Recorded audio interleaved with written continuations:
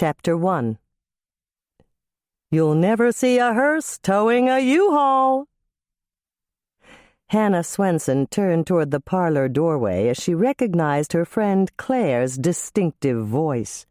She could hear her laughing in the parsonage hallway, obviously delighted by the twist on the old adage, "You can't take it with you." "Claire?" Hannah called out, but there was no answer. That was odd. She'd clearly heard Claire, and that meant Claire and her new husband, Reverend Bob Knudsen, must be back from visiting sick parishioners at Lake Eden Memorial Hospital. "Bob? Claire?" Hannah called out again, but no one appeared in the doorway. All was perfectly silent outside the cozy sitting room where Hannah had been visiting with Reverend Bob's grandmother, Priscilla Knudsen, and copying the octogenarian's recipe for Red Devil's food cake. Hannah got up and walked to the window to see if she could spot Bob's car. The scene outside could have been lifted straight from a Christmas card. The birch tree on the other side of the driveway was filled with winter birds enjoying the suet that Grandma Knudsen hung from the branches. There were red birds and blue birds and green birds and black birds with iridescent feathers that seemed to be perched on every branch. They reminded Hannah of gems suspended from a white gold filigreed pendant. Lake Eden, Minnesota, could be truly beautiful in the winter. Cold, but beautiful. If the KCOW weatherman was correct, the mercury in Grandma Knudsen's outside thermometer would shiver in the bulb at the bottom of the scale, poking its head up for only a brief period and then sinking down out of sight again. Hannah's gaze dropped to the driveway that ran along the width of the house and into the garage. There were no tire tracks in the freshly fallen snow. Had Bob and Claire parked in front of the parsonage for some reason? Puzzled, Hannah crossed to the doorway and stepped out to peer down the hall. It was deserted. She was about to return to the parlor when Grandma Knudsen emerged from the kitchen, carrying a tea tray with coffee and sample slices of what she called her best company cake. "Are Claire and Bob back?" Hannah asked, quickly relieving Grandma Knudsen of the heavy tray. "Not yet. I asked Bob to call when they left the hospital so that I could put on a fresh pot of coffee." Hannah retraced her steps to the sitting room and set the tray down on the coffee table in front of the couch Grandma Knudsen called a Davenport. It had been reupholstered last month by a member of the Holy Redeemer congregation who had chosen the material and the color. The forest green couch that had gone so well with the green and yellow striped wallpaper had been recovered with bright pink velveteen in a hue that reminded Hannah of the contents in a Pepto-Bismol bottle.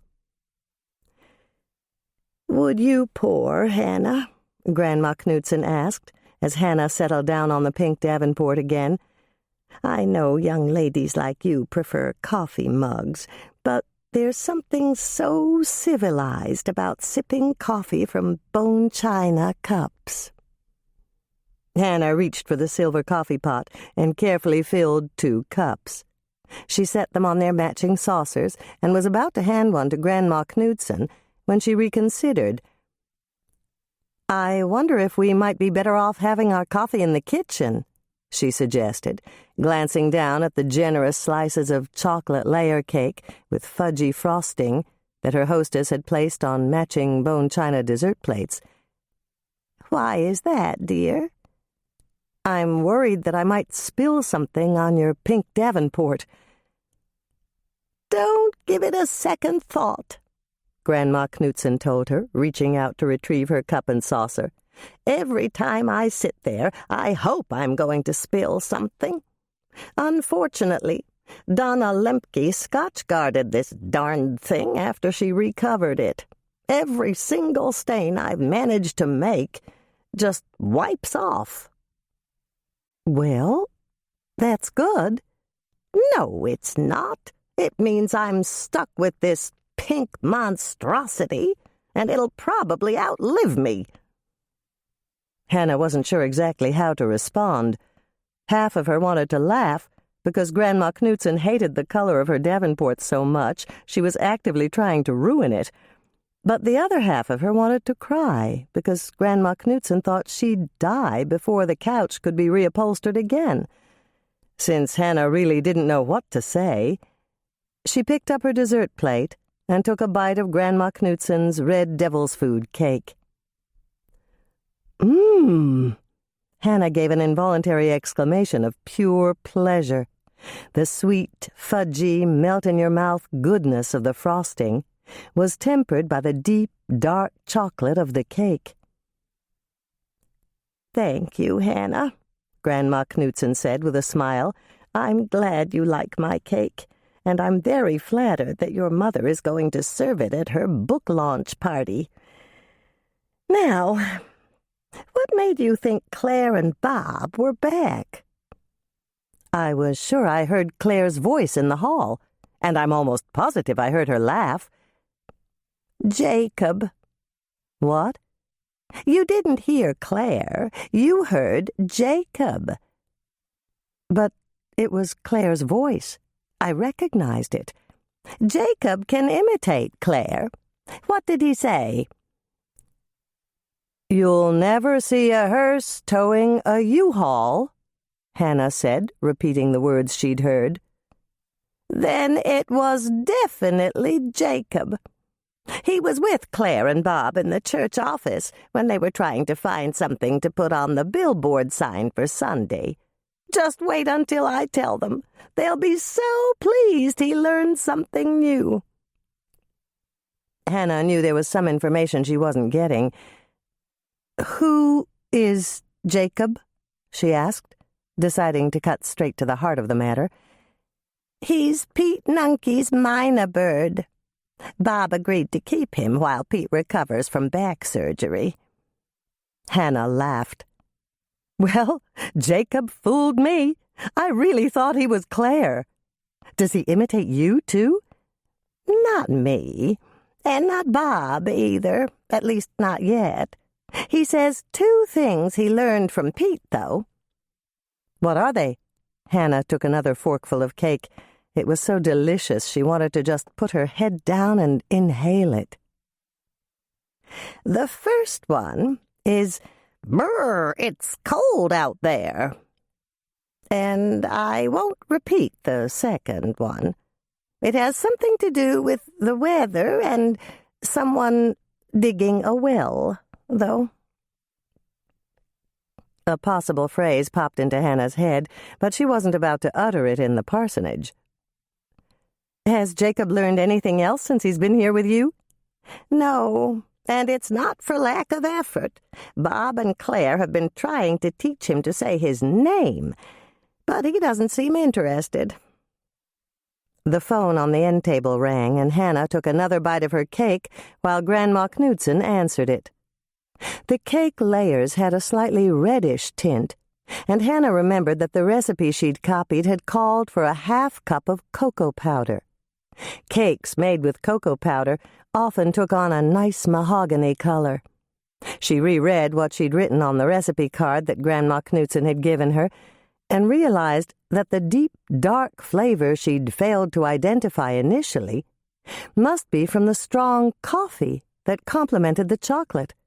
No wonder this cake was so good. "That was Bob," Grandma Knudsen told her, replacing the phone in its cradle. "They're on their way home, and they said they're bringing a surprise for me." "Any idea what it could be?" "Coffee ice cream, pickled herring, or ring bologna." Grandma Knudsen gave a little giggle that sounded as if it had come from the throat of someone 1/5 her age. "I'd better turn that coffee on. I have it all ready to go." In less time than it took Hannah to finish the rest of her cake, Grandma Knudsen was back. "Maybe they aren't bringing me something to eat. I was thinking that they might have picked up a tall, dark-haired stranger. I'd really love it if they brought me a tall, dark-haired stranger." Hannah stared at Grandma Knudsen in surprise. "You're thinking of dating again?" "Good heavens, no. It's just that it would be fun to tell Pam Baxter that she was right. She was the one who told me I'd meet a tall, dark-haired stranger." "Of course," Hannah said, remembering that Pam was the teacher who dressed up in a fortune-teller costume at the last Jordan High carnival. "Did you have your fortune told, Hannah?" "Yes. Pam told me that I was going to come into money." "And you do, every day, at the cookie jar." Grandma Knudsen named Hannah's bakery and coffee shop on Main Street. "Pam was right in your case." "But not in yours?" "No.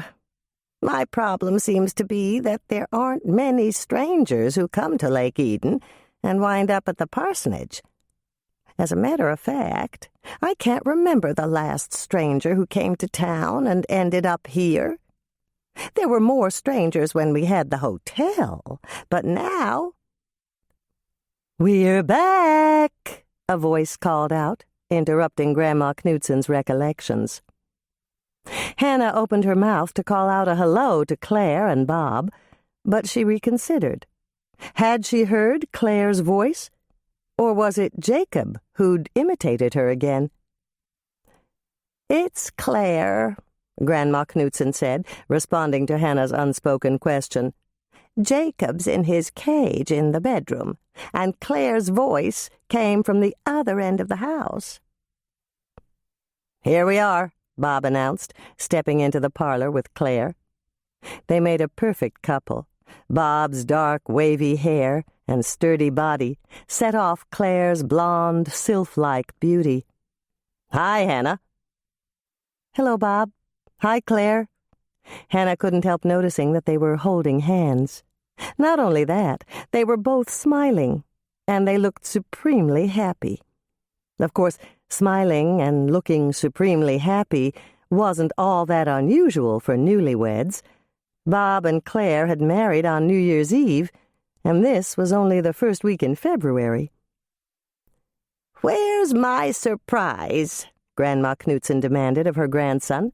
"Hannah and I have been on pins and needles trying to guess what it is." "What was your guess?" Claire asked Hannah. "I didn't have the foggiest notion. Grandma Knudsen did, though. She told me it was probably coffee ice cream, pickled herring, or ring bologna." "It's not any of those," Bob said with a laugh.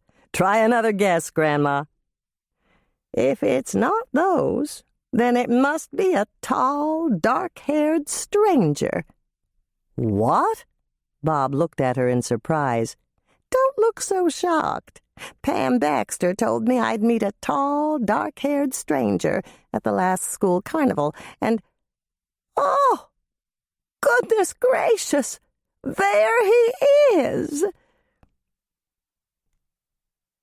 "It looks like Pam Baxter was right," the stranger said, crossing the room to give Grandma Knudsen a big hug. Chapter 2. "I never would have recognized you in a million years," Grandma Knudsen said, reaching out to give the stranger who wasn't a stranger a pat on the cheek. The man laughed. "I'm not surprised. I've changed a lot since high school. Less hair, more body fat, and, I'd like to think, a bigger brain." "Well, it's just wonderful that you stopped here to see me." Grandma Knudsen turned to Hannah. "This is Matthew Walters. He lived with Bob's father and me almost 30 years ago." "My father and mother wanted to go to Africa as missionaries, and they asked Reverend and Mrs. Knudsen if I could live with them while they were gone. My uncle and aunt went with them." "That's right." Grandma took up the story. Matthew's father had a younger brother, and Matthew's mother had a younger sister.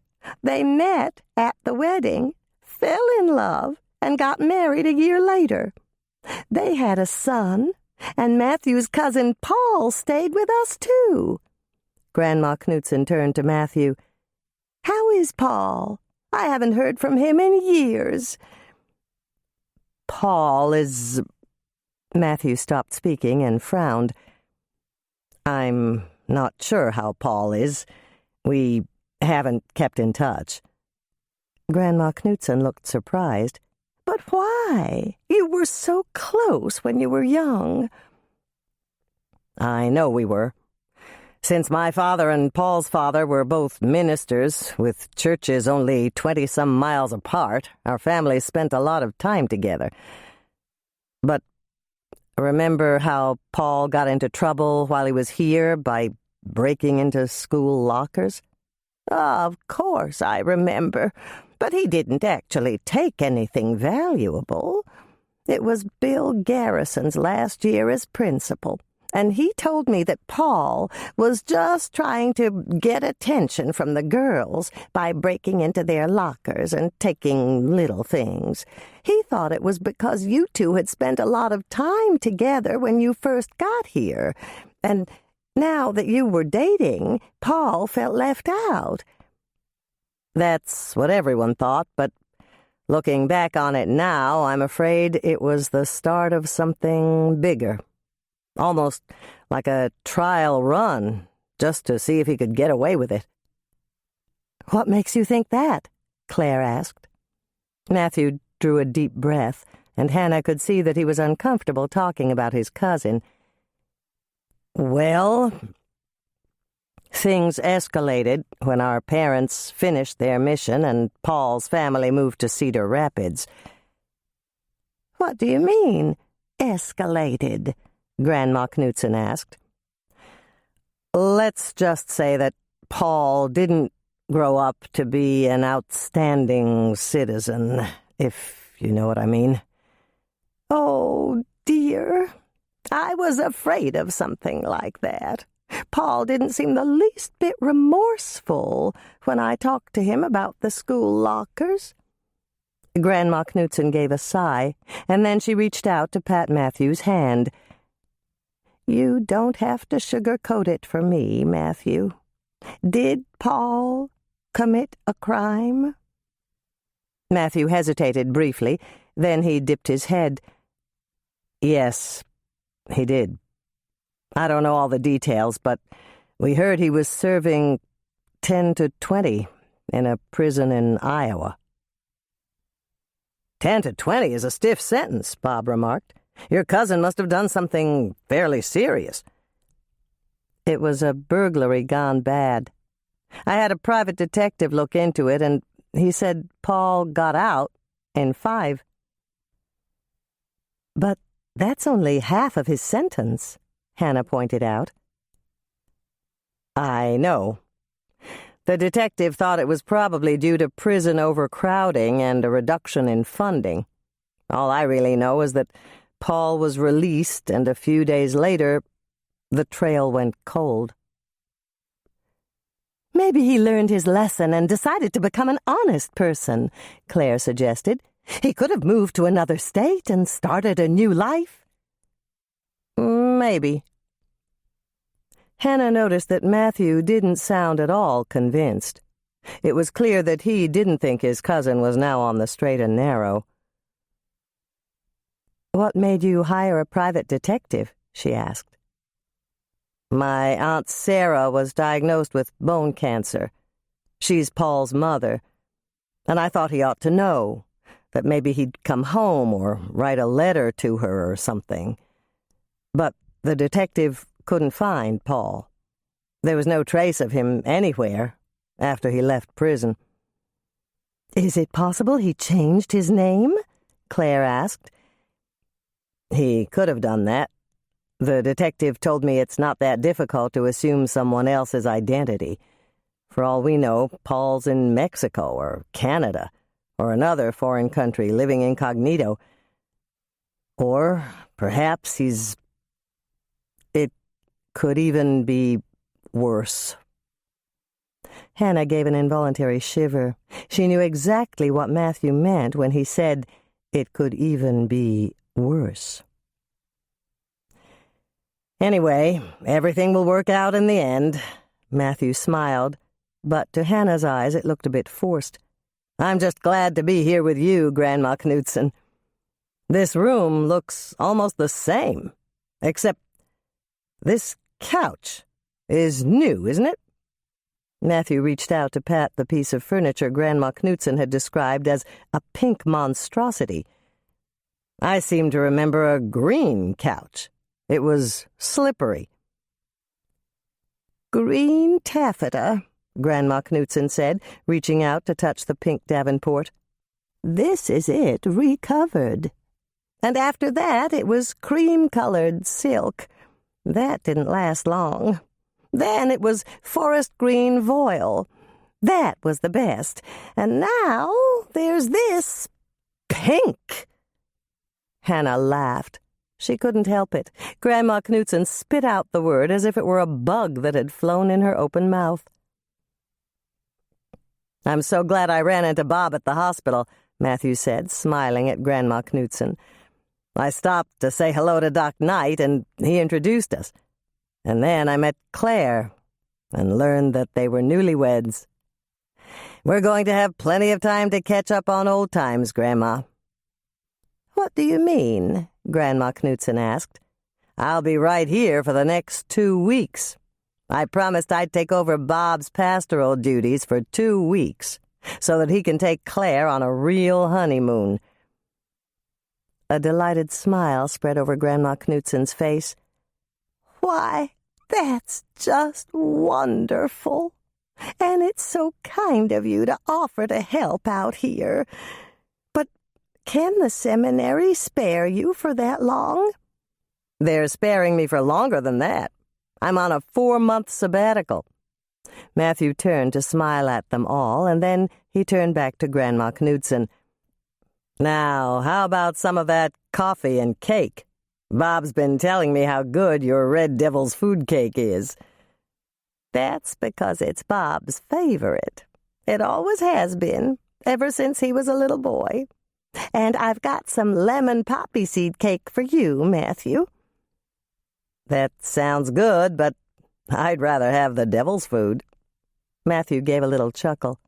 I'd better not let anyone at the seminary hear me saying that, though.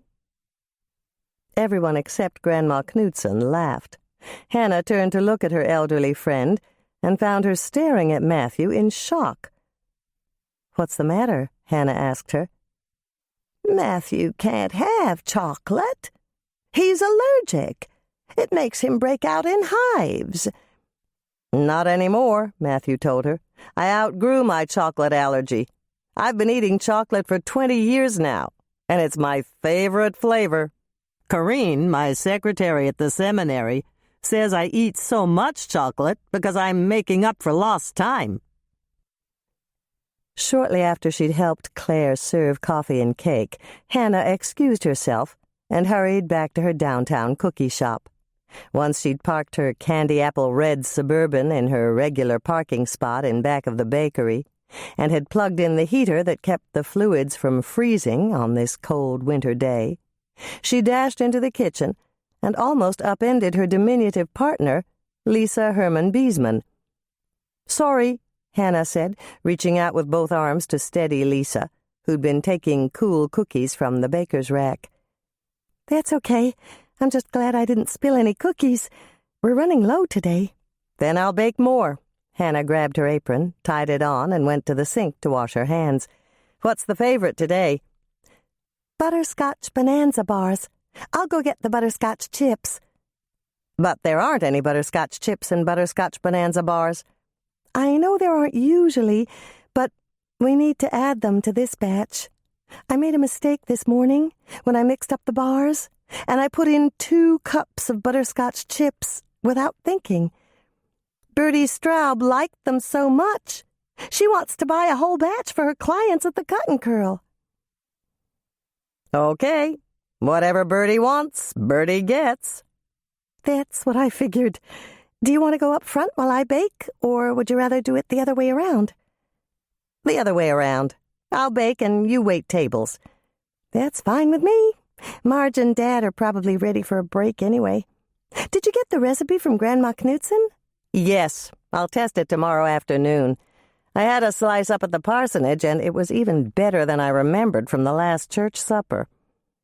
How's Grandma Knudsen doing? Really well. She's completely recovered from the stroke, and she's as sharp as ever. She's especially excited about Claire and Bob's honeymoon. They're leaving on Sunday, right after church. But I thought they couldn't go until the church sent someone to fill in for Bob. They've got someone.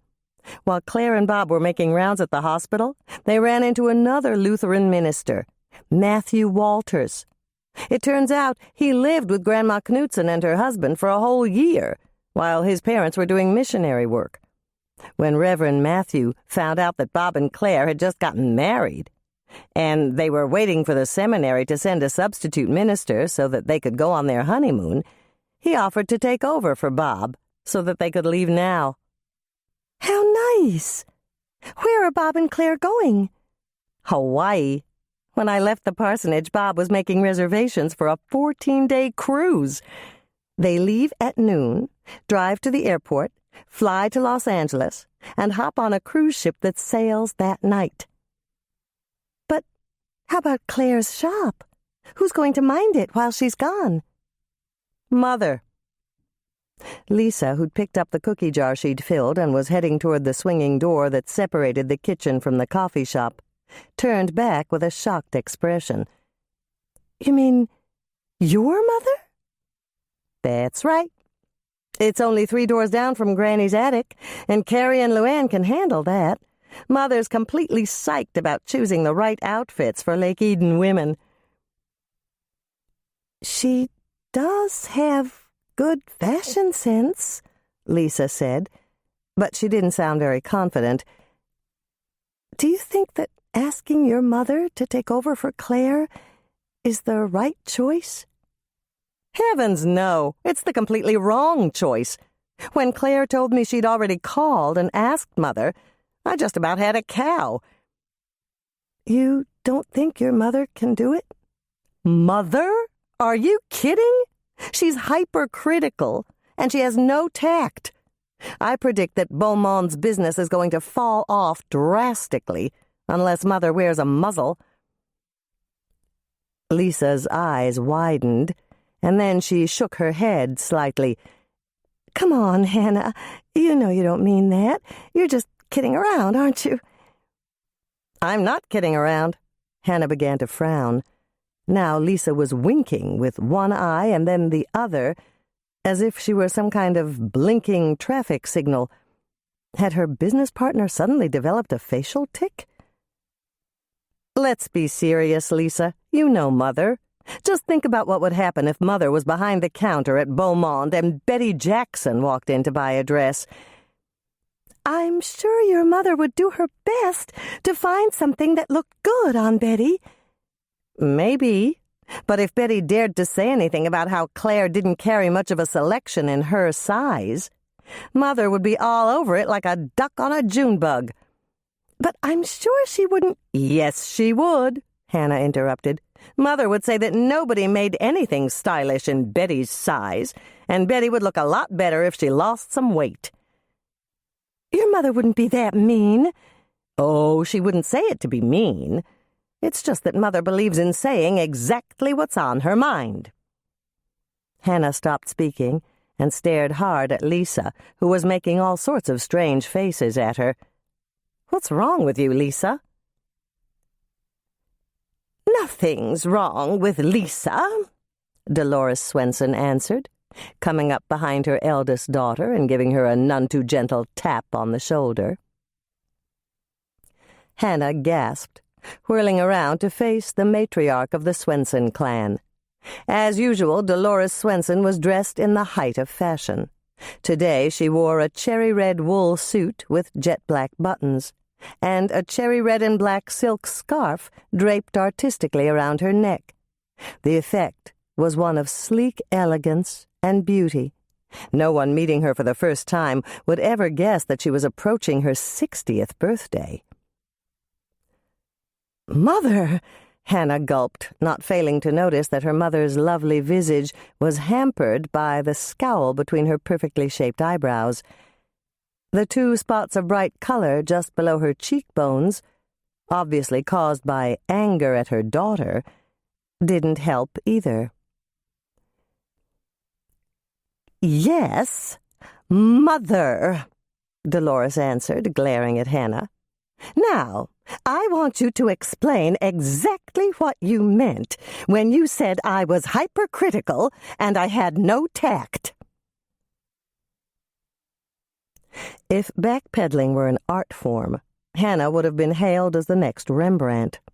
Hannah had insisted that she'd never intended to hurt her mother's feelings, and Dolores had readily conceded that she wasn't as practiced as she could be in the diplomacy department. The air was clear again. "So, what shall I do?" Dolores asked the daughter who'd only moments before been her nemesis. "I don't know," Hannah replied, not willing to risk a reply that might make her into her mother's adversary again. "I hate to back out now, not when I promised Claire, but do you think I should tell her I can't do it?" "No. All we have to do is think of someone who can help you." "Who?" Dolores looked completely mystified. "It has to be someone who's up on fashion trends. I'm sure Carrie would agree to do it, but she really doesn't know that much about fashion. We could spare Luann, but she doesn't pay that much attention to fashion either. And it has to be someone who's got a good eye." "A good eye?" "For size, and for what will complement the customer's shape. For instance, you couldn't recommend that Laura Vavra dress in something severely tailored. It's much too harsh a look for her. She's all gentle curves and swirls. And Rose McDermott has to be careful of large, bright flowers. It makes her look like a buffet for a bumblebee." Hannah burst out laughing. She couldn't help it, and after a moment Dolores joined in. When the image of Rose and the bumblebees had faded, Hannah turned serious again. "I think maybe I was wrong. You'd be really good at recommending the right dress, Mother." "I know. I'd be good at it, but no one would buy it because I'd say something to spoil the sale. Don't forget, I have no tact." "Maybe I was wrong about that, too." "You weren't wrong. I know that's one of my failings, but when anyone asks for my honest opinion, I give it. And I don't mince words. That isn't a good trait to have if you're in retail sales." "True," Hannah agreed. "So we need someone with fashion smarts, plenty of tact, and good salesmanship." "That really doesn't sound like anyone I know." "I can't think of anyone either." Mother and daughter turned as the kitchen door opened, and Hannah's sister, Andrea, stepped in. "Brrr! It's got to be way below 0 with the wind chill." Andrea walked over to hang her coat on the hooks by the door. "Hi, Mother. Hi, Hannah. I came in for a quick cup of coffee." Dolores and Hannah exchanged glances. Hannah's glance said, "Andrea knows more about fashion than any other woman in Lake Eden, with the possible exception of you, of course." And Dolores's glance said, "She's got tact, and she's a super salesman. Bill always said she could sell kitty litter to a nomad." "What?" Andrea asked, reacting to the long glance that her sister and mother exchanged, and the nods they gave to each other. "Coffee," Hannah said, fetching it quickly and setting her younger sister on a stool at the stainless steel workstation. "And new business," Dolores declared, taking the stool directly across from Andrea. "Cookies?" Andrea queried. chocolate, Dolores suggested. Coming right up.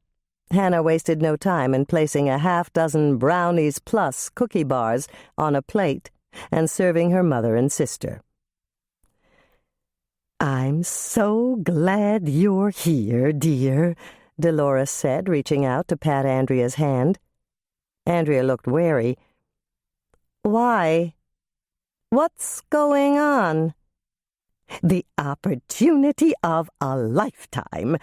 How would you like to increase your wardrobe by 12 beau monde dresses in the next 2 weeks? Andrea's wariness quickly turned into suspicion. "What do I have to do? Kill somebody?" "Not at all." Dolores gave her a wide smile. "Just listen carefully. I've got a real deal for you." Chapter 3. Hannah had no doubt that Andrea would take their mother up on her offer. And Andrea proved her right. Once Hannah's sister had agreed to join their mother at Beaumont and help to deal with Claire's customers, Dolores got up from her stool. "Sorry, dears," she said, heading toward the door. "I really have to run now. Carrie's expecting me to cover her lunch break, and I'm already 5 minutes late." By that time she'd arrived at the door, but she made no move to turn the knob. Instead, she turned back to address Hannah. "I probably should have saved one of those cookie bars for her. You know how much she loves your cookies. Every time I bring her something you baked, it puts her in a good mood. But you know how much I love chocolate. Those cookie bars were so marvelous. I just couldn't seem to stop eating them." Hannah knew a hint when she heard one, and this one was blatant. "I'll box some up for you and Carrie," she said obediently, getting up to do just that. "Will a half-dozen do?" "Oh, my, yes. Carrie will be thrilled that you thought of her." "Right," Hannah said, flipping one of her bakery boxes open and lining it with a sheet of wax paper. She arranged 6 brownies plus cookie bars in the bottom, covered them with another piece of wax paper, and secured the lid. "Thank you, dear," Dolores said, accepting the box that Hannah handed to her. She opened the door, stepped out, and closed it again behind her. "Well, that was unusual," Andrea commented the moment their mother was gone. "What was unusual?" "I didn't expect to get a new wardrobe this week, especially now that the Gantz sale fell through." "That's too bad," Hannah commiserated, knowing that Andrea always felt bad when she lost a real estate sale. "Did the buyers change their minds?" "No, the buyers still want it, but Margaret and Fred pulled it off the market this morning." "But why? I thought they could hardly wait to move off the farm and live in a high-rise apartment in the cities." "That's right, but Fred ended up hating apartment living. He told me it was light all the time outside the windows, even in the middle of the night. And he said the traffic noise was awful, even worse than the time the bobcat came down and spooked his horses." "How about Margaret? Was she disappointed too?" "Not as much as Fred, but she said she was looking forward to living at ground level again. She didn't like the elevators." "I can't blame her for that. I'm not crazy about elevators either. I keep wondering what I'm going to do if it gets stuck between floors, and I have to go to the—" Hannah stopped speaking as Andrea's cell phone rang. "That's Bill," Andrea told her, glancing at the display. "I'd better get it. He never calls me unless it's important." Hannah walked over to the counter to give Andrea some privacy while she talked to her husband. This could take a while, and she had baking to do. "It happened last week, and they just got around to notifying you now?" Andrea asked as Hannah plucked the acetate-covered page for butterscotch bonanza bars out of the 3-ring binder that they kept for current recipes. While Andrea listened to her husband's answer, Hannah went to work melting butter in the microwave, and measuring brown sugar for one of her very favorite treats. "Well, I guess Winnetka County must be on the bottom rung of their ladder," Andrea commented, and Hannah could tell that her sister was miffed. Andrea always reacted badly if she suspected that her husband, Bill, the sheriff of Winnetka County, was being slighted by big city law enforcement. "What does the Minneapolis PD expect you to do about it now?" There was another long pause while Andrea listened, and Hannah took that time to stir in the brown sugar. This was a simple recipe, easy to make, and it was delicious. "They broke into a Kenwood mansion?" Andrea sounded shocked, and Hannah turned to look at her. Her sister's face was flushed, and she gave a little shake to her head. "But all those people have state-of-the-art security systems." Bill's response caused Andrea to groan. "Well, it's not going to do them much good if they forget to set it. Where is this place?" Andrea nodded at Bill's answer. "I know exactly where that is. It's a corner lot, with a great view of Lake of the Isles shoreline, with Raspberry Island off to the right. The house is a Tudor, 5-bedroom, 4-bath, single-family dwelling, with river rock steps leading up the bank to house level, and an 8-foot evergreen hedge all around it. You enter through a gate in the hedge." Bill said something, and Andrea sighed. "You're absolutely right. The hedge hides the lower story from the street, and that's perfect for a burglar. There's a delivery door at the side, and that's probably how they got in."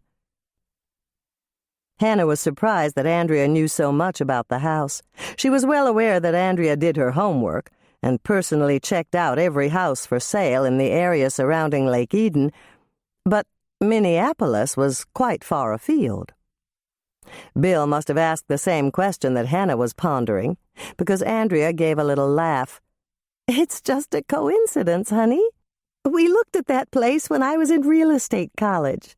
I remember how shocked I was at the asking price, especially because there are only a couple of houses in Lake Eden that would go for over 5 figures. This one had an asking price of 2.3, and it's probably worth more now." Hannah whistled. She couldn't help it. $2.3 million was a whole lot of money, probably more than she'd make in a lifetime. The same was true for most people in Lake Eden, with the possible exception of Mayor Bascom, who had family money to invest, and Del Woodley at Delray Manufacturing. "Do you have a list of stolen goods?" Andrea asked her husband, and then she pulled a notebook and pen from her purse and wrote down what her husband told her. While Andrea was writing what appeared to be a lengthy list, Hannah stirred eggs and vanilla into the sugar and butter mixture and took out another bowl for the dry ingredients. She mixed the flour with the baking powder and the salt and made sure they were well blended.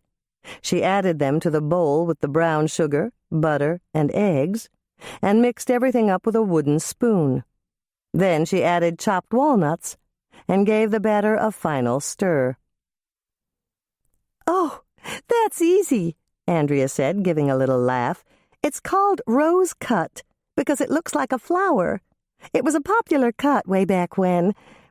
And it's almost 3 carats?" Hannah divided the contents of her bowl into 3 batches. She added the butterscotch chips to Bertie's batch and spread the batter in the bottom of a 9-inch by 13-inch pan she'd lined with heavy-duty foil. Since she'd tripled the recipe, Hannah mixed semi-sweet chocolate chips into the second batch and white chocolate chips into the third. Personally, she preferred these yummy cookie bars plain. The butterscotch flavor from the ingredients was absolutely delicious all by itself. But several of their customers were crazy about white chocolate chips, and she knew they'd be delighted with the combination of white chocolate and butterscotch. There were also those who wouldn't dream of ordering anything without dark chocolate, and the third batch she'd made was bound to please them. "How many diamonds did you say were around it?" Andrea asked. And then, as Hannah watched, her sister's eyes widened. 16? It's just loaded with diamonds. Did they tell you what it's worth? Hannah carried the 3 pans she'd filled to the oven and slipped them in. She turned just in time to see her sister gulp a little air. "That's incredible, all right," Andrea said. "But if the diamonds add up to almost 4 carats, it sounds reasonable." Andrea listened for a moment, and then she laughed. "You're right, honey. It doesn't sound reasonable. No ring should be worth that much money. How did they get it?" Hannah poured herself another cup of coffee and sat down on a stool across from her sister. Some people might not be able to read upside down, but Hannah was well schooled in the art. When she was growing up, she'd helped her sisters with their reading lessons. The 3 sisters, Hannah, the oldest, Andrea, the next in line, and Michelle, the youngest, had gathered in Hannah's room to go over their assignments for the next day. At that time, Hannah had found that reading upside down made their homework sessions shorter and increased her sleep time. What Hannah read was a list of jewelry. There were necklaces, brooches, tiaras, bracelets, and rings. But the item at the end of the list, the item that Andrea had been discussing with Bill, was an antique ring worth more than Hannah could fathom. "While they were sleeping?" Andrea repeated, shivering slightly. "I hate to think of what might have happened if they'd woken up." "Awakened, not woken up," Hannah's mind corrected. Andrea always had trouble with that one, but this wasn't the time to point it out to her. "No!" Andrea sounded shocked at the next piece of information she learned from her husband. "If they hit the neighbor with their getaway car and he died, is that murder?" "That's the felony murder rule," Hannah answered the question, but not out loud. "Any unlawful homicide that occurs in the commission or attempted commission of a felony is felony murder." "Felony murder," Andrea echoed the answer that Hannah hadn't spoken. "What I don't get is why she had all that expensive jewelry spread out in her dressing room." Several scenarios flashed through Hannah's mind, but what Andrea confirmed next wasn't one of them. A charity event at the Walker? And she couldn't decide which gown she wanted to wear? So she took all of the jewelry out of the safe? Andrea frowned slightly. "I guess I can understand that. But why didn't she lock up what she didn't wear before they left the house? Or at least lock everything up when she got home?" Hannah reached out to feel Andrea's coffee cup. It was stone cold. She picked it up, carried it to the sink to dump it out, and refilled it with fresh, hot coffee. "She thought he put it back in the safe, and he thought she did?" Andrea said with a snort. "That's a pretty lame excuse. But I know it happens. Remember when I thought you put on the coffee, and you thought I put on the coffee, and when we came downstairs in the morning, there wasn't any? And since we were late, there wasn't time to make it, and we had to leave for work without coffee?" Hannah shuddered at the thought. No coffee in the morning was about the worst thing she could imagine. There was no way she could get along in the morning without coffee. If she didn't have a minimum of 1 cup before she stepped into the shower, she'd probably fall asleep and drown. "You want me to keep my eye out for the missing jewelry here in Lake Eden?" Andrea said incredulously. "Bill, honey, that's ridiculous. Why would it wind up here? We don't have any pawn shops. And even if we did, they wouldn't buy expensive jewelry like that. And I could practically guarantee that the burglars aren't going to stand on the corner in front of Hal and Rose's cafe and try to sell an antique diamond ring for thousands and thousands of dollars.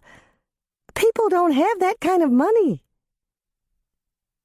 There was silence for a moment while Andrea listened. Then she said, "Okay, honey. I love you too. See you tonight." She clicked off her phone and dropped it into her purse. She took a sip of coffee, and then she picked up the list she'd made. "Bill wants us to keep an eye out for this stolen jewelry. The ring you heard me talk about is the most expensive piece, but they took a lot more. They're sending him pictures, and I'll make copies for you." Hannah felt like saying that people didn't exactly get dressed to the nines to come into her coffee shop, and she was unlikely to see any antique rings worth bundles of money, but she was interested in seeing the pictures. "Maybe you'd better make copies for Mother and Carrie, too, especially since that expensive ring is an antique. They can watch out for it at antique auctions." "Good idea." Andrea glanced at the clock on the kitchen wall. "I'd better get going. I have to pick up the girls from school." Hannah was surprised. Her oldest niece, Tracy, was in the 1st grade, but Andrea and Bill's youngest, Bethany, had celebrated her 2nd birthday less than 2 months ago. "The girls?" she asked, turning to her sister. "Isn't Bethy too young for kitty corner?" "Much too young. Janice isn't taking anybody under 3.5, and they've got to be out of diapers. But I wasn't talking about Bethy. Lucy Dunright is hosting her cousin's bridal shower tonight, so Karen's sleeping over with Tracy. Grandma McCann's making Karen's favorite meal, and then they're going to watch Bambi." "Better stock up on the Kleenex," Hannah warned, remembering how Andrea had cried when Bambi's mother was killed. "I will. I didn't want them to watch it. They're only 6, and it's a really sad movie.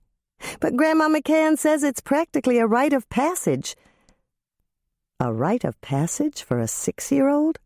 Hannah thought that was a bit of an overstatement, but as far as she knew, no 1st grader had ever been harmed by watching Bambi. "Why don't you do a double feature?" she suggested. "Show Bambi first, and follow it up with Cinderella. All the kids love that. And it has a happy ending."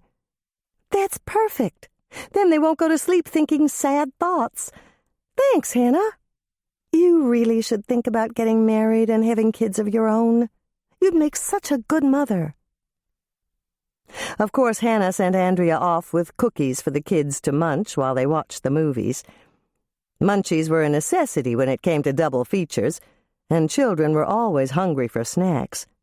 Once her sister had left with a box of mixed treats, including molasses crackles for Tracy, old-fashioned sugar cookies for Bethy and Grandma McCann, triplet chiplets for Karen, and lovely lemon cookie bars for Andrea.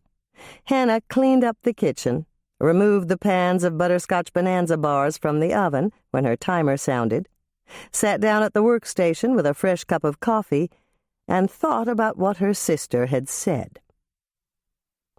Andrea had hit the nail on the head when it came to Hannah's dilemma. She wanted children. She'd always wanted children, but she wasn't sure she wanted to get married. And if she did decide to get married, who would it be? She had 2 choices for a husband. One was Mike Kingston, chief detective at the Winnetka County Sheriff's Department, and the other was Norman Rhodes, the town dentist. The way things stood right now, neither choice was perfect. Mike wasn't good husband material, and he was the first to admit it. He had a roving eye, and Hannah knew she'd always wonder if she was his only love. And then there was Norman, who'd been the clear choice 2 months ago, but things had changed, and she was beginning to have doubts about him. Hannah was well aware of the fact that she could be a single mother, but that wasn't her cup of tea. She liked the concept of a nuclear family, and she believed that, if at all possible, children should have both a father and a mother. Extended family was even better. She wanted her children to know their grandparents, cousins, aunts, and uncles. Last year, she'd almost made a choice. Spending the night at Norman's house, the house they'd designed together for a contest, had been a huge deciding factor. It hadn't been romance, not that night. She'd been so exhausted by chasing down leads in Ronnie Ward's murder that Norman had made a unilateral decision and informed her that he wouldn't let her drive home. He'd given her his bedroom, and in the morning he'd cooked an amazing breakfast for her using her favorite recipe for popovers. In moments of levity, Hannah admitted that the breakfast might have been the part that tipped the scales in Norman's favor. No man except the cook at the corner tavern had ever made breakfast for her before. And then, just as she was seriously considering accepting Norman's standing proposal, he'd dropped the bombshell. The incendiary device had a name, and it had first appeared at one of Dolores's brunches at the Lake Eden Inn. Its name was Dr. Beverly Thorndyke, Norman's former fiancée, and she was a perfect size 3 with the high cheekbones and gorgeous face of a major starlet. Norman had lobbed the grenade into their midst by introducing her as his new partner, and Hannah's dream of a happy and secure family life as his wife had exploded like a popped soap bubble. And now, Dr. Bev, as everyone called her, was here in Lake Eden, working with Norman at the Rhodes Dental Clinic, and living in an apartment at Lake Eden's upscale apartment complex, The Oaks. She'd moved here in January, and everyone in town seemed to love her. Everyone except Hannah. Even Hannah's own niece, Tracy, thought Dr. Bev was wonderful. As far as Hannah was concerned, the jury was still out when it came to Norman's new partner. She had to admit that Bev was extremely nice. Too nice, to Hannah's way of thinking. This could be an accurate personality assessment on Hannah's part, but it could also be due to the green-eyed monster that whispered warnings in Hannah's ear about how often Norman and Bev went out to lunch or dinner together, and how their working relationship might include a lot more than sharing patients, consulting as fellow dental professionals, and filling in for each other when one of them had to be gone. And that was another point that stuck in Hannah's craw. Norman seemed to be clueless as far as Hannah's feelings about Bev were concerned. This was in itself a worry, since he'd always been perfectly attuned to her emotional state. He'd told Hannah that the only reason he'd asked Beverly to join in at the clinic was to free him up to pursue his painting. That made some kind of sense. Hannah had admired the paintings Norman had done before he'd become a dentist, and she'd encouraged him to paint again. If that was the sole reason he'd asked Bev to join him at the clinic, Hannah could accept it. But as far as she knew, in the 5 weeks that Bev had been at the clinic, Norman hadn't taken any time away from his practice or painted anything at all. "Hannah?" Lisa pushed open the swinging door between the coffee shop and the kitchen. "Bertie just called, and she wants to know if her butterscotch bonanza bars are ready yet." "Give me a couple of minutes to cut them, and they will be," Hannah answered, doing her best to shake off her depressed mood as she headed to the counter to cut Bertie's cookie bars. Chocolate was in order. It was impossible to remain depressed when you were eating chocolate. But chocolate had calories, and she was already more than triple Bev's dress size. She'd have 3 semi-sweet chips right out of the bag, and that was it. 4 chips later, Hannah felt much better. Through a supreme effort of will, she'd managed to limit herself to only 1 more than she'd intended to eat, and the yummy chocolate did its medicinal magic almost immediately. She carried Bertie's order out to Lisa, and then she came back to the kitchen and turned on the laptop Bill and Andrea had given her for Christmas. Norman had a website for the Rhodes Dental Clinic, and some famous general, she couldn't remember who, had advised his troops to know their enemy. She'd check Norman's website and see what she could find out about Beverly Thorndyke, DDS. Norman had created a new section in January, the week before Beverly Thorndyke, DDS, had joined his practice. It was called Meet Dr. Bev. Hannah read the section with great interest. It was filled with get-to-know-you questions, the type you'd ask on a blind date. Dr. Bev had been born in Minneapolis, gone to high school in Edina, attended college in Michigan, and received her dental degree in Seattle, where Norman had met her. Her favorite movie was Titanic, her music of choice was classical, and her preferred cuisine was Mexican. In her spare time, she loved to go dancing, see movies, and read. She had an extensive stamp collection. She liked to play tennis, and her favorite color was beige. Hannah gave a little laugh right out loud. She wasn't sure whether it was due to the lift she'd gotten from the chocolate or the fact she'd read Dr. Bev's profile on Norman's website. The reason didn't matter. All she knew was that she felt almost lightheaded with relief. She had absolutely nothing to worry about when it came to Dr. Beverly Thorndyke. There was no way Norman could possibly love a woman whose favorite color was beige.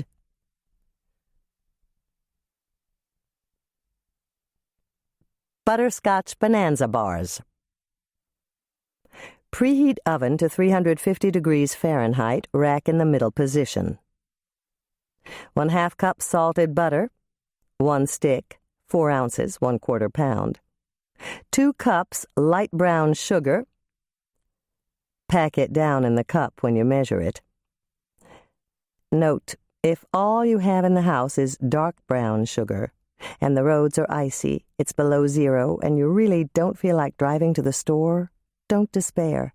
Measure out 1 cup of dark brown sugar and mix it with 1 cup regular white granulated sugar. Now you've got light brown sugar, just what's called for in Leslie's recipe.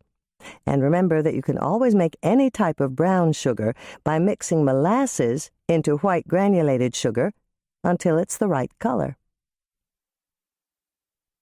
2 teaspoons baking powder, 1 teaspoon salt, 1 teaspoon vanilla extract, 2 beaten eggs, just whip them up in a glass with a fork, 1 1/2 cups flour, scoop it up and level it off with a table knife, 1 cup chopped nuts, optional, 2 cups butterscotch chips, optional. Hannah's note. Leslie says the nuts are optional, but she likes these cookie bars better with nuts. So do I, especially with walnuts. Bertie Straub wants hers with a cup of chopped pecans and 2 cups of butterscotch chips. Mother prefers these bars with 2 cups of semi-sweet chocolate chips and no nuts. Carrie likes them with 2 cups of mini chocolate chips and a cup of chopped pecans, and Lisa prefers to make them with 1 cup of chopped walnuts, 1 cup of white chocolate chips, and 1 cup of butterscotch chips. All this goes to show just how versatile Leslie's recipe is. Try it first as it's written with just the nuts. Then try any other versions that you think would be yummy. Grease and flour a 9-inch by 13-inch cake pan, or spray it with nonstick baking spray, the kind with flour added. Set it aside while you mix up the batter. Melt the butter in a small saucepan over low heat on the stovetop, or put it in the bottom of a microwave-safe, medium-sized mixing bowl and heat it for 1 minute in the microwave on high. Add the light brown sugar to the mixing bowl with the melted butter and stir it in well. Mix in the baking powder and the salt. Make sure they are thoroughly incorporated. Stir in the vanilla extract. Mix in the beaten eggs. Add the flour by half-cup increments, stirring in each increment before adding the next. Stir in the nuts if you decided to use them. Mix in the butterscotch chips if you decided to use them, or any other chips you've chosen. Spoon the batter into the prepared cake pan and smooth out the top with a rubber spatula.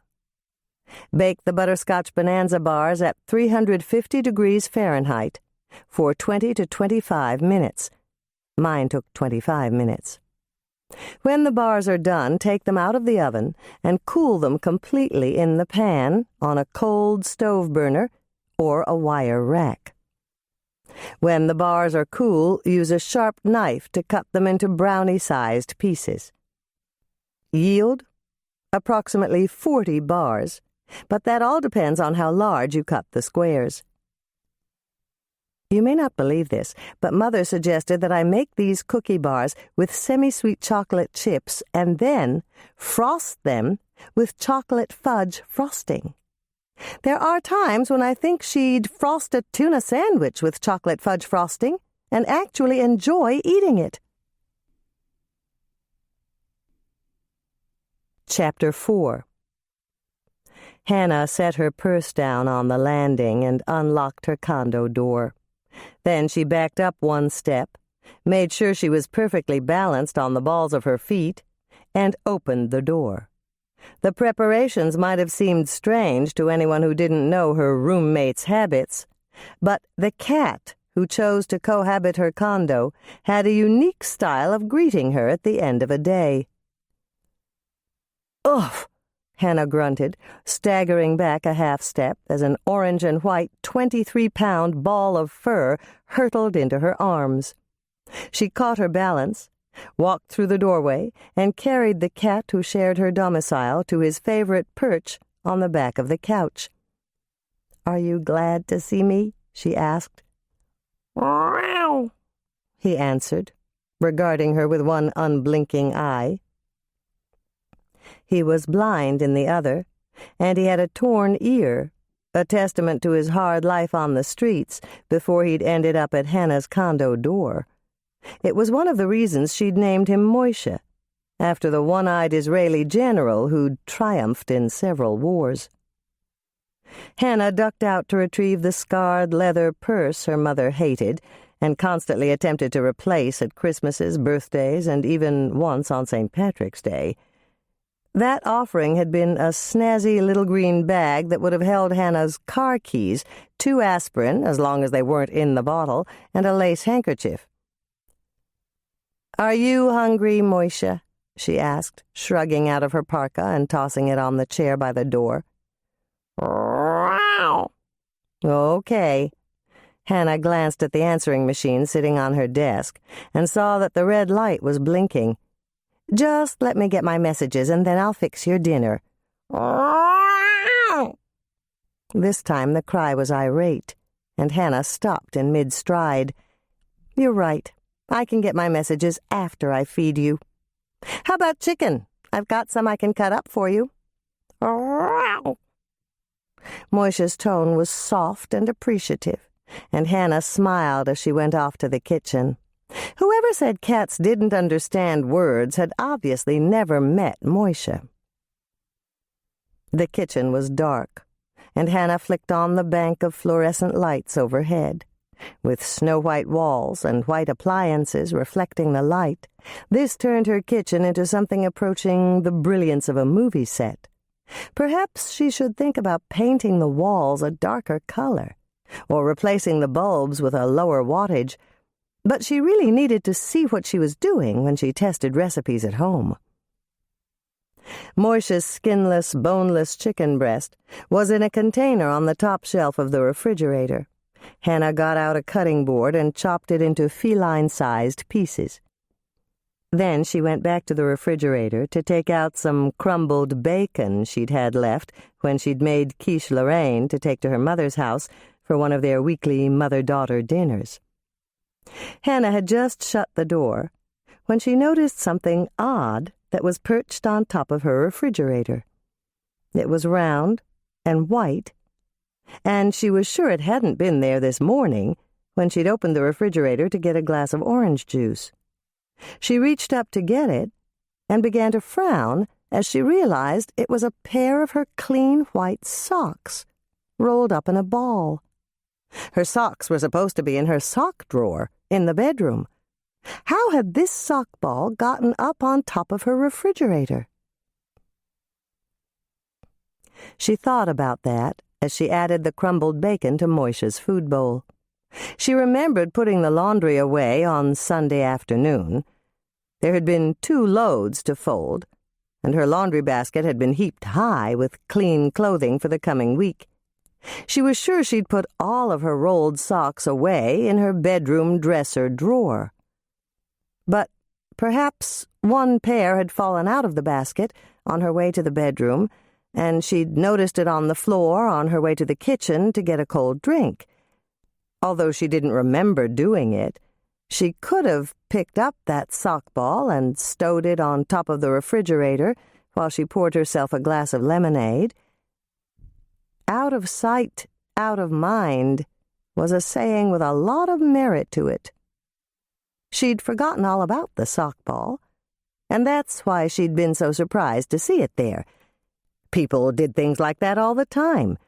They got distracted, set things down in odd places, and then forgot they'd done it. Her own father had once confessed that he'd found his reading glasses in the refrigerator and had no recollection of putting them there.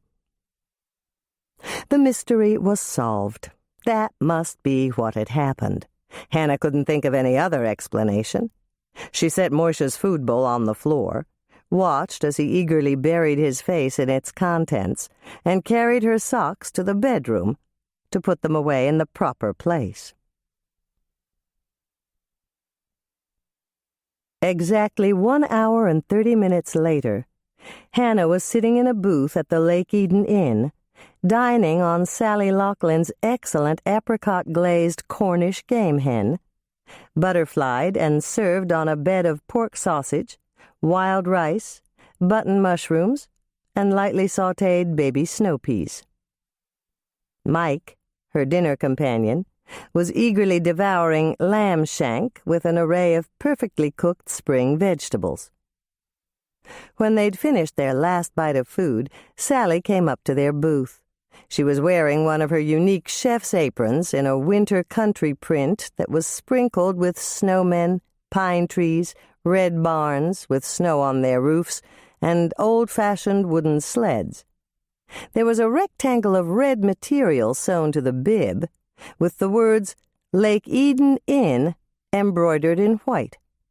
Sally had recently hired another chef who was working behind the glass window that separated the kitchen from the dining room, and he was wearing an apron that matched Sally's. The sous chefs on the line were dressed in solid green aprons to match the pine trees in the print, and the colorful display turned the preparation of food into dining entertainment. "How was the game hen?" Sally asked Hannah. "It was so wonderful it made me glad I'm an omnivore."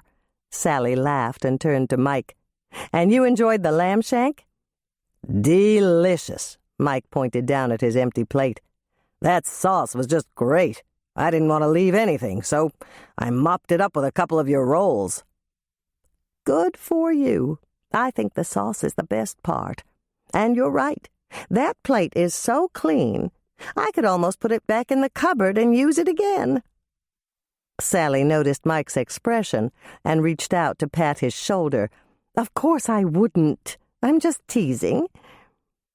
"Better be careful who you say that to. We got word that the health board hired another inspector, and they're going to be coming around again. Those guys have no sense of humor." "True. I guess I'd better get back to the kitchen before—" "Wait just a second," Mike stopped her. "Do you have another minute? I'd like to show you a couple of pictures." Sally slid into the booth next to Hannah. "I take it they aren't pictures of your nieces and nephews?" "No, it's police business." Mike opened his briefcase, which sat beside him in the booth, and pulled out a file folder. He extricated a sheaf of photos and handed them to Sally. "These are from the Minneapolis PD. Look through them, and if you spot anyone wearing any jewelry that looks like this, call me immediately." "Stolen?" Sally asked, paging through the photos. "Yes, and someone was killed in the process. That means I want you to be careful if you spot anything. Don't ask questions, and don't let on you noticed. Just call me, and we'll be out here right away." "Got it." Sally rose to her feet, but she held on to the photos. "Do you mind if I show these to my waitresses? They're out here on the floor more than I am." "I was hoping you'd do that, while Hannah and I have dessert." When Sally had left, Hannah turned to Mike. "Do you really think the jewelry will show up out here?" "Not really, but anything's possible. The burglars got some cash, too. It was in a drawer in her dressing table, and it was enough to stay out here at the inn until they can make arrangements to turn the jewelry into cash. I don't really think they'd come to a small place like this, but I've got to cover the bases." "Then you'd better show those photos to the jeweler out in the mall. He buys antique jewelry and resells it." "I was planning to stop there after dinner, if you don't mind." "I don't mind," Hannah said. She didn't get out to the mall very much, and Andrea had mentioned a new cheese shop that had opened last week and raved about the aged mozzarella she'd sampled. Their waitress appeared a moment later, bearing 2 dessert bowls topped with whipped cream and chocolate curls. "This is Sally's latest creation," she explained, "and it's on the house." "What is it?" Mike asked, not waiting for an answer before he spooned up a mouthful and tasted it. "Mocha trifle. Sally got the recipe from her friend Linda Cifuentes. She owns a bed and breakfast in Illinois. This is her original recipe." "Yum," Hannah said, sparing no extra words in order to save her time for eating. The strong, heady taste of the coffee complemented the smooth, dark chocolate perfectly. The texture was nice, with soft, moist cake and crunchy pecans, and the semi-sweet chocolate curls were a wonderful foil for the sweetness of the whipped cream. "Sally says Linda calls it death by caffeine because you can't stop eating it, and it only takes 15 minutes to make if you buy the cake. Of course, Sally doesn't. She always makes her own sponge cake." The waitress reached into her apron pocket and pulled out a printed recipe. "Here," she said, handing it to Hannah. "Sally said you'd want it." "Sally's right." Hannah read through the recipe while the waitress poured their coffee, and then she set it on the table so that she could finish her dessert.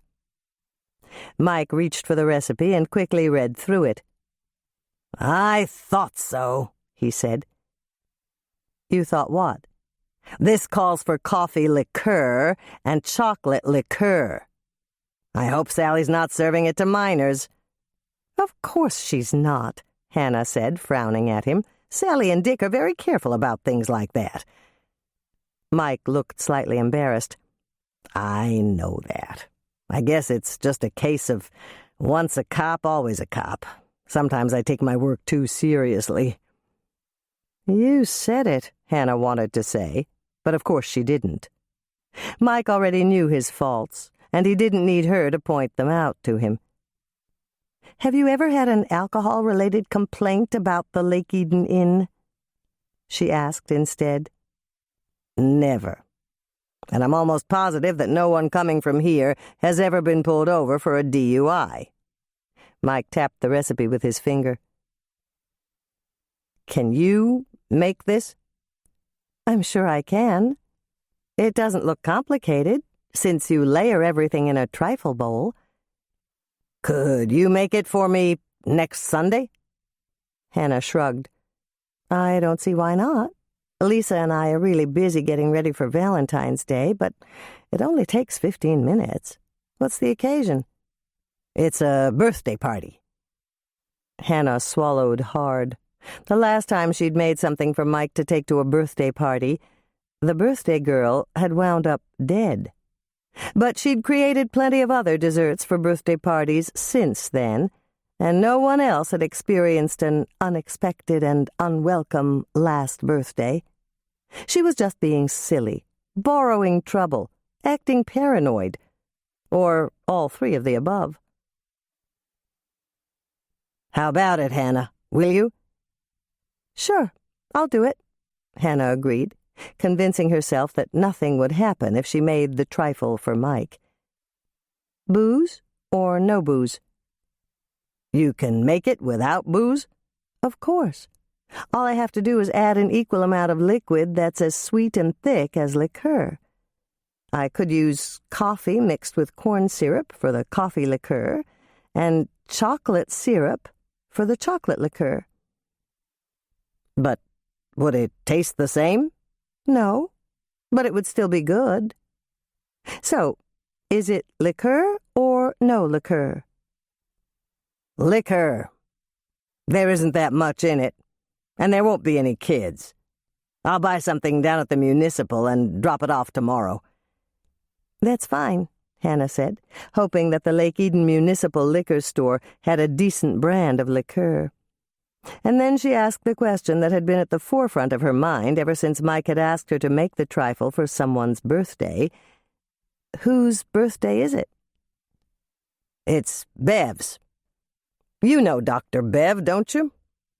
"Yes," Hannah said, leaving it at that. Of course she knew Beverly Thorndyke. She'd met her the night that Norman had introduced his new partner to the Swensen family. She'd seen her a couple of times after that, but only in passing. Hannah didn't really know her personally, since she hadn't been into the dental office to visit Norman since Dr. Bev had started working there. She certainly wasn't interested in becoming a friend of the woman who'd changed her relationship with Norman. "Norman asked me to organize something since she won't be going home to her mother's place until after her birthday," Mike continued his explanation. "We thought she might be lonely having a birthday here in Lake Eden without some kind of celebration." Hannah was glad he hadn't told her earlier, or she might have refused to make the trifle for Dr. Bev. The diabolical side of her mind told her that this could be the perfect opportunity to get rid of Norman's new partner for good.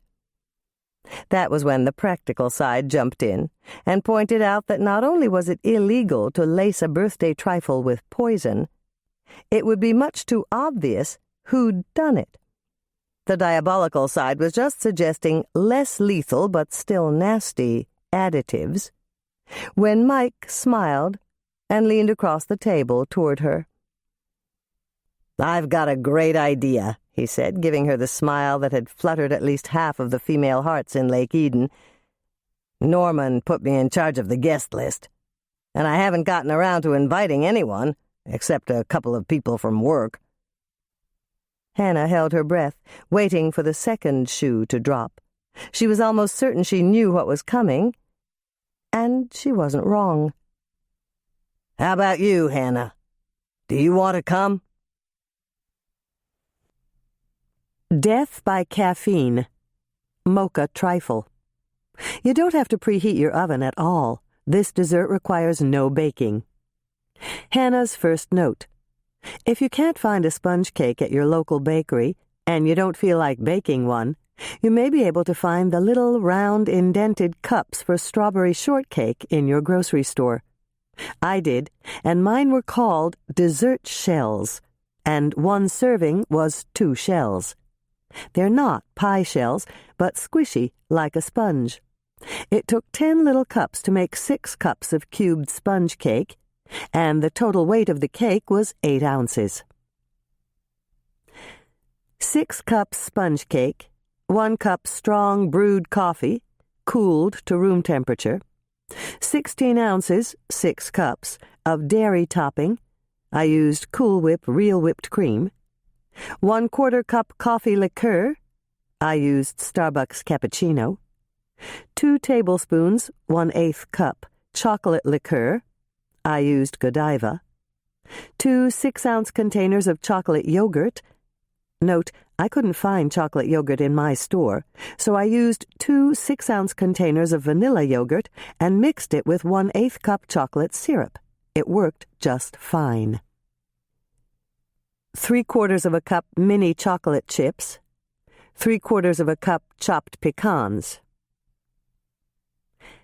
Hannah's second note. If you would prefer to whip your own sweetened whipped cream, that's fine. Just make sure you end up with 6 cups. To do this, start with 3 cups of chilled whipping cream, whip it up, and when it begins to hold a peak, continue beating and slowly sprinkle in a 1/2 cup of white granulated sugar. Continue to beat until the sugar has dissolved. You can tell by shutting off the mixer and rubbing a bit of whipped cream between your finger and thumb. If it's gritty, it's not dissolved yet. Cut the sponge cake into cubes roughly twice the size of those little cheese cubes with fancy toothpicks that they serve at parties. You don't have to be exact. Nobody's going to measure. Place the cake cubes in a bowl and add the strong coffee. Toss the cake cubes around a little so they all get soaked with coffee. Combine the dairy topping, yogurt, and liqueurs in a small bowl. Set the bowl aside. In another small bowl, toss the mini chocolate chips with the chopped pecans. Set that bowl aside. Get out a pretty bowl that will hold 12 cups and set it on the counter. You're ready to assemble your trifle. Place 1/3 of the coffee-soaked cake cubes in the bottom of the bowl. Top the coffee-soaked cake with 1/3 of the whipped topping mixture. Sprinkle 1/3 of the chip and nut mixture over that. Repeat these layers 2 more times, ending with the last of the nut and mini chocolate chip mixture. Hannah's third note. Linda tops her trifle off with a few espresso coffee beans, but Sally uses chocolate curls at the Lake Eden Inn. Even though all you have to do to make chocolate curls is run the blade of a sharp knife down the side of a thick chocolate bar, I sometimes don't have time to do it. Then I just sprinkle on a few seasonal berries or more mini chocolate chips for decoration. This dessert must chill for at least 3 hours before serving. If you have all the ingredients, you can make it in the morning in about 15 minutes. Stick it in the refrigerator while you go about your busy day, and serve it to company for dinner that night. Yield. This trifle serves 12, unless you invite Mike. I watched him eat 3 helpings at the Lake Eden Inn. Chapter 5. So, what are you going to do? Andrea asked. I couldn't think of a good excuse that fast, so I said I'd go. What else could I do? You could have listened to the message I left on your answering machine at 4:45 last night. I called to warn you that Mike invited Bill to her birthday party, and Bill accepted for both of us. Hannah groaned. She'd seen the red light blinking, but she'd fixed Moisha's dinner first, and she'd fully intended to listen to her message right after she got dressed for her dinner with Mike, but her hair had been impossible after her shower, sticking up in wiry red corkscrew curls all over her head. It had taken what seemed like forever to brush it into some semblance of normalcy. Then Mike had arrived, and she'd forgotten all about the message she hadn't retrieved, and when he had brought her home, she'd gone straight to bed without even glancing at her answering machine. You've got to start checking your messages, Hannah, especially when your cell phone is off. My cell phone's off? Hannah rummaged around in the bottom of her purse until she found it. The moment she did, she remembered why she'd silenced it. I turned it off when I catered Mother's Regency Romance Club meeting, but I'm almost sure I turned it back on. Andrea shrugged. It's either off or dead. All I know is I called you, and it went straight to voicemail. You probably haven't checked your voicemail in a while either. If you don't leave any way for people to contact you, they can't tell you what you need to know. That's true, Hannah admitted, pressing the button to turn on her phone and holding it down.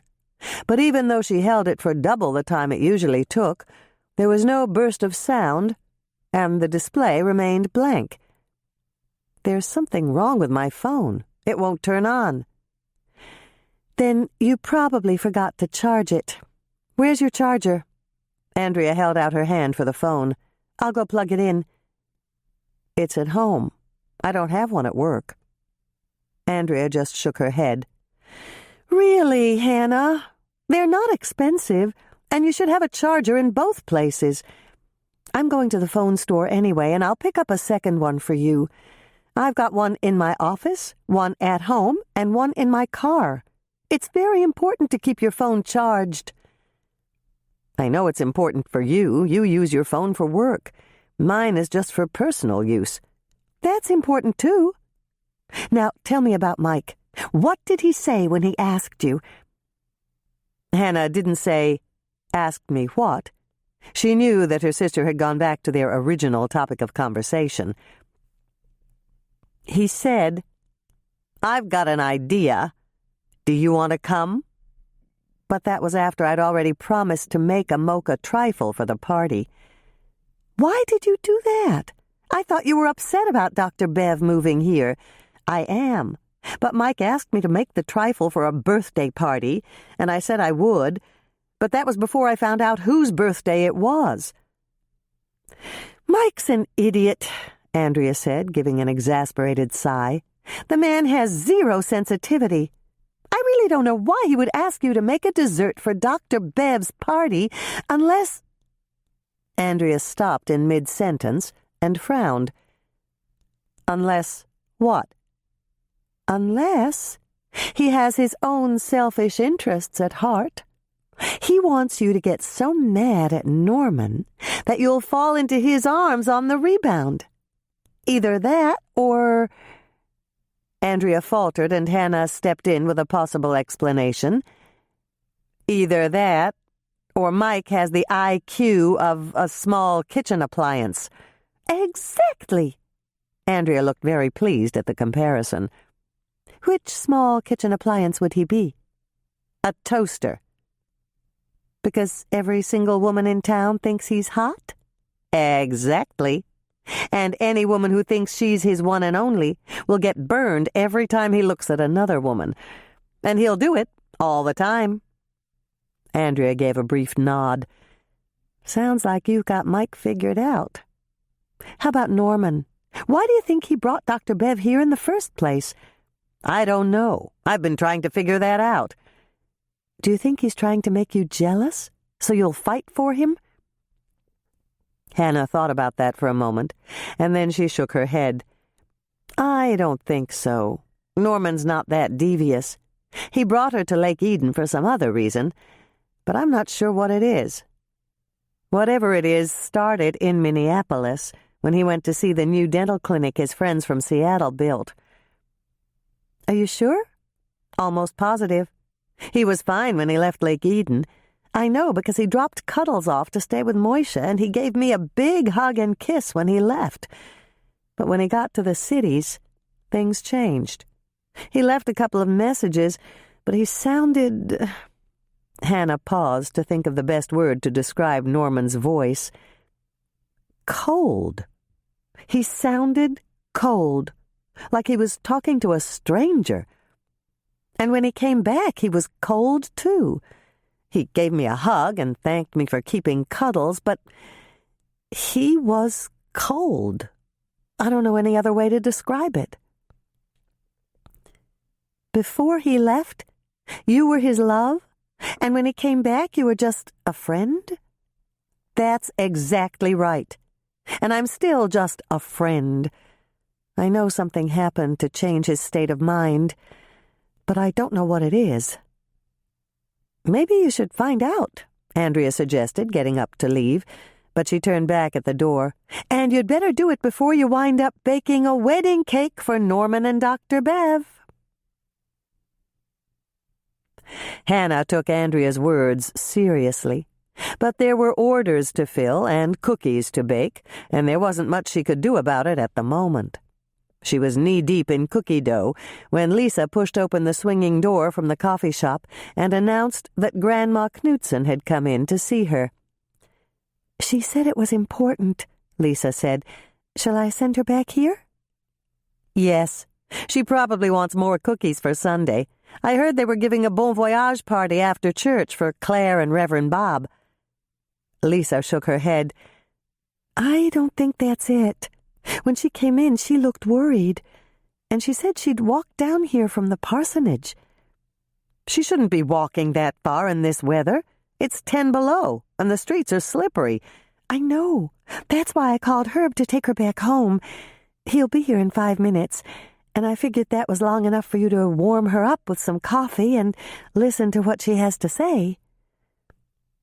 As Lisa left to fetch Grandma Knudsen, Hannah did what she did at least a dozen times a day. She thanked her lucky stars she'd found such a wonderful, caring business partner. Lisa had been young, just out of high school, when Hannah had hired her 2.5 years ago.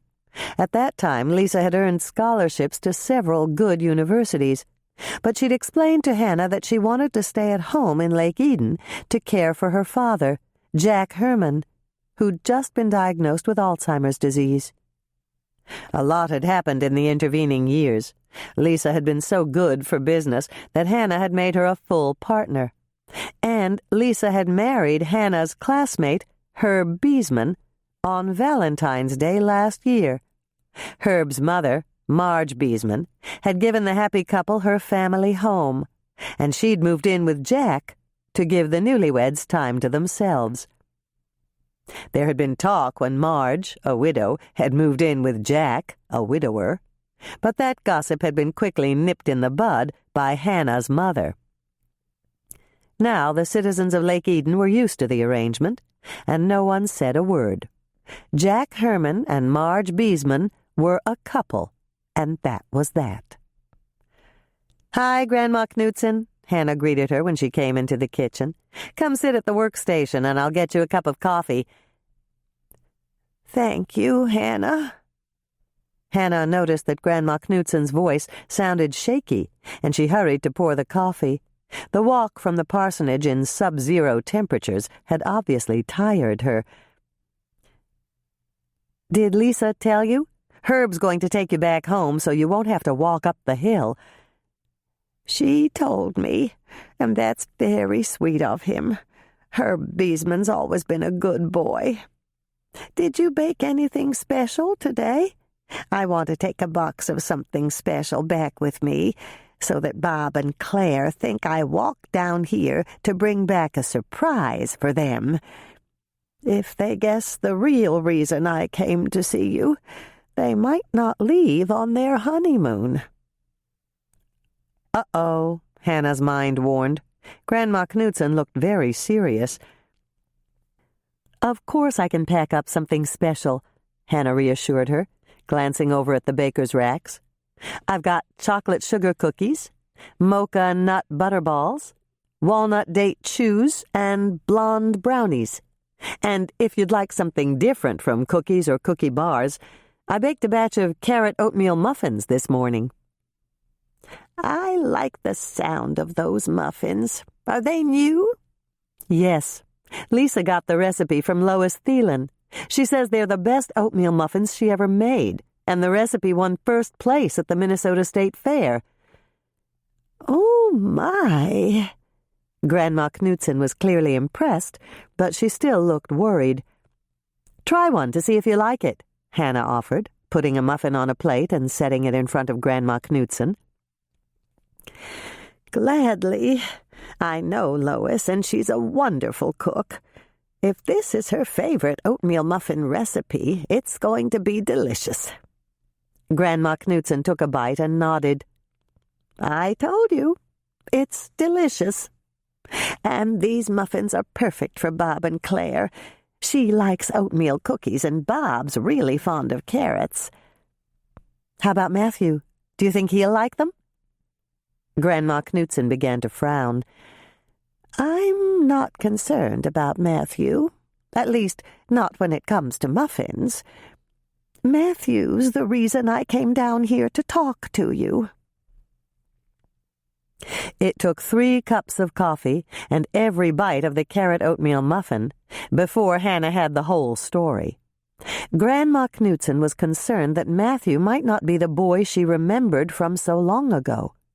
She wasn't sure why anyone would assume Matthew's identity, but there were just too many inconsistencies between the Matthew she remembered as a teenager and the man who claimed to be Matthew as an adult. "Let me see if I've got this straight," Hannah said, glancing down at the notes she'd jotted in one of the shorthand notebooks she kept in the kitchen. "The teenage Matthew was allergic to chocolate, but the adult Matthew isn't." "That's right. And I don't think you can outgrow a chocolate allergy. My sister Bertha was allergic to strawberries for her whole life. She broke out in hives every time she tried to eat them." "I'll check on that chocolate allergy," Hannah promised, glancing down at her notes again. "You're also suspicious that the adult Matthew isn't who he says he is because you don't think the seminary would give him all that time off. You want me to call to make sure he actually teaches there and he really is on sabbatical." "That's right. I really don't think the seminary would give him a 4-month sabbatical. My husband taught there before he decided he'd rather accept a calling as a minister. After the first 2 years, he earned a sabbatical, but it was only for 6 weeks. Hannah jotted that down and went on. "You told me that another reason you're suspicious is because Matthew sings too well?" "Oh, my, yes. That really made me think twice. I've never met a Lutheran minister that could sing all 5 verses of Abide With Me without going off-key." "How about Matthew the teenager?" Hannah asked. "Did he sing off-key?"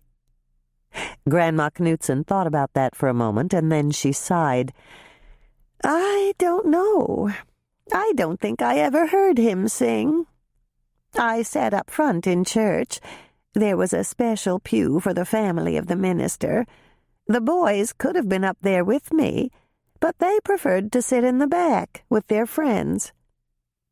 "And the fact that Matthew can sing makes you doubt that he's an ordained minister?" "Yes.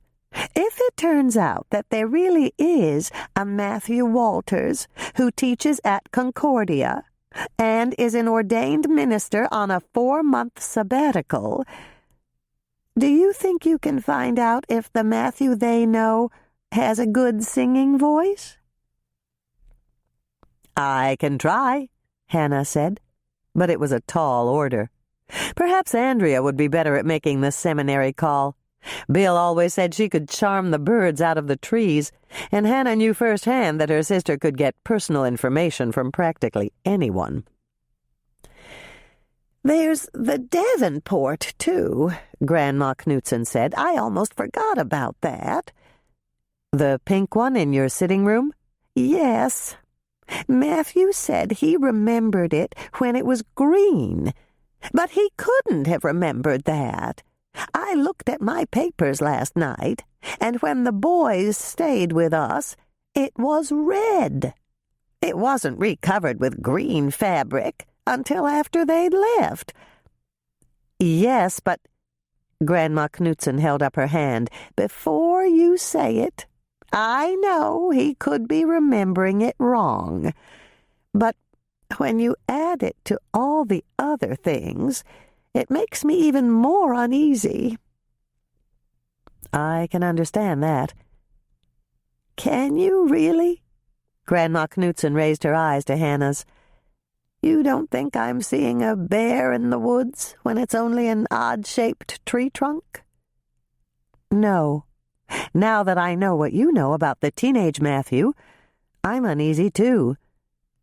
Then you'll place the phone calls to set my mind at ease? Of course I will. Oh, good.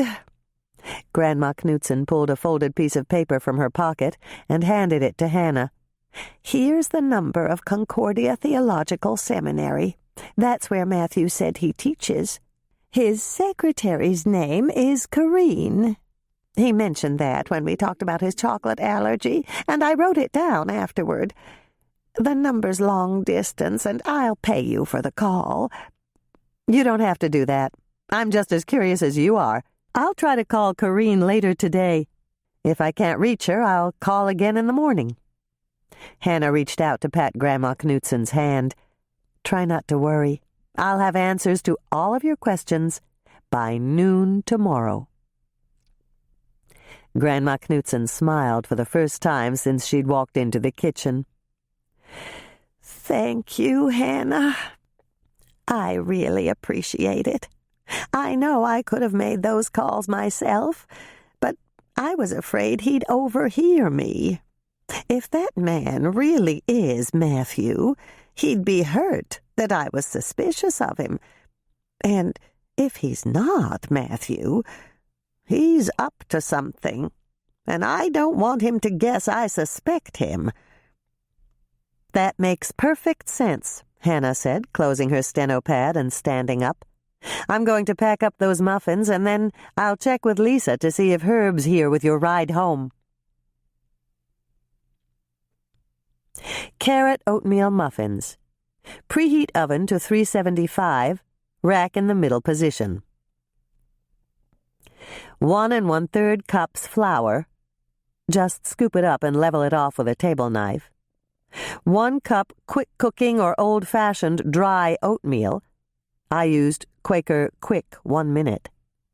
1 tablespoon baking powder. 1/2 teaspoon baking soda. 1 teaspoon cinnamon. I used half cinnamon and half cardamom. 1/2 cup brown sugar. Pack it down in the cup when you measure it. 3/4 of a cup finely shredded carrots. Pack them down when you measure them. 1/2 cup raisins. I used golden raisins. 1/2 cup milk. 1 beaten egg. Just whip it up in a glass with a fork. 1/3 cup melted salted butter. 1/3 cup of salted butter is approximately 3/4 of a stick. Just cut 1/4 of a stick off the end and melt the big part. It might turn out to be slightly more than 1/3 of a cup, but that doesn't seem to hurt a thing in this wonderful recipe. 1 teaspoon vanilla extract. Grease or spray with Pam, or another non-stick cooking spray, the cups of a 12-cup muffin pan. Set it aside. In a large mixing bowl, combine the flour and oatmeal. Sprinkle the baking powder, baking soda, and cinnamon on top. Mix them in thoroughly. Stir in the brown sugar. Mix until everything is blended. Shred the carrots if you haven't already done so. A fine shred is best. You want them to cook in the time it takes the muffins to bake and turn golden brown and delicious. Add the shredded carrots and the raisins to your bowl. Mix them in thoroughly. In a separate small bowl, combine the milk, beaten egg, melted butter, and vanilla. Give it a good stir so that everything is well combined. Dump the contents of the small bowl into the larger bowl. Gently stir just until the dry ingredients are moistened and no dry pockets remain. Fill the prepared muffin cups 3/4 full. Bake at 375 degrees Fahrenheit for 20 to 25 minutes, or until a toothpick inserted in the center of a muffin comes out clean. Of course, it's not really clean. That's just what they say in the cookbooks. It just means that when you pull the toothpick out, it doesn't have uncooked batter sticking to it. Set the muffin pan on a cold burner or a wire rack for 10 minutes. This cooling process is necessary because if you try to take the muffins out of the muffin cups now, they may break in pieces, and you certainly don't want that. When the muffins have cooled for 10 minutes, slide the blade of a knife around each muffin's edge and gently pry them out. Once the muffins are out of the cups, you can try to cool them completely on a wire rack. But I'm betting that several will disappear before they're cool. Yield 12 truly excellent muffins. Hannah's note: Mother really likes these, even though there's no chocolate in the recipe. Believe me, this is high praise. Chapter 6. Hannah glanced up at the clock on the kitchen wall. It was 9:45 the next morning, and Andrea had been on the phone for 45 minutes. Although she'd been all ears, Hannah hadn't learned much by listening to her sister's end of the conversation. She still didn't know whether Reverend Matthew was who he claimed to be. Hannah had done some research on chocolate allergies and found that it was possible to outgrow them. It all had to do with avoiding chocolate for so long that your body didn't react when you tried it again. This could have happened with Reverend Matthew, just as he claimed. The clatter of spoons stirring coffee, the low hum of conversation, and an occasional laugh drifted under the swinging door that led to the coffee shop. The cookie jar was busy this morning. Hannah felt a little guilty for taking almost an hour out of their busy workday, but Lisa had agreed that setting Grandma Knudsen's mind at ease was the top priority. "You too, Corinne," Andrea said. "You've been a big help, and I think I have enough background now. Thanks so much for talking to me, and that's Corinne with 2 R's and Adams with 2 D's? Hannah perked up her ears. It sounded as if the conversation with Matthew's secretary was about to end. "Well, thanks again. It's been a pleasure." Hannah got up to dump out Andrea's cold coffee and replace it with hot brew from a fresh pot. When she got back to the workstation, Andrea was dropping her cell phone back into her purse. "So?" she asked, setting the fresh mug of coffee in front of her sister. "Matthew's secretary was very helpful." "That's because you bamboozled her." "No, I didn't. Corinne was just talkative. She's probably bored since her boss is gone." "But you had to pretend to be a reporter from the St. Louis Post-Dispatch." "Okay, so it was a little white lie. But it was for a good cause. You told me that Grandma Knudsen was really worried." "She is. I couldn't tell from all the yes or no answers you gave, but does she have anything to worry about?" Andrea shook her head. "Reverend Matthew Walters is an ordained Missouri Synod Lutheran minister. He's one of the senior members of the faculty, and he left last week on a 4-month sabbatical.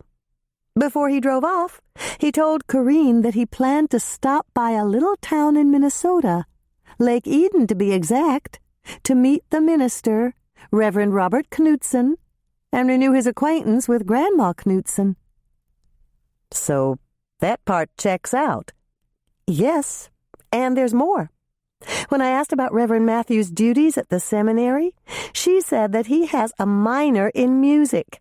He's written several hymns that are under consideration for inclusion in the college hymnal, and he's the tenor soloist in the seminary choir." "That shoots Grandma Knudsen's theory about tone-deaf Lutheran ministers out of the water."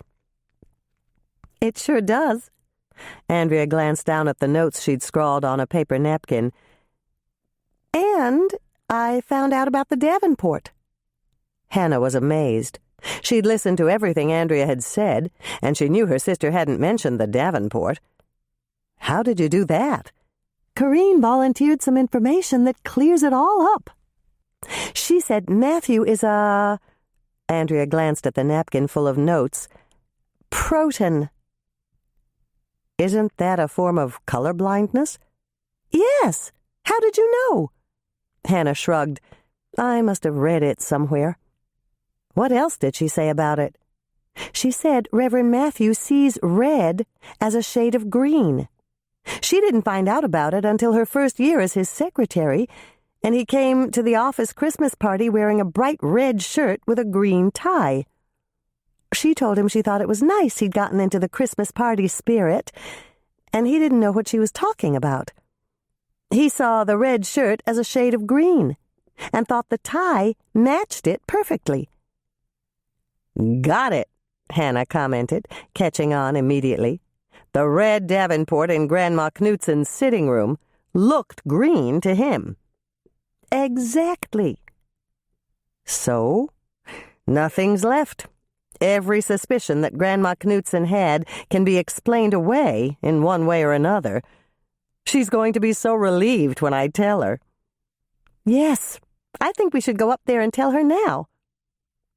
Hannah noticed the plural pronoun her sister had used. "You're going to come with me?" she asked. You betcha. I'm hoping that Grandma Knutsen's got some of that Red Devil's food cake left over from yesterday, the one you told me was really scrumptious. And once we give her the good news about Reverend Matthew, she'll be so happy, she'll invite us to stay for coffee and cake. Hannah was smiling as she turned the big stand mixer to the lowest speed and added salt, baking soda, and baking powder to the sugar in the bowl. She was testing the Red Devil's food cake recipe as promised. The mixture of water, butter, chocolate, brown sugar, and espresso powder was cooling in a saucepan, and she'd already prepared her cake pans by greasing and flouring the insides and then adding a layer of parchment paper to the bottom. Grandma Knutsen had been delighted to find out that Reverend Matthew really was the teenager who'd stayed with her. And Andrea had been spot on, one of the phrases their mother used in her Regency romances that meant absolutely correct. Grandma Knutsen had asked them to stay for cake and coffee, and then she'd asked Hannah to cater the Bon Voyage party for Claire and Bob right after church on Sunday. Hannah thought about Grandma Knutsen's request while she added more sugar to the bowl. A tropical cookie would be perfect, since Claire and Bob were going to Hawaii. Hannah had a couple of cookies that would work, but she wanted to make something new. She thought about it as she added cocoa powder and the last of the sugar to the mixing bowl. Then she mixed in 2 eggs, one at a time, and the vanilla extract. The chocolate scent was lovely, and she decided that Bob and Claire's cookies should have both chocolate and coconut, a winning combination in almost anyone's book. The mixture in the saucepan had cooled enough so that it wouldn't cook the eggs. Hannah added half of it to her bowl, along with half of the flour. Once that was mixed in, she added the other half of the chocolate mixture and the rest of the flour. When everything was thoroughly incorporated, she turned off the mixer, removed the beaters and the bowl, and gave the cake batter a final stir by hand. Coconut cookies with mini chocolate chips would be good. Hannah thought about how she could make them more tropical as she filled the layer cake pans she'd prepared and slipped them into the oven. She was just setting the time for 20 minutes when she had what she thought was a great idea. She'd put something tropical on top of the cookie for a decoration. Now all she had to do was think of something that was tropical and would be delicious on top of a coconut and chocolate cookie. She'd just dismissed pieces of fruit because they'd be sticky when her mother opened the back door. "Do you have a minute, Hannah?" Dolores asked. Sure do. I just put my cakes in the oven and it's time for a break. Coffee? I'm all coffeeed out, dear. Do you have any juice? Orange, grapefruit, or peach? I'll have orange if you can spare it. I just dropped by to talk about my launch party. Right, Hannah said, beginning to panic. She hadn't planned a thing for her mother's second book launch party, and it was scheduled for a week from next Sunday. Kellyanne, my friend in England, sent me a marvelous recipe that would be perfect for the refreshments. Hannah was glad her mother couldn't see the anxiety on her face as she went to fetch the juice. English recipes needed to be converted to American measurements, and they usually turned out to be odd amounts, like 1/3 of a half cup or 9 2/3 ounces. Of course, she always rounded off, but she didn't feel confident doing it. When she carried the juice back to her mother, Hannah thought she'd erased the panicked expression from her face, but the anxiety in her eyes must have given her away, because Dolores laughed. "Relax, dear," she said. "I know how you hate to convert recipes, so I asked Kellyanne to do it. She converted everything to American measurements, right down to the British gas mark for the oven." Hannah breathed a sigh of relief as she sat down at the workstation across from her mother. One of her worries was gone. As long as the recipe was for the type of dessert she'd made before and didn't have English ingredients that Florence couldn't get down at the Red Owl, like treacle, she could oblige her mother by making whatever it was. "What type of recipe is it?" she asked, crossing her fingers for luck. "It's a cookie recipe. They're called orange creams, but you can make them into lemon creams if you'd rather. I thought we could have both kinds at the party." "Sounds good," Hannah said, giving a relieved smile. "Did you bring the recipe with you?" "Of course I did, dear." Dolores extracted it from her purse and handed it to her daughter. Hannah read it through quickly. Kellyanne had even written little notes next to some of the ingredients to explain that castor sugar was really superfine sugar, and icing sugar was confectioner's sugar. "What do you think, dear?" Dolores asked when Hannah put the recipe back down on the stainless steel work surface. "They're rolled cookies. We don't usually make them here because they're more work, but we can certainly do it. And they sound really delicious." "Then you'll bake both kinds for my party?" "Of course we will. I think they'll go very well with champagne. And I'll bake a test batch so you can taste them." "Wonderful." Dolores looked pleased. "I have 37 acceptances so far, and I just know more will come in next week. I think you'd better plan for 100. If any cookies are left over, you can serve them here at the cookie jar." "I don't think there'll be many left. If these taste as scrumptious as I think they'll be, we'd better make double." Dolores began to get up from her stool. "I'd better get back." "Just a minute, Mother," Hannah interrupted before Dolores could rise to her feet.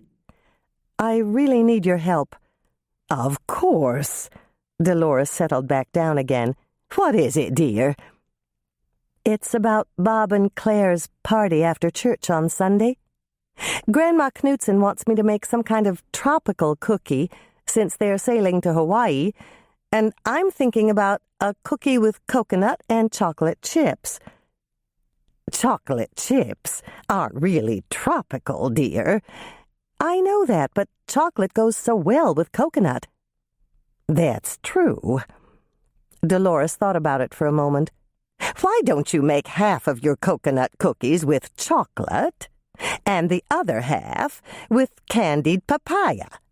You could chop it up and mix it in, like you did the time you ran out of raisins and you wanted to make oatmeal raisin crisps." "Good idea, Mother. I'd forgotten all about those cookies." "Well, they were excellent. You really ought to make them again." "I will. Any other suggestions for the Bon Voyage party?" "Yes. I think you should put a macadamia nut on top of each cookie. That's so Hawaiian. And you could serve them on your father's surfboard. The top is almost flat like a big plate." "Dad had a surfboard?" Hannah was amazed. She just couldn't imagine the father she'd always thought of as non-athletic on a surfboard. "It's just decorative, dear. One of those touristy mementos they sell in the shops at the airport. As I remember, it had palm trees and waves painted all over it. Your father hung it on the wall in the living room for a couple of years after we were first married. And you still have it? Yes, it's up in the attic, where it's been ever since your father decided to take it off the wall. You can go up there and get it if you want it. Hannah made up her mind almost instantly. I want it. It'll make a perfect cookie platter, and I can sanitize it by covering it with plastic wrap. How about you, Mother? Didn't you bring any souvenirs home from Hawaii? Yes, but they didn't last long. They sold macadamia nuts at the airport, and I just loved the chocolate-covered ones. That was before anyone had them here, and I brought back 6 boxes. And that gives me another idea. Why don't you call Florence and see if she can order some? You could use plain macadamia nuts on the papaya cookies and chocolate-covered macadamia nuts on the others. That's perfect. For someone who doesn't bake, you have great ideas. Thank you, dear. I'm glad I could be of some help. Dolores rose to her feet, and this time Hannah didn't stop her. I'll see you on Saturday, dear. If you'd like to stay for dinner, I can make Hawaiian pot roast or easy lasagna. Hannah's stomach roiled at the thought of eating her mother's easy lasagna or Hawaiian pot roast. It wasn't that they were bad. It was just that they were the only 2 entrees Dolores ever made. Every week, when she went to her mother's house for their mother-daughter dinner, she had one or the other. There was no way she could face either one again on the weekend. Hannah? Her mother was waiting for an answer, and Hannah put on her most regretful expression. I'm sorry, Mother, but I have plans for Saturday night. Oh. Well, another time, then. I have work to do anyway. The outline on my next Regency romance is due in 2 weeks. Do you know the title yet? I'm not sure, but it has to be alliterative. My titles are always alliterative. Do you have any ideas? Hannah thought about that. Her mother's first book had been titled A Match for Melissa, and the book she was launching next week was A Season for Samantha. How about A Boyfriend for Bettina? It's too modern, dear. They didn't use the word boyfriend in Regency times. Okay, how about A Husband for Holly? Dolores mulled it over for a moment, and then she smiled.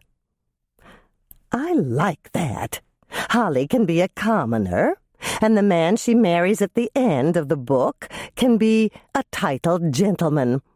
Some gentlemen did marry beneath their station, you know, and that elevated their brides to their station. If you marry a duke, you're a duchess? Exactly right. What happens if a titled woman marries beneath her station? Does her new husband get elevated in status? No, dear. It doesn't work the other way around. As a matter of fact, when a duke died, his duchess could no longer own their land or their homes. Her oldest son became the duke, and his wife became the new duchess. She was demoted to dowager duchess status. What status is that? It's a steep step down, dear. A dowager duchess had to live in a small cottage called the Dower House, a distance away from the Duke's castle. She had to give up all her jewelry and money because they were an asset of the estate. Everything she had belonged to the new Duke. And she depended totally on her son's largesse for any monies she needed to live. That's not fair. Of course it's not, but that's the way it was then. Maybe she would have been better off not marrying at all, Hannah speculated. No, dear. Unmarried women were treated worse than pariahs. You see, all the eligible young ladies were trotted out in fine clothing for the season in London. Season? That's what they called it, dear. It was held right after the gentlemen finished hunting on their country estates, and before Parliament was called back into session. The eligible young ladies were presented to the Queen, and feted at balls and parties. It was arranged so that the unmarried men could take their pick of the debutantes. A young lady was expected to receive at least one proposal of marriage. What happened to the young ladies who didn't receive proposals? That's the sad thing, dear. If a young woman went through more than one season, she was considered to be on the shelf. She was often ridiculed and given uncomplimentary names, like Ape Leader. That's horrible. Yes, it is. Things are a lot better now. Look at you, dear. You're over 30, and you're not married. That would make you a spinster in Regency England. To make matters worse, you're in trade. That was something a woman didn't do unless it was to help in a shop owned by her husband. So I would have been totally unsuitable? Oh, my, yes! Dolores glanced up at the clock on the wall. I'm late, dear. I really have to rush. Once her mother had left, Hannah sat down to wait for her cakes to come out of the oven. Regency England didn't sound like a very good place to live if you were an independent woman. Every time she thought the current political climate was intolerable, she'd remember what happened to women then, and thank her lucky stars she hadn't been born back in Regency times. Red Devil's Food Cake. Preheat oven to 350 degrees Fahrenheit. Rack in the middle position. 1 cup water. 3/4 of a cup, 1 1/2 sticks, 6 ounces, salted butter. 1/2 cup brown sugar. 1/2 cup white granulated sugar. 1 ounce square unsweetened chocolate. I used Baker's. 1 teaspoon instant espresso coffee powder, 1 1/2 cups white granulated sugar, 1/2 teaspoon salt, 1 teaspoon baking soda, 1/4 teaspoon baking powder, 1/2 cup unsweetened cocoa powder, 2 eggs, room temperature. Float them in a cup with hot water if you forgot to take them out of the refrigerator last night. 2 teaspoons vanilla extract, 3 cups cake flour. I used Swansdown. If you don't have cake flour, you can use 2 2/3 cups all-purpose flour. Your cake won't be as light in texture, but that's not necessarily a bad thing when it comes to chocolate cake. Combine the water, butter, white sugar, and brown sugar in a small saucepan on the stovetop. Break or cut the square of unsweetened chocolate into 2 parts and add them to the saucepan. Turn the heat to medium-high and heat the mixture, stirring frequently until the butter melts. Continue to stir until the mixture is smooth and the chocolate has melted. Pull the saucepan off the heat and add the teaspoon of instant espresso coffee powder. Stir it until the espresso powder dissolves. Let the mixture cool while you start in on the rest of the cake. Prepare 2 9-inch round cake pans by spraying the insides with baking spray, the kind with flour in it. Tear off 2 sheets of parchment paper slightly larger than the bottom of your cake pans. Stack the parchment paper, place 1 cake pan on top, and trace around the bottom with a pen or pencil. Staying inside the pen or pencil mark, cut out the tracing you made. Fit the paper circles into the bottoms of your prepared pans, and then spray the parchment circles with baking spray. Hannah's first note: This cake is easy to make with an electric stand mixer, but you can also do it with a hand mixer, or even completely by hand. Measure out 1½ cups of white sugar. Add about 1/3 of it to the mixing bowl. Just eyeball it, you don't have to be exact. Add the 1/2 teaspoon of salt, the teaspoon of baking soda, and the 1/4 teaspoon of baking powder to the mixing bowl. Turn the mixer on low. Let it run for 30 seconds or so, and then shut it off. If you do this by hand, make sure everything is thoroughly mixed. Add the second third of the sugar to your bowl. Turn the mixer on low again, and mix it for another 30 seconds or so. Measure the cocoa powder and add it to your bowl. Mix it in on low speed. Take it from me, you don't want it all over your kitchen, for another 30 seconds or so.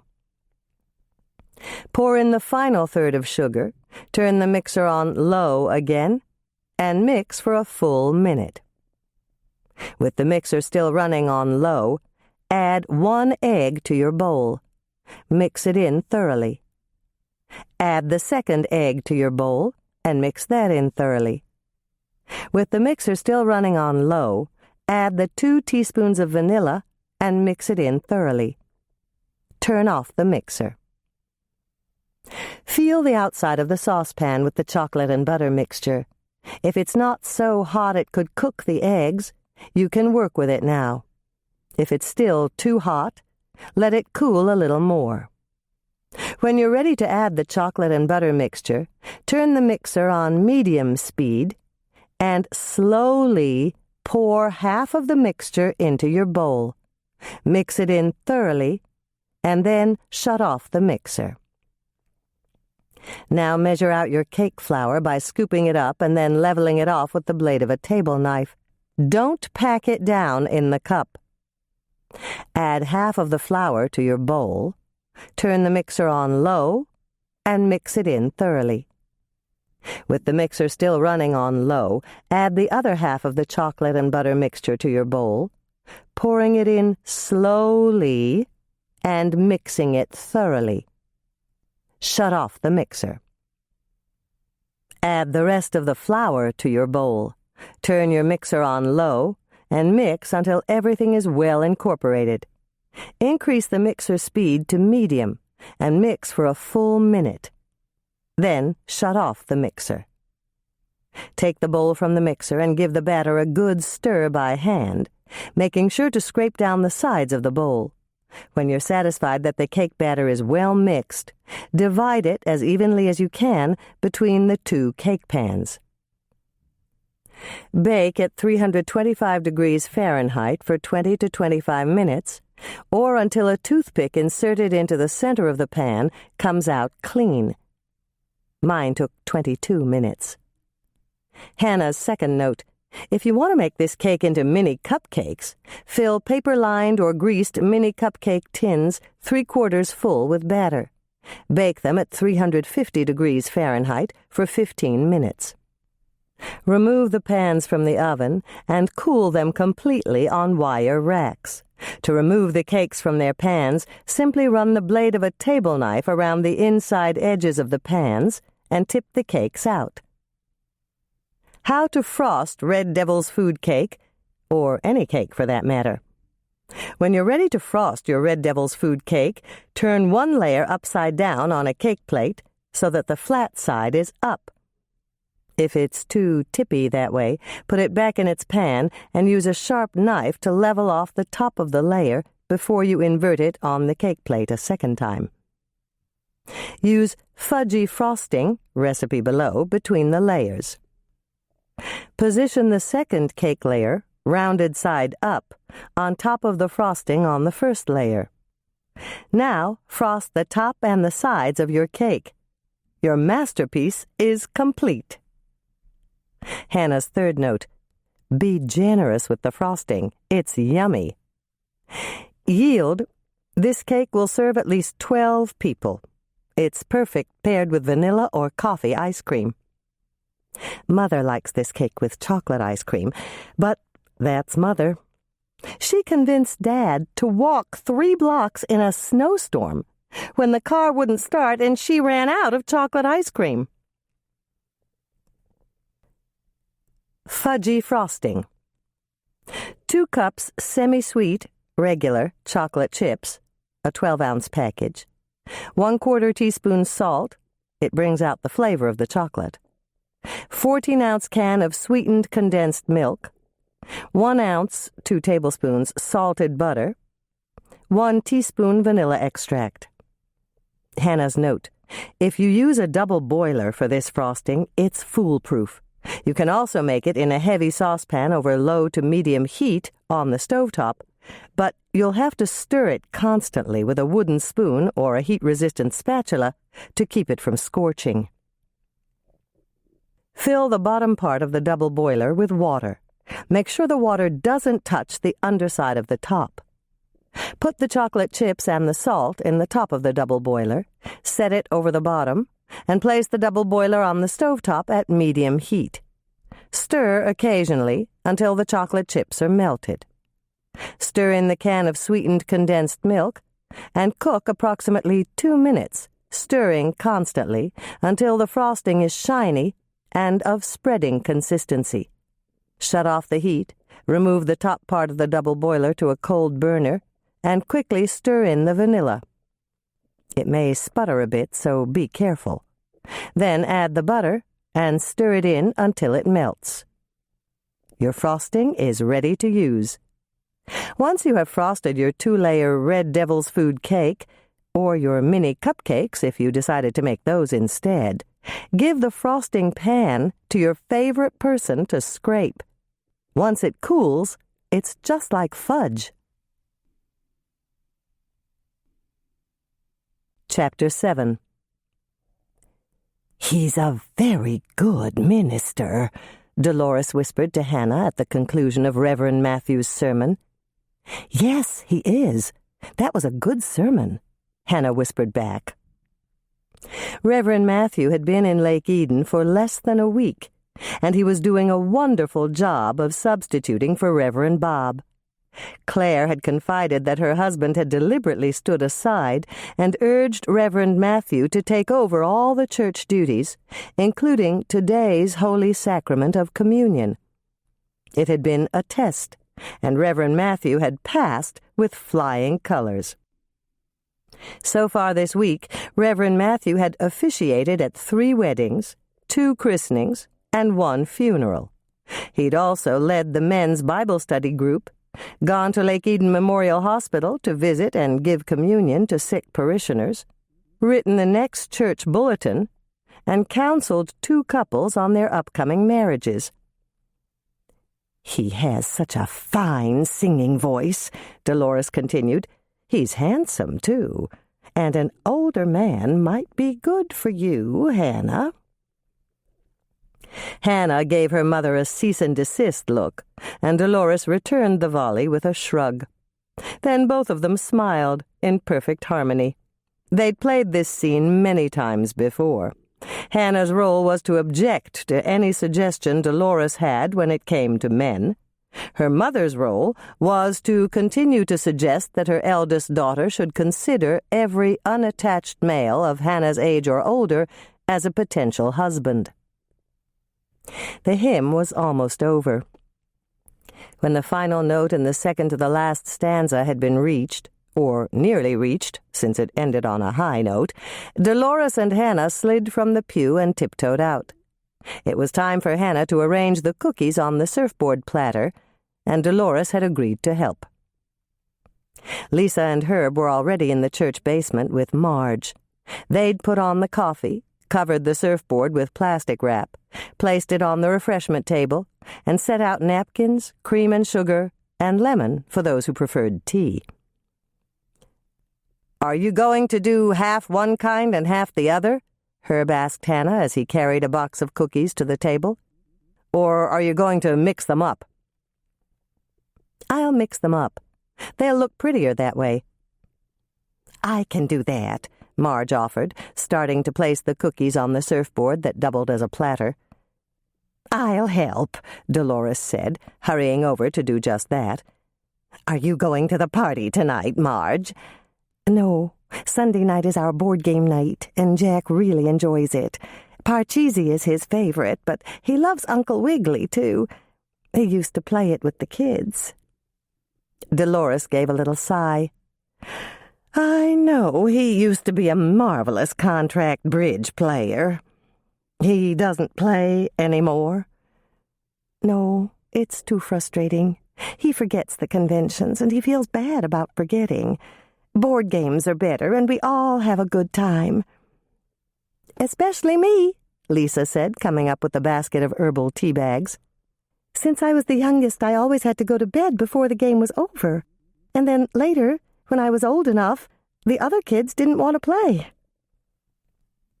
What do you think of the substitute minister? Herb asked Dolores. He's very good, and he also looks very handsome in black. Marge laughed. Do I detect a hint of interest in your voice? She teased.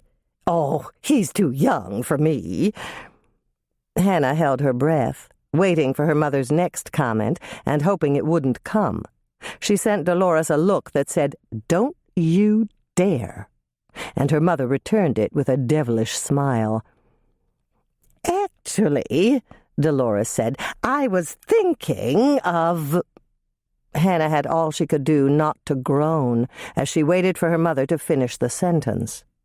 Dolores was about to exact her pound of flesh. I was thinking of Vonnie Blair, Doc Knight's secretary. She's a lovely woman and very religious. She told me once that she'd been thinking of going into the ministry herself, but they wouldn't have taken her seriously back then. Thank you, Mother, Hannah said silently, sending her gratitude by way of the unique mother-daughter radar that existed between the two of them. Dolores acknowledged the sentiment by giving a little nod. All was well. It wasn't get Hannah time. There was a sound from above their heads, footsteps on the church floor. The service was over, and Reverend Matthew had invited the whole congregation to Claire and Bob's Bon Voyage party. 30 minutes passed in less time than Hannah believed possible. 3/4 of their cookies had disappeared, along with 2 40-cup urns of coffee and 1/3 of their herbal tea packets. The children had drunk their fill of lemonade. Little Dennis Weiler had touched 5 cookies before his mother had grabbed his hand, and Earl Flensburg had complimented Hannah repeatedly on the Mini Mac cookies. Another 10 minutes, and all that was left was the cleanup. Hannah and Lisa received hugs from Reverend Bob and Claire before the happy couple went off to the parsonage to collect their luggage, shook hands with Reverend Matthew, who complimented them on a wonderful job, and accepted Herb, Dolores, and Marge's offer to help with the cleanup. While Marge and Lisa washed the church coffee cups and spoons, and Herb folded up the church chairs and stacked them in their racks, Hannah and Dolores wiped down the tables and packed up the few cookies that were left. In less than 15 minutes, they were completely through.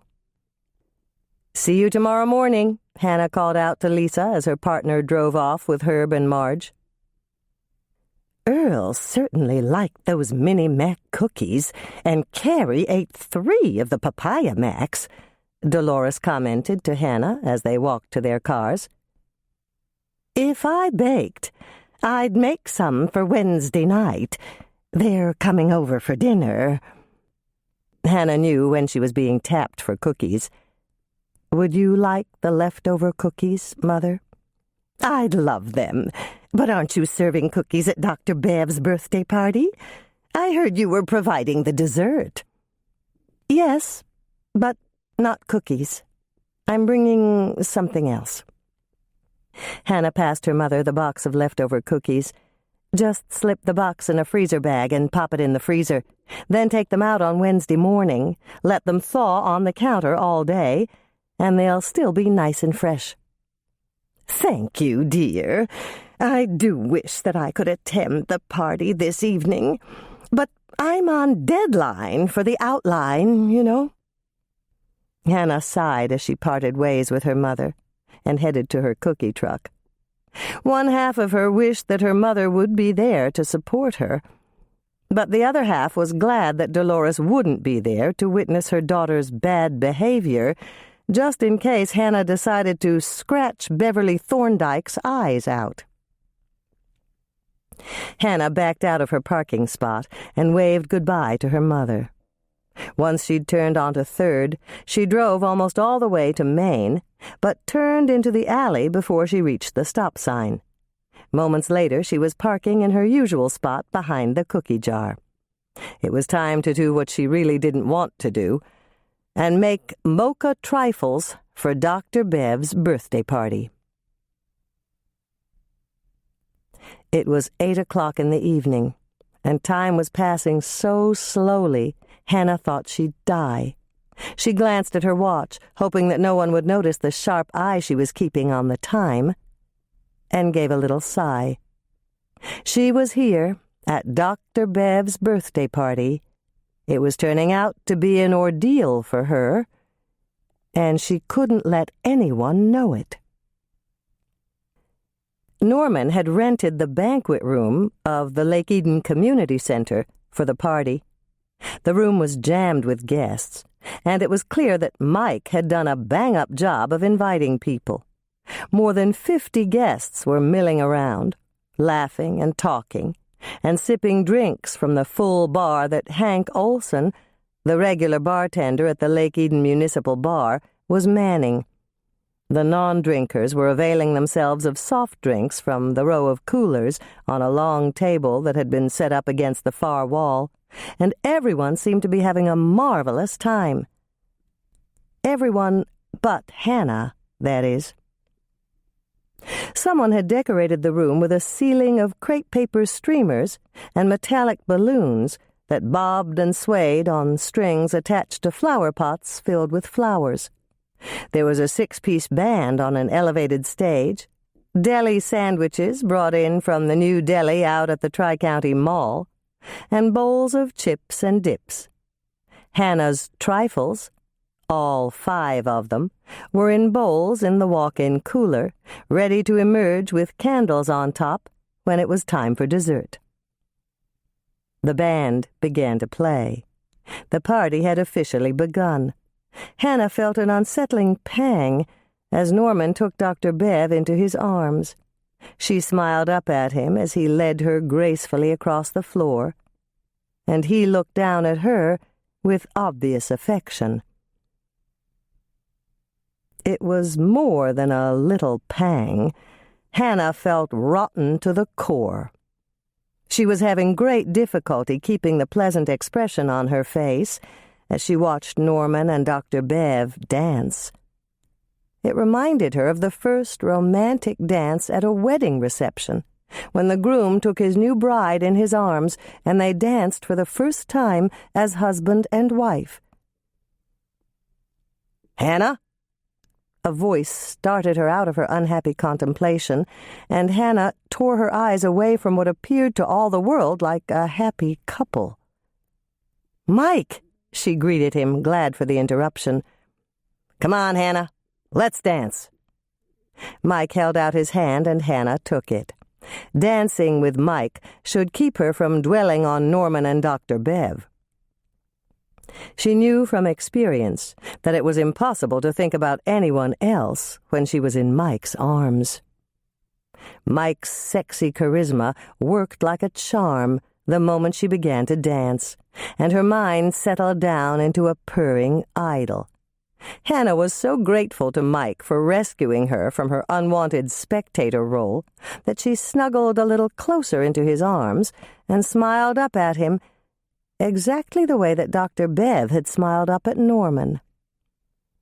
As their dance went on, Hannah was dimly aware that other couples had joined them on the area set aside as a dance floor.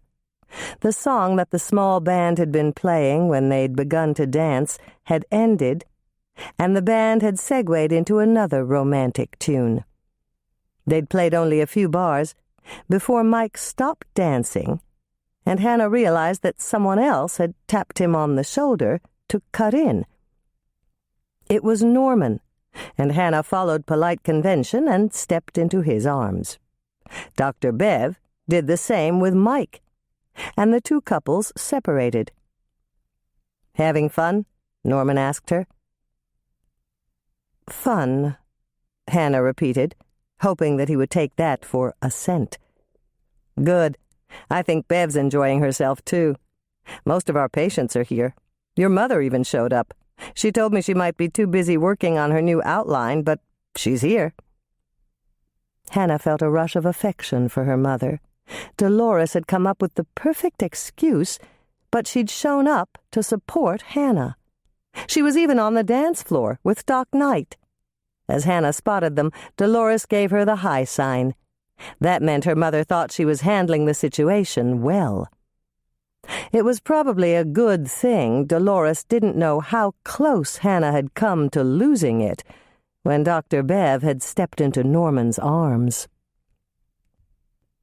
Luckily, there was no shortage of partners. The men in Lake Eden liked to dance.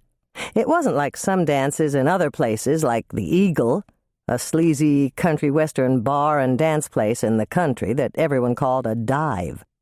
There, the men who didn't have dates for the evening would arrive 10 minutes before the last call for drinks.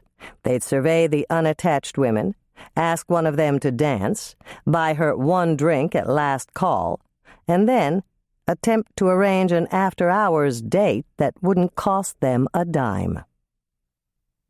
Hannah stayed until after the refreshments were served and the birthday gifts were opened. The trifle recipe Sally had given her was a huge success, but that was little consolation. She said good night and happy birthday to Dr. Bev, and pleaded an early morning at the cookie jar to escape after 2 hours of smiling so constantly that her face felt as if it might crack. Once Hannah pushed open the door of the community center and stepped out into the sub-zero temperature, she gave such a big sigh of relief that her breath came out in a volleyball-sized cloud of vapor. At least that was over. She could hardly wait to get home, have a steaming cup of hot chocolate laced with at least a dozen miniature marshmallows, pet Moisha until her blood pressure returned to normal, and go to bed. "Hannah?" Hannah came close to groaning as she recognized Norman's voice. She really didn't feel like talking to Norman right now. She actually considered pretending not to hear him. But it was a still and silent night, and Norman knew she didn't have a hearing problem. She told herself that she had maintained so far, and she could maintain a bit longer. And then she turned around. "Hi, Norman," she said, pasting the same smile on her face again. "Aren't you cold without a coat?" "No. I wanted to catch you before you left, Hannah. I really appreciate you going the extra mile for Bev's party. I was going to buy a cake, because I know you're busy with Valentine's Day coming up and all. But then Mike said he'd asked you if you'd bake something, and you said you'd make the dessert." "Right," Hannah responded, hoping he wasn't going to offer to pay her for the work she'd done. That trifle was so good, Bev said she'd like to learn how to make it. Unfortunately, she's not a very good cook. Her talents in the kitchen are pretty much on a par with your sister Andrea's."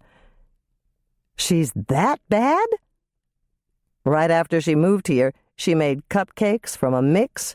They turned out like hockey pucks." Hannah's smile turned a bit more genuine. She was so glad that there was something Dr. Bev couldn't do. She decided to be generous. "Maybe her oven isn't calibrated correctly." "It was my oven, and I know that works just fine." Hannah's heart sank. Dr. Bev was using Norman's oven, the one Hannah had chosen for the house they'd designed together.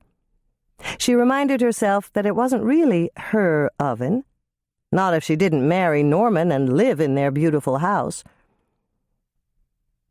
"How about that trifle?" Norman asked. "Is it difficult to make?" The time to be generous was over. Hannah gave a little shrug. "It's not difficult for me," she said pointedly. "I didn't figure it was. You can bake anything. I just want to know what sort of baking's involved." "It starts with a sponge cake," she said quite honestly. But then temptation overtook her. "Do you think Dr. Bev could bake one of those?" "Not on a bet." "Well, I could give you my recipe for sponge cake if you think she'd like to work on it," Hannah offered, deliberately sounding doubtful.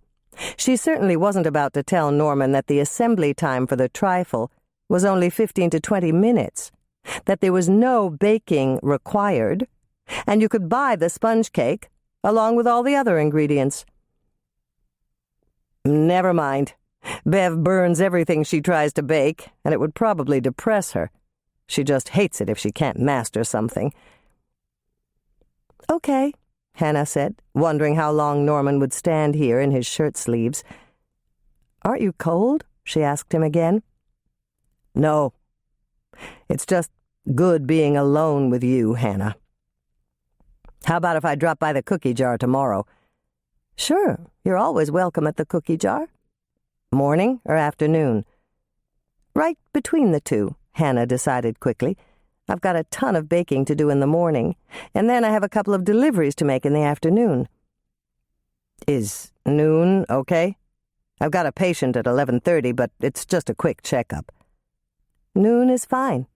See you then." Hannah took a few steps toward her cookie truck, but when she turned to give a final wave, she noticed that Norman was still standing there, as motionless as a statue.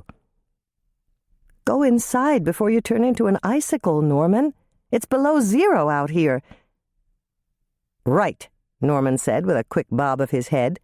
He shivered once, as if he'd just noticed how cold it was, and then he walked quickly back to the door, pulled it open, and stepped into the heated interior. "Oh, boy," Hannah breathed, opening her truck and sliding in on a plastic seat cover that seemed even colder than the air outside. Norman was really preoccupied, if he hadn't even noticed the cold. There was something else she'd noticed, too.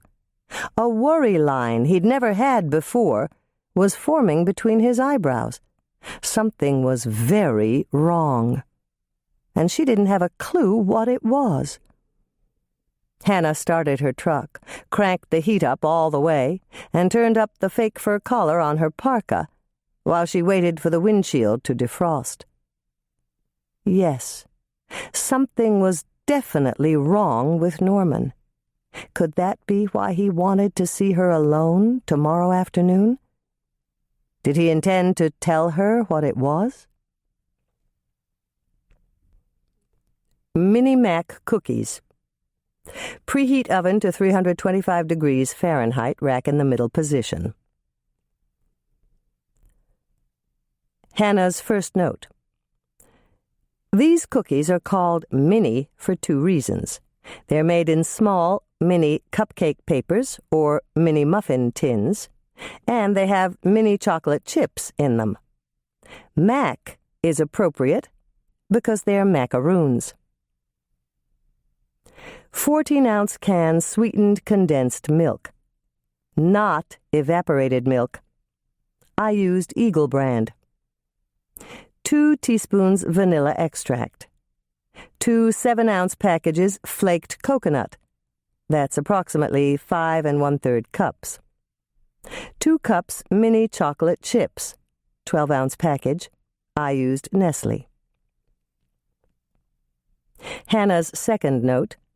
I always chop my coconut flakes a little finer in my food processor with the steel blade. If you don't have a food processor, you can lay it out on a cutting board and chop it with a sharp knife.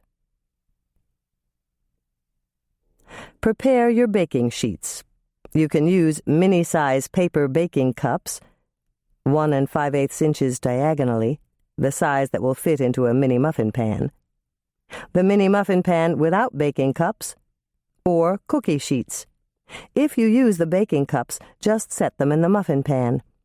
If you use the mini muffin pan without baking cups, spray it with Pam or another nonstick cooking spray, and then flour it. Or use baking spray which already contains the flour. If you use cookie sheets, line them with heavy-duty foil. Spray the foil with cooking spray and flour it, or simply use a baking spray that contains flour. Open the can of sweetened condensed milk and empty the contents into a large mixing bowl. Add the vanilla extract and stir it in.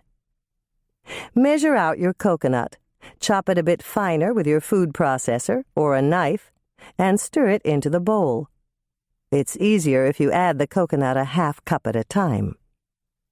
Add your mini chocolate chips to the bowl, stirring them in as thoroughly as you can. The goal here is to get some chocolate chips in every single Mini Mac cookie. If you're using baking cups, drop some cookie dough inside with a teaspoon and press it down lightly with a wet fingertip. This dough is sticky.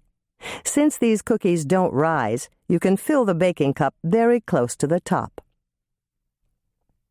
If you're using mini muffin tins without the baking cups, simply use a teaspoon to fill them up and press down slightly with a wet fingertip. They'll look best if they're a little mounded on top.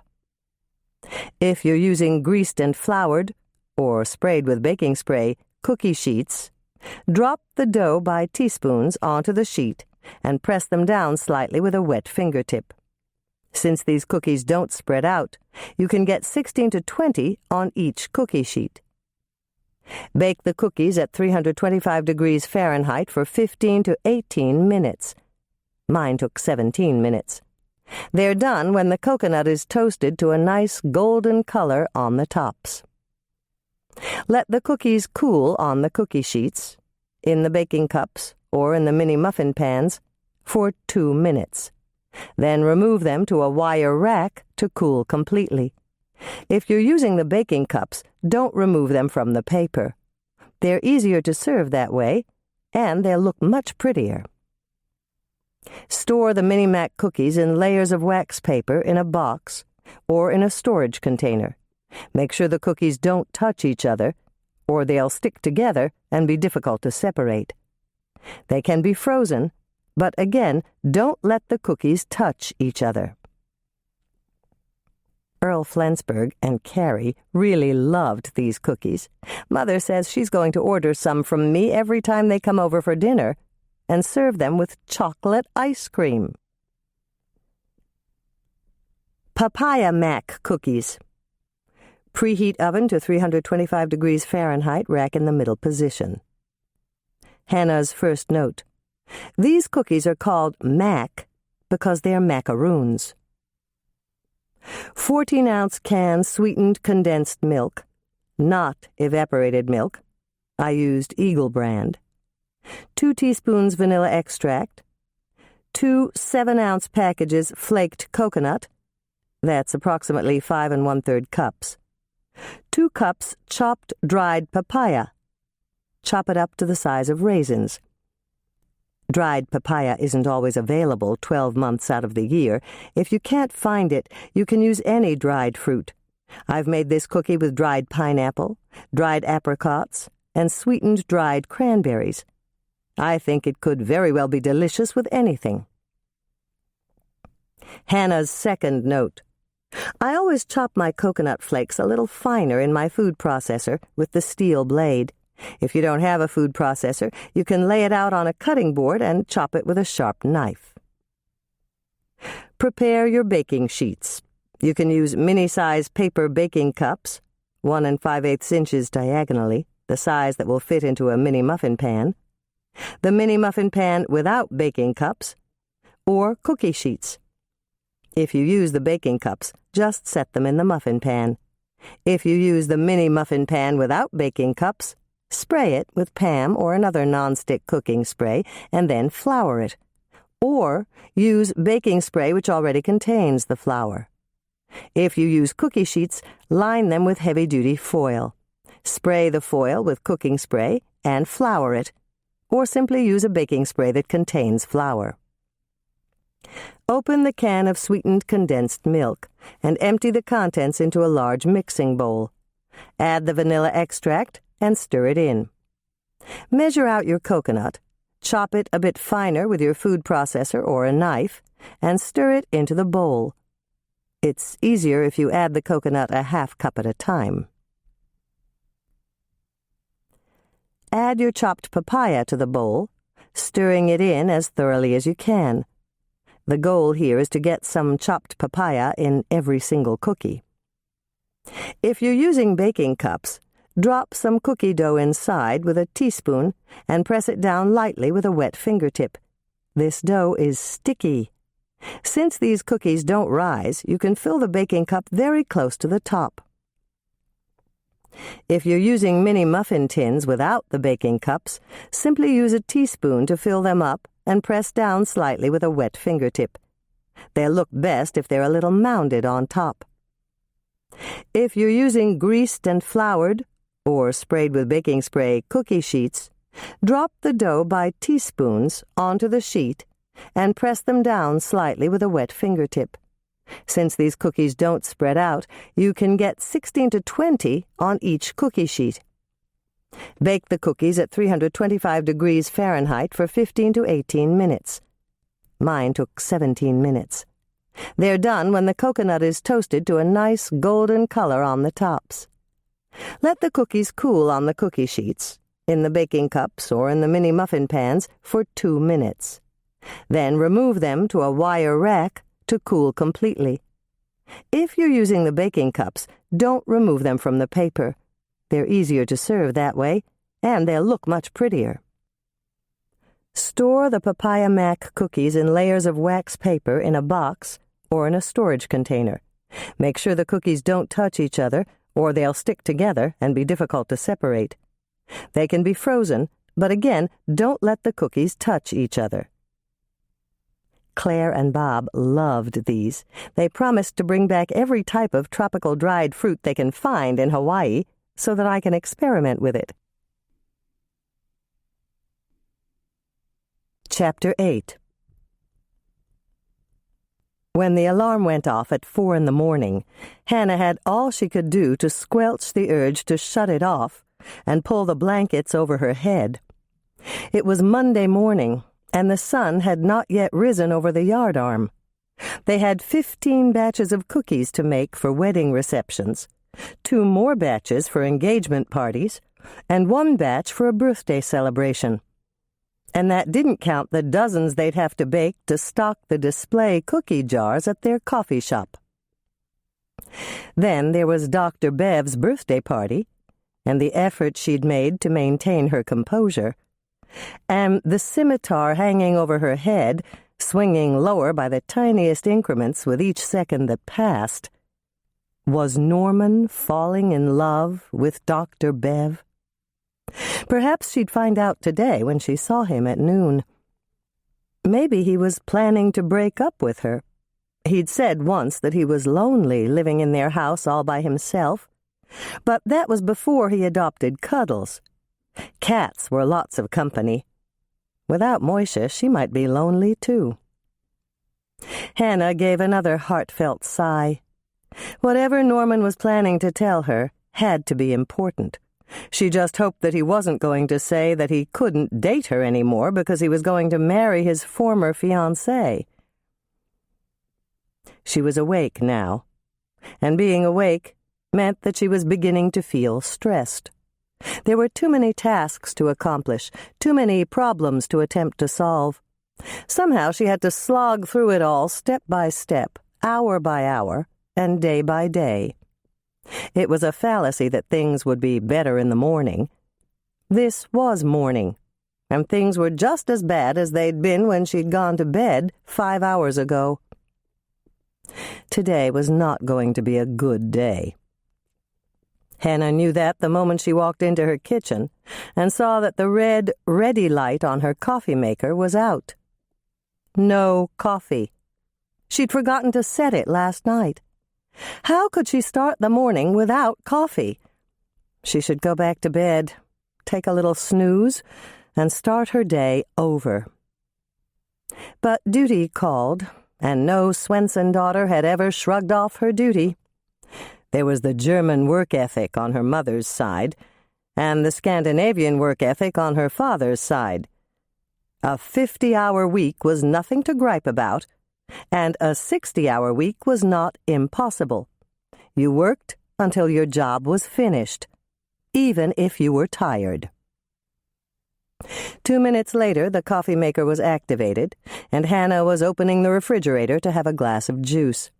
She poured some spicy tomato juice in a glass, returned the bottle to the top shelf of the refrigerator, and was about to close the door when she realized that there was a round white sock ball on top of the refrigerator again.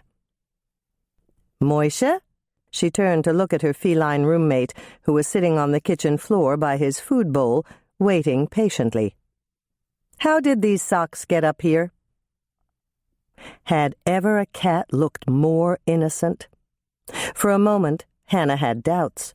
Perhaps she'd taken her socks from the drawer, carried them to the kitchen, and absent-mindedly placed them on top of the refrigerator when she opened it to pour her juice. "No, I didn't," Hannah said aloud. She knew she hadn't carried her socks into the kitchen this morning, and the sock ball hadn't been there last night.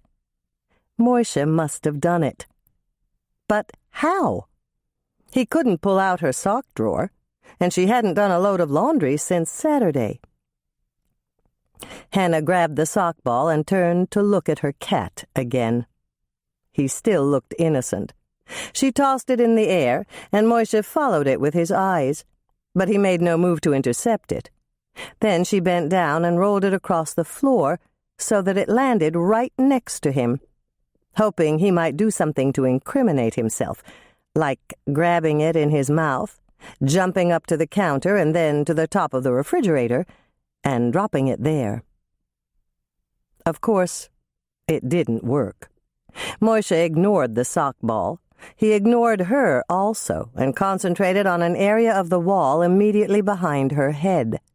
His fur bristled slightly, and his eyes widened, causing her to swivel around to see what he was reacting to, but there was absolutely nothing there.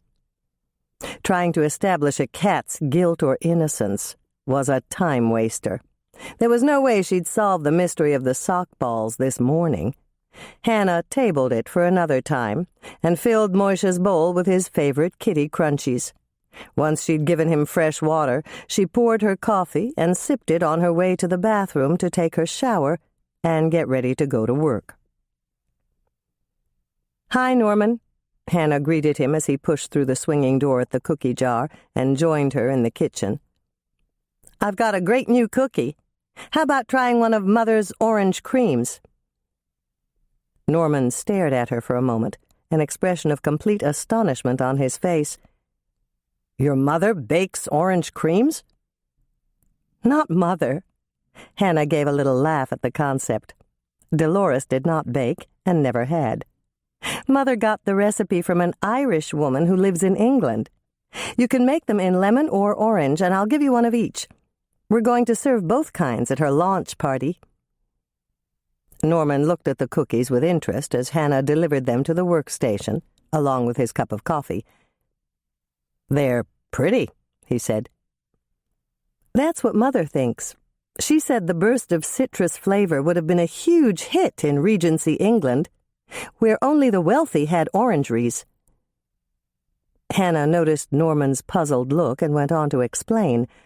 "Orangeries are interior greenhouse gardens with fruit trees and exotic flowers."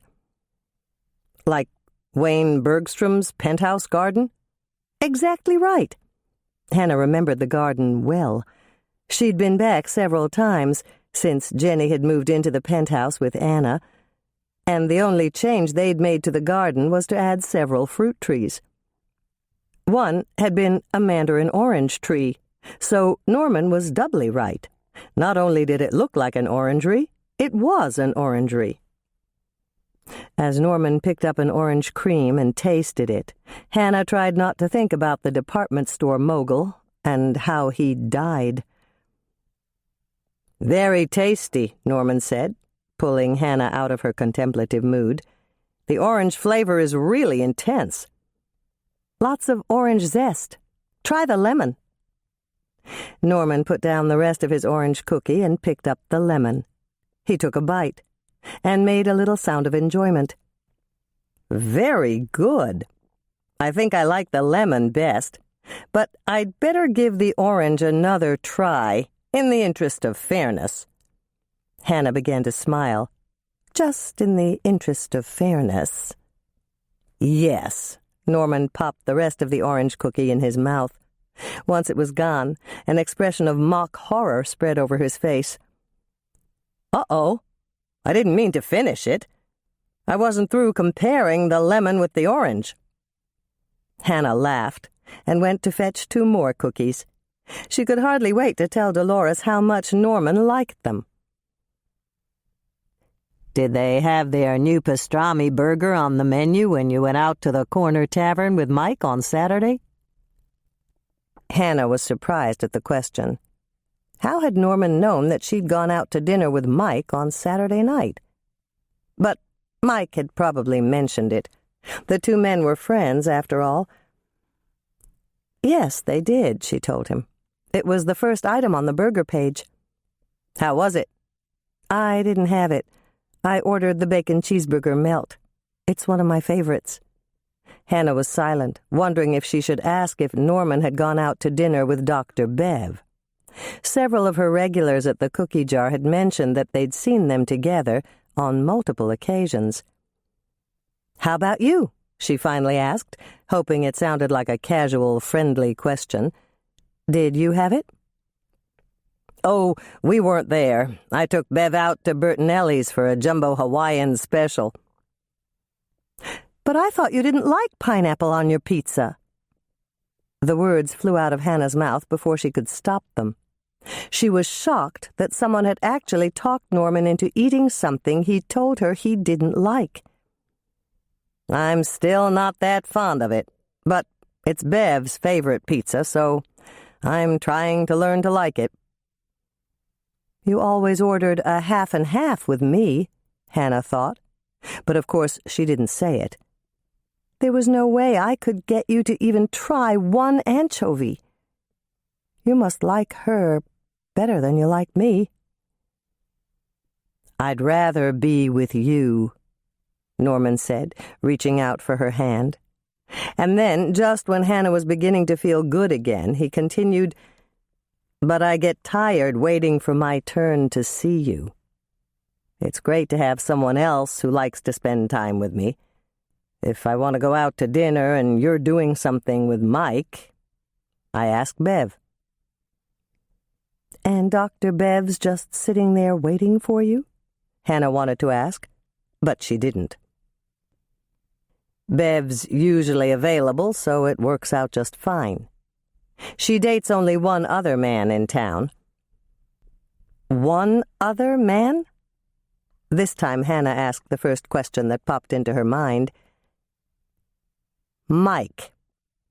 Norman must have seen the surprised look on her face because he gave her hand a gentle squeeze. "I'm sorry, Hannah.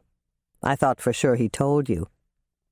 Bev lives right across from him, and it's really convenient. If she's out with Mike, you're usually available to go out with me. And if you're with me, she goes out with Mike. It keeps everybody happy, and it levels the playing field." Hannah frowned slightly. The way Norman described it, Beverly Thorndyke sounded like a fuzzy yellow tennis ball bouncing between the 2 men. The analogy pleased her, until she realized that she fell into that same category, dividing her time between the 2 players, Mike and Norman, unable to settle on one or the other side of the court. But thinking like this would get her nowhere, and it certainly wouldn't answer the question that was foremost in her mind. "What?" Norman asked, noticing that Hannah had fallen silent, an unusual state for her. It was now or never, win or lose, do or die, Hannah took the bull by the horns, yet another cliché, and faced Norman squarely. "Why did you ask to see me alone, Norman?" "I told you after the party last night. It's because I haven't spent much time with you lately, and I miss you." "Then you didn't come here to break up with me?" "Break up with you?" Norman looked truly confused. "Of course not. I came to ask if you'd like to go out to dinner with me tonight." "Oh," Hannah said, completely taken off guard. "Will you?" Yes, I will." "Good." Norman got to his feet and carried his coffee cup to the sink. "I'll pick you up at 7 and we'll go out to the inn if that's okay with you." "It's fine with me." Hannah made a mental note to call Sally this afternoon and tell her that she'd told Norman the trifle recipe was complicated. Norman pushed back his stool and stood up. "I'd better run. I've got a patient in 10 minutes. See you tonight, Hannah." After Norman had left, Hannah sat on her stool at the workstation, sorting through the new information she'd learned. Both Norman and Mike were dating Dr. Bev. Norman had come right out and told her that he'd rather be with her, but was that true? If she stopped dating Mike, would Norman stop dating Bev? And was that something she wanted them both to do? "Hannah?" Hannah looked up, startled, as Lisa stepped in through the swinging door. "Yes?" "Grandma Knutson just called. She wants to know when you're going to deliver the cookies for her meeting this afternoon." "Tell her I'm on my way," Hannah said, jumping to her feet and grabbing her parka. She didn't bother with her snow boots. The walks were shoveled every day at the parsonage, and she'd park in the rear, right next to the kitchen door. She picked up the box of cookies on the counter, grabbed her purse from its perch on top of the water cooler, and headed out the door at a trot. Orange or lemon creams. Do not preheat the oven yet. This dough must chill for an hour or 2. For the cookies, 2/3 of a cup ultra-fine baker's sugar. I used C&N in the carton. If you don't have ultra-fine baker's sugar, you don't have to crank up the car and run to the store to get some. Simply put some white granulated sugar in your food processor and zoop it up with the steel blade. Then measure it and use it in this recipe. You have to measure after processing because the granules will be smaller and you'll get a bit more sugar to the cup. In England, this sugar is called castor sugar. 1 cup, 8 ounces, 2 sticks, 1/2 pound, salted butter, softened. 1 egg yolk, lightly beaten. Just whip it up in a glass with a fork. 2 teaspoons orange or lemon juice, or an orange or lemon fruit liqueur.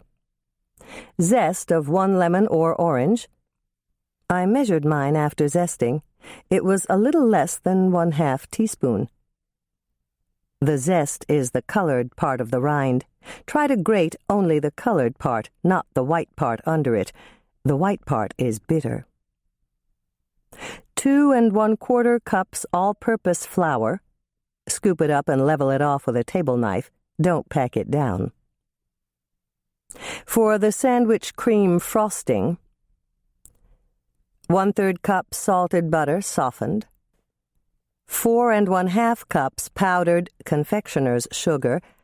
No need to sift unless it has big lumps. In England, this sugar is called icing sugar. 4 tablespoons, that's 1/4 cup, milk or light cream. 1 1/2 teaspoons orange or lemon juice or fruit liqueur.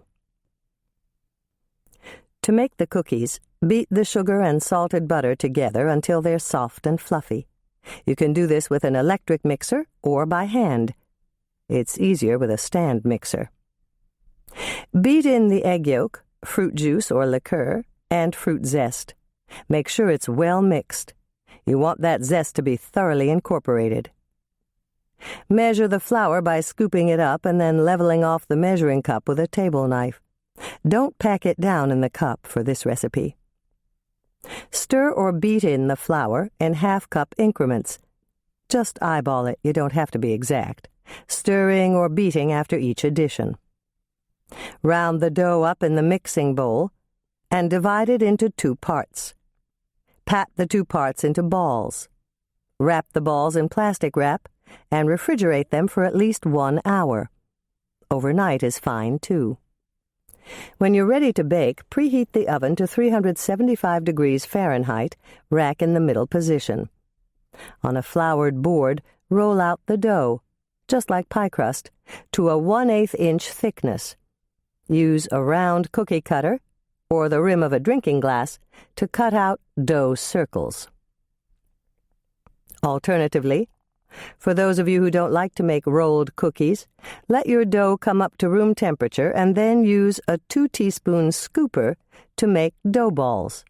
Place them on a standard-size cookie sheet, sprayed with Pam or another nonstick cooking spray, or on a parchment-covered cookie sheet. You should have no more than 12 dough balls on your cookie sheet. Flatten your dough balls with the blade of a metal spatula or the flat bottom of a drinking glass, pressing down until they're approximately 1/8 inch thick. Bake the cookies at 375 degrees Fahrenheit for 8 to 10 minutes, or until they're very slightly golden. Take the cookies out of the oven and let them cool on the cookie sheets for 5 minutes. Then transfer them to a wire rack to cool completely. To make the frosting, beat the softened butter until fluffy. This is easy with an electric mixer. It takes a bit more effort by hand. Measure out the powdered sugar and put it in another bowl. Scoop it up and level off the cup as you measure, but don't bother sifting unless it's got lumps. Beat in approximately half of the powdered sugar. You don't have to be exact. Mix it up thoroughly. Slowly beat in half of the milk. Mix thoroughly. Mix in the fruit juice or liqueur. Beat in the remaining powdered sugar, mixing it all up thoroughly. Slowly mix in the rest of the milk. Careful, you may not use it all. Stop adding milk when your frosting reaches spreading consistency. If you goof, don't despair. This sandwich cream frosting is very forgiving. If your frosting is too runny, add more powdered sugar until it's just right. If your frosting is too thick, add a little more milk until it's just right. When your cookies are thoroughly cooled and you're ready to assemble the lemon or orange creams, spread a small amount of frosting on the wrong side of a cookie. That's the bottom part. Put the wrong side of another cookie on top of the frosting to make a cookie sandwich. Kellyanne says that this cookie dough can be frozen for up to 6 weeks, and the frosting can be frozen for the same amount of time. She tends to stamp out her shapes, then store them between layers of grease-proof paper. I'm guessing this is wax paper, before freezing. She writes, "This way, I can have 1 or 2 freshly baked cookies any time I feel like it, without having to make a whole batch." Yield 2 dozen 2-inch round lemon or orange sandwich creams, or 1 dozen 3-inch round lemon or orange sandwich creams. Chapter 9. When Hannah opened the kitchen door at the parsonage, she found Grandma Knudsen standing at the stove, stirring a big pot of soup. "That smells wonderful," Hannah told her, stepping into the steamy warmth and immediately shedding her parka. "Is that homemade chicken soup?" "Yes, and no." "What does that mean?" "The only homemade part is the chicken. It's a recipe I got years ago from my daughter-in-law, Janelle. She was a lawyer, and she didn't have time to cook when she got home from work. Sit down at the table, and I'll give you a bowl so you can try it." Hannah's stomach growled as Grandma Knudsen ladled some soup into a bowl and set the steaming vessel in front of her. The aroma was heavenly. "It's hot. You'd better blow on it to cool it down." Hannah did just that, but it was hard to wait when something smelled as delicious as Janelle's chicken soup.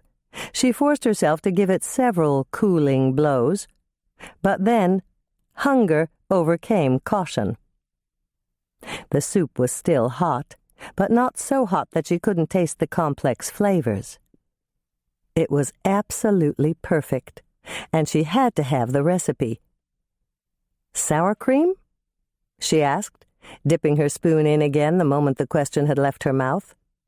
"Yes, you put it in at the very end. I added yours to your bowl right after I dished it up." "It's wonderful. Will you give me the recipe if I promise you my firstborn son?" Grandma Knudsen laughed. "They only did that in the Old Testament. You can have the recipe. No promise is necessary. I'll copy it out for you, right after you finish your soup." "Thanks," Hannah said, and she finished her soup in record time. "More?" "No, thanks. That really hit the spot, but I'm saving myself for dinner tonight. Norman's taking me out to the Lake Eden Inn." "Then could you run over to the church and tell Matthew it's time for his lunch? I tried calling him on the phone, but he didn't answer." "Are you sure he's there?" "Oh, yes. When I went to bed last night, he said he was going to get up early and work on his sermon for Wednesday night services. He must have gotten up very early, because I walked past his room at 6:30, and he was already gone." Grandma Knudsen gave a little smile. "He hasn't changed that much since he was in high school. Matthew still makes his bed every morning. And I noticed that he took a big piece of my Red Devil's Food cake to the office with him for breakfast." His bed was made. Hannah's mind gave her a little nudge. Grandma Knudsen assumes that he made it this morning, but what if he never went to bed at all? What if he went somewhere else and he isn't back yet? "Do you suppose he was called out last night for a sick parishioner or something like that?" "No. Matthew's very thoughtful. He would have left me a note. Besides, there's no way he would have taken Jacob anywhere except the church office."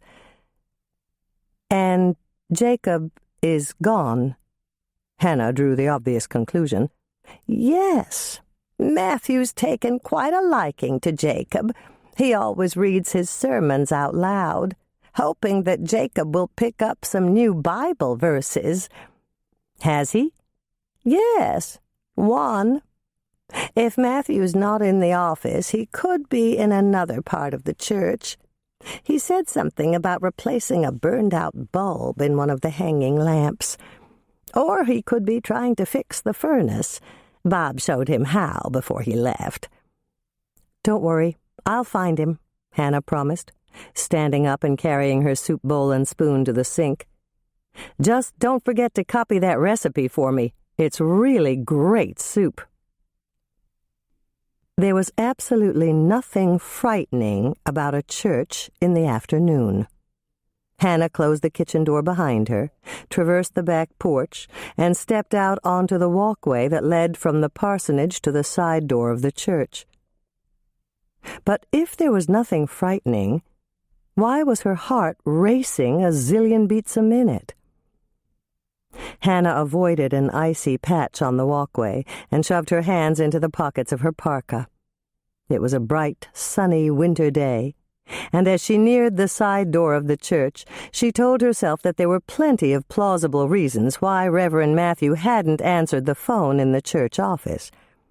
He could have been somewhere he couldn't hear it, like in the restroom, or out in front shoveling the snow that had fallen during the night, or checking something in the storage room at the rear of the church. It was also possible that Grandma had misdialed, or another half-dozen equally reasonable explanations. Just because Reverend Matthew hadn't responded was no reason to suspect that there was anything wrong. Hannah's mind begged to differ. There could be something wrong. What if Reverend Matthew had fallen off a ladder while replacing a light bulb in the heavy colored glass fixtures that hung from the vaulted ceiling of the church? Or how about the temperamental furnace? Reverend Bob was an expert at jiggling wires to fix it. What if Reverend Matthew had tried to do the same and electrocuted himself in the process? All this was speculation. Hannah gave a little laugh at her overactive imagination. Chronicling all the mishaps that could have befallen the substitute minister was silly. She was almost there, and she would find out what was the matter, if anything was the matter. Hannah arrived at the side door to the church and unlocked it with the key Grandma Knudsen had given her. She told herself again that nothing was wrong, that everything was perfectly normal. Reverend Matthew would greet her when she came into the church office, and they'd go back to the parsonage together. A wave of stale air rolled out to meet her as Hannah pushed the door open and stepped in. It was scented with dying flowers and the faint odor of fuel oil from the old furnace. Even though the inside door to the small, windowless entry room was open, only feeble light filtered in from the stained glass windows that graced the walls and the body of the church. Hannah felt for the light switch, but she couldn't seem to find it. She debated the wisdom of leaving the outside door open for light and air, but then she remembered the huge heating bills that the church incurred every winter. This was the coldest February on record, and her eyes would adjust to the dim light.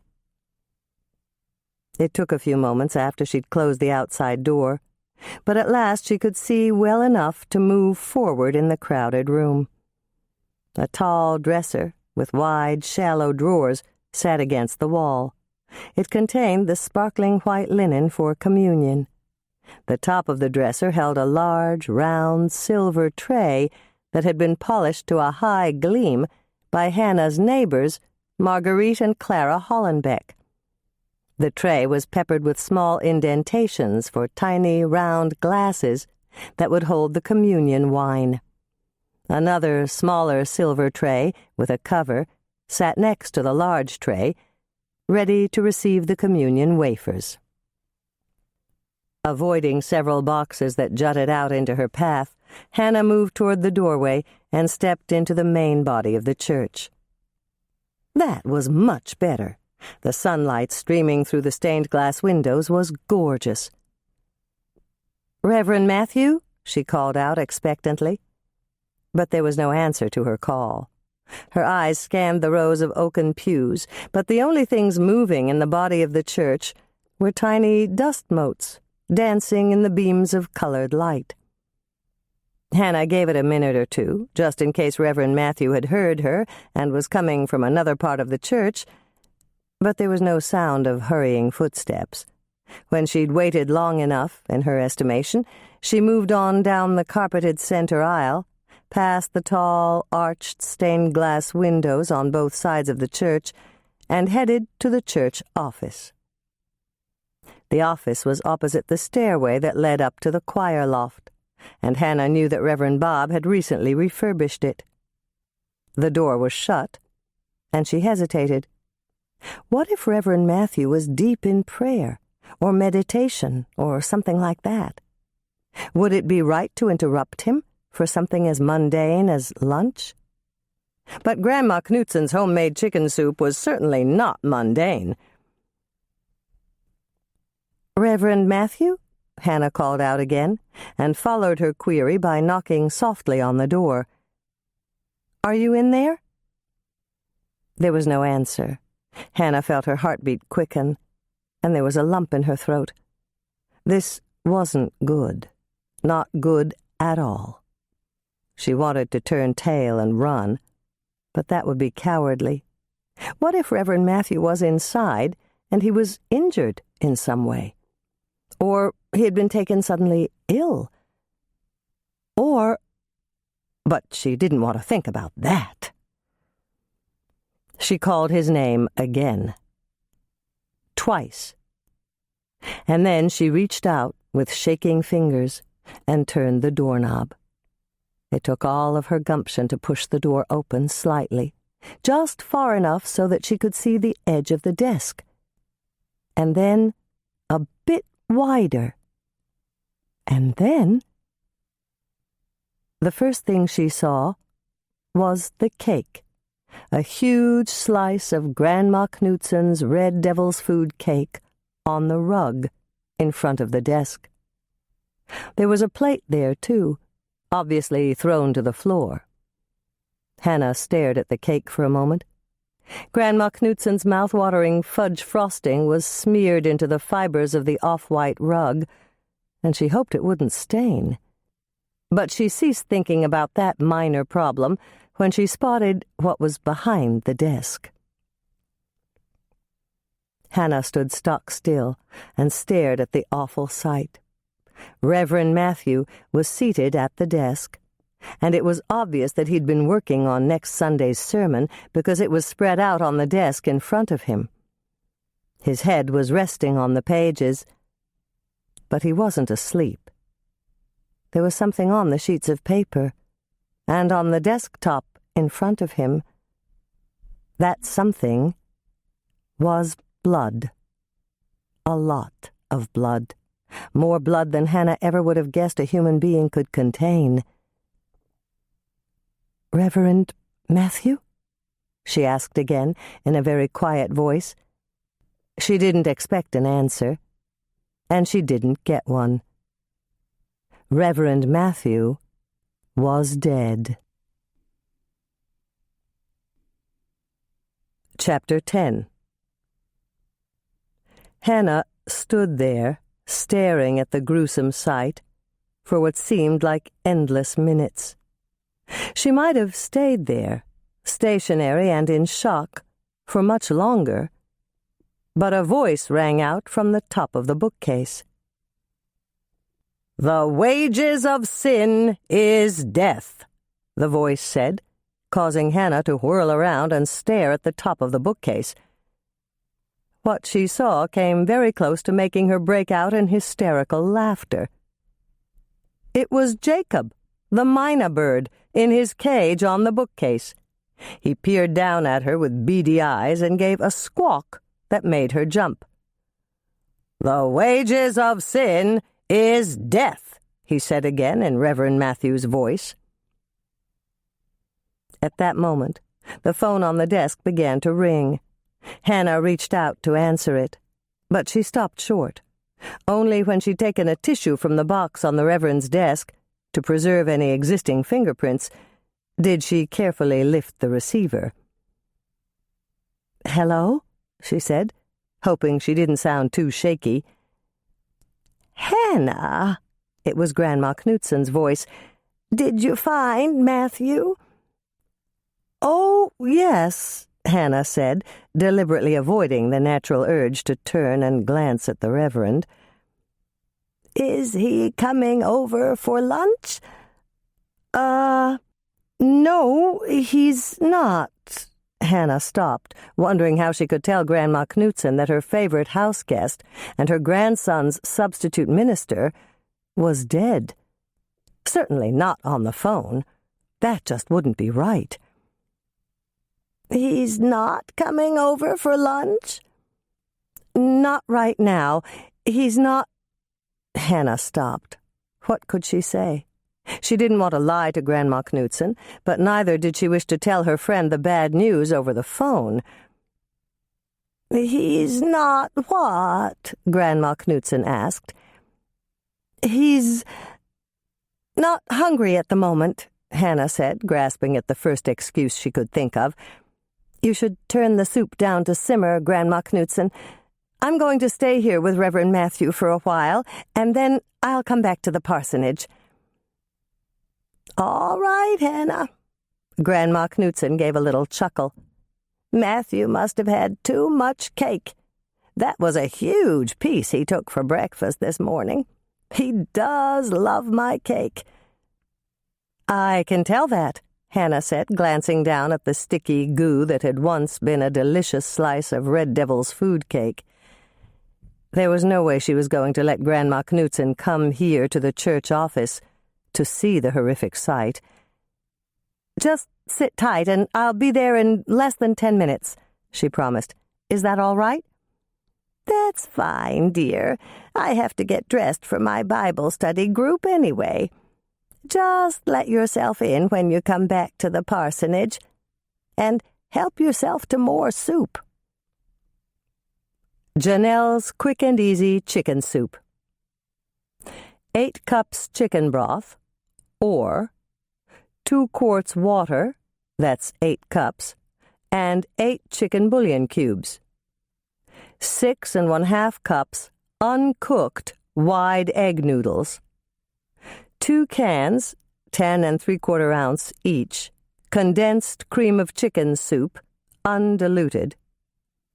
3 cups cubed cooked chicken. 1 cup, 8 ounces, sour cream. Minced fresh parsley. Bring broth or water and bouillon to a boil in a pot that will hold 12 to 14 cups. Add the noodles. Cook, stirring occasionally, until the noodles are tender. Read your noodle package for the time. Mine took about 9 minutes. Do not drain the noodles. They are now part of the soup. Turn the heat down to medium. Add the 2 cans of condensed cream of chicken soup. Stir them in well. Add the cubed chicken and stir it in. Heat everything through. This should take from 5 to 10 minutes. When the soup is piping hot, remove it from the heat. If you're serving it all at once and everyone's ready to eat, stir in the sour cream, sprinkle with fresh parsley, and ladle into soup bowls. Chapter 11. "No, don't call them." Grandma Knudsen frowned at Mike. "I won't let anything spoil their honeymoon." Hannah cast Grandma Knudsen an admiring look. Her elderly friend looked a bit shaken from the bad news Mike had just delivered to her, but her voice was firm. "Are you sure?" Clara Hollenbeck asked her.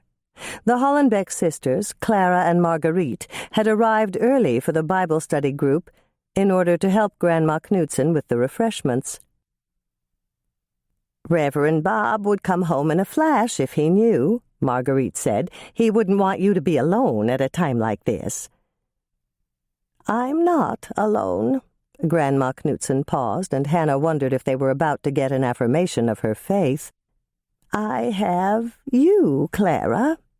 She reached out to pat Clara's hand, and then she reached for Marguerite's hand. "And you, Marguerite."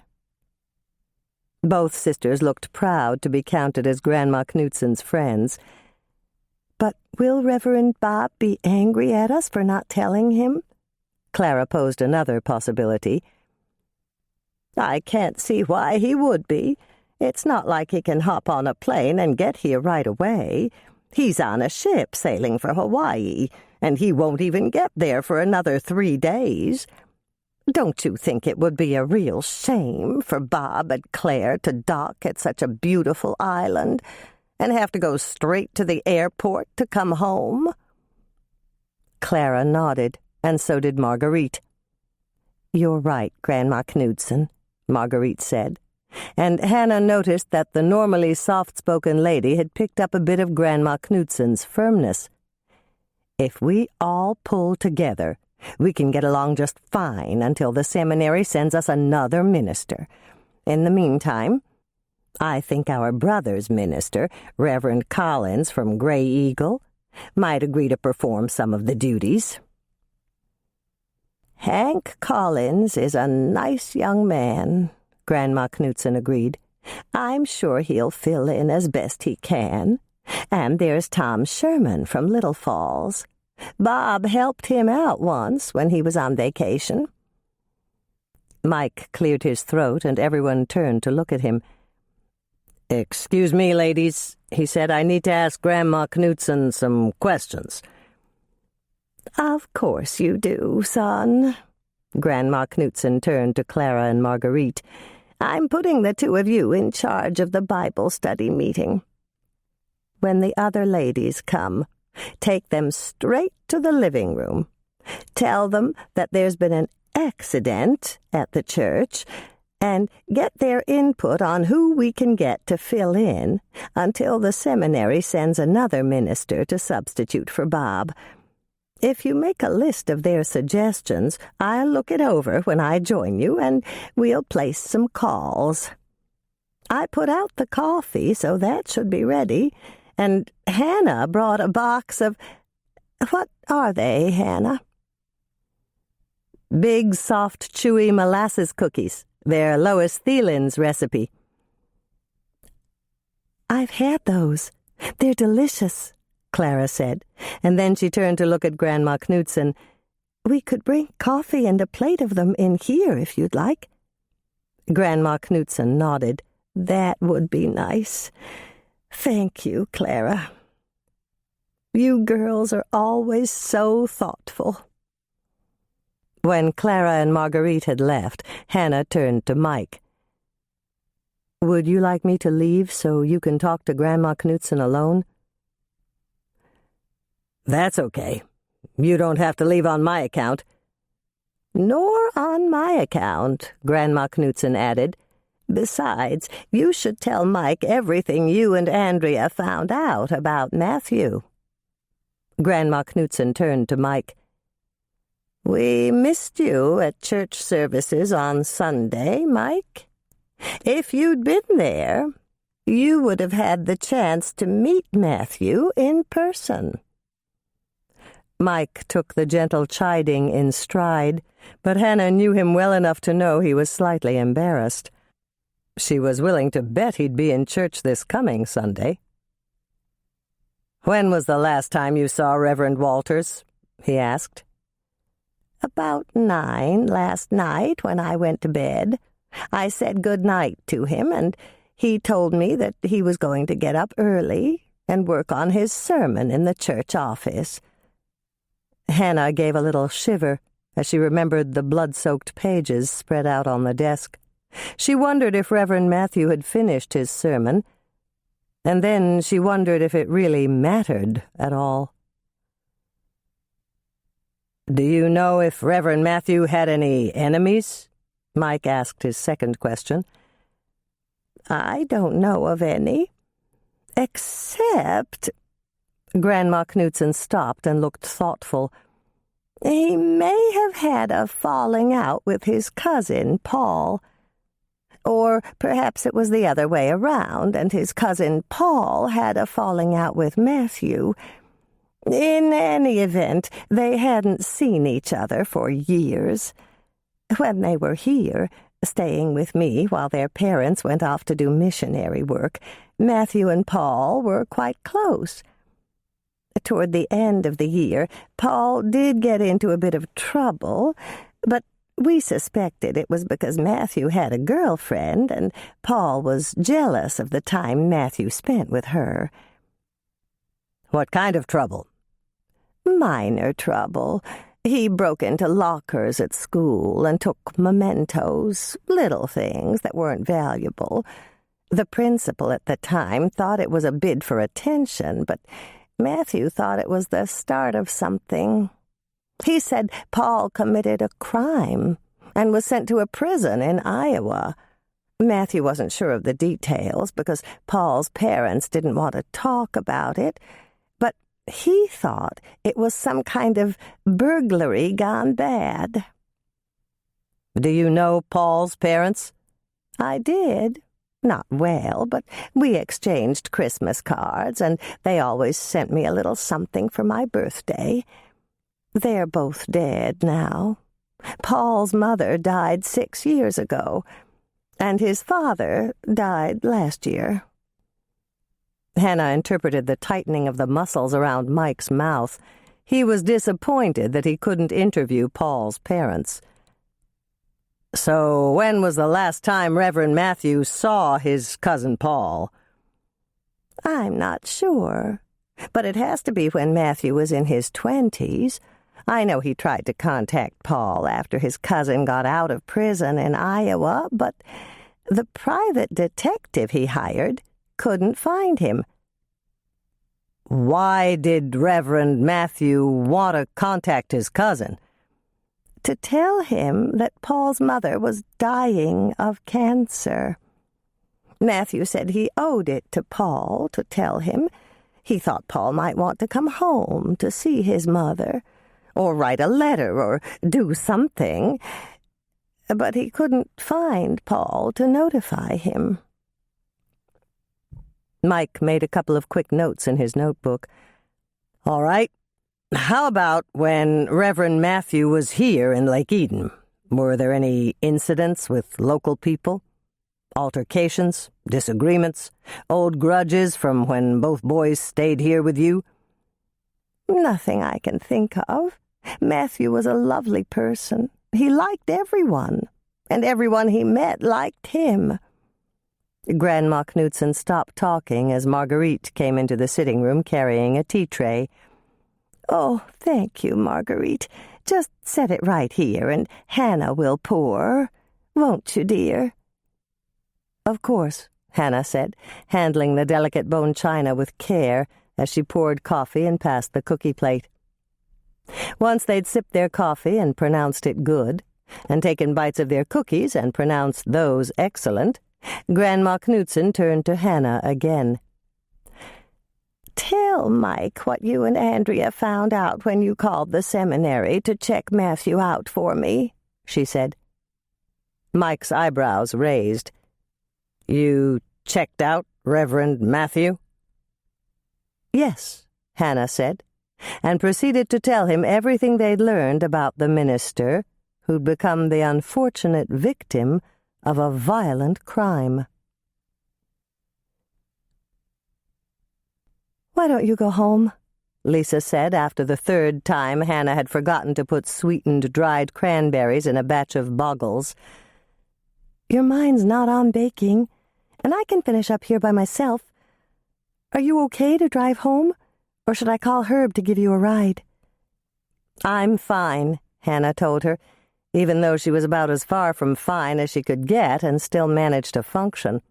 She was still rattled after finding Reverend Matthew's body, but that wouldn't affect her ability to step on the accelerator, apply the brakes, or steer her cookie truck down the road to her condo complex. Lisa noticed the play of emotions on Hannah's face and wrinkled her brows in concern. "What is it? You look really sad."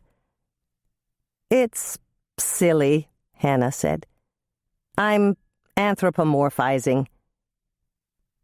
"Attributing human characteristics to something not capable of having them?" "Yes. I keep thinking about Jacob." Lisa looked lost for a moment, and then she asked, "Who's Jacob?" "Pete Nunkey's mynah bird. They're keeping him at the parsonage while Pete recovers from back surgery."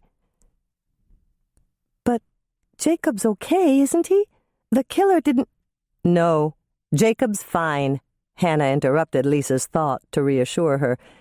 "But Jacob was in his cage at the church office when Reverend Matthew was murdered. He must have seen the whole thing." Lisa gave a little shiver. "That's awful, all right.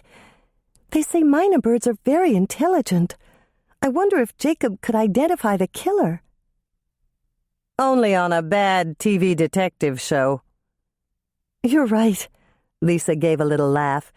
"I guess Jacob's lucky he's a bird.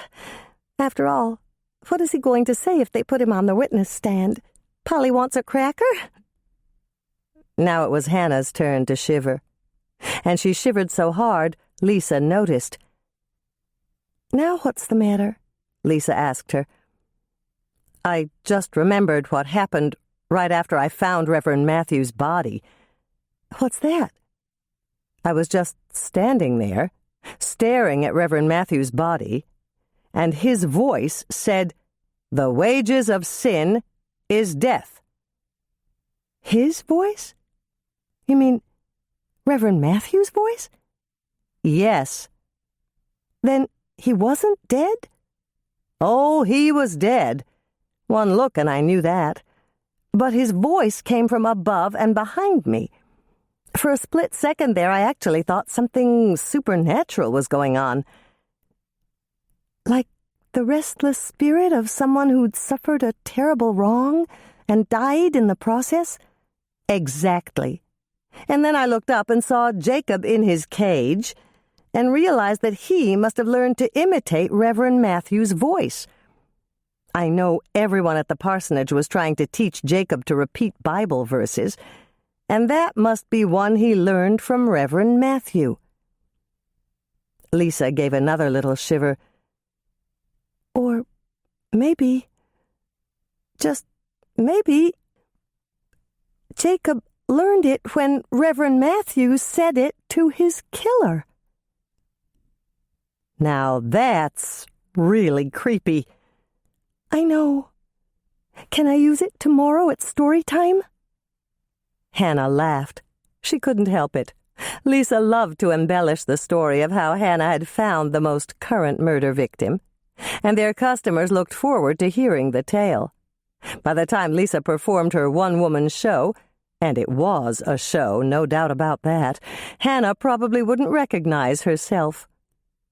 Can I? Lisa prodded. May I, not can I, the grammarian in Hannah's mind corrected, but she didn't say it out loud. That might embarrass Lisa. It's fine with me, she said instead. Do you want me to tell you how I found the body? Or would you rather fabricate the whole thing? Tell me, Lisa said quickly, rushing to the drawer where Hannah kept her stash of shorthand notebooks, and coming back to the workstation with notebook, pen, and fresh cups of coffee for both of them. I'm ready, she said, opening the notebook and readying her pen. Shoot. Don't say shoot. He was shot? Lisa looked horrified when Hannah nodded. Oh, dear, that's just awful. I wish he'd been stabbed or bludgeoned or smothered or something. Why? Hannah was puzzled at Lisa's reaction. The shooting sports are going to take it in the chops again when people find out that Reverend Matthew was shot. The politicians are already making noise about declaring our guns illegal. If they do that to us, they ought to make knives and hammers and pillows illegal too. I'm sorry, Lisa, Hannah commiserated. She knew Lisa and Herb enjoyed competitive shooting. So am I. Herb and I love to shoot trap and skeet, and he says I'm getting pretty good at it. And we love to get all dressed up in Wild West outfits to compete at cowboy shoots. If they make our guns illegal, we'll have to go bowling instead. Hannah came very close to laughing, but she managed to contain herself. Lisa had spit out the word bowling the way Hannah and her sisters used to spit out watermelon seeds in the backyard to see who could reach the greatest distance. Careful, Lisa. Alice Vogel wouldn't be happy to hear you say that. And she's one of our best customers. You're right. Lisa looked a little sheepish. There's nothing wrong with bowling. A lot of people love to bowl, and Alice does a great job running the leagues down at Allie's Alley. But I like shooting 1,000,000 times better than bowling. Just think about it, Hannah. You could kill a person with a bowling ball, too. Hannah could tell that Lisa was getting worked up again, and she gave her a comforting smile. It's really unlikely that they'll make guns illegal in Minnesota. We need hunting to keep down the deer population, and people come from all over to hunt and fish. Those tourist dollars speak loudly. They stimulate the economy of towns all over Minnesota. And there are the farmers who live way out in the country. They have to protect their livestock from predators. That's right. And there's something else about the farmers, especially in the winter, when they live miles from their nearest neighbor. Remember when Arnie Carson fell down and broke his ankle during that storm last year? The one that took down the phone lines? I remember. Well, Arnie couldn't walk on it, and Sadie couldn't get him into the house by herself. I can understand that. Arnie's a big guy, and Sadie's really tiny. That's why Sadie went into the kitchen, brought back Arnie's shotgun, and fired it off 3 times at a snowbank. It was a signal they'd worked out with their neighbors. You can hear a shotgun blast a long ways away, and that's how she let them know that she needed help. That's very smart. Yes, it is. And it goes to show that guns can be used for other things, not just for weapons. I just hope you're right about Minnesota voters, Hannah. I don't want to have to give up the new shotgun Herb gave me as a wedding present. That's a new twist on a shotgun wedding. I know. Everybody makes that joke. Lisa was smiling as she picked up her pen again. Now, tell me exactly what happened after Grandma Knudsen sent you over to the church office to fetch Reverend Matthew for lunch. Big, soft, chewy molasses cookies. Do not preheat oven yet. This cookie dough needs to chill. Hannah's first note. Lois does this all by hand, but we use our stand mixer down at the cookie jar. She also makes these as rolled cookies, rolling out the dough a 1/4 inch thick on a floured board and using a 3 1/2 inch round cookie cutter to cut them out.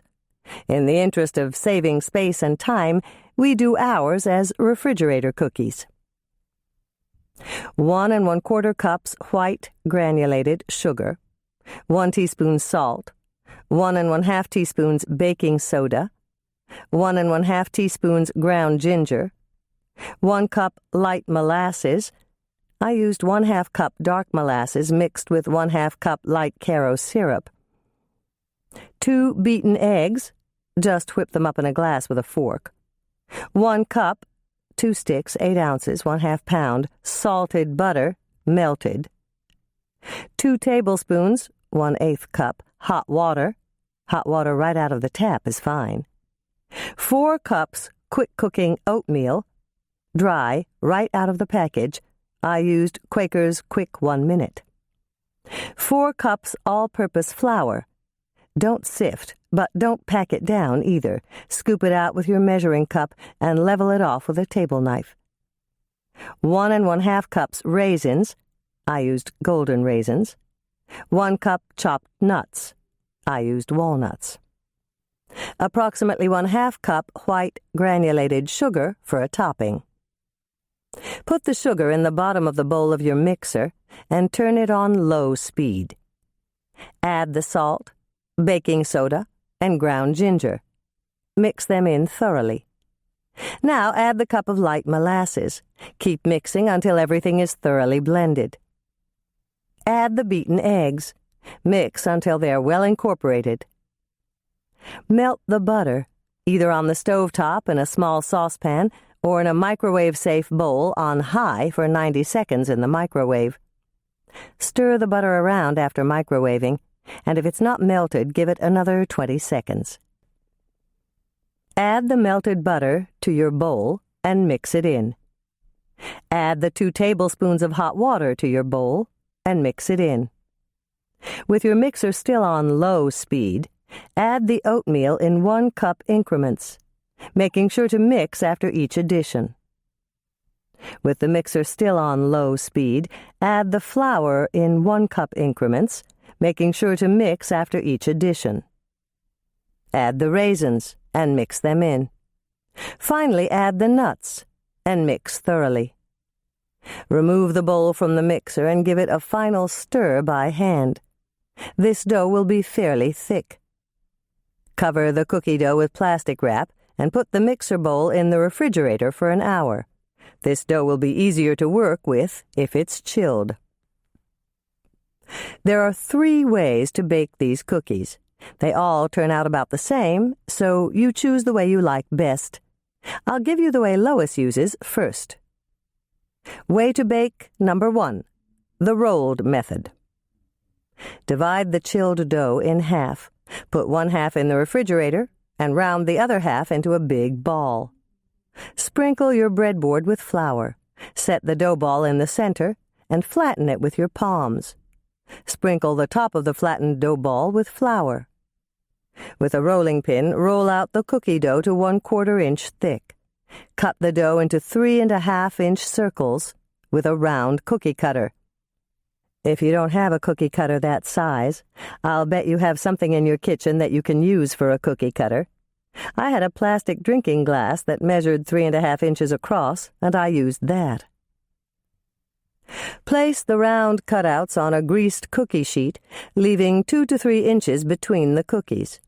A standard-size cookie sheet will hold 6 cookies of this size. Brush the tops of the cookies with water and sprinkle them with sugar. Bake at 375 degrees Fahrenheit for 9 to 10 minutes, or until slightly brown around the edges. Mine took the full 10 minutes. Remove the cookies from the oven. Leave them on the cookie sheet for a minute or so, and then remove them to a wire rack. Cool the cookies completely, and then store them in a tightly covered container or cookie jar. If you just don't want to make rolled cookies, I've found an alternative. Here's the ball and sugar method. Way to bake number 2, the dough ball method.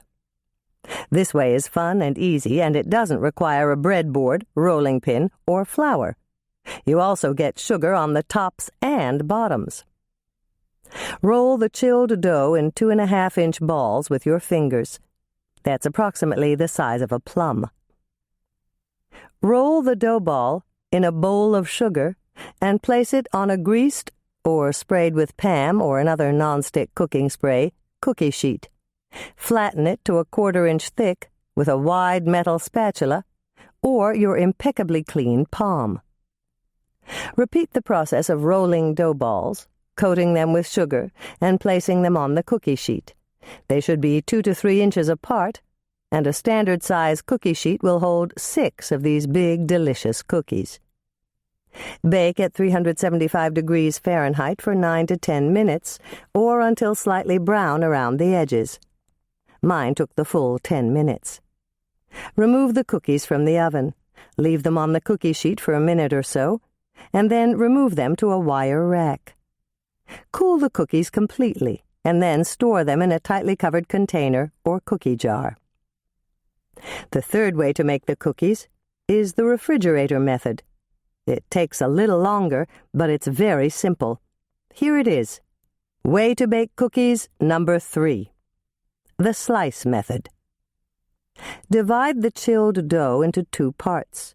Return the second part to the refrigerator while you work with the first part. Tear off a sheet of wax paper that's approximately 1.5 feet, 18 inches long.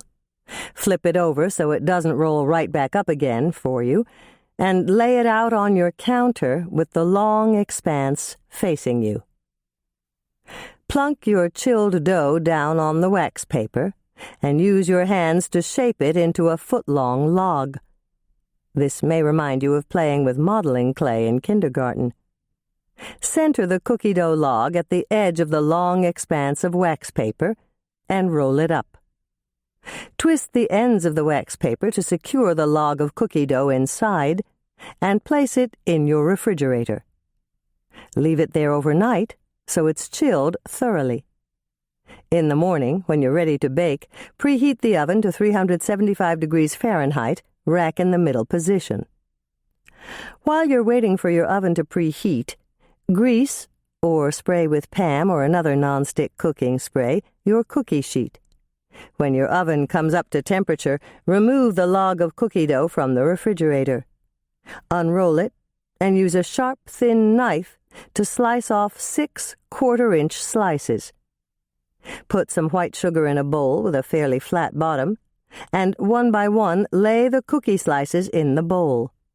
Flip them over to coat the other side with sugar, and then place them 2 to 3 inches apart on the cookie sheet. A standard-size cookie sheet will hold 6 of these large cookies. Bake at 375 degrees Fahrenheit for 8 to 10 minutes, or until slightly brown around the edges. Mine took the full 10 minutes. Remove the cookies from the oven, leave them on the cookie sheet for a minute or two to set up, and then use a flat metal spatula to remove them to a wire rack. Cool the cookies completely, and then store them in a tightly covered container or cookie jar. It doesn't really matter which way you choose to prepare the cookie dough for baking. Whether you roll them out with a rolling pin, form them into dough balls, or slice them, the bake time will be approximately the same. The cookies will be delicious, and the yield will remain approximately the same. Yield 3 dozen large, big, soft, chewy molasses oatmeal cookies. Hannah's second note. Lois told Grandma Knutson that these were her dad's favorite cookies. We can certainly see why. Hannah's third note. My great-grandmother, Elsa Swensen, had a trick for keeping cookies like this soft and chewy. She put some orange or lemon peel in the bottom of her cookie jar. The moisture in the citrus peel kept the cookies soft, and any slight orange or lemon flavor the cookies absorbed was all to the good. When citrus fruit wasn't in season in Minnesota, she used a chunk of apple to keep the cookies moist. Chapter 12. Are you okay? Norman asked when she opened her condo door at 7 that night. I think so. Hannah thought about his comment for a moment. Don't I look okay? You look great. You know I love to see you wear that outfit. Hannah smiled, but she declined to do the little pirouette that was called for by his compliment. Her heart was too heavy for that. I love this skirt and sweater set, she said. I wore it because I needed... What? Norman asked when her voice trailed off. I guess I needed a little cheering up. Then that's exactly what I'll do, Norman promised. Let me get your coat and we'll go. I know what happened this afternoon, Hannah, so we can talk over dinner and sort things out. It wasn't exactly a miracle, but it felt like one to Hannah, as she thrust her arms into the dress coat Norman held for her, watched him toss Moisha several fish-shaped kitty treats to keep him busy while they were gone, and escorted her out the door. One thing about Norman, he always seemed to know what she needed. And this time, the gorgeous enough to be a model Dr. Bev didn't enter into the equation. Norman was here, and Hannah planned to keep him with her for a good long while. Dr. Bev was home alone. She had to be. Mike was tied up with Reverend Matthew's murder, so Dr. Bev would just have to cool her heels. It's good to see you smiling, Norman said, opening the passenger door for her. That's because I'm with you, Hannah said, and left it at that. It was true. She always felt better when she was with Norman. There was a second factor that accounted for her improved mood, but Hannah decided not to mention that the image of Dr. Bev languishing in her apartment alone made her feel much better. Hannah? We're here. A voice roused Hannah from her extremely pleasant nap. It was a nice voice, a caring voice, and for a moment she thought her father was waking her in the morning so that she could get ready for school. But it wasn't her father's voice. It was Norman. And she'd fallen asleep on their first date in a whole month. Oh, Norman, I'm so sorry. I didn't think I was that tired, but... Why are you parking here? It's a loading zone. I called Sally and cleared it. She said there won't be any deliveries tonight. I didn't want you to have to walk all the way from the parking lot. Thank you, Norman. Hannah gave him a big smile, even though the cold night air might have chased away the cobwebs in her mind and the almost overwhelming urge to go back to sleep. But even the short distance from the car to the front door of the inn did the trick. By the time Norman opened the door, Hannah was feeling much more alert. Once they'd hung up their coats and switched from boots to the shoes they'd brought with them, Hannah and Norman headed straight for the dining room. As they stepped inside, Sally greeted them. "I was wondering when you'd get here," she said. "I have a new dessert tonight, and there are only a few servings left. Do you want me to save you a couple?" Norman nodded. "That would be great. What is it?" "Pear crunch pie. It's Rana's recipe. You remember her, don't you, Hannah? She managed the whole place for me during our first year." "I remember. You were fit to be tied when she retired and moved to California." "What's the best thing on the menu tonight, Sally?" Norman asked her. "Hannah needs to relax with a nice glass of wine and some really great comfort food. And actually, I could use the same thing. Not the wine, though. It's fizzy water for me.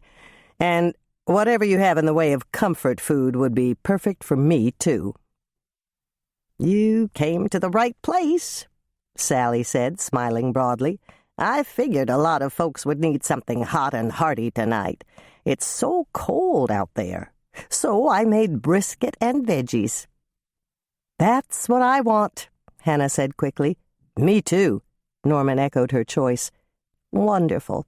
Just relax and leave everything to me." Sally turned to pat Hannah's shoulder. "I saved one of the private booths for you. That way nobody can come to your table to ask you questions." Hannah was grateful. She hadn't even considered that possibility, but Sally was right. Everyone from Lake Eden would want to hear the story of how she found Reverend Matthew's body. "Thanks, Sally. That was really thoughtful.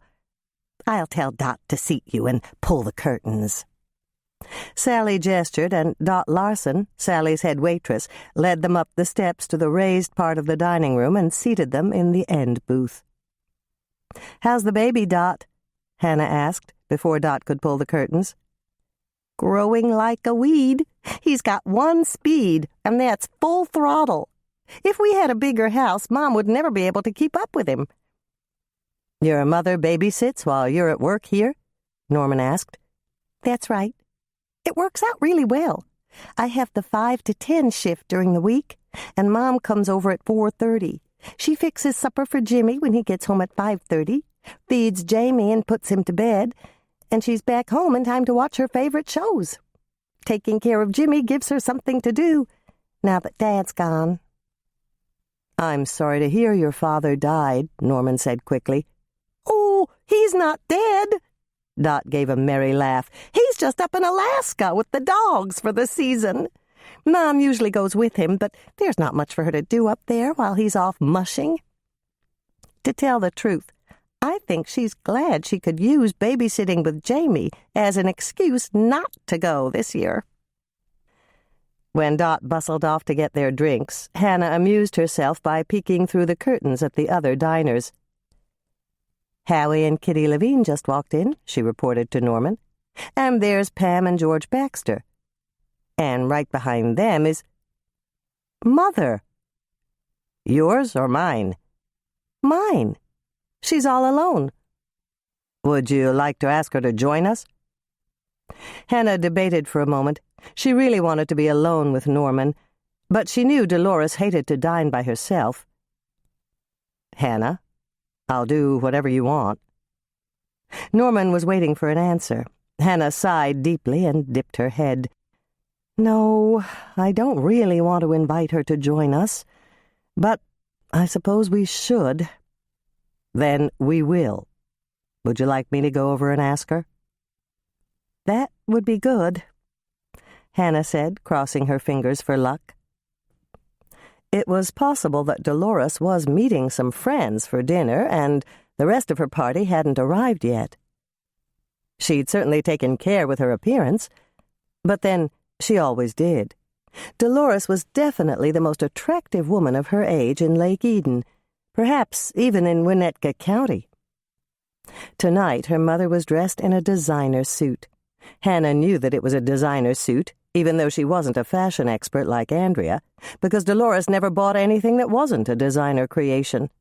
Tonight's outfit was made of soft green wool in a superfine weave that reminded Hannah of Luna moths with gossamer wings. It was a shade of green that was lighter than an avocado and darker than the sprout of a crocus when it poked its head above ground in the spring. Only Dolores could get away with wearing such an unforgiving material and style. The jacket was nipped in at the waist, setting any excess pounds on display for all to see. Dolores, of course, had none. The skirt was pencil-thin and would show any imperfections. Dolores, of course, had none. In short, Dolores Swensen looked ravishing. Her hair was perfect, her makeup was flawless, and her appearance was top of the line. She'd obviously taken time to get ready for tonight's dinner, and Hannah was curious to see who her dining companion, or companions, would be. While Norman was gone, their drinks arrived. Dot brought sparkling water with a wedge of lime for Norman, and what she said was Sally's favorite estate melon wine from DePonte Cellars in Dundee Hills, Oregon.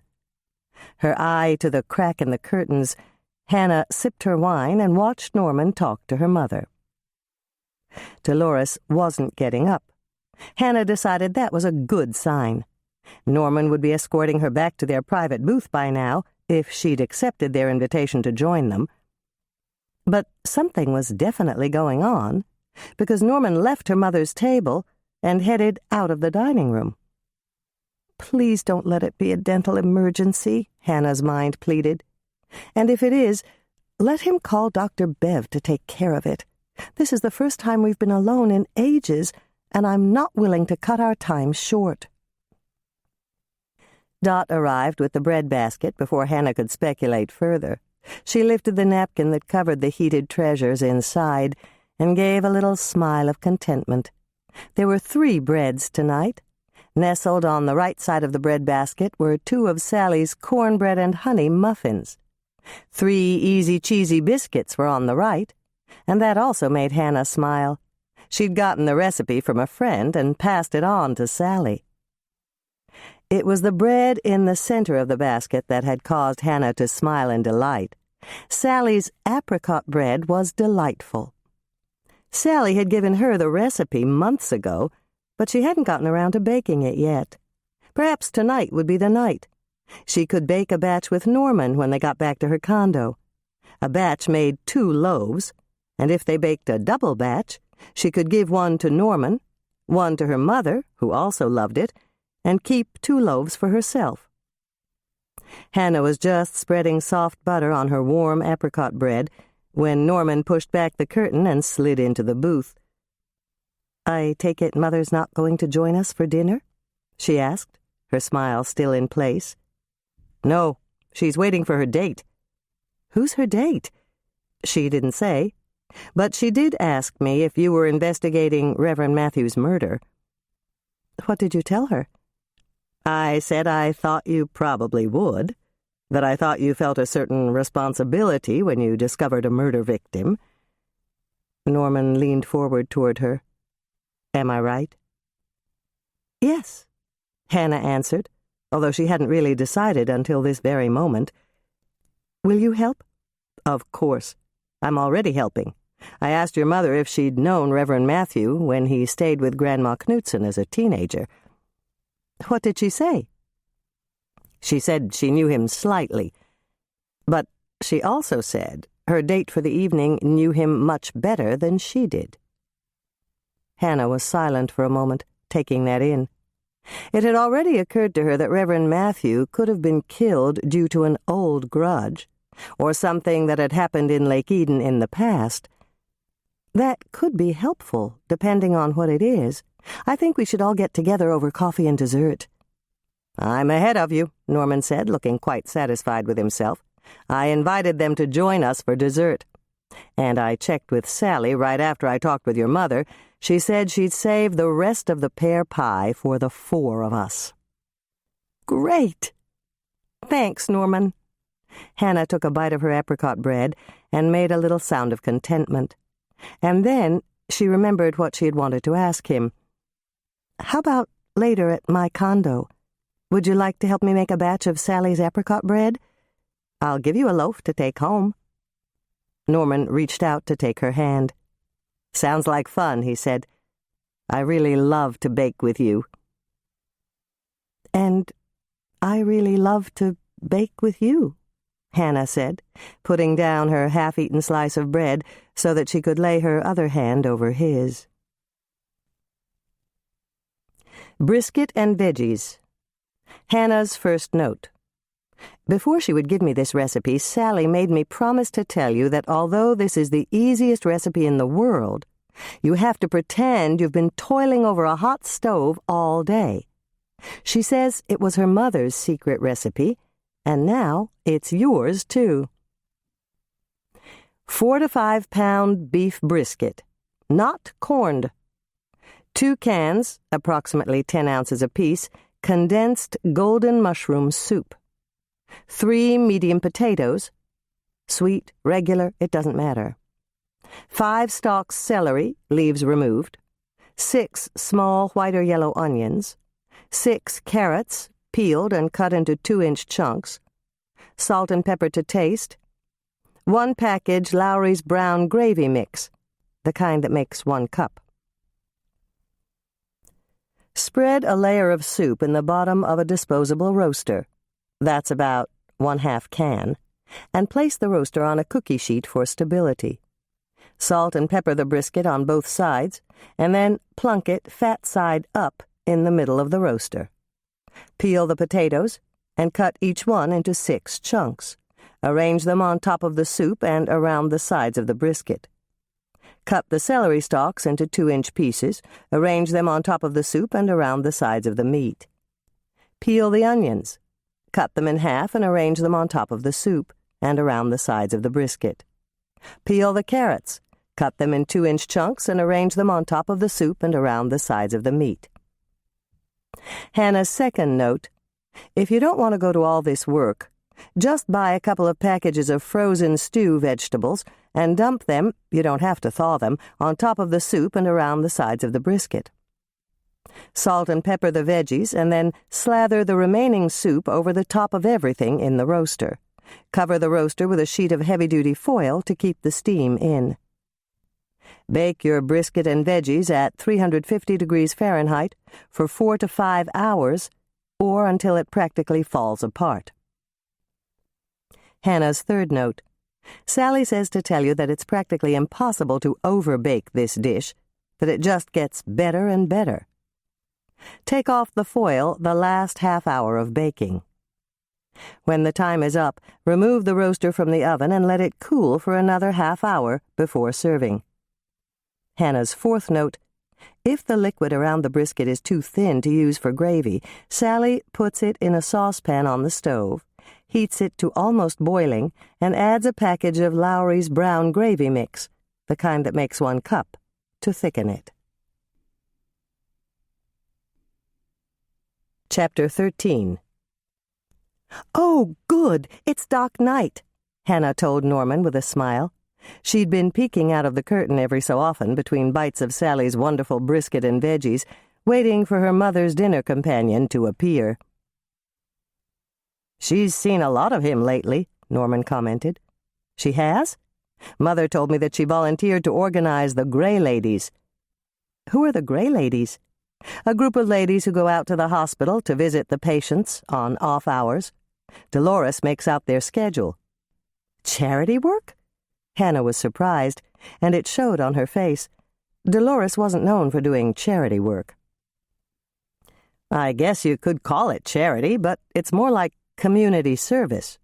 The patients in the hospital get lonely, and Doc keeps strict visiting hours.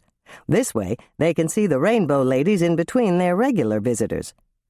Hannah was confused. "Wait a second. You said they were Gray Ladies." "They were, but your mother changed the name." "Why did she do that?" "They used to wear gray smocks. Can you imagine your mother wearing a gray smock?" "No, I really can't," Hannah said quickly. Her mother was fond of colorful clothing, and she didn't consider gray a color. Mother said Dolores went to Claire's shop, and they ordered brightly colored jackets for all of the volunteers. They're lightweight and washable, so the Rainbow ladies wear them over a black top and black pants. Mother just loves hers. It's turquoise, and that's her favorite color. Your mother brought a color wheel to their first meeting, and everyone chose a favorite color. Hannah glanced out through the curtains again. Her mother was deep in conversation with Doc Knight. Perhaps they were discussing the Rainbow ladies. Norman waited until she'd taken her last bite of brisket. "Do you have any leads yet?" "Not yet. I haven't even started." "Did you bring your murder book with you?" Hannah reached down to pat the leather saddlebag-sized purse that her mother and Andrea kept trying to replace. She readily agreed that it was ratty, her mother's word for all the scratches on the leather, but everything she needed to survive was in there, and then some. "Do you want to brainstorm about it now, before your mother and Doc join us? Or would you rather just relax?" "Brainstorm," Hannah said instantly, reaching into her purse for her shorthand notebook and a pen. "First, let me describe the scene of the crime, and then you can help think of possible motives." Describing the scene didn't take long. Hannah had already done it twice in the past 6 hours, once in response to an official interrogation by Mike, and once at the cookie jar for Lisa. Each time she described it, it got a little easier, and she wondered if she was becoming jaded. She hoped not. Violent death was nothing to take lightly. "And the murder weapon was a gun?" Norman asked when she'd finished. "Yes, and he fell forward on the desk." "Did they find the murder weapon?" "No. I asked Mike about that, but just as soon as the autopsy is—" "Doc!" Norman gave a little laugh. "Yes, Doc. He'll probably tell us his opinion. Doc's seen a lot of gunshot wounds as county coroner, and chances are he'll be right. It'll give us something to go on until the ballistics lab sends their report. Mike said that would take at least 3 days, maybe as long as a week." Norman was silent as Dot arrived. She cleared their plates and told them that Dolores and Doc would be joining them in 5 minutes or so. Then she left with Norman's credit card. "Let's talk about motives while we're waiting for them," Norman suggested. "Why would anyone want to kill a minister?" "Maybe it had nothing to do with the fact that Reverend Matthew was a minister. Don't forget that he lived here for a year when he was a senior in high school. Maybe someone with an old grudge seized the opportunity and killed him." "Okay, old grudge. What kind of old grudge?" "I don't know. It could be jealousy. Grandma Knutson said that when Matthew was a senior at Jordan High, he was the quarterback, and he dated the head cheerleader. She also said that the principal at the time thought Reverend Matthew's cousin, Paul, was jealous of the time they spent together." Norman thought about that for a moment. But why would Cousin Paul wait all these years to kill Reverend Matthew when the Reverend didn't end up marrying the cheerleader? And if Cousin Paul was jealous of the time Reverend Matthew spent with the cheerleader, why didn't he kill the cheerleader? "I don't know. Those are good points. I guess we'll have to leave Paul out of it. No one knows where he is anyway. Reverend Matthew hired a private detective to find him when Paul's mother was dying, but the detective couldn't find Paul. The trail went cold at the state prison in Iowa, right after Paul was released." "Hold the phone.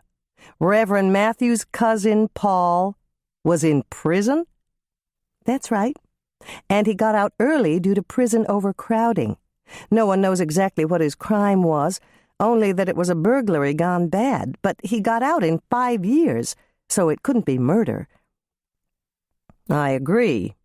I think we can write off Cousin Paul. Do you know if Reverend Matthew had any enemies when he was here in Lake Eden as a teenager?" "Grandma Knutson didn't think so, but she wouldn't necessarily know. She was busy with her husband and the church, and Teenagers, especially ones whose parents are thousands of miles away, don't usually confide in relative strangers. Right. We need to find a list of Matthew's classmates and see if any of them are still around. They may remember something. Good idea. Hannah gave him a big smile, and then she jotted it down. Norman had said, "We need to find a list of Matthew's classmates." His use of the plural pronoun meant that Norman wanted to be a part of her investigation. "Marge Beesman has a shelf full of Jordan High yearbooks down at the library. All we have to do is find the right year. First thing tomorrow morning, I'll run over to the library to check. Bev can cover for me. Marge may even remember Matthew." "It's possible. She's lived here all her life. We can ask Lisa's father, too." Norman looked concerned. He knew Lisa's father had been diagnosed with Alzheimer's. "Do you think Jack will be able to tell us?" "Maybe, if it's a good day. And if it isn't, we'll come back the next day." "This is a strange case," Norman said, his brows furrowing slightly. "It's almost as if we're investigating 2 murders." "One back when Matthew was in high school, and the other in the present?" Hannah guessed. Exactly right. Reverend Matthew was killed in the present, but the motive for his murder could be in the past. On the other hand, the motive could be right now in the present. And you know what that means. "Double the work," Hannah guessed. "That's right. You're really going to need me to do legwork for you this time around." "I certainly am," Hannah said, noticing that Norman looked very pleased with himself. He really did like to help her, and there was no denying that they made a good team. "Bev can take over for the week," Norman said, drawing out his cell phone. "I'll tell her not to overbook, and if she gets in a jam with too many patients, she can always bring in Doc Bennett to help her. That way, I can be all yours for the week. Sound good?" "Sounds great," Hannah said, wishing he hadn't added the words, "for the week." "Do you mind if I call her right now?" "Not at all," Hannah said, wondering how Dr. Bev would take the news that Norman wouldn't be in at all this week. Would she be jealous that he was Hannah's for the week? Or would she console herself with Mike when he came home from work at night? "Hello, darlings," Dolores greeted them as she slid into the booth with Doc Knight. The next thing she did was to reach out to pat Hannah's hand. "I heard all about it from Lisa. What a terrible experience for you. Are you all right?" "Yes, I'm all right, at least for now." Of course you are. You're with Norman. Dolores turned to Norman. You take care of my little girl now. Little girl? Hannah couldn't stop her incredulous question. Sorry, dear, but I do get so worried about you all alone. Andrea's got Bill, and Michelle's got those friends of hers living with her at college, but you've got no one. Norman reached for her other hand, which was resting on the bench seat between them, and gave it a firm squeeze. Hannah knew what that meant. Hannah should remain silent because protesting that she wasn't lonely would do no good. Her mother would go on in the poor, lonely Hannah vein until she'd exhausted the subject. Enough, Dolores, Doc Knight said, entering the conversation for the first time. And then, before anybody could say anything else, Dot arrived with their coffee and dessert. Dot began by filling their cups and spooning on sweetened whipped cream with a little brown sugar sprinkled on the top. Once she'd served coffee to everyone, Dolores turned to Hannah. I wish you could make this for my launch party, dear. Sally's Cinnamon Supreme coffee is my very favorite. You'll like the pear crunch pie, too, Dot promised, cutting 4 generous pieces and transferring them to dessert plates. Just try it. It's one of my favorites.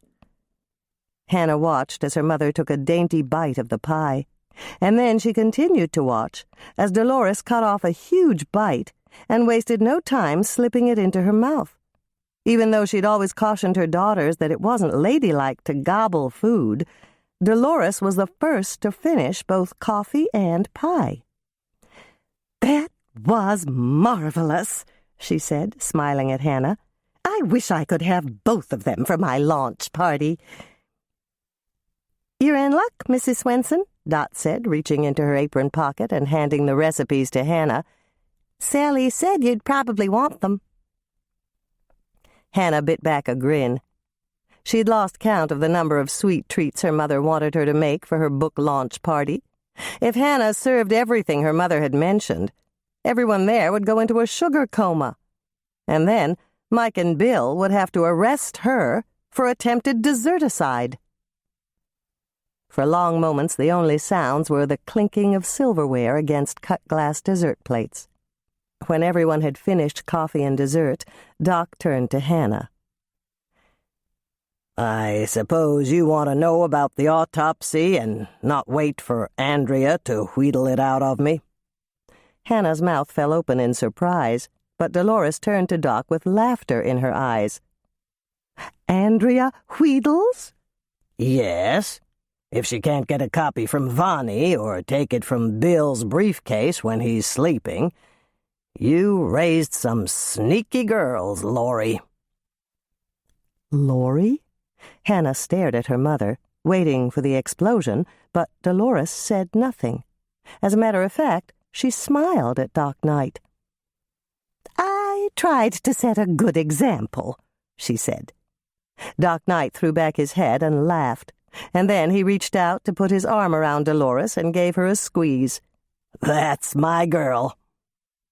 His girl? This was too much information for Hannah, who exchanged shocked looks with Norman.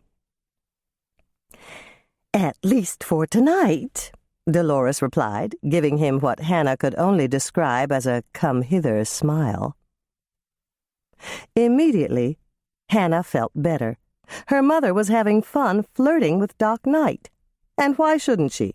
Hannah had seen her flirt with Joe Dietz and Bud Hogue, to name only a few of the men her mother had dated in the past few months. Hannah was pretty sure they were all just friends, but if they weren't, she'd simply have to deal with it. If anyone had asked, she would have admitted that it was a bit disconcerting watching her well-over-50 mother flirt with local men, but Hannah was glad her mother was having a good time. "What was your estimate of the time Reverend Matthew died?" Norman asked Doc. "Between 12 and 2. "But I was there at 12:30, and he was already—" Hannah stopped speaking as the light dawned. "You mean early on Sunday morning?" "That's exactly what I mean. When you found the body, he'd been dead at least 12 hours. Maybe a little longer." "But how could you—" Hannah cut off her question as she noticed her mother's expression. "Never mind. That's too much information, and we don't really need to know." "Thank you, dear," Dolores said, giving her daughter a grateful glance, and then she turned to Doc. "I have a question for you." "Ask away," Doc said, smiling at her. "I'd like to know if he got to eat any of that luscious cake Hannah found at the scene. Only as a matter of curiosity, of course. And I don't want to know the details of how you could tell." "Yes, he had a bite or two." "Did the killer eat cake before he murdered Reverend Matthew?" Hannah sat back, waiting for the answer. Doc gave a little laugh. "I'm a doctor, not a psychic. There's no way of telling." "I'm glad we had pie and not cake," Norman said, and everyone laughed. Hannah gave him an approving glance, and then she asked Doc another question. "Do you think I could get a copy of the autopsy report?" Doc shook his head. "I can't do that, Hannah. Besides, you don't need it. Your sister already got a printout from Vonnie." Hannah smiled. Andrea was really on the ball. She'd known that Hannah would investigate Reverend Matthew's murder, and she was already collecting official reports for her. "Before you came to join us, Norman and I were talking about possible motivations for Reverend Matthew's murder, we decided it could be something current from his return here as a substitute pastor, or something that happened in the past, when he went to Jordan High as a senior. Or something completely unrelated to Matthew Walters at all. Doc suggested a third possibility. But how could that be? Dolores asked him. Let's say that someone broke into the church in the middle of the night, not knowing that he was there in the church office. It could have been a botched burglary, and whoever it was didn't want to leave a witness. Hannah immediately thought of Matthew's cousin, Paul. He'd been convicted due to a burglary gone bad. She looked over at Norman, knowing the same thought was running through his mind, and he gave a little shake of his head to remind her they'd decided that Paul wasn't a viable suspect. "What would someone break into a church to steal?" Dolores asked. "The collection money?" Doc suggested. Hannah thought about that for a moment. That makes sense. The church was packed on Sunday because we held Reverend Bob and Claire's Bon Voyage party right after the service. There would have been more money than usual. "You're good at this, Doc," Dolores complimented him. "Thanks. I should be good at it, after all the practice I've had." "You've solved crimes before?" Norman asked him. "No, but it's a lot like diagnosing a patient. You add up all the facts, eliminate the diseases that don't fit the profile, and test for the ones that do. That's what I'm trying to teach my interns. Marlene's getting good at it, but Ben still has a ways to go." Doc reached out for the coffee carafe to pour more for Dolores and then offered it to Hannah and Norman before he filled his own cup. "Lori thought you'd want to know about how Matthew got the quarterback job on the Lake Eden Gulls." "Please tell me," Hannah said, flipping to a fresh page in her shorthand notebook and reaching into her purse for her pen. Sally's Cinnamon Supreme Coffee. Hannah's first note. Sally uses a drip coffee maker to make this coffee. She has a 30-cup pot, but I've reduced the recipe to fit in a household drip coffee maker. 4 whole cinnamon sticks, 3 tablespoons brown sugar, well packed, 1 teaspoon ground cinnamon, 1 cup freshly ground coffee. Sally uses French roast beans and grinds her own. 10 cups water. Place the cinnamon sticks and the brown sugar into the glass or metal carafe. If your coffee maker uses a filter, place it in the brew basket. Then put the freshly ground coffee and the ground cinnamon inside the basket. Pour in 10 cups of water and turn on the coffee maker. Let the water drip through completely. Remove the carafe with the freshly made coffee and stir it to dissolve the brown sugar. Put it back on the heated pad at the bottom of the coffee maker. It should sit there for at least 5 minutes so the flavors will meld. This coffee is best topped with sweetened whipped cream. Use 1 cup of whipping cream, 2 tablespoons powdered sugar, and 1/2 teaspoon vanilla extract. Whip it up and place it in a pretty bowl so that people can top their coffee with it. Hannah's second note. If you really truly don't feel like making sweetened whipped cream, you can buy it in a tub or a canister. Although sweetened whipped cream is always better when it's homemade, this coffee is so tasty, the ready-made sweetened whipped cream will be fine. To serve, pour the coffee into a serving carafe, or if you're making just 1 pot, use the carafe from the coffee maker. Transfer the cinnamon sticks to whichever carafe you use. This coffee will just get better and better as it sits. Pour generous cupfuls and top with sweetened whipped cream. If you like, sprinkle a bit of brown sugar over the top of the sweetened whipped cream for an extra treat. Yield.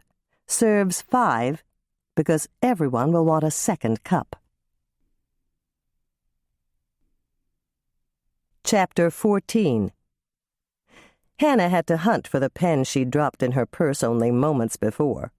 The roomy interior of her saddlebag-type purse reminded her of a claw arcade game. You operated the steam shovel to grasp a prize from the jumble of items in the glass box. Sometimes you lucked out and managed to get what you wanted. Other times you came up with a prize you could easily live without. This time Hannah was lucky, and she drew out the pen she wanted on the very first try. "Ready?" Doc asked her. "Yes."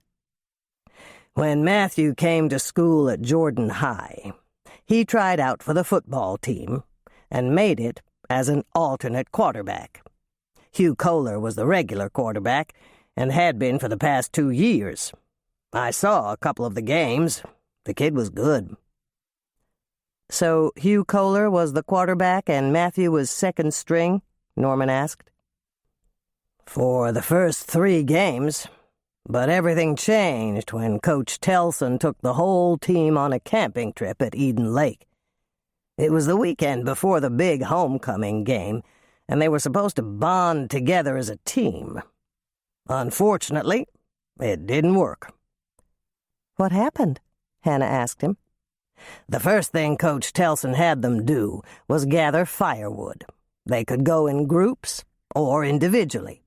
He said later that he did it to see which boys worked best together and which boys preferred to go it alone. I asked him why, and he told me that it would help him make decisions about which boys to play in certain positions." "Okay," Norman said, but he didn't sound convinced. "What did he say about Matthew?" "He said that Matthew went off alone, and so did Hugh. Hugh's younger brother, Adam, stood there for a minute, and then he went off alone, too. The same for Matthew's cousin, Paul." "Paul was there?" Hannah was surprised. Grandma Knudsen hadn't mentioned that he'd played football. "Paul was on the junior varsity team. I don't think he got in more than a few minutes of playing time, but any boy who wore a uniform was there."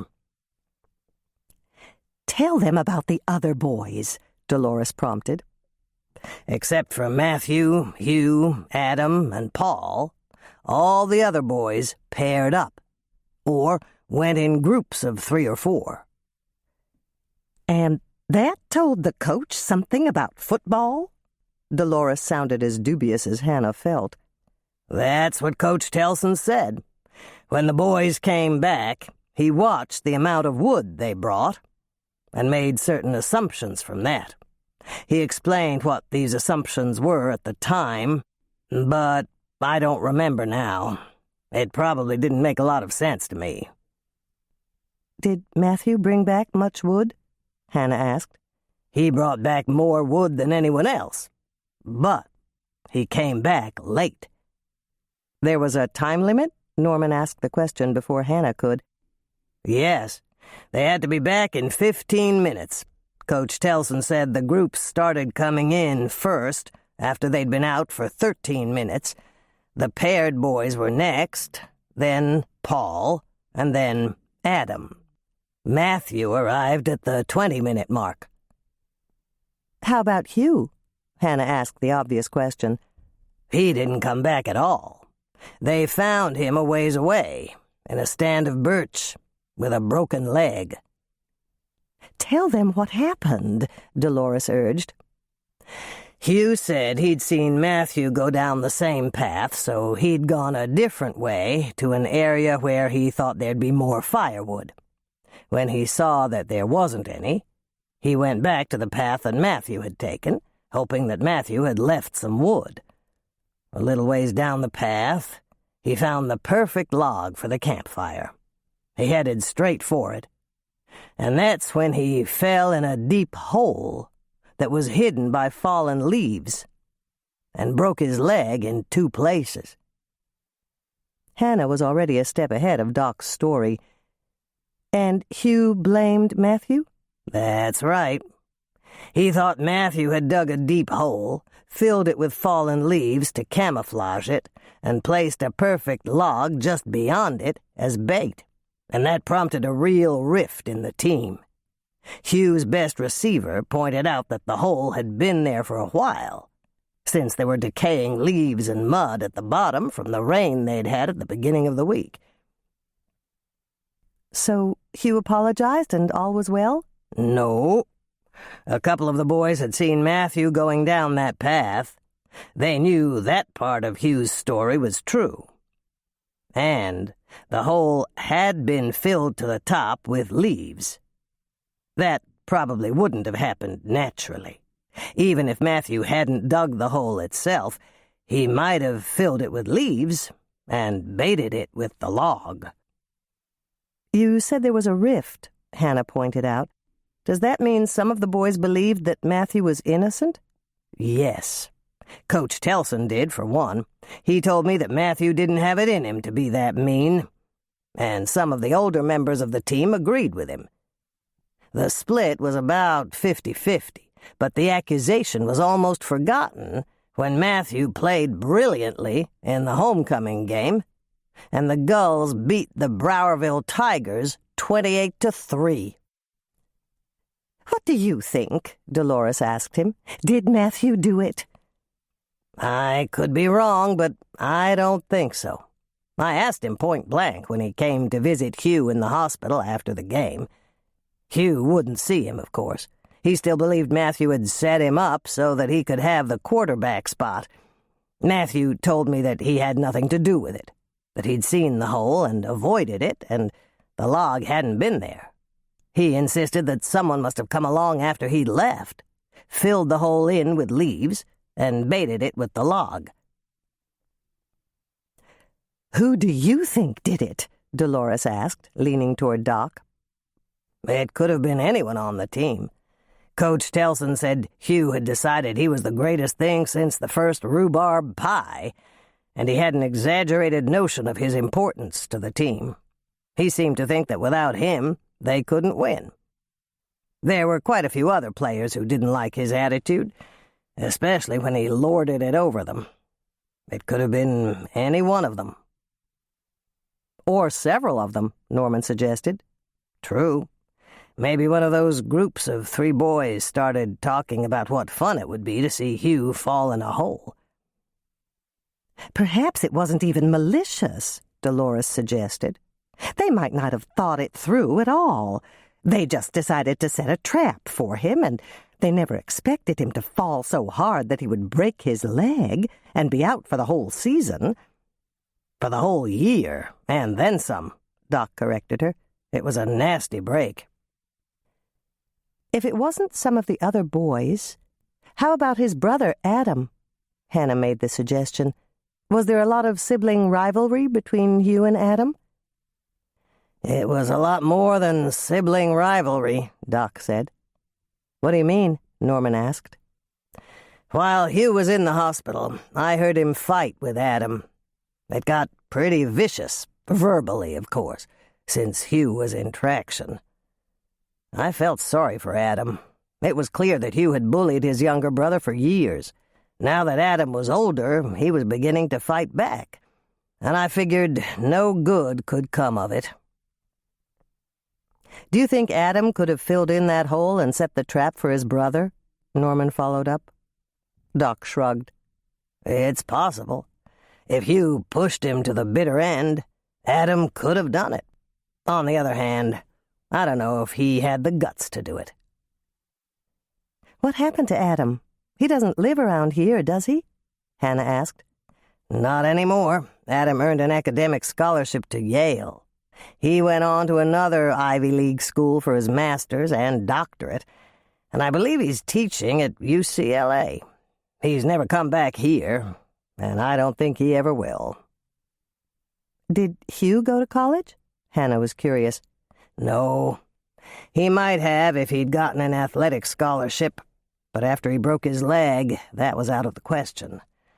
It took him a year to recover, and no college coach wanted to take a chance on a quarterback with a pin in his leg. He must have been bitter about that, Dolores ventured. Oh, he was. Or maybe I should say, he is. He's sure that broken leg ruined his life, and now he's saddled with a bad back on top of it. Doc Knight paused for a sip of his water.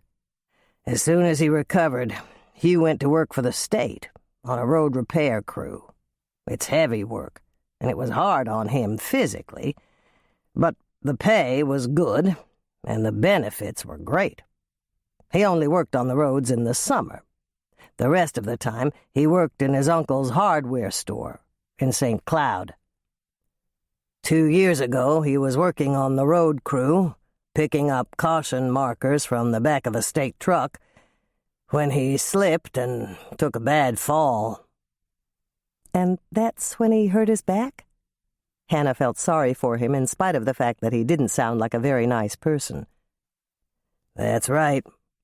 They did x-rays and performed surgery, but the fix didn't work. Back surgery's still risky, especially for a 6-foot, 230-pound guy. I would have warned him against it, but he didn't ask me. And now he's living in the family cottage out at Eden Lake, getting state disability. Is he badly injured? Norman asked, and Hannah knew exactly what was running through his mind. If Hugh blamed Matthew for the origin of all his troubles, he'd have a motive for murder. Was Hugh capable of walking into the church in the middle of the night and killing Reverend Matthew? I don't know. I haven't seen him since he came back here to Lake Eden. He's holed up out there like a hermit, feeling sorry for himself, no doubt. Hugh's always been good at self-pity. Not that he doesn't have his cross to bear. He does. Do you think he still hated Matthew enough to kill him for something he thought Matthew did all those years ago? Hannah asked. Doc considered that for a long moment, and then he nodded. Oh, yes. In my opinion, Hugh's not quite right in the head. But I could be wrong. Maybe you two should check him out and see for yourselves. Pear Crunch Pie. Preheat oven to 425 degrees Fahrenheit. That's a very hot oven. Rack in the middle position. The crust. 1 9-inch deep dish pie shell, unbaked. If you're pressed for time, you can buy a frozen one at your grocery store. The topping. 1 cup all-purpose flour. Scoop it up in a measuring cup and level it off with a table knife. 1/2 cup brown sugar. Pack it down in the measuring cup. 1/4 teaspoon cinnamon. 1/4 teaspoon nutmeg. Freshly grated is best, but only use 1/8 teaspoon. Unlike some herbs and spices, freshly grated nutmeg is stronger than dried. 1/2 cup salted butter, 1 stick, 4 ounces, 1/4 pound, cut into small pieces. 1/2 cup chopped pecans, measure after chopping. The filling. 1 large, 20½ ounces, pear halves, in syrup or juice. 1 small, 8½ ounces, pear halves in syrup or juice. 1/4 cup white granulated sugar. 2 tablespoons, 1/8 cup cornstarch. 1/8 teaspoon nutmeg, half that amount if you use freshly grated. 1/8 teaspoon salt. 1 1/2 cups pear liquid. If you don't have enough, fill in with water. 1 tablespoon salted butter, that's 1/8 of a stick.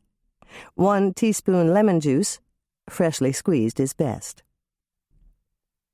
You're going to make the topping first, and that's easy.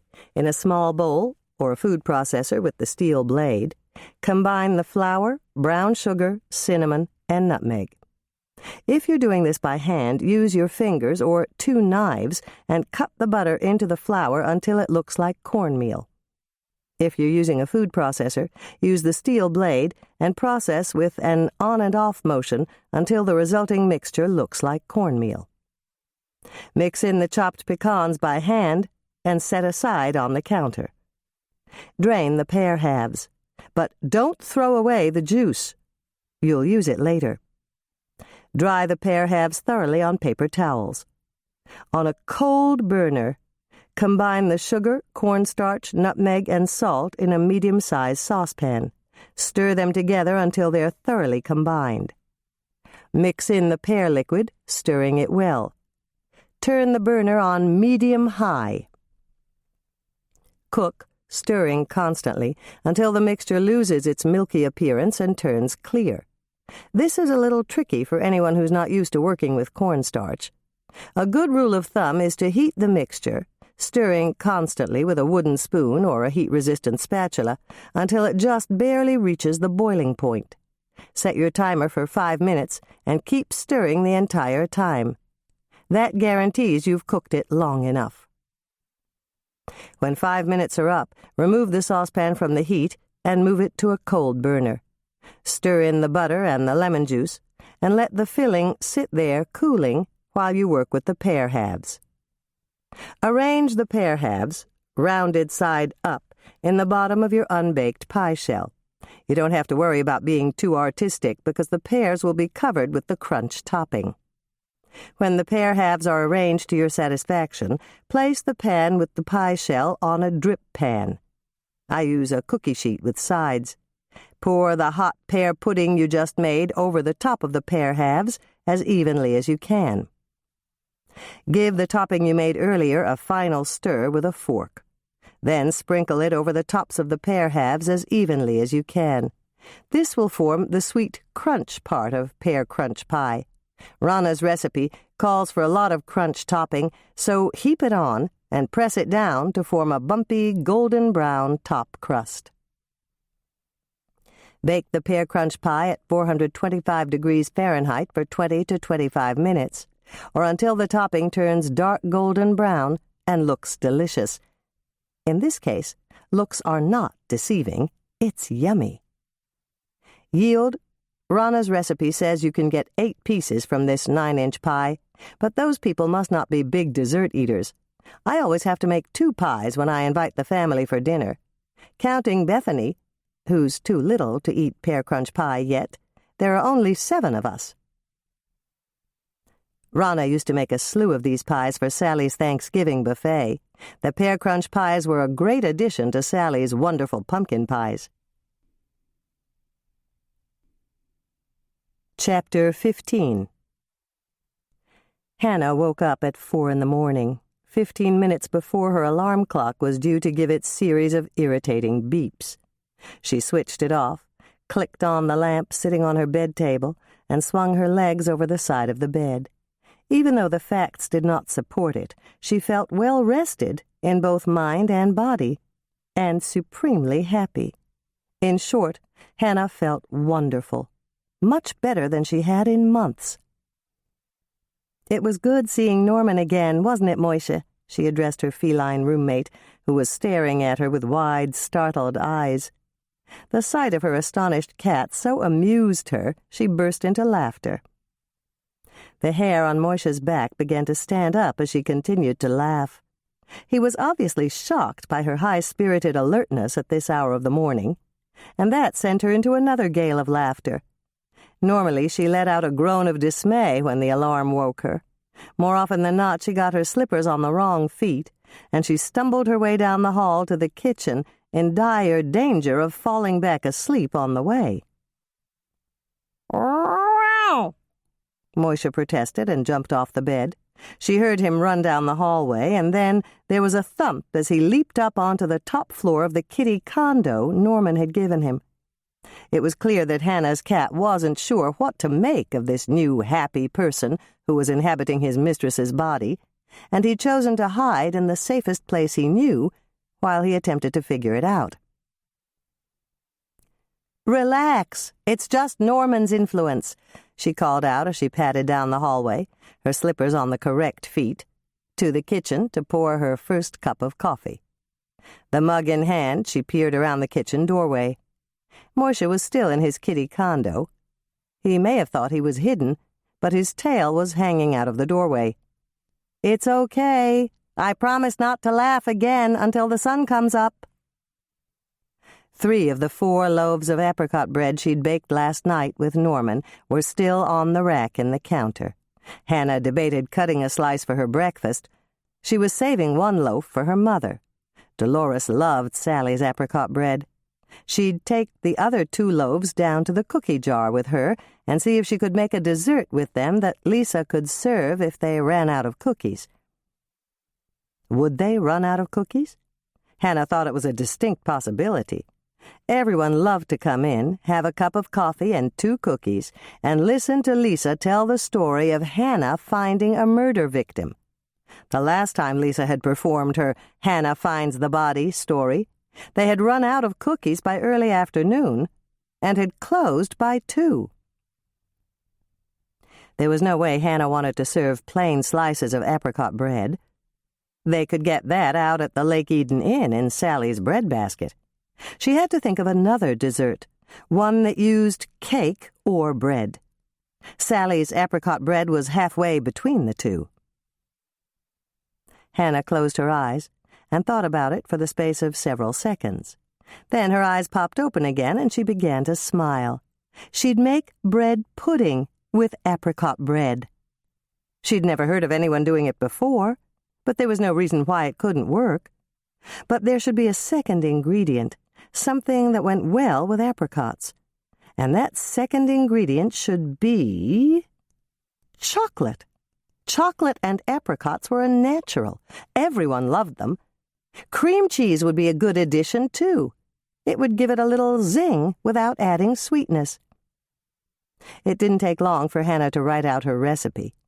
It would have to be tested, of course, and there was no time like the present. Less than 5 minutes later, she'd made the syrup, sliced the apricot bread, and was preparing to assemble her dessert.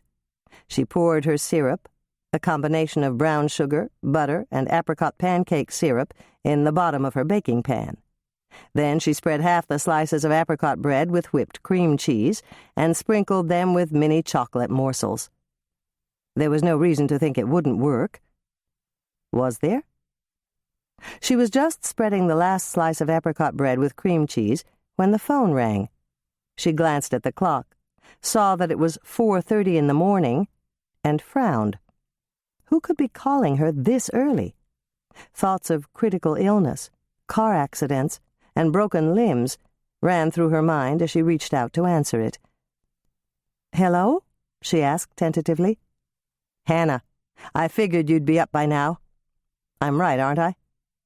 "You're right," Hannah said with a smile. It was Norman, and she was glad to hear from him. "What are you doing up this early?" "I was doing a little research online. I woke up with an idea, and it panned out." "How so?" "I'll tell you when I see you. How about breakfast at the corner tavern?" Hannah glanced over at the preparations she'd made. Everything would keep, but she hated to stop now before she'd even tested her new recipe. "I'd love breakfast, but I really should get down to the cookie jar. I'm testing a new recipe." "Okay. You go test your recipe and I'll bring you breakfast. How about bacon and cheese scrambles?" Hannah's stomach gave a little growl of hunger before she could even say that it was her favorite breakfast dish. "Sounds good to me," she said instead. "How about Lisa? Will she be in early?" "I think so. She usually is." "I'll get one for her, too, and a big order of hash browns to go with it. Maybe a side or 2 of bacon, extra crispy, too. Is anybody else likely to be there that early? I can pick up more." Hannah thought about that for a moment. "I don't think so, but I don't know for sure." "Okay, if anyone else comes in, call me on my cell phone." "Will do." "What time shall I meet you?" "Let's see. I'll just finish up here, take a quick shower, and you can meet me there in—" Hannah stopped and looked up at her apple-shaped kitchen clock. As she did so, her eyes grazed the top of the refrigerator. Another sock ball. What in the world was going on? "You cut out for a minute there," Norman told her. "What time shall I meet you?" Hannah quickly calculated the time it would take her to drive to town, and how many batches of cookies there were to bake from the dough she'd mixed up last night with Lisa. She could be through assembling the bread pudding in 10 minutes, done with her shower in another 10, at the cookie jar 20 minutes after that, another 10 minutes for the oven to come up to temperature, and even allowing for traffic that shouldn't be present at this hour of the morning, car trouble she hoped would not occur, and other delays that might happen to slow down her departure or her arrival, she could be ready to eat breakfast with Norman by 6:30. Hannah? It took me a while to figure it out. How about 6:30? I'll be there. It's going to be great to see you, Hannah. Hannah was smiling as she echoed his sentiment and hung up the phone. Norman had spent hours with her last night, and he still thought that it would be great to see her this morning. What woman could ask for more than that? "It smells incredible," Lisa said, mixing up one of her favorite recipes, raspberry vinegar cookies. It should be okay. They're all good ingredients, and they go together, I think. "So do I, especially the chocolate and the apricots. Don't worry, Hannah, it's bound to be good." I'm not worried that it won't be good. I'm worried that it won't be spectacular. Lisa laughed. "Good will suit me, just... Is that somebody at the back door?"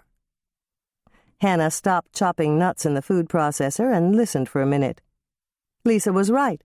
Someone was knocking. But it was much too early for Norman. Unless he just couldn't wait any longer to see her, and he'd rushed right over here and... "I'll get it," Lisa said when Hannah didn't move from her spot. She hurried to the door, pulled it open, and greeted whoever was standing there. "Hey! What are you doing up this early?" "Working. Is she here yet? There's one more thing I need to ask her." Hannah almost groaned. It was Mike. She wasn't upset to see him. That wasn't it at all. But if he had further questions for her, it would put a damper on their breakfast.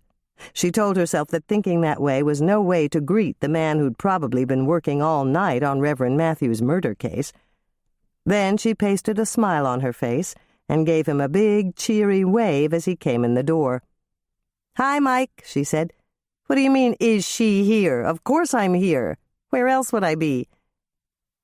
"Taking the day off to recover from shock?" Hannah shook her head. "No time for shock. We've got cookies to bake, orders to fill, and places to go." Mike walked over to put his hand on her shoulder. It felt good resting there, and Hannah had the crazy feeling that she was somehow being disloyal to Norman. That was absurd, but she was still uncomfortable. "You said you had a question for me?" "You bet. Do I smell apricots?" "You do." Hannah was torn for a moment, but her conscience prodded her into doing the right thing for the man who probably hadn't had time to stop to eat. "It's apricot bread pudding.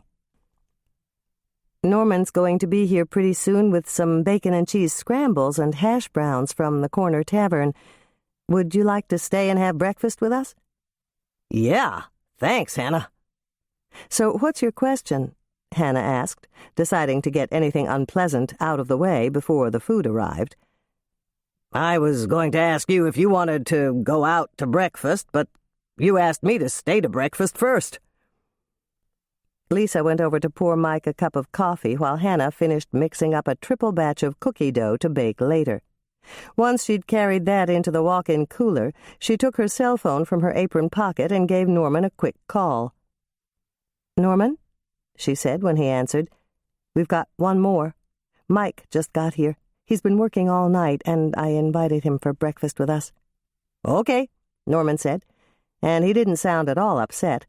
"I'll pick up some sausage, too, and maybe an order of biscuits and honey. He's bound to be hungry if he's been working all night.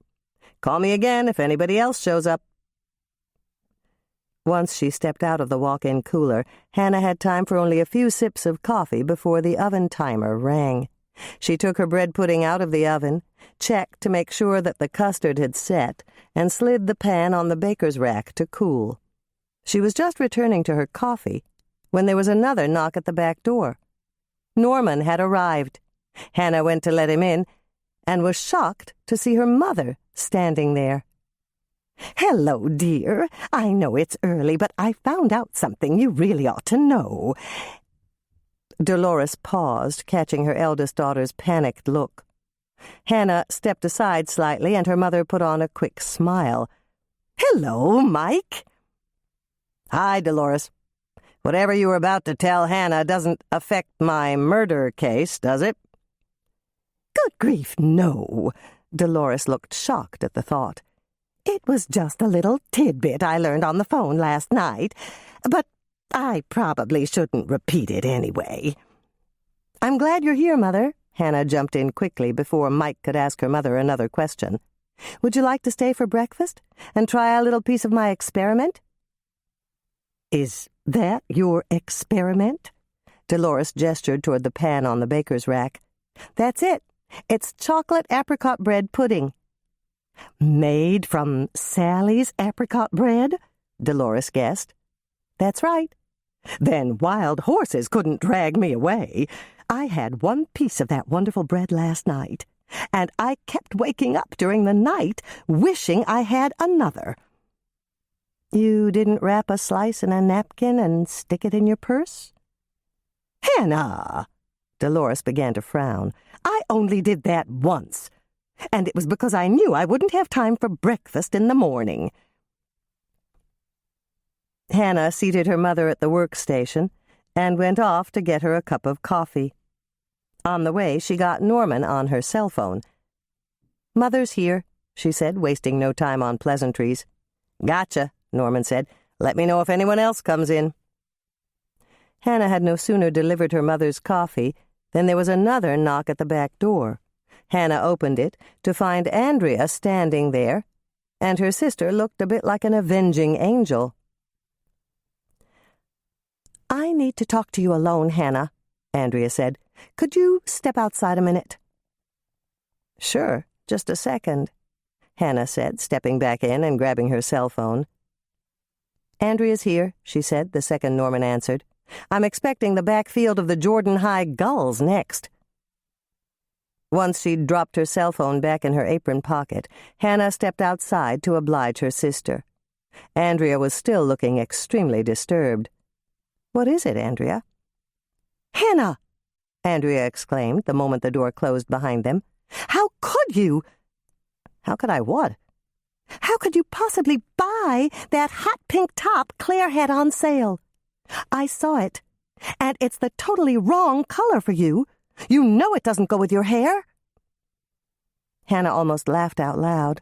Andrea looked fit to be tied. "You're right, Andrea. I know it doesn't go with my hair." "If you know it, why did you buy it?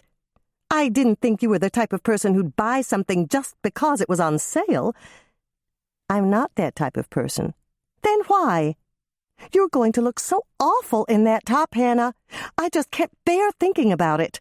Promise me you won't wear it anywhere in Lake Eden." "I promise." "Thank goodness." Andrea gave a huge sigh of relief. "And you won't wear it when you're with me, right?" "Right." "Are you going to wear it at home where no one can see you?" "No." "On a trip somewhere that I don't know about?" "No." "Relax, Andrea. I'm not going to wear it at all." "You're not going to—" Andrea stopped, and a puzzled expression spread over her face. "If you're not going to wear it at all, why did you buy it in the first place?" "To send to Edwina Gadsby for her birthday. She sent me one of the best recipes I've ever tried. Everybody loves Edwina's chocolate-covered raisin cookies." Bright spots of color began to appear in Andrea's cheeks. She was obviously embarrassed. "Sorry. I really thought you were going to— Well, you know what I thought. I'm sorry I jumped down your throat, Hannah. I was going over Claire's billing last night to see who might like something from the new shipment we just got in, and I saw your name, and then I realized what you'd purchased, and I guess I overreacted." "Just a bit. But that's okay. It's nice to know that the fashion police are on patrol. Come on in. Mother and Mike are here, and Norman should be arriving any minute." "Thanks," Andrea said, following as Hannah pulled open the door and stepped in. "What smells so heavenly?" "Chocolate apricot bread pudding. It's an experiment." "Can I help you taste test it?" "Yes, we're all going to have some." Andrea had just finished greeting Lisa, Mike, and their mother when Norman came in. "Good thing I got extra," he said, handing the takeout boxes from the corner tavern to Hannah. "It smells great in here." Lisa set out plates, silverware, and napkins, while Norman began to dish out the eggs, bacon, sausage, hash browns, and biscuits. He passed the plates to Hannah, who delivered them to the hungry guests. For long moments there was nothing said. Everyone was too busy eating. Then Norman broke the silence.